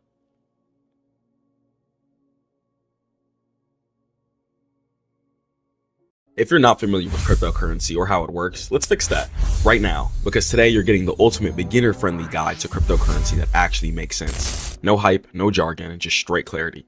Crypto isn't just internet money. It's a digital system that lets you send, store, and grow value without needing a bank. And the best part, you don't need to be a tech genius to start. You just need the right roadmap, and I got you.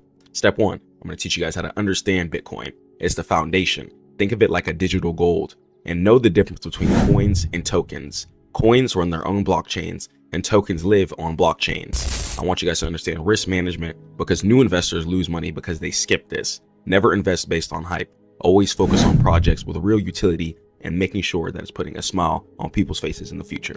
Let's go on, let's jump in, and let's understand what cryptocurrency is, inshallah. So let's go and let's do a deep dive onto crypto, and let's understand it, inshallah, if God wills. So why does crypto matter in the first place? It solves the trust problem. So traditional money relies on banks, okay? So the money sits inside the centralized bank system, okay? And within that system, people can only make certain decisions with their money. If you have 100,000 parked in the bank, you can't go to the bank and pull all of it out immediately. Same thing with certain apps like Cash App, Zelle, etc. There's going to be withdrawal limits, and there's going to be deposit limits as well too, okay? Due to the fact that the bank has to centralize and control everything, so that on their end, they have to have enough money to distribute to everybody, okay? Because the bank is using our money. So understand that if the bank freezes your account as well, then your money is going to be gone. Crypto solves all of this. It's censorship resistant. No government can stop a Bitcoin transaction, not a single one. You could be in any country in the world, and it makes it permissionless. That's the main reason why people fight so hard for cryptocurrency. It's because it's righteous. You know, everything doesn't need to be rat race and controlled, especially with other things being as controlled as they are. You know, you have to go pass emissions for your car before you can drive it and do certain things already. So the fact that we can't spend our money or withdraw our money how we want is a problem. It's a problem for me and a problem for many other people. And thank God we have the resolution for this. Cryptocurrency has come into play to solve this. Also, it becomes an inflation hedge too. So central banks continue to just keep on clicking print, okay? They print money constantly, over and over and over and over again. Keep on clicking the print button, okay? Making it worth less. And Bitcoin has a fixed supply, which makes it scarce, okay? And that scarcity has a lot of value built into it, just like gold, diamonds, etc. Anything that has less or has a strict supply, okay, is automatically going to go ahead and be valuable. Okay, anything that has less supply than something else will be more valuable a lot of the times. And cryptocurrency is giving you true ownership on your currency. Okay, you could be in any country in the entire world, as long as the country has a bank account system that lets you withdraw from certain brokers, okay, such as Coinbase, etc. You can take that money from your cryptocurrency, spend that anywhere in the world. You don't even have to transfer it to fiat currency if you don't want to. You could easily just get your cryptocurrency, spend it on the Coinbase card, and you can easily just spend your cryptocurrency straight up without having to transfer it to a centralized bank. So you can be completely your own bank. You have total control and total responsibility for your money too. So there's also going to be a couple things that come into play with this. So say things like fraud. If you make a transaction on mistake, okay, for a bank, you could call them up and be like, hey, I did this on accident. Could this be reversed? And a lot of the time, since it is a controlled system and it is technically kind of their money also, so they have the ability to, you know, pause things, freeze things, and make certain transactions not go through in case ever needed. And that could be in a good thing or a bad way too. Because say, for instance, you're trying to send some money to a family member in another country. They could also decline that wire transfer if they wanted to. Cryptocurrency, nobody can decline your transactions, okay? Nobody. Okay, you are going to be your own bank, and everything works on autonomous smart contracts. So on a normal bank, if you wanted to send $10,000 to somebody, once again, the bank has the ability to say yes or say no. Okay, it's going to be completely up to them. But if you send it via cryptocurrency, instantly it'll go ahead and get sent over. Okay, but that's also putting more responsibility in your hands too.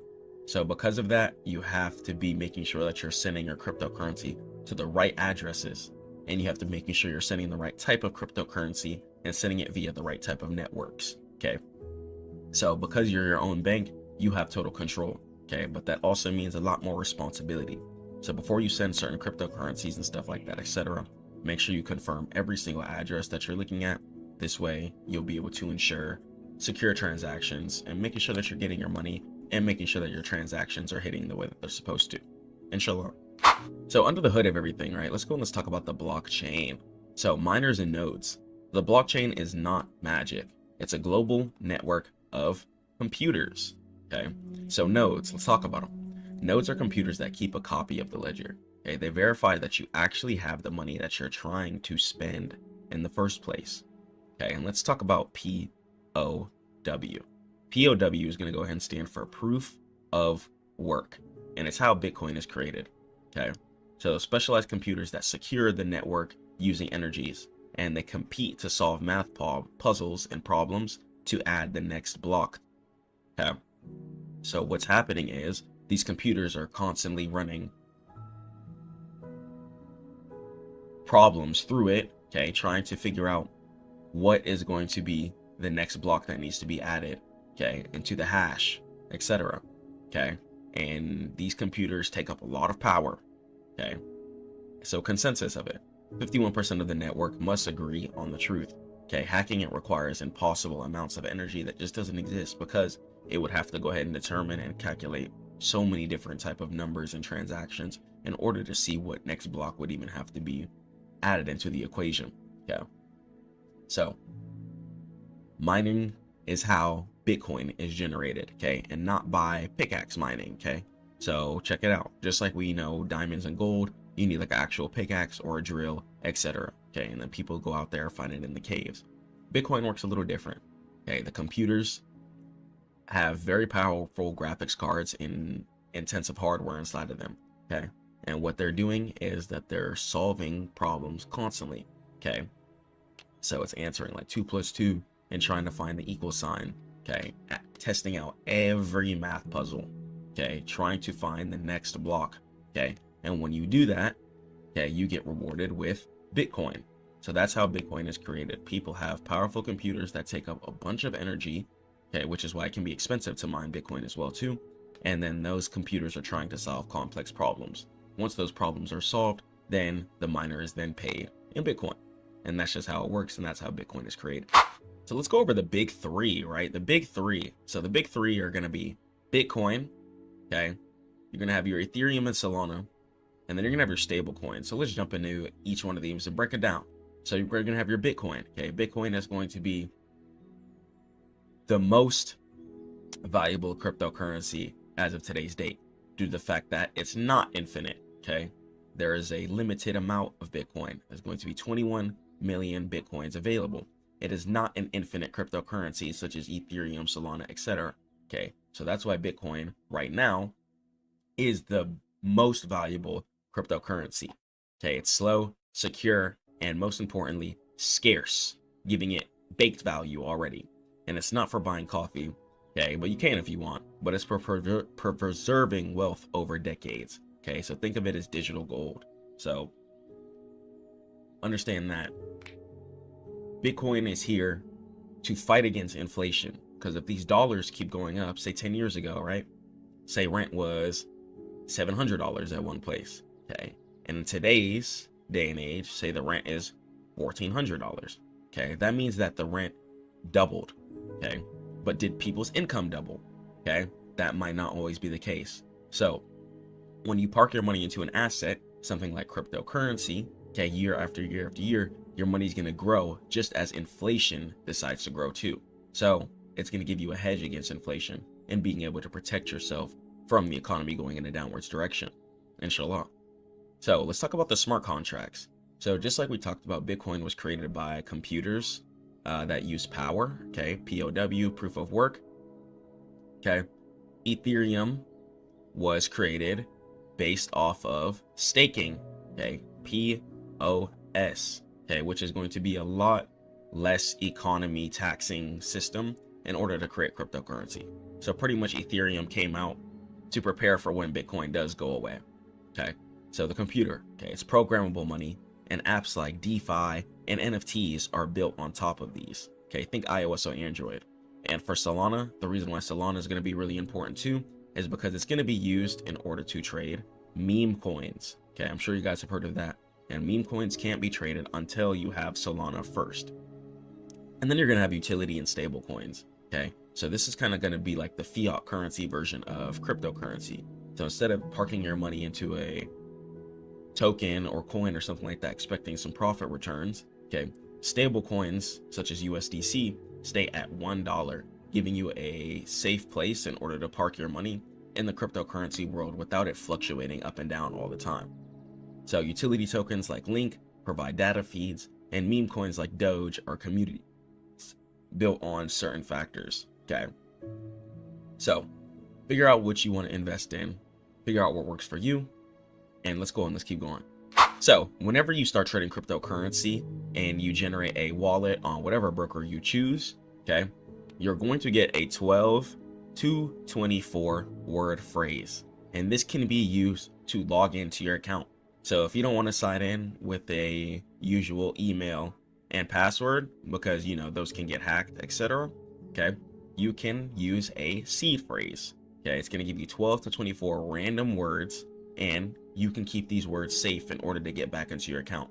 So with cash, say the problem with that, you know, if you have a bunch of cash stashed in your house, it can get moldy, you can get robbed, the house can catch on fire, etc. A lot of things could happen to cash, okay? But with your cryptocurrency, it's like keeping your cash, but digital, okay? And it's not behind a email and password, it's gonna be behind your seed phrase, okay? So you can write your seed phrase down, okay? It's gonna be 12 to 24 random words. Make sure you write them all in a row, okay? They're gonna be listed like 1, 2, 3, 4, 5 to 12 to 24, etc. Okay, so make sure you have the order correct, because that definitely does matter. Okay, try and write your seed phrase on a piece of paper, a notebook you have, whatever. Okay, and never screenshot it. Okay, never screenshot it. Okay, Apple, people can get into your iCloud, and then people can get access to all of your funds. Okay, try not to type it onto a online computer software, like no Google Docs or anything like that. If you do, try to just keep it on a flash drive. You can do like a notepad .txt file, something like that, and you can password protect it with 7-zip, WinRAR, anything like that too, if you want it as well. Just try to keep it as secure as possible. So if you lose this, your money is going to be gone forever. Okay, no support desk can help you. Okay, it's just going to be gone, out of existence. Okay, and it cannot be recovered. So make sure you guys are keeping your seed phrase secure. Keep it safe, because this is going to be your longevity. This is going to be your money, and this is what's going to take care of you. Okay, you guys don't want to be losing this. Okay, inshallah. So let's talk about the trade-off of everything. Okay, let's talk about CEX versus DEX. Okay, so CEX is going to be centralized. Okay, so whenever you're thinking CEX, think of the normal traditional bank system. Okay, so pros, right? You got some easy customer support. It's pretty easy to get your money back whenever things happen, but there's also going to be things that come into play. Okay, sometimes you might have random 3 a.m. maintenance. There's been times where my crypto had to come clutch because my centralized bank is doing maintenance. Okay, but my cryptocurrency was available, thank God. Okay, there's also been times where your funds can be frozen. Okay, and there's also going to be that Monday through Friday window in order to get paid. Okay, so times correlate versus when you get paid. On the decentralized network where cryptocurrency is traded, doesn't matter. Everything is based on the peer-to-peer transaction system. Okay, if I send 10K to somebody, it'll most likely be in their account within a couple, or their crypto wallet within a couple of minutes or hours. Okay, if I send someone 10K via wire transfer, okay, it would have to be via Monday through Friday, okay, and it would have to hit at like 6 a.m. or like 9 a.m. or something, some time like that. And keep in mind, the centralized bank, if they wanted to, could completely decline the transaction. Okay, decentralized, everything is peer-to-peer. No one can decline anything, but no one can also recover your mistakes if you make any. So it's decentralized, okay, giving you total privacy. You keep custody, and instant swaps are going to be available. But understand that there's no customer support. Okay, if someone says, yo, send me 10K Bitcoin, and you send them Solana, that's it, man. Okay, you have to understand that that's it. So there's an extreme responsibility. So make sure you guys are staying humble. Make sure you guys are staying focused. Make sure you guys are waking up and praying to God, most importantly, and keeping your head on straight. Okay, you don't want to be having a moment of franticness or having bad mental health and making an accidental decision where you just lose all your cryptocurrency. Okay, please don't do that. And let's talk about what gas fees are. Okay, and I'm not talking about gas that you put in your whip. Gas fees are going to be every transaction that has a tiny fee attached to it. Okay, that's going to be a gas fee. Okay, any crypto transaction that has a fee attached to it is a gas fee. So on Ethereum, this can be like $5 to $50. On Solana, it could be like 0.0001. Okay, so your gas fees will go ahead and fluctuate depending on what asset you're buying and purchasing. So let's talk about the dangers of everything. Okay, we want to make sure we're being as safe as possible. So the fat finger error, this has happened to so many people. Okay, if you send Bitcoin, okay, but then they're asking for Ethereum, it's deleted forever, or some random person is going to go ahead and get the money.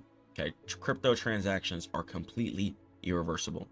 Always send a small test amount, especially if you're sending big amounts. Okay, if you're about to send 10K, see if $5 goes through first. Okay, if they get that, then go ahead and send it again. Okay, take your time. Do not make fast, overzealous decisions, because you can very quickly destroy and lose all your crypto value on accident too, is really the crazy thing. Okay, so if you want to trade cryptocurrency, you say you're ready to be your own boss, be ready to stand on business, CEO. Okay, you got it. I believe in you guys. Manage your currency well. And social engineering. So hackers won't break the blockchain. Okay, what they'll try to do is trick you. Okay, they pose as support agents or send fake website links. Okay, or what they'll try and do is be like, oh, here's a 12 to 24 seed phrase, word seed phrase, and you can come in and try to log in and you'll get all this money. What they want you to do is deposit into that account. They have access to it, and then they go ahead and clear the account. Okay, do not log into anybody else's crypto wallet. It's not worth it. Stay logged in on your wallet. Stay focused on your bag. Don't try to rob nobody. Don't try to get no money from nobody else. Stay focused on you and yours and what God has planned for you. And bear markets. So crypto sometimes has winter cycles, just like the stock market, where prices can drop 80% for certain cryptocurrencies, especially if they're not valuable, and stay down for years. So only invest money that you can afford to lock away for plenty of years, okay? You should be on the brink of almost death before you pull out your money from your cryptocurrency wallet, okay? Try not to pull out your crypto wallet. Try to live off your credit card, okay? And invest all your cash into assets if possible, inshallah. So the psychology behind everything, okay? So time in the market, okay, is going to be a lot better than timing the market, okay? So many people are trying to time the market for exactly what it is every single time. But understand that sometimes you just got to be in the trade for some time. Some of you guys are closing your trades way too early and wondering why you're not profitable at the end of the year, okay? You need to have your life together outside of the markets so you can actually sit on your plays for some years and build some actual capital. So don't buy at the top. We're going to go ahead and go over some chart work too at the end of the presentation, just so I can go and let you guys know some quick sauce. So try not to buy at the top of all-time highs, okay? Wait for market to dip down, okay? And then catch the sweep back up, okay? But do not buy at all-time highs, because a lot of the times you're just going to go ahead and eat a pullback straight down. So the DCA strategy, DCA stands for dollar cost average, okay? So you can go ahead and set up an auto buy. You can set up a certain amount of money per week too if you wanted to. And even if you did buy all-time highs, because your cryptocurrency is really going to be more like savings more than income. Yes, you're still going to be making great income after the years do pass, inshallah, but for the most part it's really going to be more of your savings. So even if you did buy all-time highs, you can have that consistent amount that you're constantly investing in, okay? I don't care if you do $50 a week, $20 a week, $500 a week. Just choose whatever's comfortable with you for your income level, okay? And come back in 5 years, okay? And I'm telling you, most long-term investors who don't even look at the charts outperform 99% of day traders, okay? And that's a very, very, very true statistic. And you guys are going to be able to touch millions, okay, if God wills, without stressing yourself out by just making the right play, by just watering your seeds today, okay? So start growing your account, be patient, and keep going. So here's some golden rules for cryptocurrency. If it's not your keys, it's not your coins. Okay, if you have your cryptocurrency parked into a broker that's email password and doesn't have any recovery keys or secret keys, it's not really your cryptocurrency coins. If the broker shuts down, then boom, it's not really your true crypto in your hands. So I recommend like Phantom Wallet or anything like that, where you guys can digitally store your crypto very, very safe. You can also store them on a hardware physical device as well too, where it be the USB drive or whatever. And the golden rules of everything, right?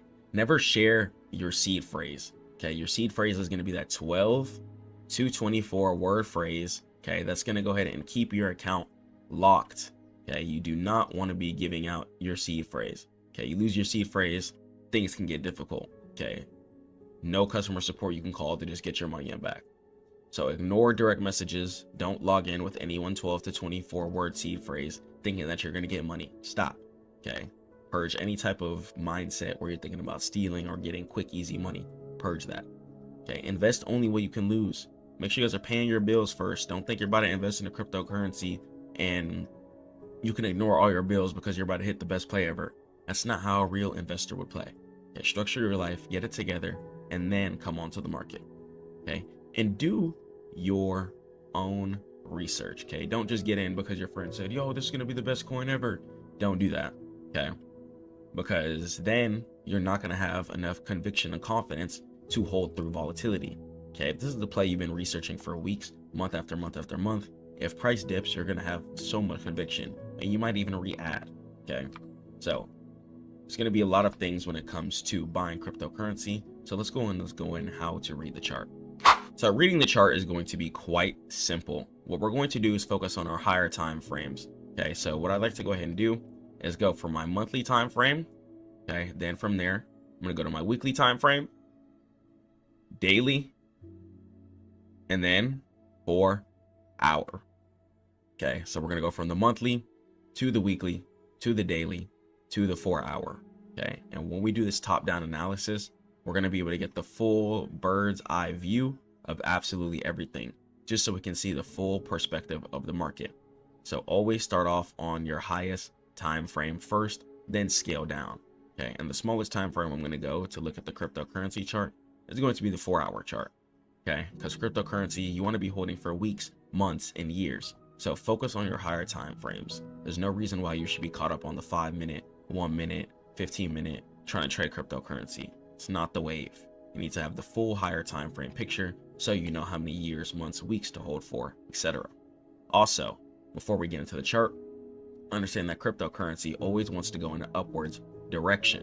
Okay, most people can only buy, and this is the same thing for stocks too. Most people can only buy. Okay, most brokers don't let people short cryptocurrency, etc., unless they're trading crypto futures. So the fact that most people can only buy means that it's meant to go up year after year after year after year after year. Okay, so we do not want to be buying at all-time highs if possible. Okay, so what you want to do is wait for what's called a pullback. So pretty much buying anywhere other than all-time highs. So all-time highs is going to be up here at this current level of 126,000 right now at the time of this recording. I'm on my monthly time frame. I can see on the monthly time frame this chart goes up year after year after year after year after year. This is a bullish asset. So I'm going to go ahead and go to my weekly time frame. Okay, and I understand something about the market. I know market always wants to go in an upwards direction if the asset is going to be valuable. Okay, which means people are always going to be looking for an opportunity to buy. Okay, because they expect for it to go up year after year after year after year. So with that logic, I know that price always wants to go and head to break previous all-time highs. Okay, that way it can continue to keep going. Okay, you can see all price does is break all-time highs. Okay, and then it'll go ahead and fall below it. Okay, and then make some new all-time highs. Okay, we'll fall from there, and then one day, inshallah, we'll try and get above this all-time highs too. Okay, and then we continue to go in an upwards direction. But within the chart, we have to understand that price has to go up in order to go down, and price has to go down in order to come up. Okay, so price will always hunt an area of resistance above current price, or it's going to go ahead and hunt an area of support above current price. Okay, so always know that. Okay, price will always hunt an area of resistance above current price or an area of support above current price. So the strongest area of resistance on every chart is going to be all-time highs. Okay, so you want to also be focusing on things that trend too. So if I'm looking at Bitcoin here, okay, I can see Bitcoin goes up year after year after year after year after year. If it's not trending up year after year after year after year after year, it's a lot of the times it's going to be a lot more straining to make some profit within the decade's time span. Okay, so next thing you want to be looking for is the V structure. Okay, so all your setups should look like a V. So here's what I mean by this. So the reason why I say the V is because market will always make the left side of the V for you. Okay, the left side of the V is going to go ahead and be what's called resistance. Okay, so whenever you see market falling within a downwards direction, that's going to be called resistance. Okay, so market will always make the left side of the V. Okay, it'll always make the left side of the V, and it'll also make the bottom of the V. So many people try to predict where market wants to bottom out at, and here's how you know if the true area of support is real. Okay, make sure you're on your weekly or your daily time frame. Okay, and then from there, once you see market deciding to curl in an upwards direction after falling heavily, okay, how you confirm to see if the V is real. So here we have the left side of the V. Okay, we got market trying to make a bottom of the V here. Okay, but we want to see if the right side of the V is real. Okay, so the whole right side of the V, all this whole gap up here to the previous area of resistance is going to be money that we're just waiting to collect. Okay, all of this is just going to go ahead and be money. So all your setup should look like a V. Okay, try to buy when market is curling in a upwards V direction. Okay, all your setup should look like you catching the right side of the V. Okay, so that's how you know when it's time to buy. Try to buy at certain lows. Okay, let market make the left side of the V, and let market make the bottom of the V. Okay, let market make the left side of the V, and then let market make the bottom of the V. After you're on the daily, you start seeing like 2 to 5 candlesticks going in upwards direction. Okay, that's how you know the support is true. Okay, you don't want to just see one little wick, okay, and see it going up and be like, oh my gosh, it's going up from there. But if you see multiple days in a row, okay, price hitting in upwards direction, the chances of this support holding is going to be really, really high. Okay, especially after it dumped down for many, many, many days. Okay, so cool. So that's going to be the full guide on how to trade cryptocurrency. If you guys want some more one-on-one mentorship, head over to Stackmode.net. Come on and book a free call. Or you can check out my free course and ebook. Stay prayed up to God. Keep grinding. I'm going to catch you guys in the next one. Let me know what you think in the comments below. Peace.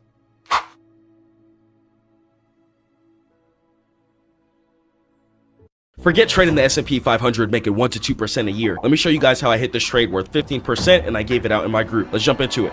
Let's jump straight into the setup. So I like to go ahead and start off on my monthly time frame first, and then I like to scale down. So it's really important that we do top-down analysis. So I'll go for my monthly time frame, then from there I'll go to the weekly, then I'll go to the daily, then to the 4-hour time frame. And a lot of times the 4-hour time frame, whenever I am trading stocks, especially, is going to be a lot of the times like the lowest time frame that I do end up going towards. Okay, so the 4-hour time frame is the lowest time frame that I goes towards when it comes to stocks.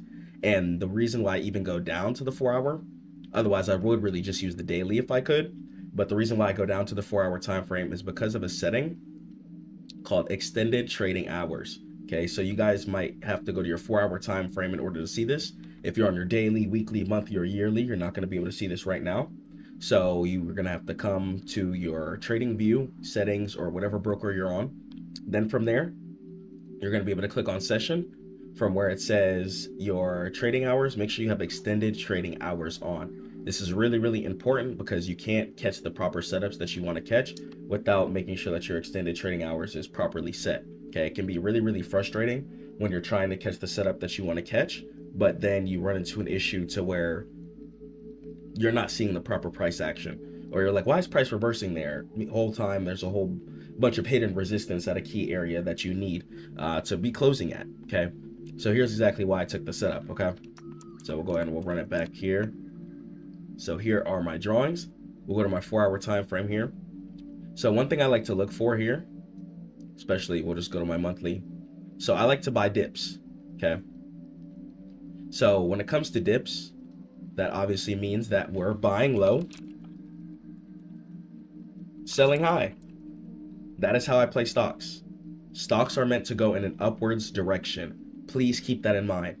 It's too many people trying to short the United States stock market when these companies run the entire world. These companies are the entire backbone of the entire world infrastructure. The entire world, besides like China, for example, uses iPhones. Okay, the whole world uses Google for a search engine for the most part. So we have to think relatively. Wait, if these stocks crash in a downwards direction, and if you didn't know, there's also laws in place, things called the short sale restriction, for example, where stocks can't flash crash too much percent in a single day. Okay, so you have to keep that in mind whenever you are investing. Okay, stocks are meant to go in an upwards direction. These stocks are not meant to suffer and fail. You have to keep that in mind. Okay, keep that in mind and just keep stacking up your account. Keep growing it, keep putting in money, and keep investing. Okay, but buy at the proper times, especially if you're going to trade stocks.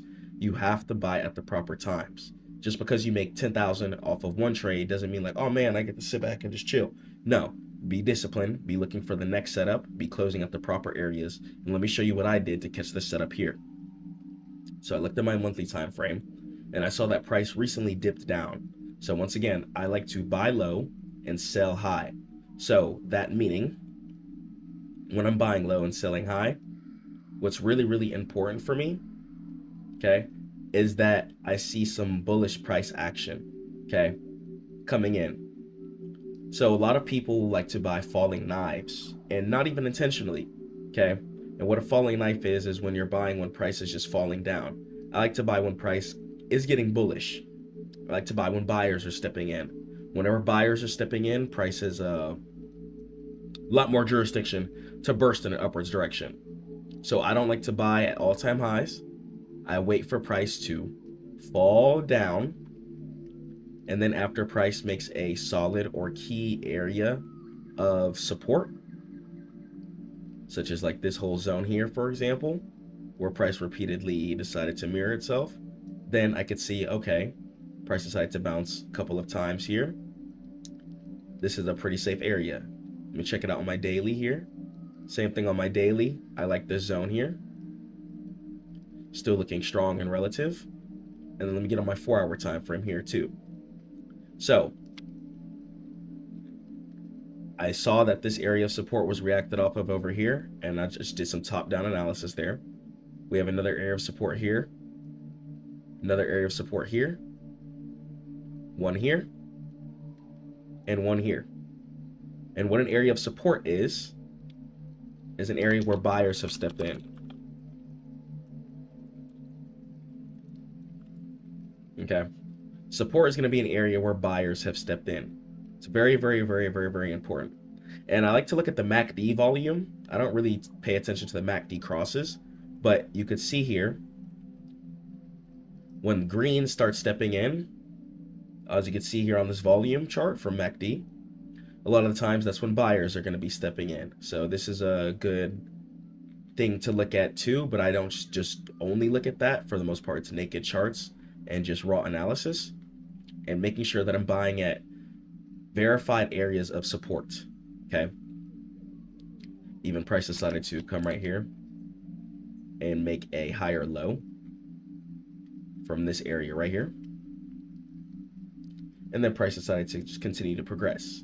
Now, Chris, why did you close at this area right here particularly? Okay. Great question.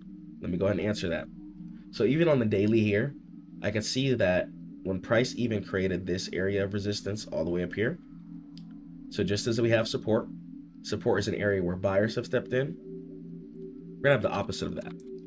Resistance. Resistance is an area where sellers have stepped in. Okay? So make it simple. Don't make it difficult. Okay? Resistance is an area where sellers have stepped in and price decides to fall in a downwards direction. Support is an area where buyers have stepped in and price decides to bounce in an upwards direction. I like to wait for areas of support to come in, and then I take the price action up, especially when I'm trading stocks, which I'm only playing bullish directions. I'm buying low, selling high. That comes from stocks, because stocks are meant to go in an upwards direction. Same thing with crypto and Bitcoin. And then from there, I'll go on my 4-hour here, make sure I get everything with the raw analysis. So I can even see here, once again on the daily, you could see price decided to come all the way up, come down, and then come back up. So when price does a little zigzag like this, like it comes down and then comes up to an area and then comes down, that area where it just randomly jolted up to and stopped is now an important area. So even if you were to go ahead and catch the trade back to the upwards direction, your take profit would be this ideal area here where price is creating resistance at. Okay. So boom. 4-hour here. Area of resistance. Area of resistance. And we can see take profit getting set in here. It's exactly why we were able to profit. Okay. I make it really, really easy. You guys can join the Stackmode Academy if you want to catch my trades and learn how to trade. I also like to draw trend lines too, sometimes just for verification. And just putting everything in a big conglomerate. It might seem like mess at first, but when you guys are able to strategically break down everything step by step like that, it makes it really, really easy. Okay. Pray that video helped. Quick little simple guide. Stackmode.net for all trading education. Make sure you guys get your tap business cards at Stackmode.net. Catch you guys in the next one. Peace. Most beginners lose money trading futures, not because the market is hard, but because they start wrong. Today, I'm going to show you the right way and the simple steps to your first profitable futures trade. By the end of the video, you'll know exactly how to pick the right contract and how to avoid the traps that wipe out new traders, and the exact setup professionals use to stack consistent wins. No fluff, no complicated math, just a clean, actionable beginner framework that actually works in live markets, prop firms, and even if you've never traded futures in your life, inshallah, if God wills, you'll know how to trade it by the end of this course. Let's jump into it. Okay, so this is going to be how to trade futures and catch dips and certain lows. Okay, so we're just going to go ahead and jump straight into it. So what you want to do is start off doing top-down analysis. Okay, top-down analysis is when you're going to be starting from your highest time frame and scaling down to your smaller time frames. So what we're going to go ahead and start off with is our weekly time frame. Okay, our weekly time frame are going to be our eyes. Okay, you're going to be able to see absolutely everything you need to see on the screen. You got to start on a higher time frame. Especially on futures, you cannot sit there in tunnel vision on things like the 5-minute and the 1-minute and not understand the true directional bias. Okay, we're also going to talk about some logical things and some logistics of why it's better to play certain directions within the US market. Okay, and futures is going to be a US market. Okay, we're going to talk into everything, and this is going to be the full futures guide. Okay, so we're going to go ahead and have the weekly here, right? Weekly time frame is going to be our eyeballs. Okay, we're going to be able to see everything we need to see on the higher time frame basis. That's going to be pretty relevant. Then from there, you want to go ahead and head down to your daily time frame. Okay, you're going to go down to your daily time frame. It's going to show you a little bit more candles than you would see from your weekly. Okay, and each one of the candlesticks that you're going to see is going to determine the amount of price action that's happening within a certain time frame. So if you're on the weekly time frame, each one of the candlesticks that you see will represent 1 week. If you're on the daily, each one of the candlesticks will represent 1 daily. Okay, so that's how things fluctuate and change. Okay, so it's just about knowing when to use certain time frames and how to use the flow. Okay, and once again, the flow is going to be going from your highest time frame to your lowest time frame. Okay, highest time frame to your lowest time frame. So we're going to go from the weekly to the daily to the 4-hour time frame. Okay, the 4-hour time frame is going to be extremely, extremely important, and we're going to talk about why. So if I get on the 4-hour time frame, we're going to see here in the bottom right of Trading View, okay, you're going to see the words ETH. Okay, so look in the bottom right here, you'll see the words ETH. ETH is going to stand for extended trading hours.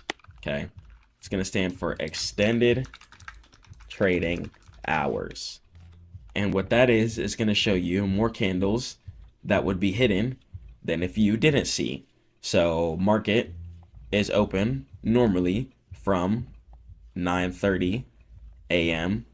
Eastern time, okay, to around 4 p.m. okay, Eastern time. Okay, that's going to be like the basic stock market time. But with extended trading hours and with futures, market is also open on Sunday. It opens at Sunday at 6 p.m. and is open until, I believe, Friday at around 6 p.m. as well too, Eastern time. Okay, so extended trading hour is going to show you the Sunday hours, which you need to see. Okay, if I turn off extended trading hours, okay, the chart is going to look a little different, and you're going to see little areas like this, okay, where you're going to see gaps in between certain spaces. But if I turn on electronic trading hours and I go back to the same place, I'm going to see price have a filled in area there. Okay, so that's why extending trading hours is extremely useful to use, and why you can't just live completely on your higher time frames. Okay, all your time frames are going to be useful. Okay, you got to use all your time frames. Got to. Okay, all your time frames are going to be important to use. They're all going to help you out, and it's about knowing when to use what, once again. Okay, so that's going to go ahead and be that. So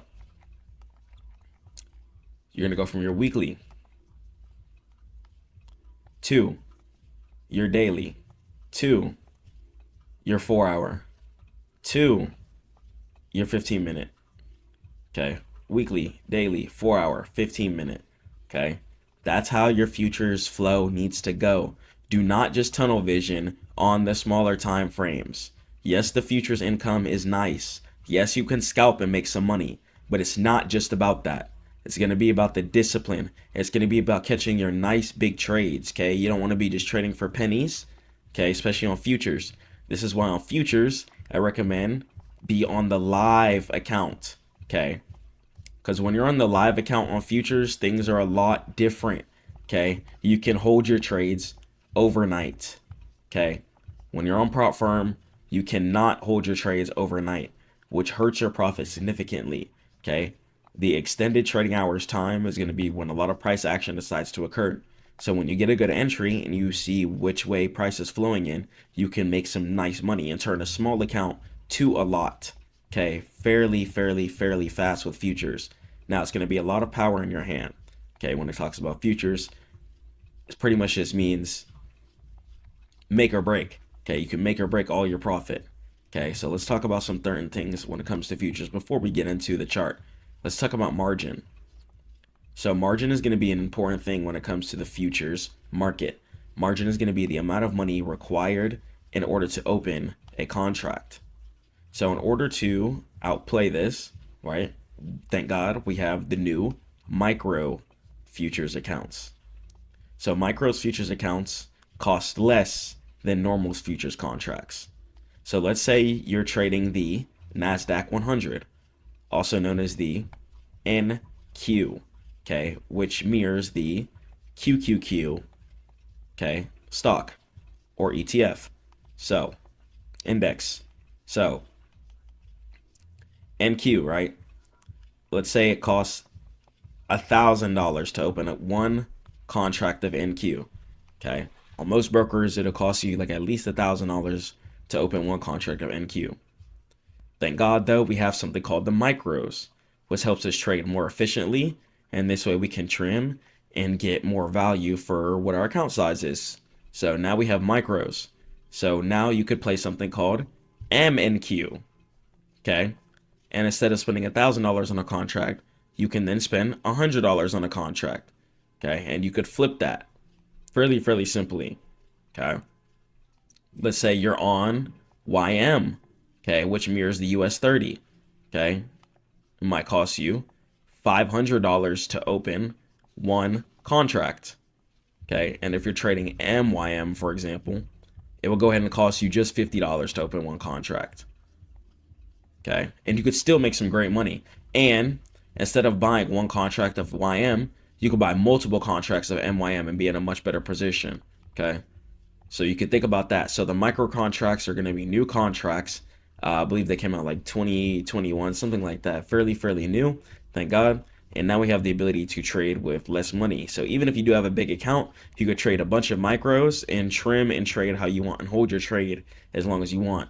And as well, when you trade the micros, they're going to have lower overnight margin. Okay. So OVM, overnight margin. Okay.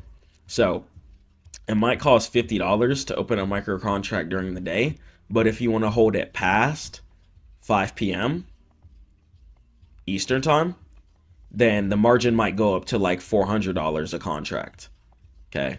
So you got to make sure you're having the overnight margin and the day margin if you want to hold overnight. Okay. So pay attention to that. And every broker is going to have its own different amounts. Okay. It's a lot of important things to know before we just jump into trading futures, because you can get what's called margin called, where if your account goes underneath the amount that required, let's say MYM. Okay. Let's say it requires at least $50 in your account. If your account goes underneath $50, let's say it goes to $48, it'll go ahead and just wipe all of that and put it straight at zero. Okay. And if your price action goes against you too fast, you might even owe the broker money sometimes. Okay. So you want to make sure that your dollar amount is a pretty good amount over the amount of margin. So if it requires $400 to hold overnight, then try and have at least like $800, $700 or something like that. Okay. This way you're going to have some wiggle room and things like that. So the things outside of futures are going to be really important too. And how long you hold the trade is also going to go ahead and be limited. So how long you hold the trade is going to be based on the certain month too. Okay, you can't sit there and hold futures forever because they do expire and have certain expiration months, which the broker will tell you a lot of the times. So now let's go ahead, and which is why you'll see on your broker sometimes it might ask you to roll over your contract. Okay, so once again, starting on our higher time frames is going to be our bread and butter. Okay, it's where we're going to succeed at. We want to see the higher time frame trend. Okay, let's talk about some logical things too as well before we jump into the chart fully. Okay, I want you guys to pay attention to this. This is going to be MYM, right? Look at how this chart trends. Okay, year after year, even with certain dips, we're trending in an upwards positive direction. Okay, we're trending once again in an upwards positive direction year after year after year after year after year after year. So personally, I don't think it's smart to trade futures to the downtrend. Okay, the Forex community has spread over to US traders, and now US traders think that they should be shorting a market that goes up year after year after year after year. There's also certain laws in place called the short sale restriction, okay, SSR. And the short sale restriction prevents stocks from just flash crashing to 0%. Because if they stock, because don't forget, definitely remember this, but don't forget, futures are just indexes. They're just a bunch of stocks put into one big giant conglomerate, and then you can trade it like that. Okay, that's all it is. So if stocks crash, futures will crash. Okay, that's just how it is. So you want the stocks to be up and afloat. And same thing for the US government. It's beneficial for the world, okay, the global economy, okay? The more money the US has, the more we can look better and help other countries out, etc. Okay? So, if the stock market goes within a positive upwards direction, right? If futures goes in an upwards direction, okay, that's going to incline more companies to be able to hire more employees, okay? And the more employees that are hired, the more taxes that are going to be paid. The more taxes that are being paid is going to equal a richer White House. A richer White House is going to give the country more credibility, recognition, and ability to do more things. Okay? So, there's logical reasons why we want the stock market to go in an upwards direction. Okay, logical reasons why you don't want the market to crash down. So don't fear crashes whenever you're trading. But in futures, I recommend to buy lows. Okay, there's going to be two things we're going to be looking for in futures. We want price to already, and let's talk about support or resistance. So support is going to be an area where price is bouncing in an upwards direction. Okay, so if you're on your higher time frame and you see price made a certain low going in an upwards direction, okay, that's going to indicate an area of support. Okay, it's going to indicate an area of support. Then the opposite of that is whenever you see price falling in a downwards direction. Okay, whenever you see price falling in a downwards direction, then that's going to be called an area of resistance, indicating that sellers are coming into place. So resistance is going to be when price is falling in a downwards direction. And then we're going to have support when price is bouncing in an upwards direction. Okay. And that's just going to go ahead and be the difference between the two. So putting this into perspective, we have to go ahead and realize, like, okay, support and resistance correlate with each other. Market can only go in two directions. Okay. But I can see on my weekly time frame, year after year after year after year after year, market's going in an upwards direction. Okay, so my US futures traders, please do not have that Forex mindset. Okay, I want you guys to look at the Forex chart real quick. A lot more sideways. This is why Forex traders short. Okay, there's a reason why they short. Okay, because you can get off with things like this a lot easier, a lot cleaner, and a lot better. Okay, this market is not meant to go in an uptrend. Okay, as we can see, futures goes in a consistent uptrend. Okay, due to the fact that it's going to help the US in a lot more cases. Okay, so we have to keep that in mind. That's why price is going in upwards direction. So let's talk about once again how we can go ahead and trade. We want to be buying two things. Okay, you want to be buying when price makes an area of support. Okay, because all your setups are going to look the same. Your setup should always look like a V. Okay, So market will always make the left side of the V, and we'll talk about this in a second. And then you're going to catch the remainder of the right side of the V, because price always wants to try and break all-time highs. So as we can see on the futures market here, we're always constantly making new all-time highs pretty much, okay? And that's due to the fact that, once again, it's most beneficial for the world, the economy, and the global infrastructure of everything, okay? So price is always going to be hunting towards all-time highs, which means price is always going to be hunting to go in an upwards direction. So even if price is in a downtrend, I personally don't like to short. I like to just wait for price to make a low, and then I'll go ahead and I'll take my trade, okay? So let's talk about how you know when price is ready to make a sweep up, okay? There's going to be two things we're going to be looking for. So you want price to be, once again, just bouncing at an area of resistance going in an upwards direction, okay? And then you want to close at an area of resistance or support above current price. That's because price has an ability to reject at an area of resistance multiple times, okay? And one day it might break, but you don't want to eat the reversal, okay? You want to catch your formation and structure completion. Think of trading as a puzzle piece. Everything should click and form together. So resistance areas can short within a downwards direction twice, okay? And then we're also going to go ahead and have an area here where resistance gets broken, turns into support, and then price goes in an upwards direction. Resistance here, getting broken, turn into support. Okay, this is going to be another example of the V formation too. Okay, and in this instance here, you would have bought at this area of support here, okay, and catch it up, because you know price wants to mirror or at least reach the area of resistance. You don't know if it wants to break out immediately, okay, but price at least wants to go ahead and reach it, and that's what matters, okay? Catching your resistance gap fills. So let's go and let's keep talking about it here. So I like to go ahead and start on my weekly here because it lets me know, like, okay, am I at all-time highs or not? Okay, because if I'm at all-time highs, then I know I'm going to be needing price to dip down, make a certain low, and then I'll be able to go ahead and catch my sweep in an upwards direction. Okay, so let's go and let's go to daily here. Okay, now I'd like to go ahead and wait for certain formations. Okay, so take an area like this on the daily. Okay, I see price made an area of support down here twice. Okay, and even if I wanted to go ahead and just take it up to like this area of resistance, you know, that would have been solid.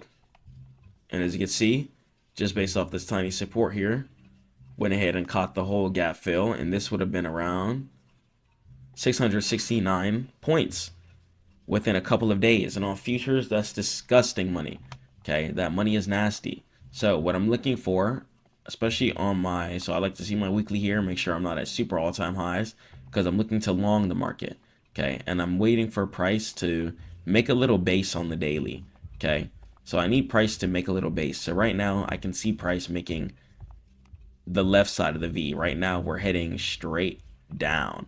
Okay, we're heading straight down, and then I need price to form a low, and then I'll be able to catch the right side of the V and catch it back up. Okay, so that's what we're going to be looking for. But in order to do this, we got to be patient. So right now I wouldn't short, okay, because people are going to be fiending to buy any low opportunity.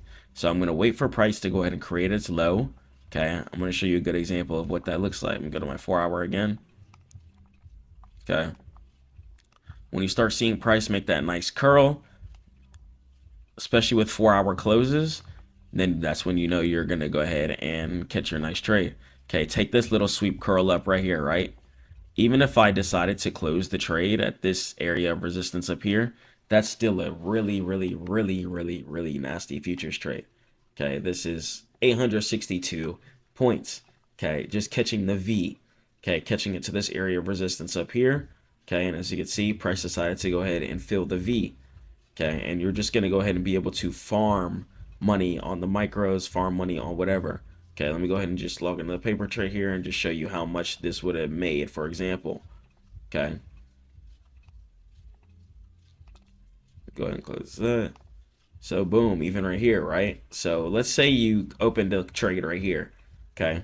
And I like to play with like 100 tick stop loss. Let's say I'm trading YM, okay? 100 tick stop loss, right? And I'm risking $50, and my take profit would be this resistance all the way up here, okay? 473 ticks. So I'm risking $50 to make 236. And as you can see, price decided to continue forward. So as soon as price starts to make that nice V, so I'm looking for multiple 4-hour candles, and then I'm waiting for price to sweep in a upwards direction. Okay, I'm waiting for price to sweep in an upwards direction. So I can see price making an upwards V, even if I entered right here on this candle, okay? Because I want price to go ahead and make the formation of the bottom for me. Okay, I don't know where price is going to bounce at.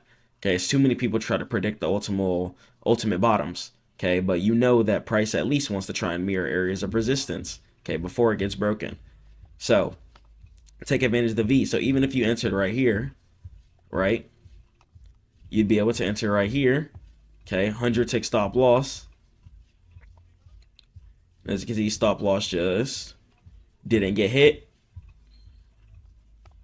And then we decided to go ahead and take profit all the way up here at this resistance of here, 484. Okay, and then you can go ahead and catch nasty trades over and over and over again, waiting for your V formation. Okay, so what I'm going to be waiting for is for price to make a certain low. I'm waiting for price to nosedive down. After price makes a low, okay, let's say maybe about this much on like the 4-hour at least, okay, then I'll be able to catch the remainder up until the previous resistance or support that it stopped at. Okay, and then I'm going to go ahead and close there. I'm not going to play for the breakout. Okay, I'm just going to go ahead and catch the V fill. All your trades should look like a V for the most part. Okay, so right here, I'm waiting for price to go in a downwards direction. Okay, I'm waiting for multiple 4-hour candles. I don't like to just go off of one 4-hour candle. I can't just see price make this one wick area here near this area of support and be like, oh yeah, this is going to be the best trade ever. Nah, I want to actually wait. This is where the 15 minutes is going to come in too. So I can see on this area here, I have a previous area of support over here, and then I have an area of support over here too. Okay, price going in an upwards direction, starting to curl. Okay, but I'm going to wait for more 4-hour candles. Okay, maybe even some more daily candles to form too. Okay, and then I'm going to go my 4-hour here or 15-minute. Let me find myself a good take profit. Okay, so take profit here, even if I want to close at like this resistance area up here. Okay, so let's say I get like one more 4-hour candle or something like that. Okay, I might be able to go ahead and take this V formation up until at least this area up here. Okay, and then I'm going to go ahead and put a 100 tick stop loss. Okay, and then I can see if this area actually wants to go ahead and fill and catch it up to this area of resistance either here, or I could try and catch it up to the, yeah, I mean, honestly, I wouldn't be greedy. Try not to be greedy when it comes to futures. Just take your nice trades and just wait for redips and just do it again. Okay, because the greediness can really get you nipped in the butt. So I would really just take like your 15-minute take profits like this, catch your nice sweep, catch your nice V, close at this area of resistance up here. Boom, close out the area of resistance right there. Get on my 5-minute here, you're going to see the resistance here. You know, price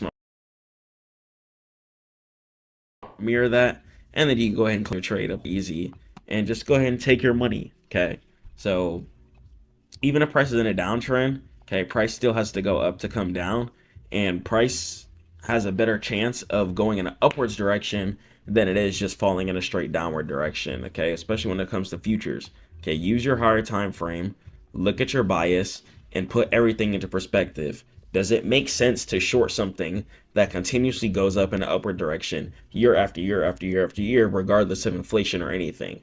And the answer logically would just go ahead and be no in every single scenario.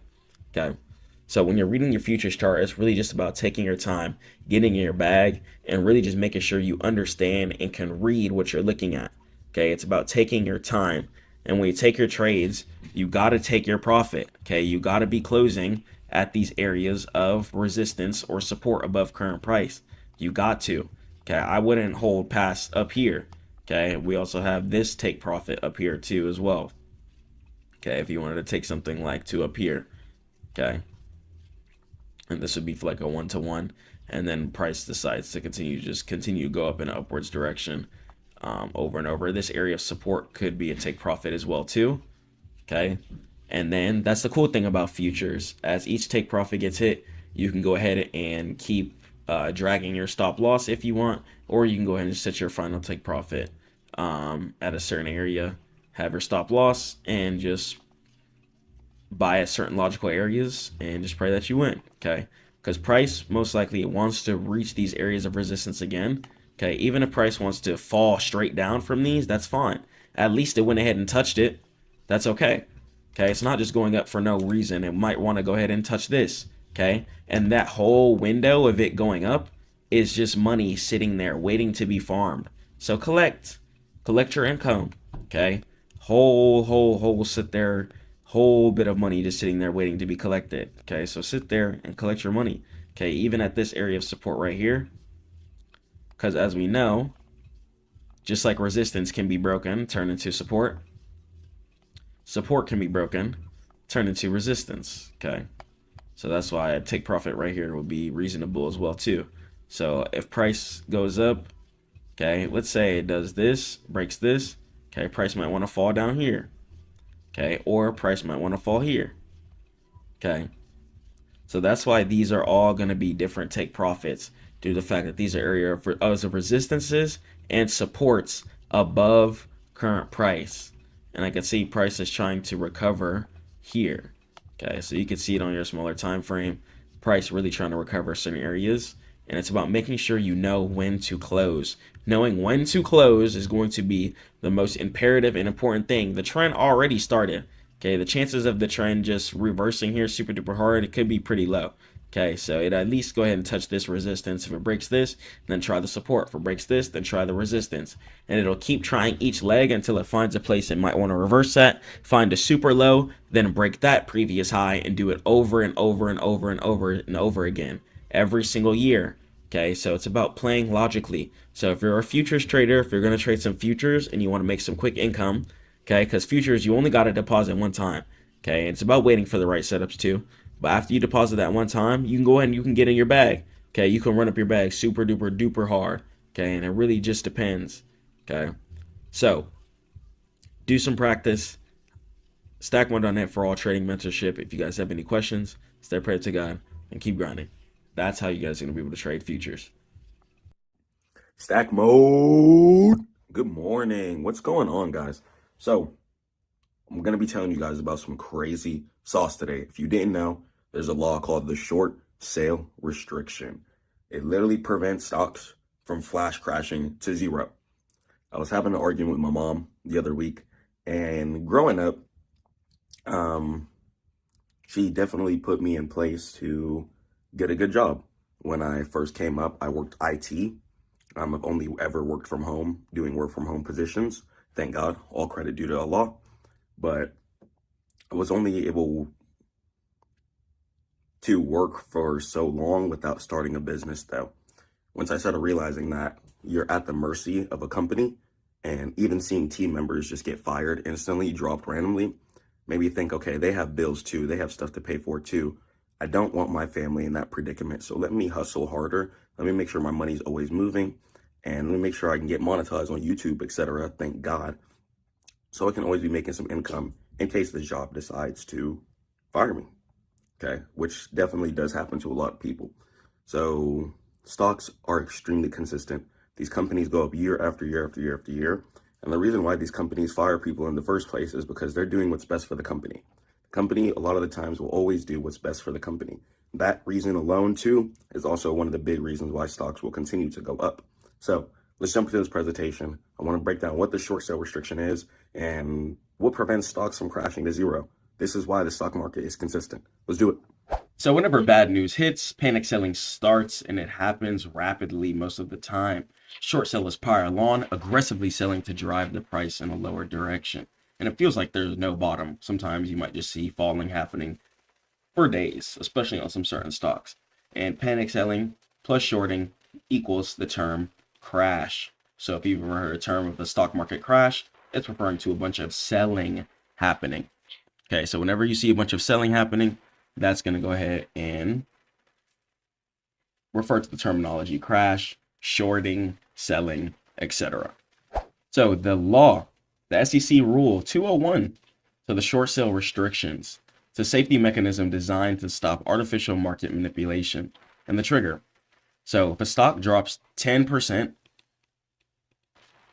in one day, then it's going to go ahead and trigger. And the circuit breaker activates instantly. And it lasts for the rest of the day plus all of tomorrow. Have you guys ever seen something called a halt? Okay, so if you ever seen something called a halt, it's when the stock is paused from all buying or selling, and the back end system has to go ahead and catch up on pretty much all the price action that was happening within that period of time. So sometimes you might see stocks get halted, especially small caps or penny stocks, when they start rising or a lot of price action starts being influxed into it, whether it be buying or selling. A halt can come into place in order to pause the price action, let the stock catch a rebalance, and then it'll be listed again for people to purchase. And how it stops the crash. So no more hitting the bid.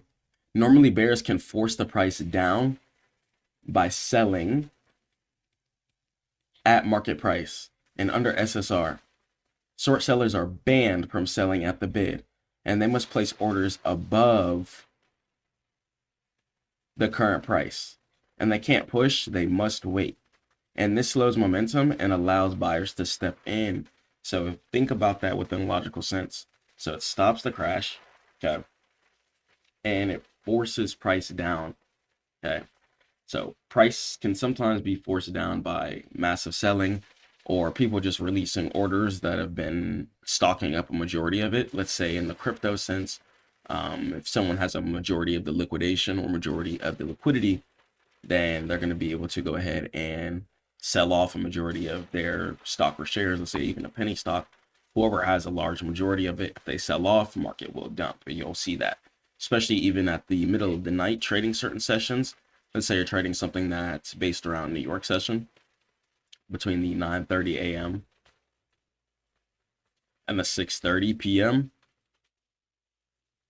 or 4:30 p.m. session, let's say for just options. Okay, no extended hours, let's say just actual trading hours. So 9:30 a.m. to 4 p.m. Then you're going to be able to go ahead and place your orders between them. But afterwards, only aftermarket traders can trade if it's not futures. And a lot of the times, that's when a lot of price action comes into play. So since a lot of the open orders are going to go ahead and be closed out, only people who have the control aftermarkets are really going to be in a large majority of control within the price action. So a lot of the buyers and sellers, after the open market orders are done, are going to go ahead and fluctuate the price action. Let's say if you're playing futures, CL, okay, let's say you're trading oil. If you're trading oil, then try to get on oil in the middle of the night. Hey, if you see someone place a bunch of contracts and you're on the smaller time frames or even like the daily or 4 hour, you'll see price action rapidly move if you have a tape. And tape is going to be a tool to where you can go ahead and see all of the orders. So look at market during times when a lot of the open orders aren't active, whether it be Forex futures, depending on the time zone is going to be depending on what you're looking at. But whenever most open orders aren't active, try and look whenever market is after hours, and then try and look at what's called the tape. It's going to show you a majority of the orders which are coming in. And if you see a order get placed in, let's say for 100 contracts, okay, of oil at the middle of the night, you'll definitely see price burst in the upwards direction a bit, okay, reflective to the orders that just got placed in. Same thing if someone sold, you would definitely see price head in a downwards direction right afterwards too. So you guys can use the tape indicator or the order flow, and you're going to go ahead and be able to see the orders that are coming in. So let's talk about inflation in depth here. So this is the money printer. So central banks target 2% inflation, and they constantly add money to the system. And if there's more money chasing the same amount of stocks, the stock prices must rise in nominal terms. And stocks are going to be a hedge against cash devaluation due to the fact that these companies still have to survive. So the more that these companies thrive, then the more that the stock price is going to go ahead and increase. Thus meaning that your cash is going to be the safest within the stock market majority of the time, since it's going to be inflation proof. You keep your cash, once again, in a bank account that just sits there, Your dollar only goes down. It's illogical. Don't do it. It doesn't make sense. Okay. If you're trying to win, if you're trying to be profitable, you have to change your whole mindset. Your mindset and changing the way you think is really where it starts. I don't want you guys to be in the same loop. I don't want you guys to be doing the same things. And understand that when it comes to the stock market as well too, investing, I don't care if it's crypto even, you get paid based off of how disciplined you are. Okay. It's a test of who can put away the most money, who can be in stack mode. Okay. So once again, stack mode is about being a God-fearing, righteous individual. If you can put your money away, put your desires to the side, put your flesh to the side, you'll win. Wake up, pray to God, put your desires to the side, put your flesh to the side, and you'll win. Stay focused, stay consistent, work, invest, work, invest. Just work, invest. Okay. Wake up, pray, work out, take care of your health. Okay, water, fruits, etc., vegetables. Then work, invest, give it time, get in stack mode, and you'll win. Okay. It's going to be a multiplicative journey. The more that you invest, the more focused that you are, the more disciplined that you are, the faster that your income is going to be succeeding to the numbers that you want to see. If you want to start making 4 figures, 5 figures extra a month, then it's time to start putting away 80% of your income. Make sure all of your bills are paid. After bills, go ahead and invest. Try and work every single day. Try and increase your income every single day so that you have more money to invest and put yourself in the asset river. Okay. The asset river is extremely, extremely important. I just want you guys to be stacking cash, stacking assets. I just want you guys to be successful. So let's keep going. Let's head over to the next slide. So survivorship, right? The index cleans itself. The S&P 500 is a survival of the fittest competition. So losers, they bankrupt companies and they're deleted from the index pretty much. So bankrupt companies are deleted from the index. So we do not want to invest in bankrupt companies, obviously. Try and invest in companies that have positive revenue projections, even if they're not making revenue right now. If they have plans to make revenue, whether through deals, bills through the US government, etc., such as like Intel, for example. I just gave out a good trade in the group, already up around 30% on this. Intel signed a deal with the US government for like AI chips, if I'm not mistaken. So try and look for companies that are making deals or have any future projections to increase their revenue, or try and look for companies that are increasing their revenue currently every single quarter. So every couple months, reports are going to come out, and it's going to be called earnings reports. And these earnings reports are going to be able to track the amount of money that the stock is actually making. So I'm going to drop tons of videos, tons of content for you guys. I'm also going to drop a full course, the in-depth research course. And winners, so successful companies like Tesla and Nvidia are going to go ahead and be at it as well too, due to the fact that they didn't go bankrupt. They survived, they innovated year after year, and most importantly, they increased their revenue. So any company that can increase their revenue year over year over year over year over year is what we want to be investing in. Or any company that has any projection to have good deals or bills to be signed or good collaborations, then bet on the winners, invest on the winners, and that's where you're going to get to where you want to be, inshallah. Let's head over to the next slide. So engine number 3, so innovation, so human productivity. So humans naturally solve problems. We invent technology over time. So if we're hot, you know what I'm saying, we invented the AC, the air conditioning. If we had no house, so we were outside, we invented, you know what I'm saying, the house. We started innovating with bricks, drywall, clay, wood, etc. Okay, instead of just laying down some twigs and leaves, we started innovating and making structure. Okay, so humans will always innovate. If we had no shoes, what do? We made some shoes. God is good. Okay, so we turn our brain on. Thank God we have that ability, and we decide that we don't want to go through pain anymore. So we decide to solve problems. So we invent technology now, going forward into this generation, and we have AI. AI stands for artificial intelligence. It's pretty much just softwares that do things for you, make things faster and more efficient. You have AI stocks for sound, for music. You're gonna have AI stocks for grammar, whether if you're writing a book and you need the AI to correct your whole book and fix any grammar issues.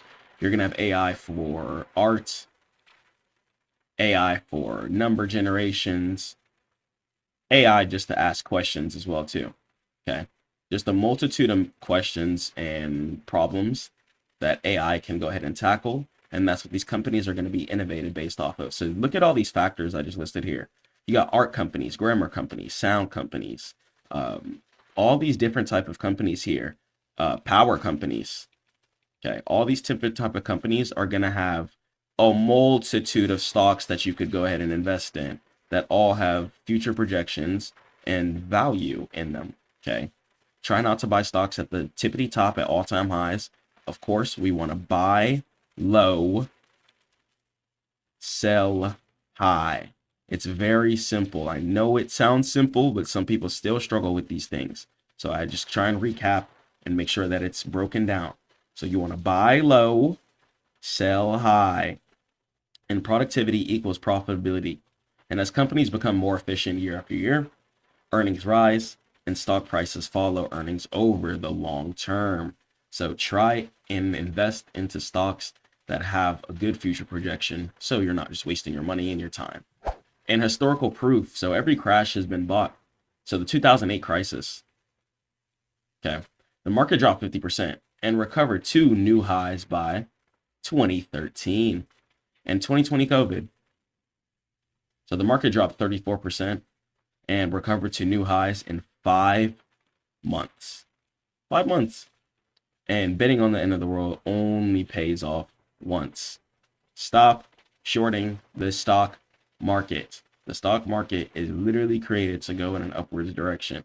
If you're going to short it for like 2 seconds. But trying to bet on a stock's whole downfall and downturn, most of the time you're going to lose. It's literally created to go in an upwards direction. These companies are the backbone of the entire United States infrastructure.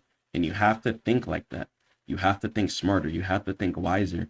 And you got to shake out of that. You got to shake out of any mental breaks that you've been in, any mental loops that you've been in. And you got to just go harder. You can't let things stop you. You can't let things break you down. Okay. And even if a stock is crashing, you need to see that as an opportunity. You need to see that low as a sale. Whenever market's going down, you need to see market is on sale right now. It's on discount. Just like you like to go to the thrift store so you can get clothes for cheaper, or you like to go ahead and order DoorDash with this discount code to get it some % off. Okay. Whatever you're doing, you're trying to get it on sale. So treat your portfolio the same way. Treat stocks the same way. Don't buy when the stocks are at the tippity top. Wait till they go down. Wait till it's at a low. Wait till it's on sale. And after buyers have stepped in, which you can head over to Stackmode.net, book a free call, get my course, book, whatever, and I show you guys how to identify lows. But after you identify the low, go ahead and make your decision. Wait till buyers step in. If buyers have stepped in after sellers have done selling, go ahead and buy. Catch your sweep up and catch your V setup. Okay, the V guide. Okay, the V guide. It's really, really easy. It's strong to catch the trend. Whenever you see market come up, okay, wait for it to come down, then you buy. Take it back up, wait for it to go down, buy, then you take it back up. You do that over and over and over again until you perish unto the great. Inshallah, if God wills. Let's go to the next slide. So short term. So the SEC Rule 201, which is the short sale restriction, prevents panic from destroying value artificially. And long term, economic engines ensure that the broad market trend is always up and to the right. Okay. Find stocks that have good future value. Find stocks that are helping people. Find stocks that are profitable. And find stocks that are involved with other already profitable stocks that are new and up and coming, since the world is changing every single day. Technology is changing every single day. Innovations are being created every single day. I don't know if you guys have seen, I've seen something recently me and my wife have been looking at. It's called the boneless couch. Okay, you can just literally inflate the couch. You don't need to move it in and twist it to the side and hold the arms. You're gonna do nothing at all like that. You could just get the couch out the box and it'll inflate itself. So as humans, we're innovating literally every single day.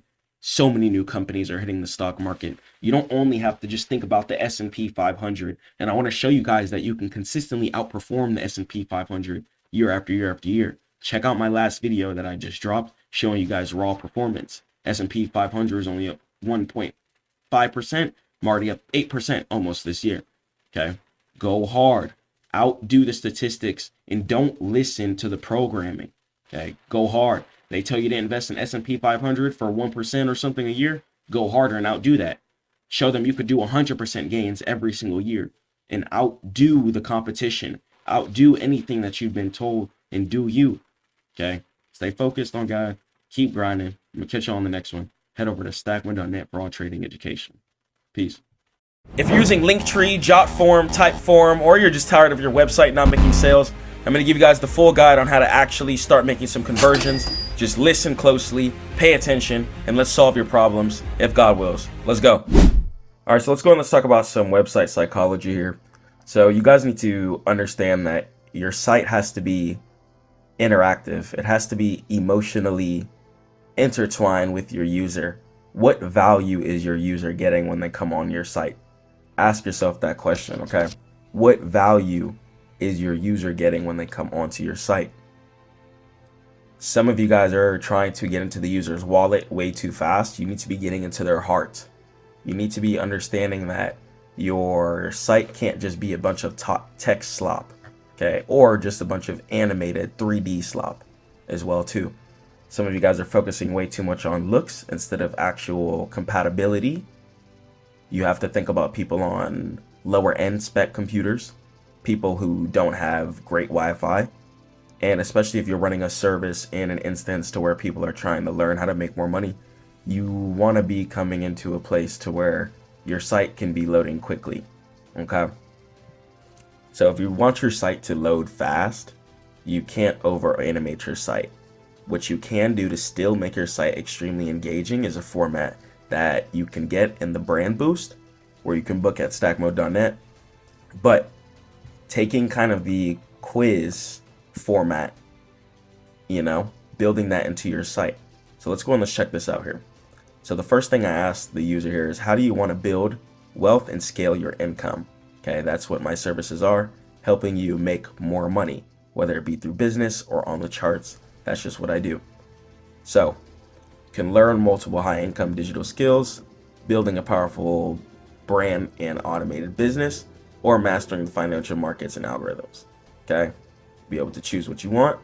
So if you want to master the markets, cool, we'll go here. What would elevate your trading to the institutional level? Okay. Psychology. What is your primary goal as a trader for the next 6 months? I want to achieve consistent daily profitability. How do you prefer to reach peak performance? Let's say I'm a self-paced kind of person. Then the academy is going to be for you.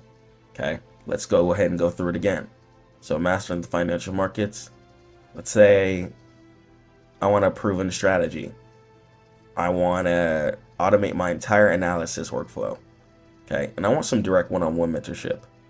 And instead it's going to take you to the one-on-one trading mentorship. Okay, so each question is going to bring you to a different section. Okay, it's going to be completely optimized for users. Okay, it's going to be completely optimized for you. Okay, so checking out here, we have the prompt engine, the prompt prompt here, giving straight value. Okay, giving straight value. You're going to be able to check out some certain prompts here and copy and paste them and use them to build whatever you need to do. Here's an example of just a clean section of reviews too. People should be able to see what type of results your site gives or what type of value you provide. Clean, simple, pretty much kindergarten level site. Okay, it's going to be the highest converting. Do not over explain on your sites. Okay, do not get into a place where you start over explaining everything for no reason. Don't do that. Okay, don't do that. So here, once again, results section. Okay, you want to have real proof as well too of people actually succeeding of your service or product. Now, this is really going to depend too. If you're more of a personal brand, reviews are really going to help you in your portfolio and stuff like that. But if you're not a personal brand, then you still want to have a clean understanding of what the user is going to get. So, and this should be explained and given to them very, very easily and quickly. Okay. So here we'll go over the prompt shop. So even if I wanted to view this prompt here, copy this prompt, you could use this. Okay, you could use this prompt too. Feel free to use and get any prompt that you want. Okay, once again, just giving straight value. Straight value. So I'm logged in here if I'm not mistaken. So if I go to the brand boost here, clear value as soon as the text comes up. You don't even have to make this animated if you don't want. Simple sites are really the highest converting sites. But once again, what's really going to separate these sites from other sites are going to be your questions. Okay, focus on your questions. The questionnaire system, and if you guys want a site built with the questionnaire system, head over to stackmode.net. I'll get you right. Okay, but the questionnaire system makes it very engaging. So it's holding back your income. So let's say people are struggling with visibility and people want to make an extra 50K per month. And people might be concerned that they can't afford it. Okay, they want to stop chasing clients. So let's say they have a few questions. Then boom, then they'll come with me on the brand boost. Okay, so it really, really depends on what they depend. And the start over button, they might want to run it back and change a couple of things. So have different sections. Once again, your portfolio on the site too. Show them what you've done. Show them the progression that you've made. Show them certain things and certain value that you just give in all aspects, So here, once again, we'll go over the pricing page too. Very, very clean. It's a very, very clean pricing page. Very, very simple value that we just give here. So we have $1,000 mentorship, $50 a month group people pay for, and then the $4 a month for the architect role. So your pricing page, make it very, very structured. Understand that your pricing page has to be in a format to where you just need to have clear value. Okay, clear value on your site. So once again, for the brand boost custom, simple check marks here, simple check marks here, simple check marks here, simple check marks here. Really, really grabbing their attention and letting them know that they're going to be gaining success if they select any of the options. So really, really a lot of psychology in every little icon, and you have to think of it like that. So the question format, once again, it's very, very strong, very powerful. And you guys can head over to stackmode.net if you want a site built with the question format. And the reason why you want your site built with the question format built inside of the site, actually, instead of using external links, is because when you start using external links, you're running into load time issues.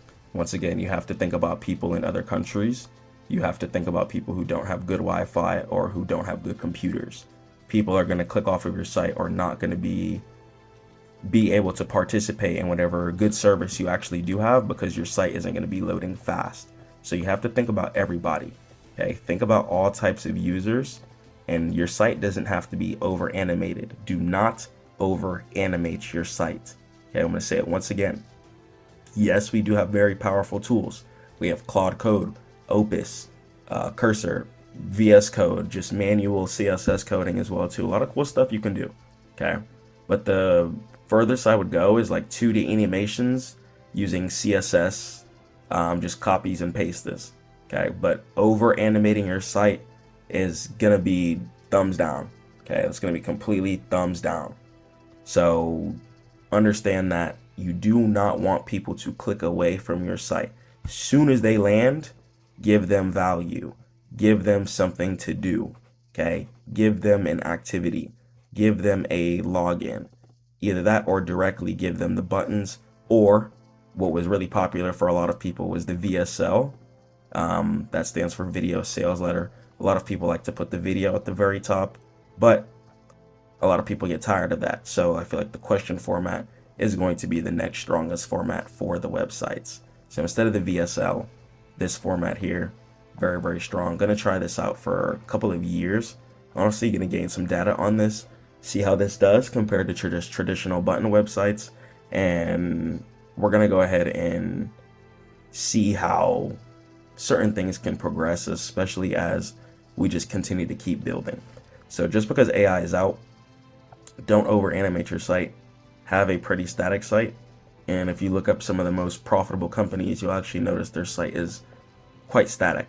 They might have examples, but for the most part, their examples are in a framework where you're still going to be able to see what type of value you get, but it's not going to be destroying your RAM usage. For example, if you have Chrome and you only have like 4 gigabytes of RAM on a laptop, you know what I'm saying? You want to think about those users. So it's really, really important. Don't destroy your sales because you want to over animate your site. 2D is cool. Once again, I'm going to say it one more time. 2D is cool. Okay? So check out Stackmode.net if you guys want a site built just like this. Stay prayed to God. Keep grinding. Catch you guys in the next one. Peace. When a company drops its earnings reports, it's like opening the result envelope on award night. Traders, investors, hedge funds, everyone is waiting to see if the company beats expectations, meet them, or completely miss the mark. And depending on that reveal, price action can turn into a calm wave or a full-blown tidal surge. During earnings, companies reveal how much money they made, how much they spent, and what they expect for the future. And here's the twist. Sometimes a company posts great numbers, but the stock still tanks. And here's why. Because Wall Street wasn't impressed, or the expectations could have been higher than reality. And other times the results are just okay, but the stock still shoots up because traders were expecting something a lot worse. In just a few minutes, spreads widen, volume spikes, and algorithms fire off like fireworks. And this is why many traders either love earnings season or avoid it like a thunderstorm. A lot of the times though, in order to avoid gambling, it is better to place your trades after the earnings report has released. So let's go and jump into what earnings is and how it affects the market. Inshallah, God wills.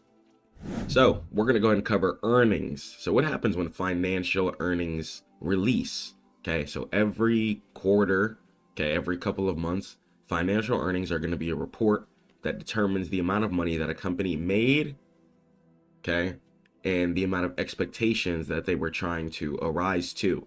So if a company was projected to make $500 million, but they only made $300 million, then in that case, they would go ahead and lose earnings. Okay. But if a company was projected to make $500 million and they made $800 million, then that would go ahead and be a positive earnings beat. Okay. So earnings are going to go ahead and determine the price action too. Now, just because earnings gets beat or earnings loses doesn't mean that a stock will head up or down. Okay. Stocks will do whatever it wants. Do not try and use the earnings releases to try and gamble and make trades. Okay. Try and trade after earnings releases if you're going to put down a brand new position. Okay, wait for the price action to kick in, and then after the earnings release comes, then feel comfortable to make your trade. But never trade like a day or a couple of days before earnings. Wait for earnings if you're a couple of days before earnings. Okay, wait for earnings to come out and then take your setup. Okay, because otherwise it could be gambling. Earnings causes stocks to make giant moves quickly. Okay, so the moves that happen during earnings are going to be extremely instant, and it's going to be like a flash move based on the report. So let's jump into it. So the quarterly report, right? 10Q. Okay, every 3 months, public companies are required by law to reveal their financial health to the public to let them know how they're doing. Okay, it's going to go ahead and let investors know if they want to keep throwing money into the company or not. If a company is not beating earnings, then that means that they're not making any type of income. Okay, and a lot of the times we don't want to be invested into something that's not even making income in the first place. So every 3 months, public companies are required by law to reveal their financial health to the public. Okay, and let's talk about the revenue. So revenue is going to be how much money came into the door. Okay, how much money did that company make during that quarter? And the net income, it's going to be the bottom line. It's how much profit is left after expenses. So certain companies might have to pay for building power, warehouse cost, employees cost, etc. And the EPS, it's going to stand for earnings per share. And it's the profit divided by the number of shares that are going to go ahead and be available. Okay. So EPS net income, and revenue. Those are going to be the three factors and the three things that are shown on the quarterly reports. Okay, so let's keep jumping into it. So the expectations game, right? The actual numbers don't matter as much as the expectations. Okay, so once again, let's say a company was projected to make 100 million, right? Expected, but then they actually made 170 million. Okay, that would go ahead and give them a beat result. Okay, so whenever you hear the words beat, that means that the results that actually came out were going to be better than what was projected or speculated in the first place. Okay, so priced in. If everyone expects Apple to make $1 billion and then make $1 billion, the stock might drop. Okay, why? Because the good news was already bought weeks ago. Okay, so to see a stock pop, a company usually needs to beat company earnings, okay, and beat the analyst consensus estimates based on the company's averages is how the estimates come out too. So it's not just going to come out with random numbers. If a company is making around like $50 million a year, okay, the earnings might be around like $60 or $40 million expectations. Okay, it'll be around where the company is performing as of recent years. Okay, so don't just expect the numbers to just be some random inflated numbers. These are all numbers that are going to be based in and baked into averages for a reason. Okay, earnings come into play. But once again, don't try and just hop in a contract the day before earnings trying to trade like that. Please don't do that. Okay, please don't do that. Now, sometimes there's going to be little rumors as well too. You'll see like, oh, this company is going to be earnings. Nobody knows what's going to happen until the earnings report actually comes out. So please do not lose money gambling for no reason. Okay, wait for the earnings report to come out. Unless you're in a hefty swing already, please wait for the earnings report to come out. Okay, let's keep going into it. And understand that guidance is going to be king. So stocks trade on the future, not the past. Okay, so guidance. Guidance is going to be the company's prediction for the next quarter, how much money they're going to be making. Okay, it's pretty much going to be giving the company a trail and letting them know how they should be performing in order to get to the next level. So in any scenario, company reported its record profits, okay, but let's say next quarter looks slow, okay, then that'll be the future. And results, okay, the stock would go ahead and crash if that's the case. So we're lowering our outlook due to supply chain issues would equal an instant sell-off, since that means they're pretty much letting us know, hey guys, the company can't expand right now because of financial issues. Okay, so guidance in the future of the company is also going to be really, really important too. There might be times where a company might lose or not beat their financial earnings, but then end up making a pretty profitable couple of next quarters. Okay, so one quarter is not going to go ahead and determine a company's entire worth. It's the consistent stream of quarters and reports year after year after year after year. If a company is consistently losing earnings, then that tells you about the company. Okay, so we'll talk about the implied volatility crush. So IV is going to stand for implied volatility. So before earnings, options prices can get very expensive. This is called high implied volatility. So it's like buying insurance right before a hurricane, okay? Or driving your car and then you just put insurance on it, you know? So before the release. So uncertainty is high, so options get more expensive in this case, okay? So if you are going to buy a contract before earnings come out, okay, make sure you sell it before earnings come out too.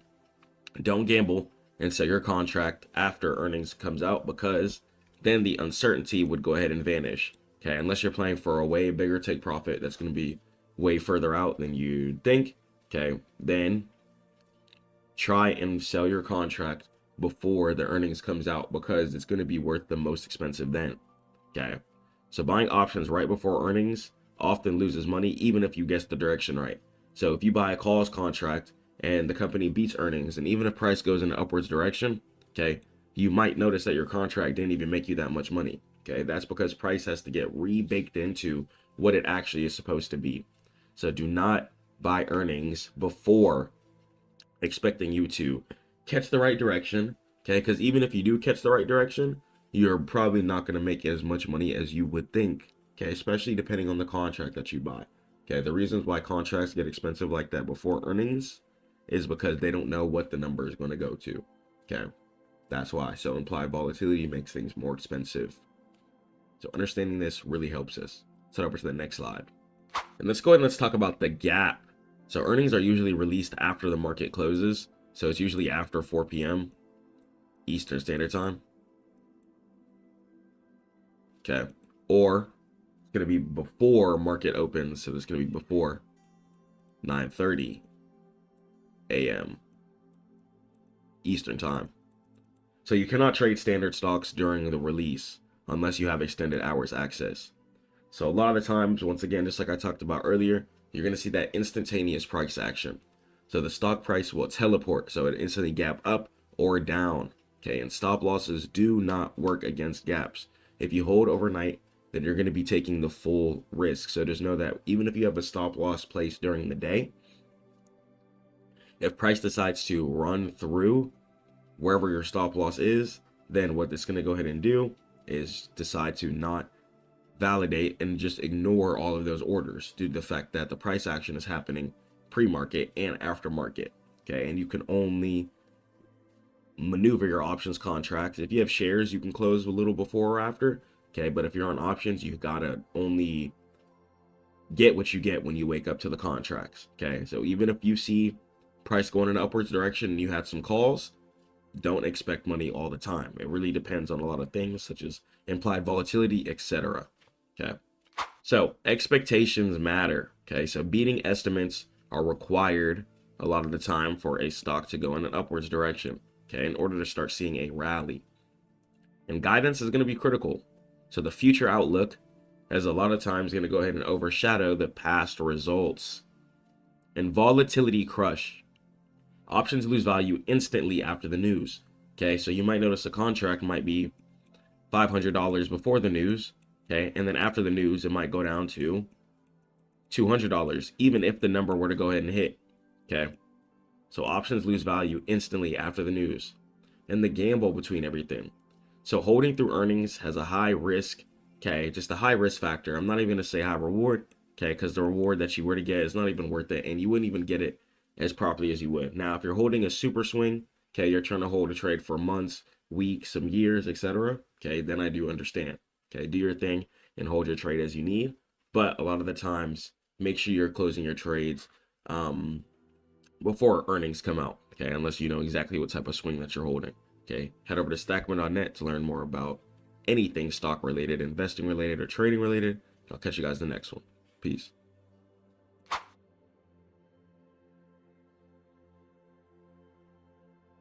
Future trading can be a little tricky if you let it be. You only want to buy when buyers are buying. Try not to ever buy when sellers are selling. In this video, I'm going to teach you guys exactly how to trade pullbacks and how to buy when the buyers are buying and what to identify and look for. Let's go and let's jump into it, inshallah. All right, so here's going to be buying at the right time. You want to buy after sellers are done selling. So sellers need to sell first, and you want to buy when buyers are buying. If you buy when sellers are selling, you're going to go ahead and just get destroyed. Okay, if you're looking to buy at the right time, we have to wait for pullback. We have to wait for price to form an area of support. Okay, so playing pullbacks is going to be really, really important. And here's going to be the things we have to look at. Okay, one, you need to make sure that you're trading in a trending market. So if we're going to trade pullbacks, which is just price coming down, lower, and then going back up. That's all it is. So if price goes up, comes down, and then goes back up, that's a pullback. So you want to get on your weekly time frame ideally, or be on your higher time frames, such as your weekly, daily, or your monthly. And then we need to analyze the full chart. So I'm going to start off with my weekly here and get the full bird's eye view of absolutely everything. So I can see here on my weekly that price decides to trend upwards year after year after year after year, no matter what. Okay. We're still ending up at new all-time highs, regardless of how many dips that it's made. Now, the way that price works within a staircase manner. And in order for price to progress, it has to make higher lows. So that means that the new low that price just made is going to go ahead and be higher than the previous low that it made. If that's happening, then that means price is trending within an upwards direction. Okay. And you need to buy when price makes these areas of supports, also known as the higher lows. Okay. So I'm going to break down how we can time and what we're looking for. So you want to buy when market is down, so then you can profit on the sweep up. Once again, buy when market is down, so you can profit on the sweep up. So in order to do that, you have to be trading something that's trending in an upwards direction anyways. Okay, so get on your higher time frame, start off on your weekly, and look at absolutely everything. So my weekly here, I can peep. We have this low starting from 2020. Okay, and I could see here, we have not stepped back here since. And I'm on my weekly here. So I can start marking from the bottom of this low. And I'm going to go through and mark all the higher lows up until current price, just to show you that price is trending. So I can start seeing price trending in upwards direction after it hit this 21,000 area here. Then price bounced super duper heavy. Okay, made another higher low here near this 26,000 area. Price came up, topped out right here. Okay, when price tops out, all it is making the left side of the V. Then once price makes support, it's making the bottom of the V. Our job is to catch the right side of the V. So even right here, you could see price come up, top out at this area, and then come down. After it come down, stopped right here, then bottomed up. Okay, price stopped up here. Price came down, and then bounced up, stopped right here, came down. Okay, so this is going to be a whole area in itself.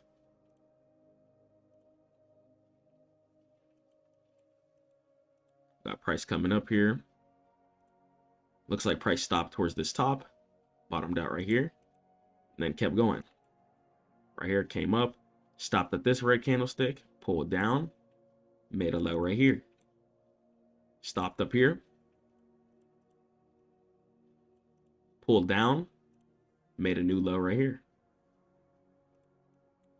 Okay. Then over here, price decides to get underneath the lows. Okay, made a higher low right here. So even though we fell all the way down right here, it's still higher than this low right here. Okay, so that's good. So this higher low is still valid.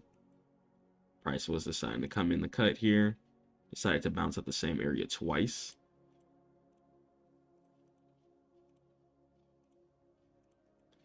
We just still see price just trending, doing its thing. Try to make a low here. Kept trending up, kept trending up. Price came down. Okay. And this low is still higher than this low here. So we're still in an uptrend, regardless of how hard we're dipping. We're still in an overall uptrend. This low right here. This low right here. Low right here. We can see price heading in upwards direction. Okay. Now, what is price hunting? Price is hunting these areas here. These areas of resistance. These are going to be the areas that price are hunting. Price can't make new all-time highs unless price breaks previous areas of resistances. So after market decides to pull back, okay, your take profit, ideally, a lot of the times is going to be an area of resistance above current price or an area of support above current price. So you want to wait for price to pull back, wait for sellers to stop selling.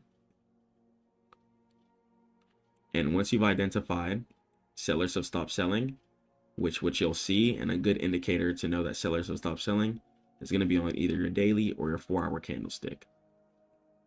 After you see a candlestick make an abrupt stop on your daily and 4-hour, pay attention to the next candlesticks. If you're looking for a long trade, if price action decides to randomly stop in the bottom, and then you start seeing multiple green candlesticks going in upwards direction, then you know buyers are going to be buying. And ideally, you're going to be looking for around 2 to 6 daily or 4-hour candlesticks after an area of support was created. If you see 2 to 6 daily or 4-hour candlesticks going in an upwards direction after it makes an area of support, then that's how you know it's going to be true. Okay, and you want to be looking on your daily or your 4-hour. You're going to be looking for 2 to 6. So even take this low right here, for example. Price decided to make this super low right here. Okay, and so here's the super cool thing.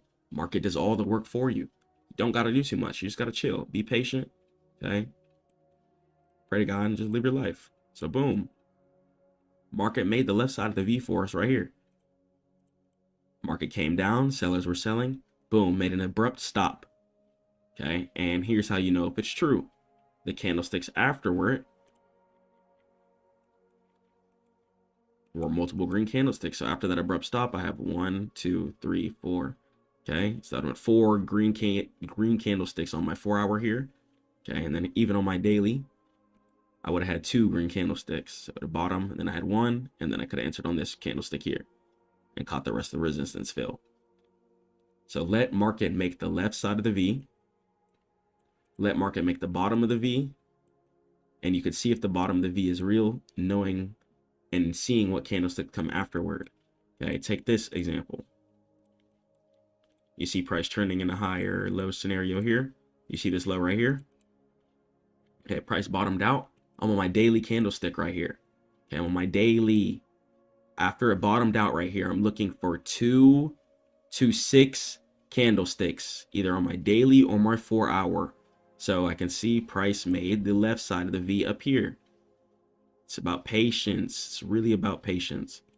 Market decided to come up, top out right here, and then fell all the way down right here. This is how I know that the bottom is real. Okay, I paid attention to the candlesticks afterward. Okay, so after this bottom got created here, and sellers were done selling, you could see 1, 2, 3, 4. Okay, 4 candlesticks. And as soon as we got to like this upwards direction, I would have liked that. So I probably would have entered around like right here. Stop loss below the daily candlestick supports.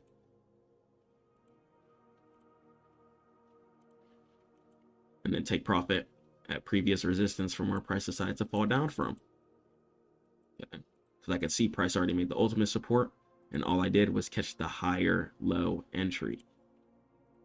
So let's go and let's do a fresh example here and see if I could find the setup. So I'm going to pull up the micro Bitcoin. Let me analyze from start to finish. So I'm going to get on my weekly time frame here. Okay, great looking thing I'm looking at here, because we're not at all-time highs. So that's why it's a great looking thing. If you're at all-time highs, you can't long. Okay, you cannot long at all-time highs. Don't do it. Okay, because price always wants to be chasing an area of resistance above current price. That's going to give a reason for buyers to step in. If there's no resistance above current price, there's no reasons for buyers to step in. So only play pullbacks, okay? Because then you're going to be buying when buyers step in. It's going to be extremely, extremely simple. So buy after sellers have sold. So I can see here from all-time highs, heavy aggressive selling has been coming into place these last couple of weeks. Okay, extreme selling to the downside. We met up near this area of support here.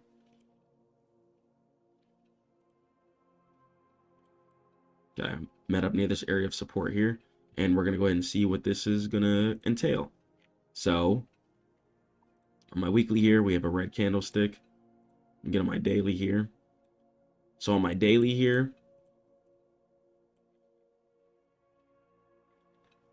start seeing price try to curl up, but it's a lot of mixed match candlesticks.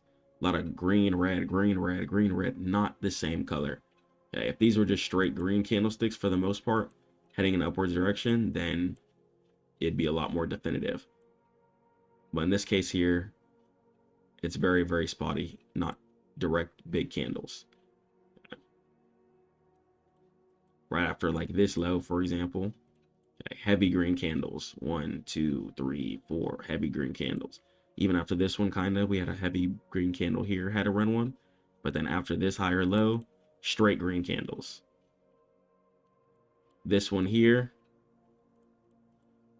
we hit this low, and then a green candle, then a red candle, a green candle, and then kind of a doji, and then a red candle. So this one, I don't believe is fully ready yet. We could see this could be a higher low in the formation. And then we could see if maybe this low wants to hold or something. This low right here. Price seems to be trying to find itself some support here. Okay. So this is why we scale down to our smaller time frames, just to see things a little closer. So we're going to go ahead and have this. We have this super low here. We got a higher low than that. So as you can see from this higher low, the V did get filled in from right here. So that's really good. So we'll see about this V. All right, because we're looking for a setup right now. So on the 4 hour here, I see price. I actually like this a lot, honestly. Even if I don't take it to all the way up there, this area of resistance will be fine. Same thing with this area here. Okay. Even if I wanted to just take it to this one up here, that'd be fine. So I like this a lot, actually. This is what I've analyzed. Is price making higher lows recently? Yes. Bottom, up, pause, down. Okay, and the pause that it made down is higher than the previous pause. So this high is higher than this low. Higher lows mean staircase trending in upwards direction. Okay, and we're buying after sellers sold. We're buying after all-time highs dump. So I like this a lot. Okay, I see higher lows being in place, and I think this is a new low being in place. Why? Because I have one area of support here. And guess what? I also have a whole nother candlestick. It has me so excited right now. Boom. Whole nother candlestick. Boom. And I'm on my 4 hour here. Here we have 1, 2, 3, 4. 4 green candles headed in an upwards direction. So get on my daily here. I could wait for one more daily candlestick to be green. Like if this daily candlestick closes green, then I would feel comfortable for sure taking it up to maybe like at least this resistance up here. Honestly, I won't be scary. Play big, take profits. I would at least take it up to this resistance up here for sure. So I need at least one more. I'm going to be patient though. Patience is everything. Don't just get in and be like, oh, higher lows, because sometimes your lower time frames could be your worst enemy. So on my 4 hour, do I like it? Yes. But we don't tunnel vision. You know what I'm saying? We need the real thing in life. So boom, have this super low being made, higher low being made, and then another higher low being made. Okay. So I have 4 green candlesticks on the 4 hour. I like it a lot. Okay, I'm going to decide I'm going to close all the way up here at these 2 areas of resistances. Right here. This is where I want to close. Okay, this is the strong area of resistance. You see how price marked it and hit it twice? Definitely not for no reason. So strong area of resistance, price has beef with. So what I'm going to go ahead and do is you can either do this too. But yeah, you can analyze your higher lows. And I can get on my 15-minute here.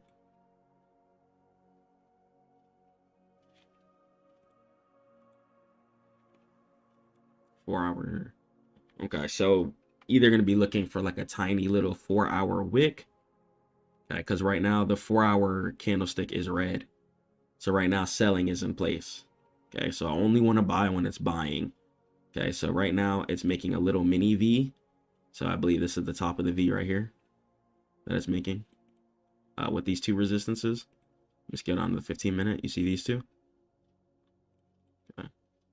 So you want to remember, you do not want to buy when price is selling. So you would not buy right now on the 15-minute and the 4 hour. Price is heading in a downwards direction. But overall, we're in an uptrend. Okay, but you want to be buying at the right time, though, is the thing. You want to be buying at the right time. So right now, sellers are in place, but overall, buyers are in place. Okay, so to get that specific entry, you can scale down to your 15-minute, be like, okay, I could see these 2 areas of resistances. That's why price is falling down. Once you start seeing green candlesticks, or once you start seeing a green candlestick on your 4 hour or your 15-minute, then a lot of times that's how you know buying will be ready. But right now it's falling down from an area of resistance. I need to wait for these, this candlestick to go from red to green to show me that buying is real again.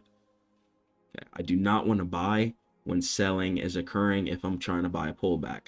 That's just not what I want to do. It's not what you're going to be looking for. It's called a pullback for a reason, because you're expecting it to go back up and it's just pulling down for a second.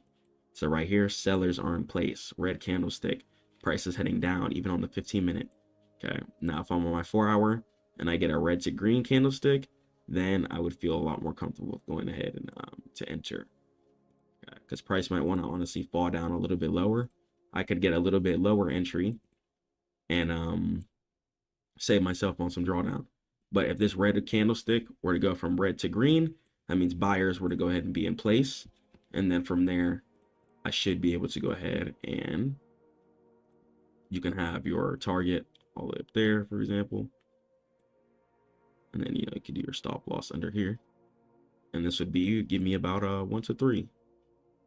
Okay. So this would be about a 1 to 3 here. Extremely profitable trade. Really nice trade. So catching your setups is about taking your time, really. It's about just seeing what you need to see. So I'll do one more setup here. So I hit on my weekly. And I'll mark out all-time highs, because this is going to be the most obvious place that we've recently fell from. So I'm on my weekly. Okay, not quite all-time highs. It's going to be over here. It's exactly what we get on the weekly. You want to zoom all the way out, see all the price action you can. That's going to be all-time highs.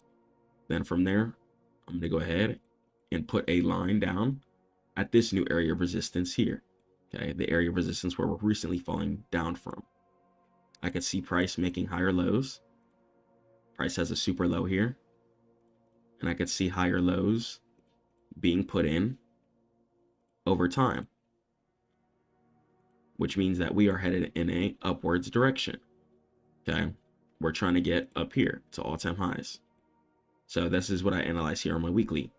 So on my weekly right here, the current candlestick is red. So we would not be buying right now. Okay, we would not be buying right now because we're currently selling at the moment. So we want to see if there's any reason why. Yep, I can see exactly why we are selling. So try and analyze why price is doing it, what it's doing. It's price doesn't just do stuff randomly a lot of the times. As you can see on the weekly, I have this area of resistance here. You'll be able to see it a little clearly on the daily. This area of resistance is linked to this new area of resistance that just got created. So that's why price is falling in a downwards direction, logically. Now let me head over to my daily here. You're going to be able to see the curl a little bit closer here on the daily. Okay, price at the area of resistance that it matched with over here. Okay, price did some break and retest.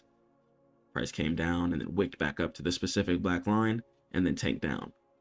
Okay, so this is a very nice area of resistance that price likes. So we need to get back to this area though. So now this is so simple. It's the easiest way to play pullbacks. Just wait for sellers to sell first. So you can see that's why sellers are selling. Price at an area of resistance. So right now sellers are selling straight red candlesticks on my daily time frame with it right now. I'm waiting for price to bottom out. Okay, and this is the easiest way to not get faked out. So people got faked out on this candlestick, for example. And let me head over my 4-hour. Okay, so this candlestick right here, people bought this. The price decided to wick up and people probably thought they caught the ultimate bottom. You never want to try and catch the ultimate. Okay, you want to catch the higher low entry. So check it out by staircase. You see how this low's here? And then you have this low. Then you have this low. If I zoom in, I have this low. This low. This low. This one. Okay. So we could see price dumping in and making each of the higher lows. We'll go ahead and start it from all the way over here.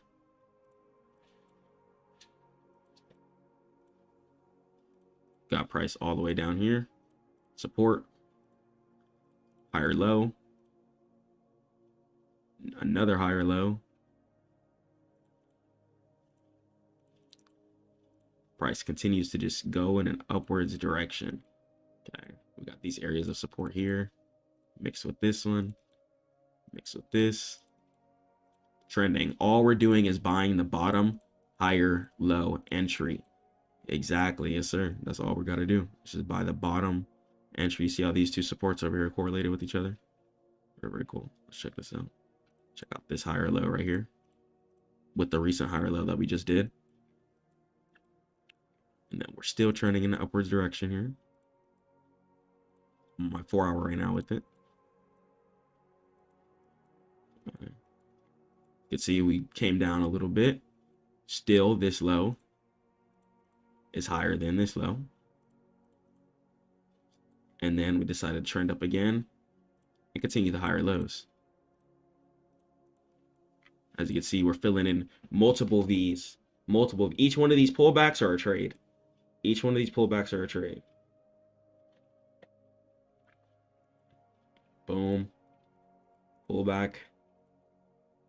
Pullback. And it's the same parameters every time too. No. So boom, pullback. So now we just need price to bottom out at an area, and we need 2 to 6 green candlesticks. And once I start seeing that and price filling in the right side with some green candlesticks going up, I'll catch the right bottom. Okay. But right now, I'm going to wait. I'm going to wait. People probably got burned right here with these candlesticks. Yep. But if you get on your daily here, we only have 1 candlestick. So this is why you need your daily. This is why I say 2 to 6. So that's why your daily and your 4 hour is really important. You can't just tunnel vision on your 4 hour.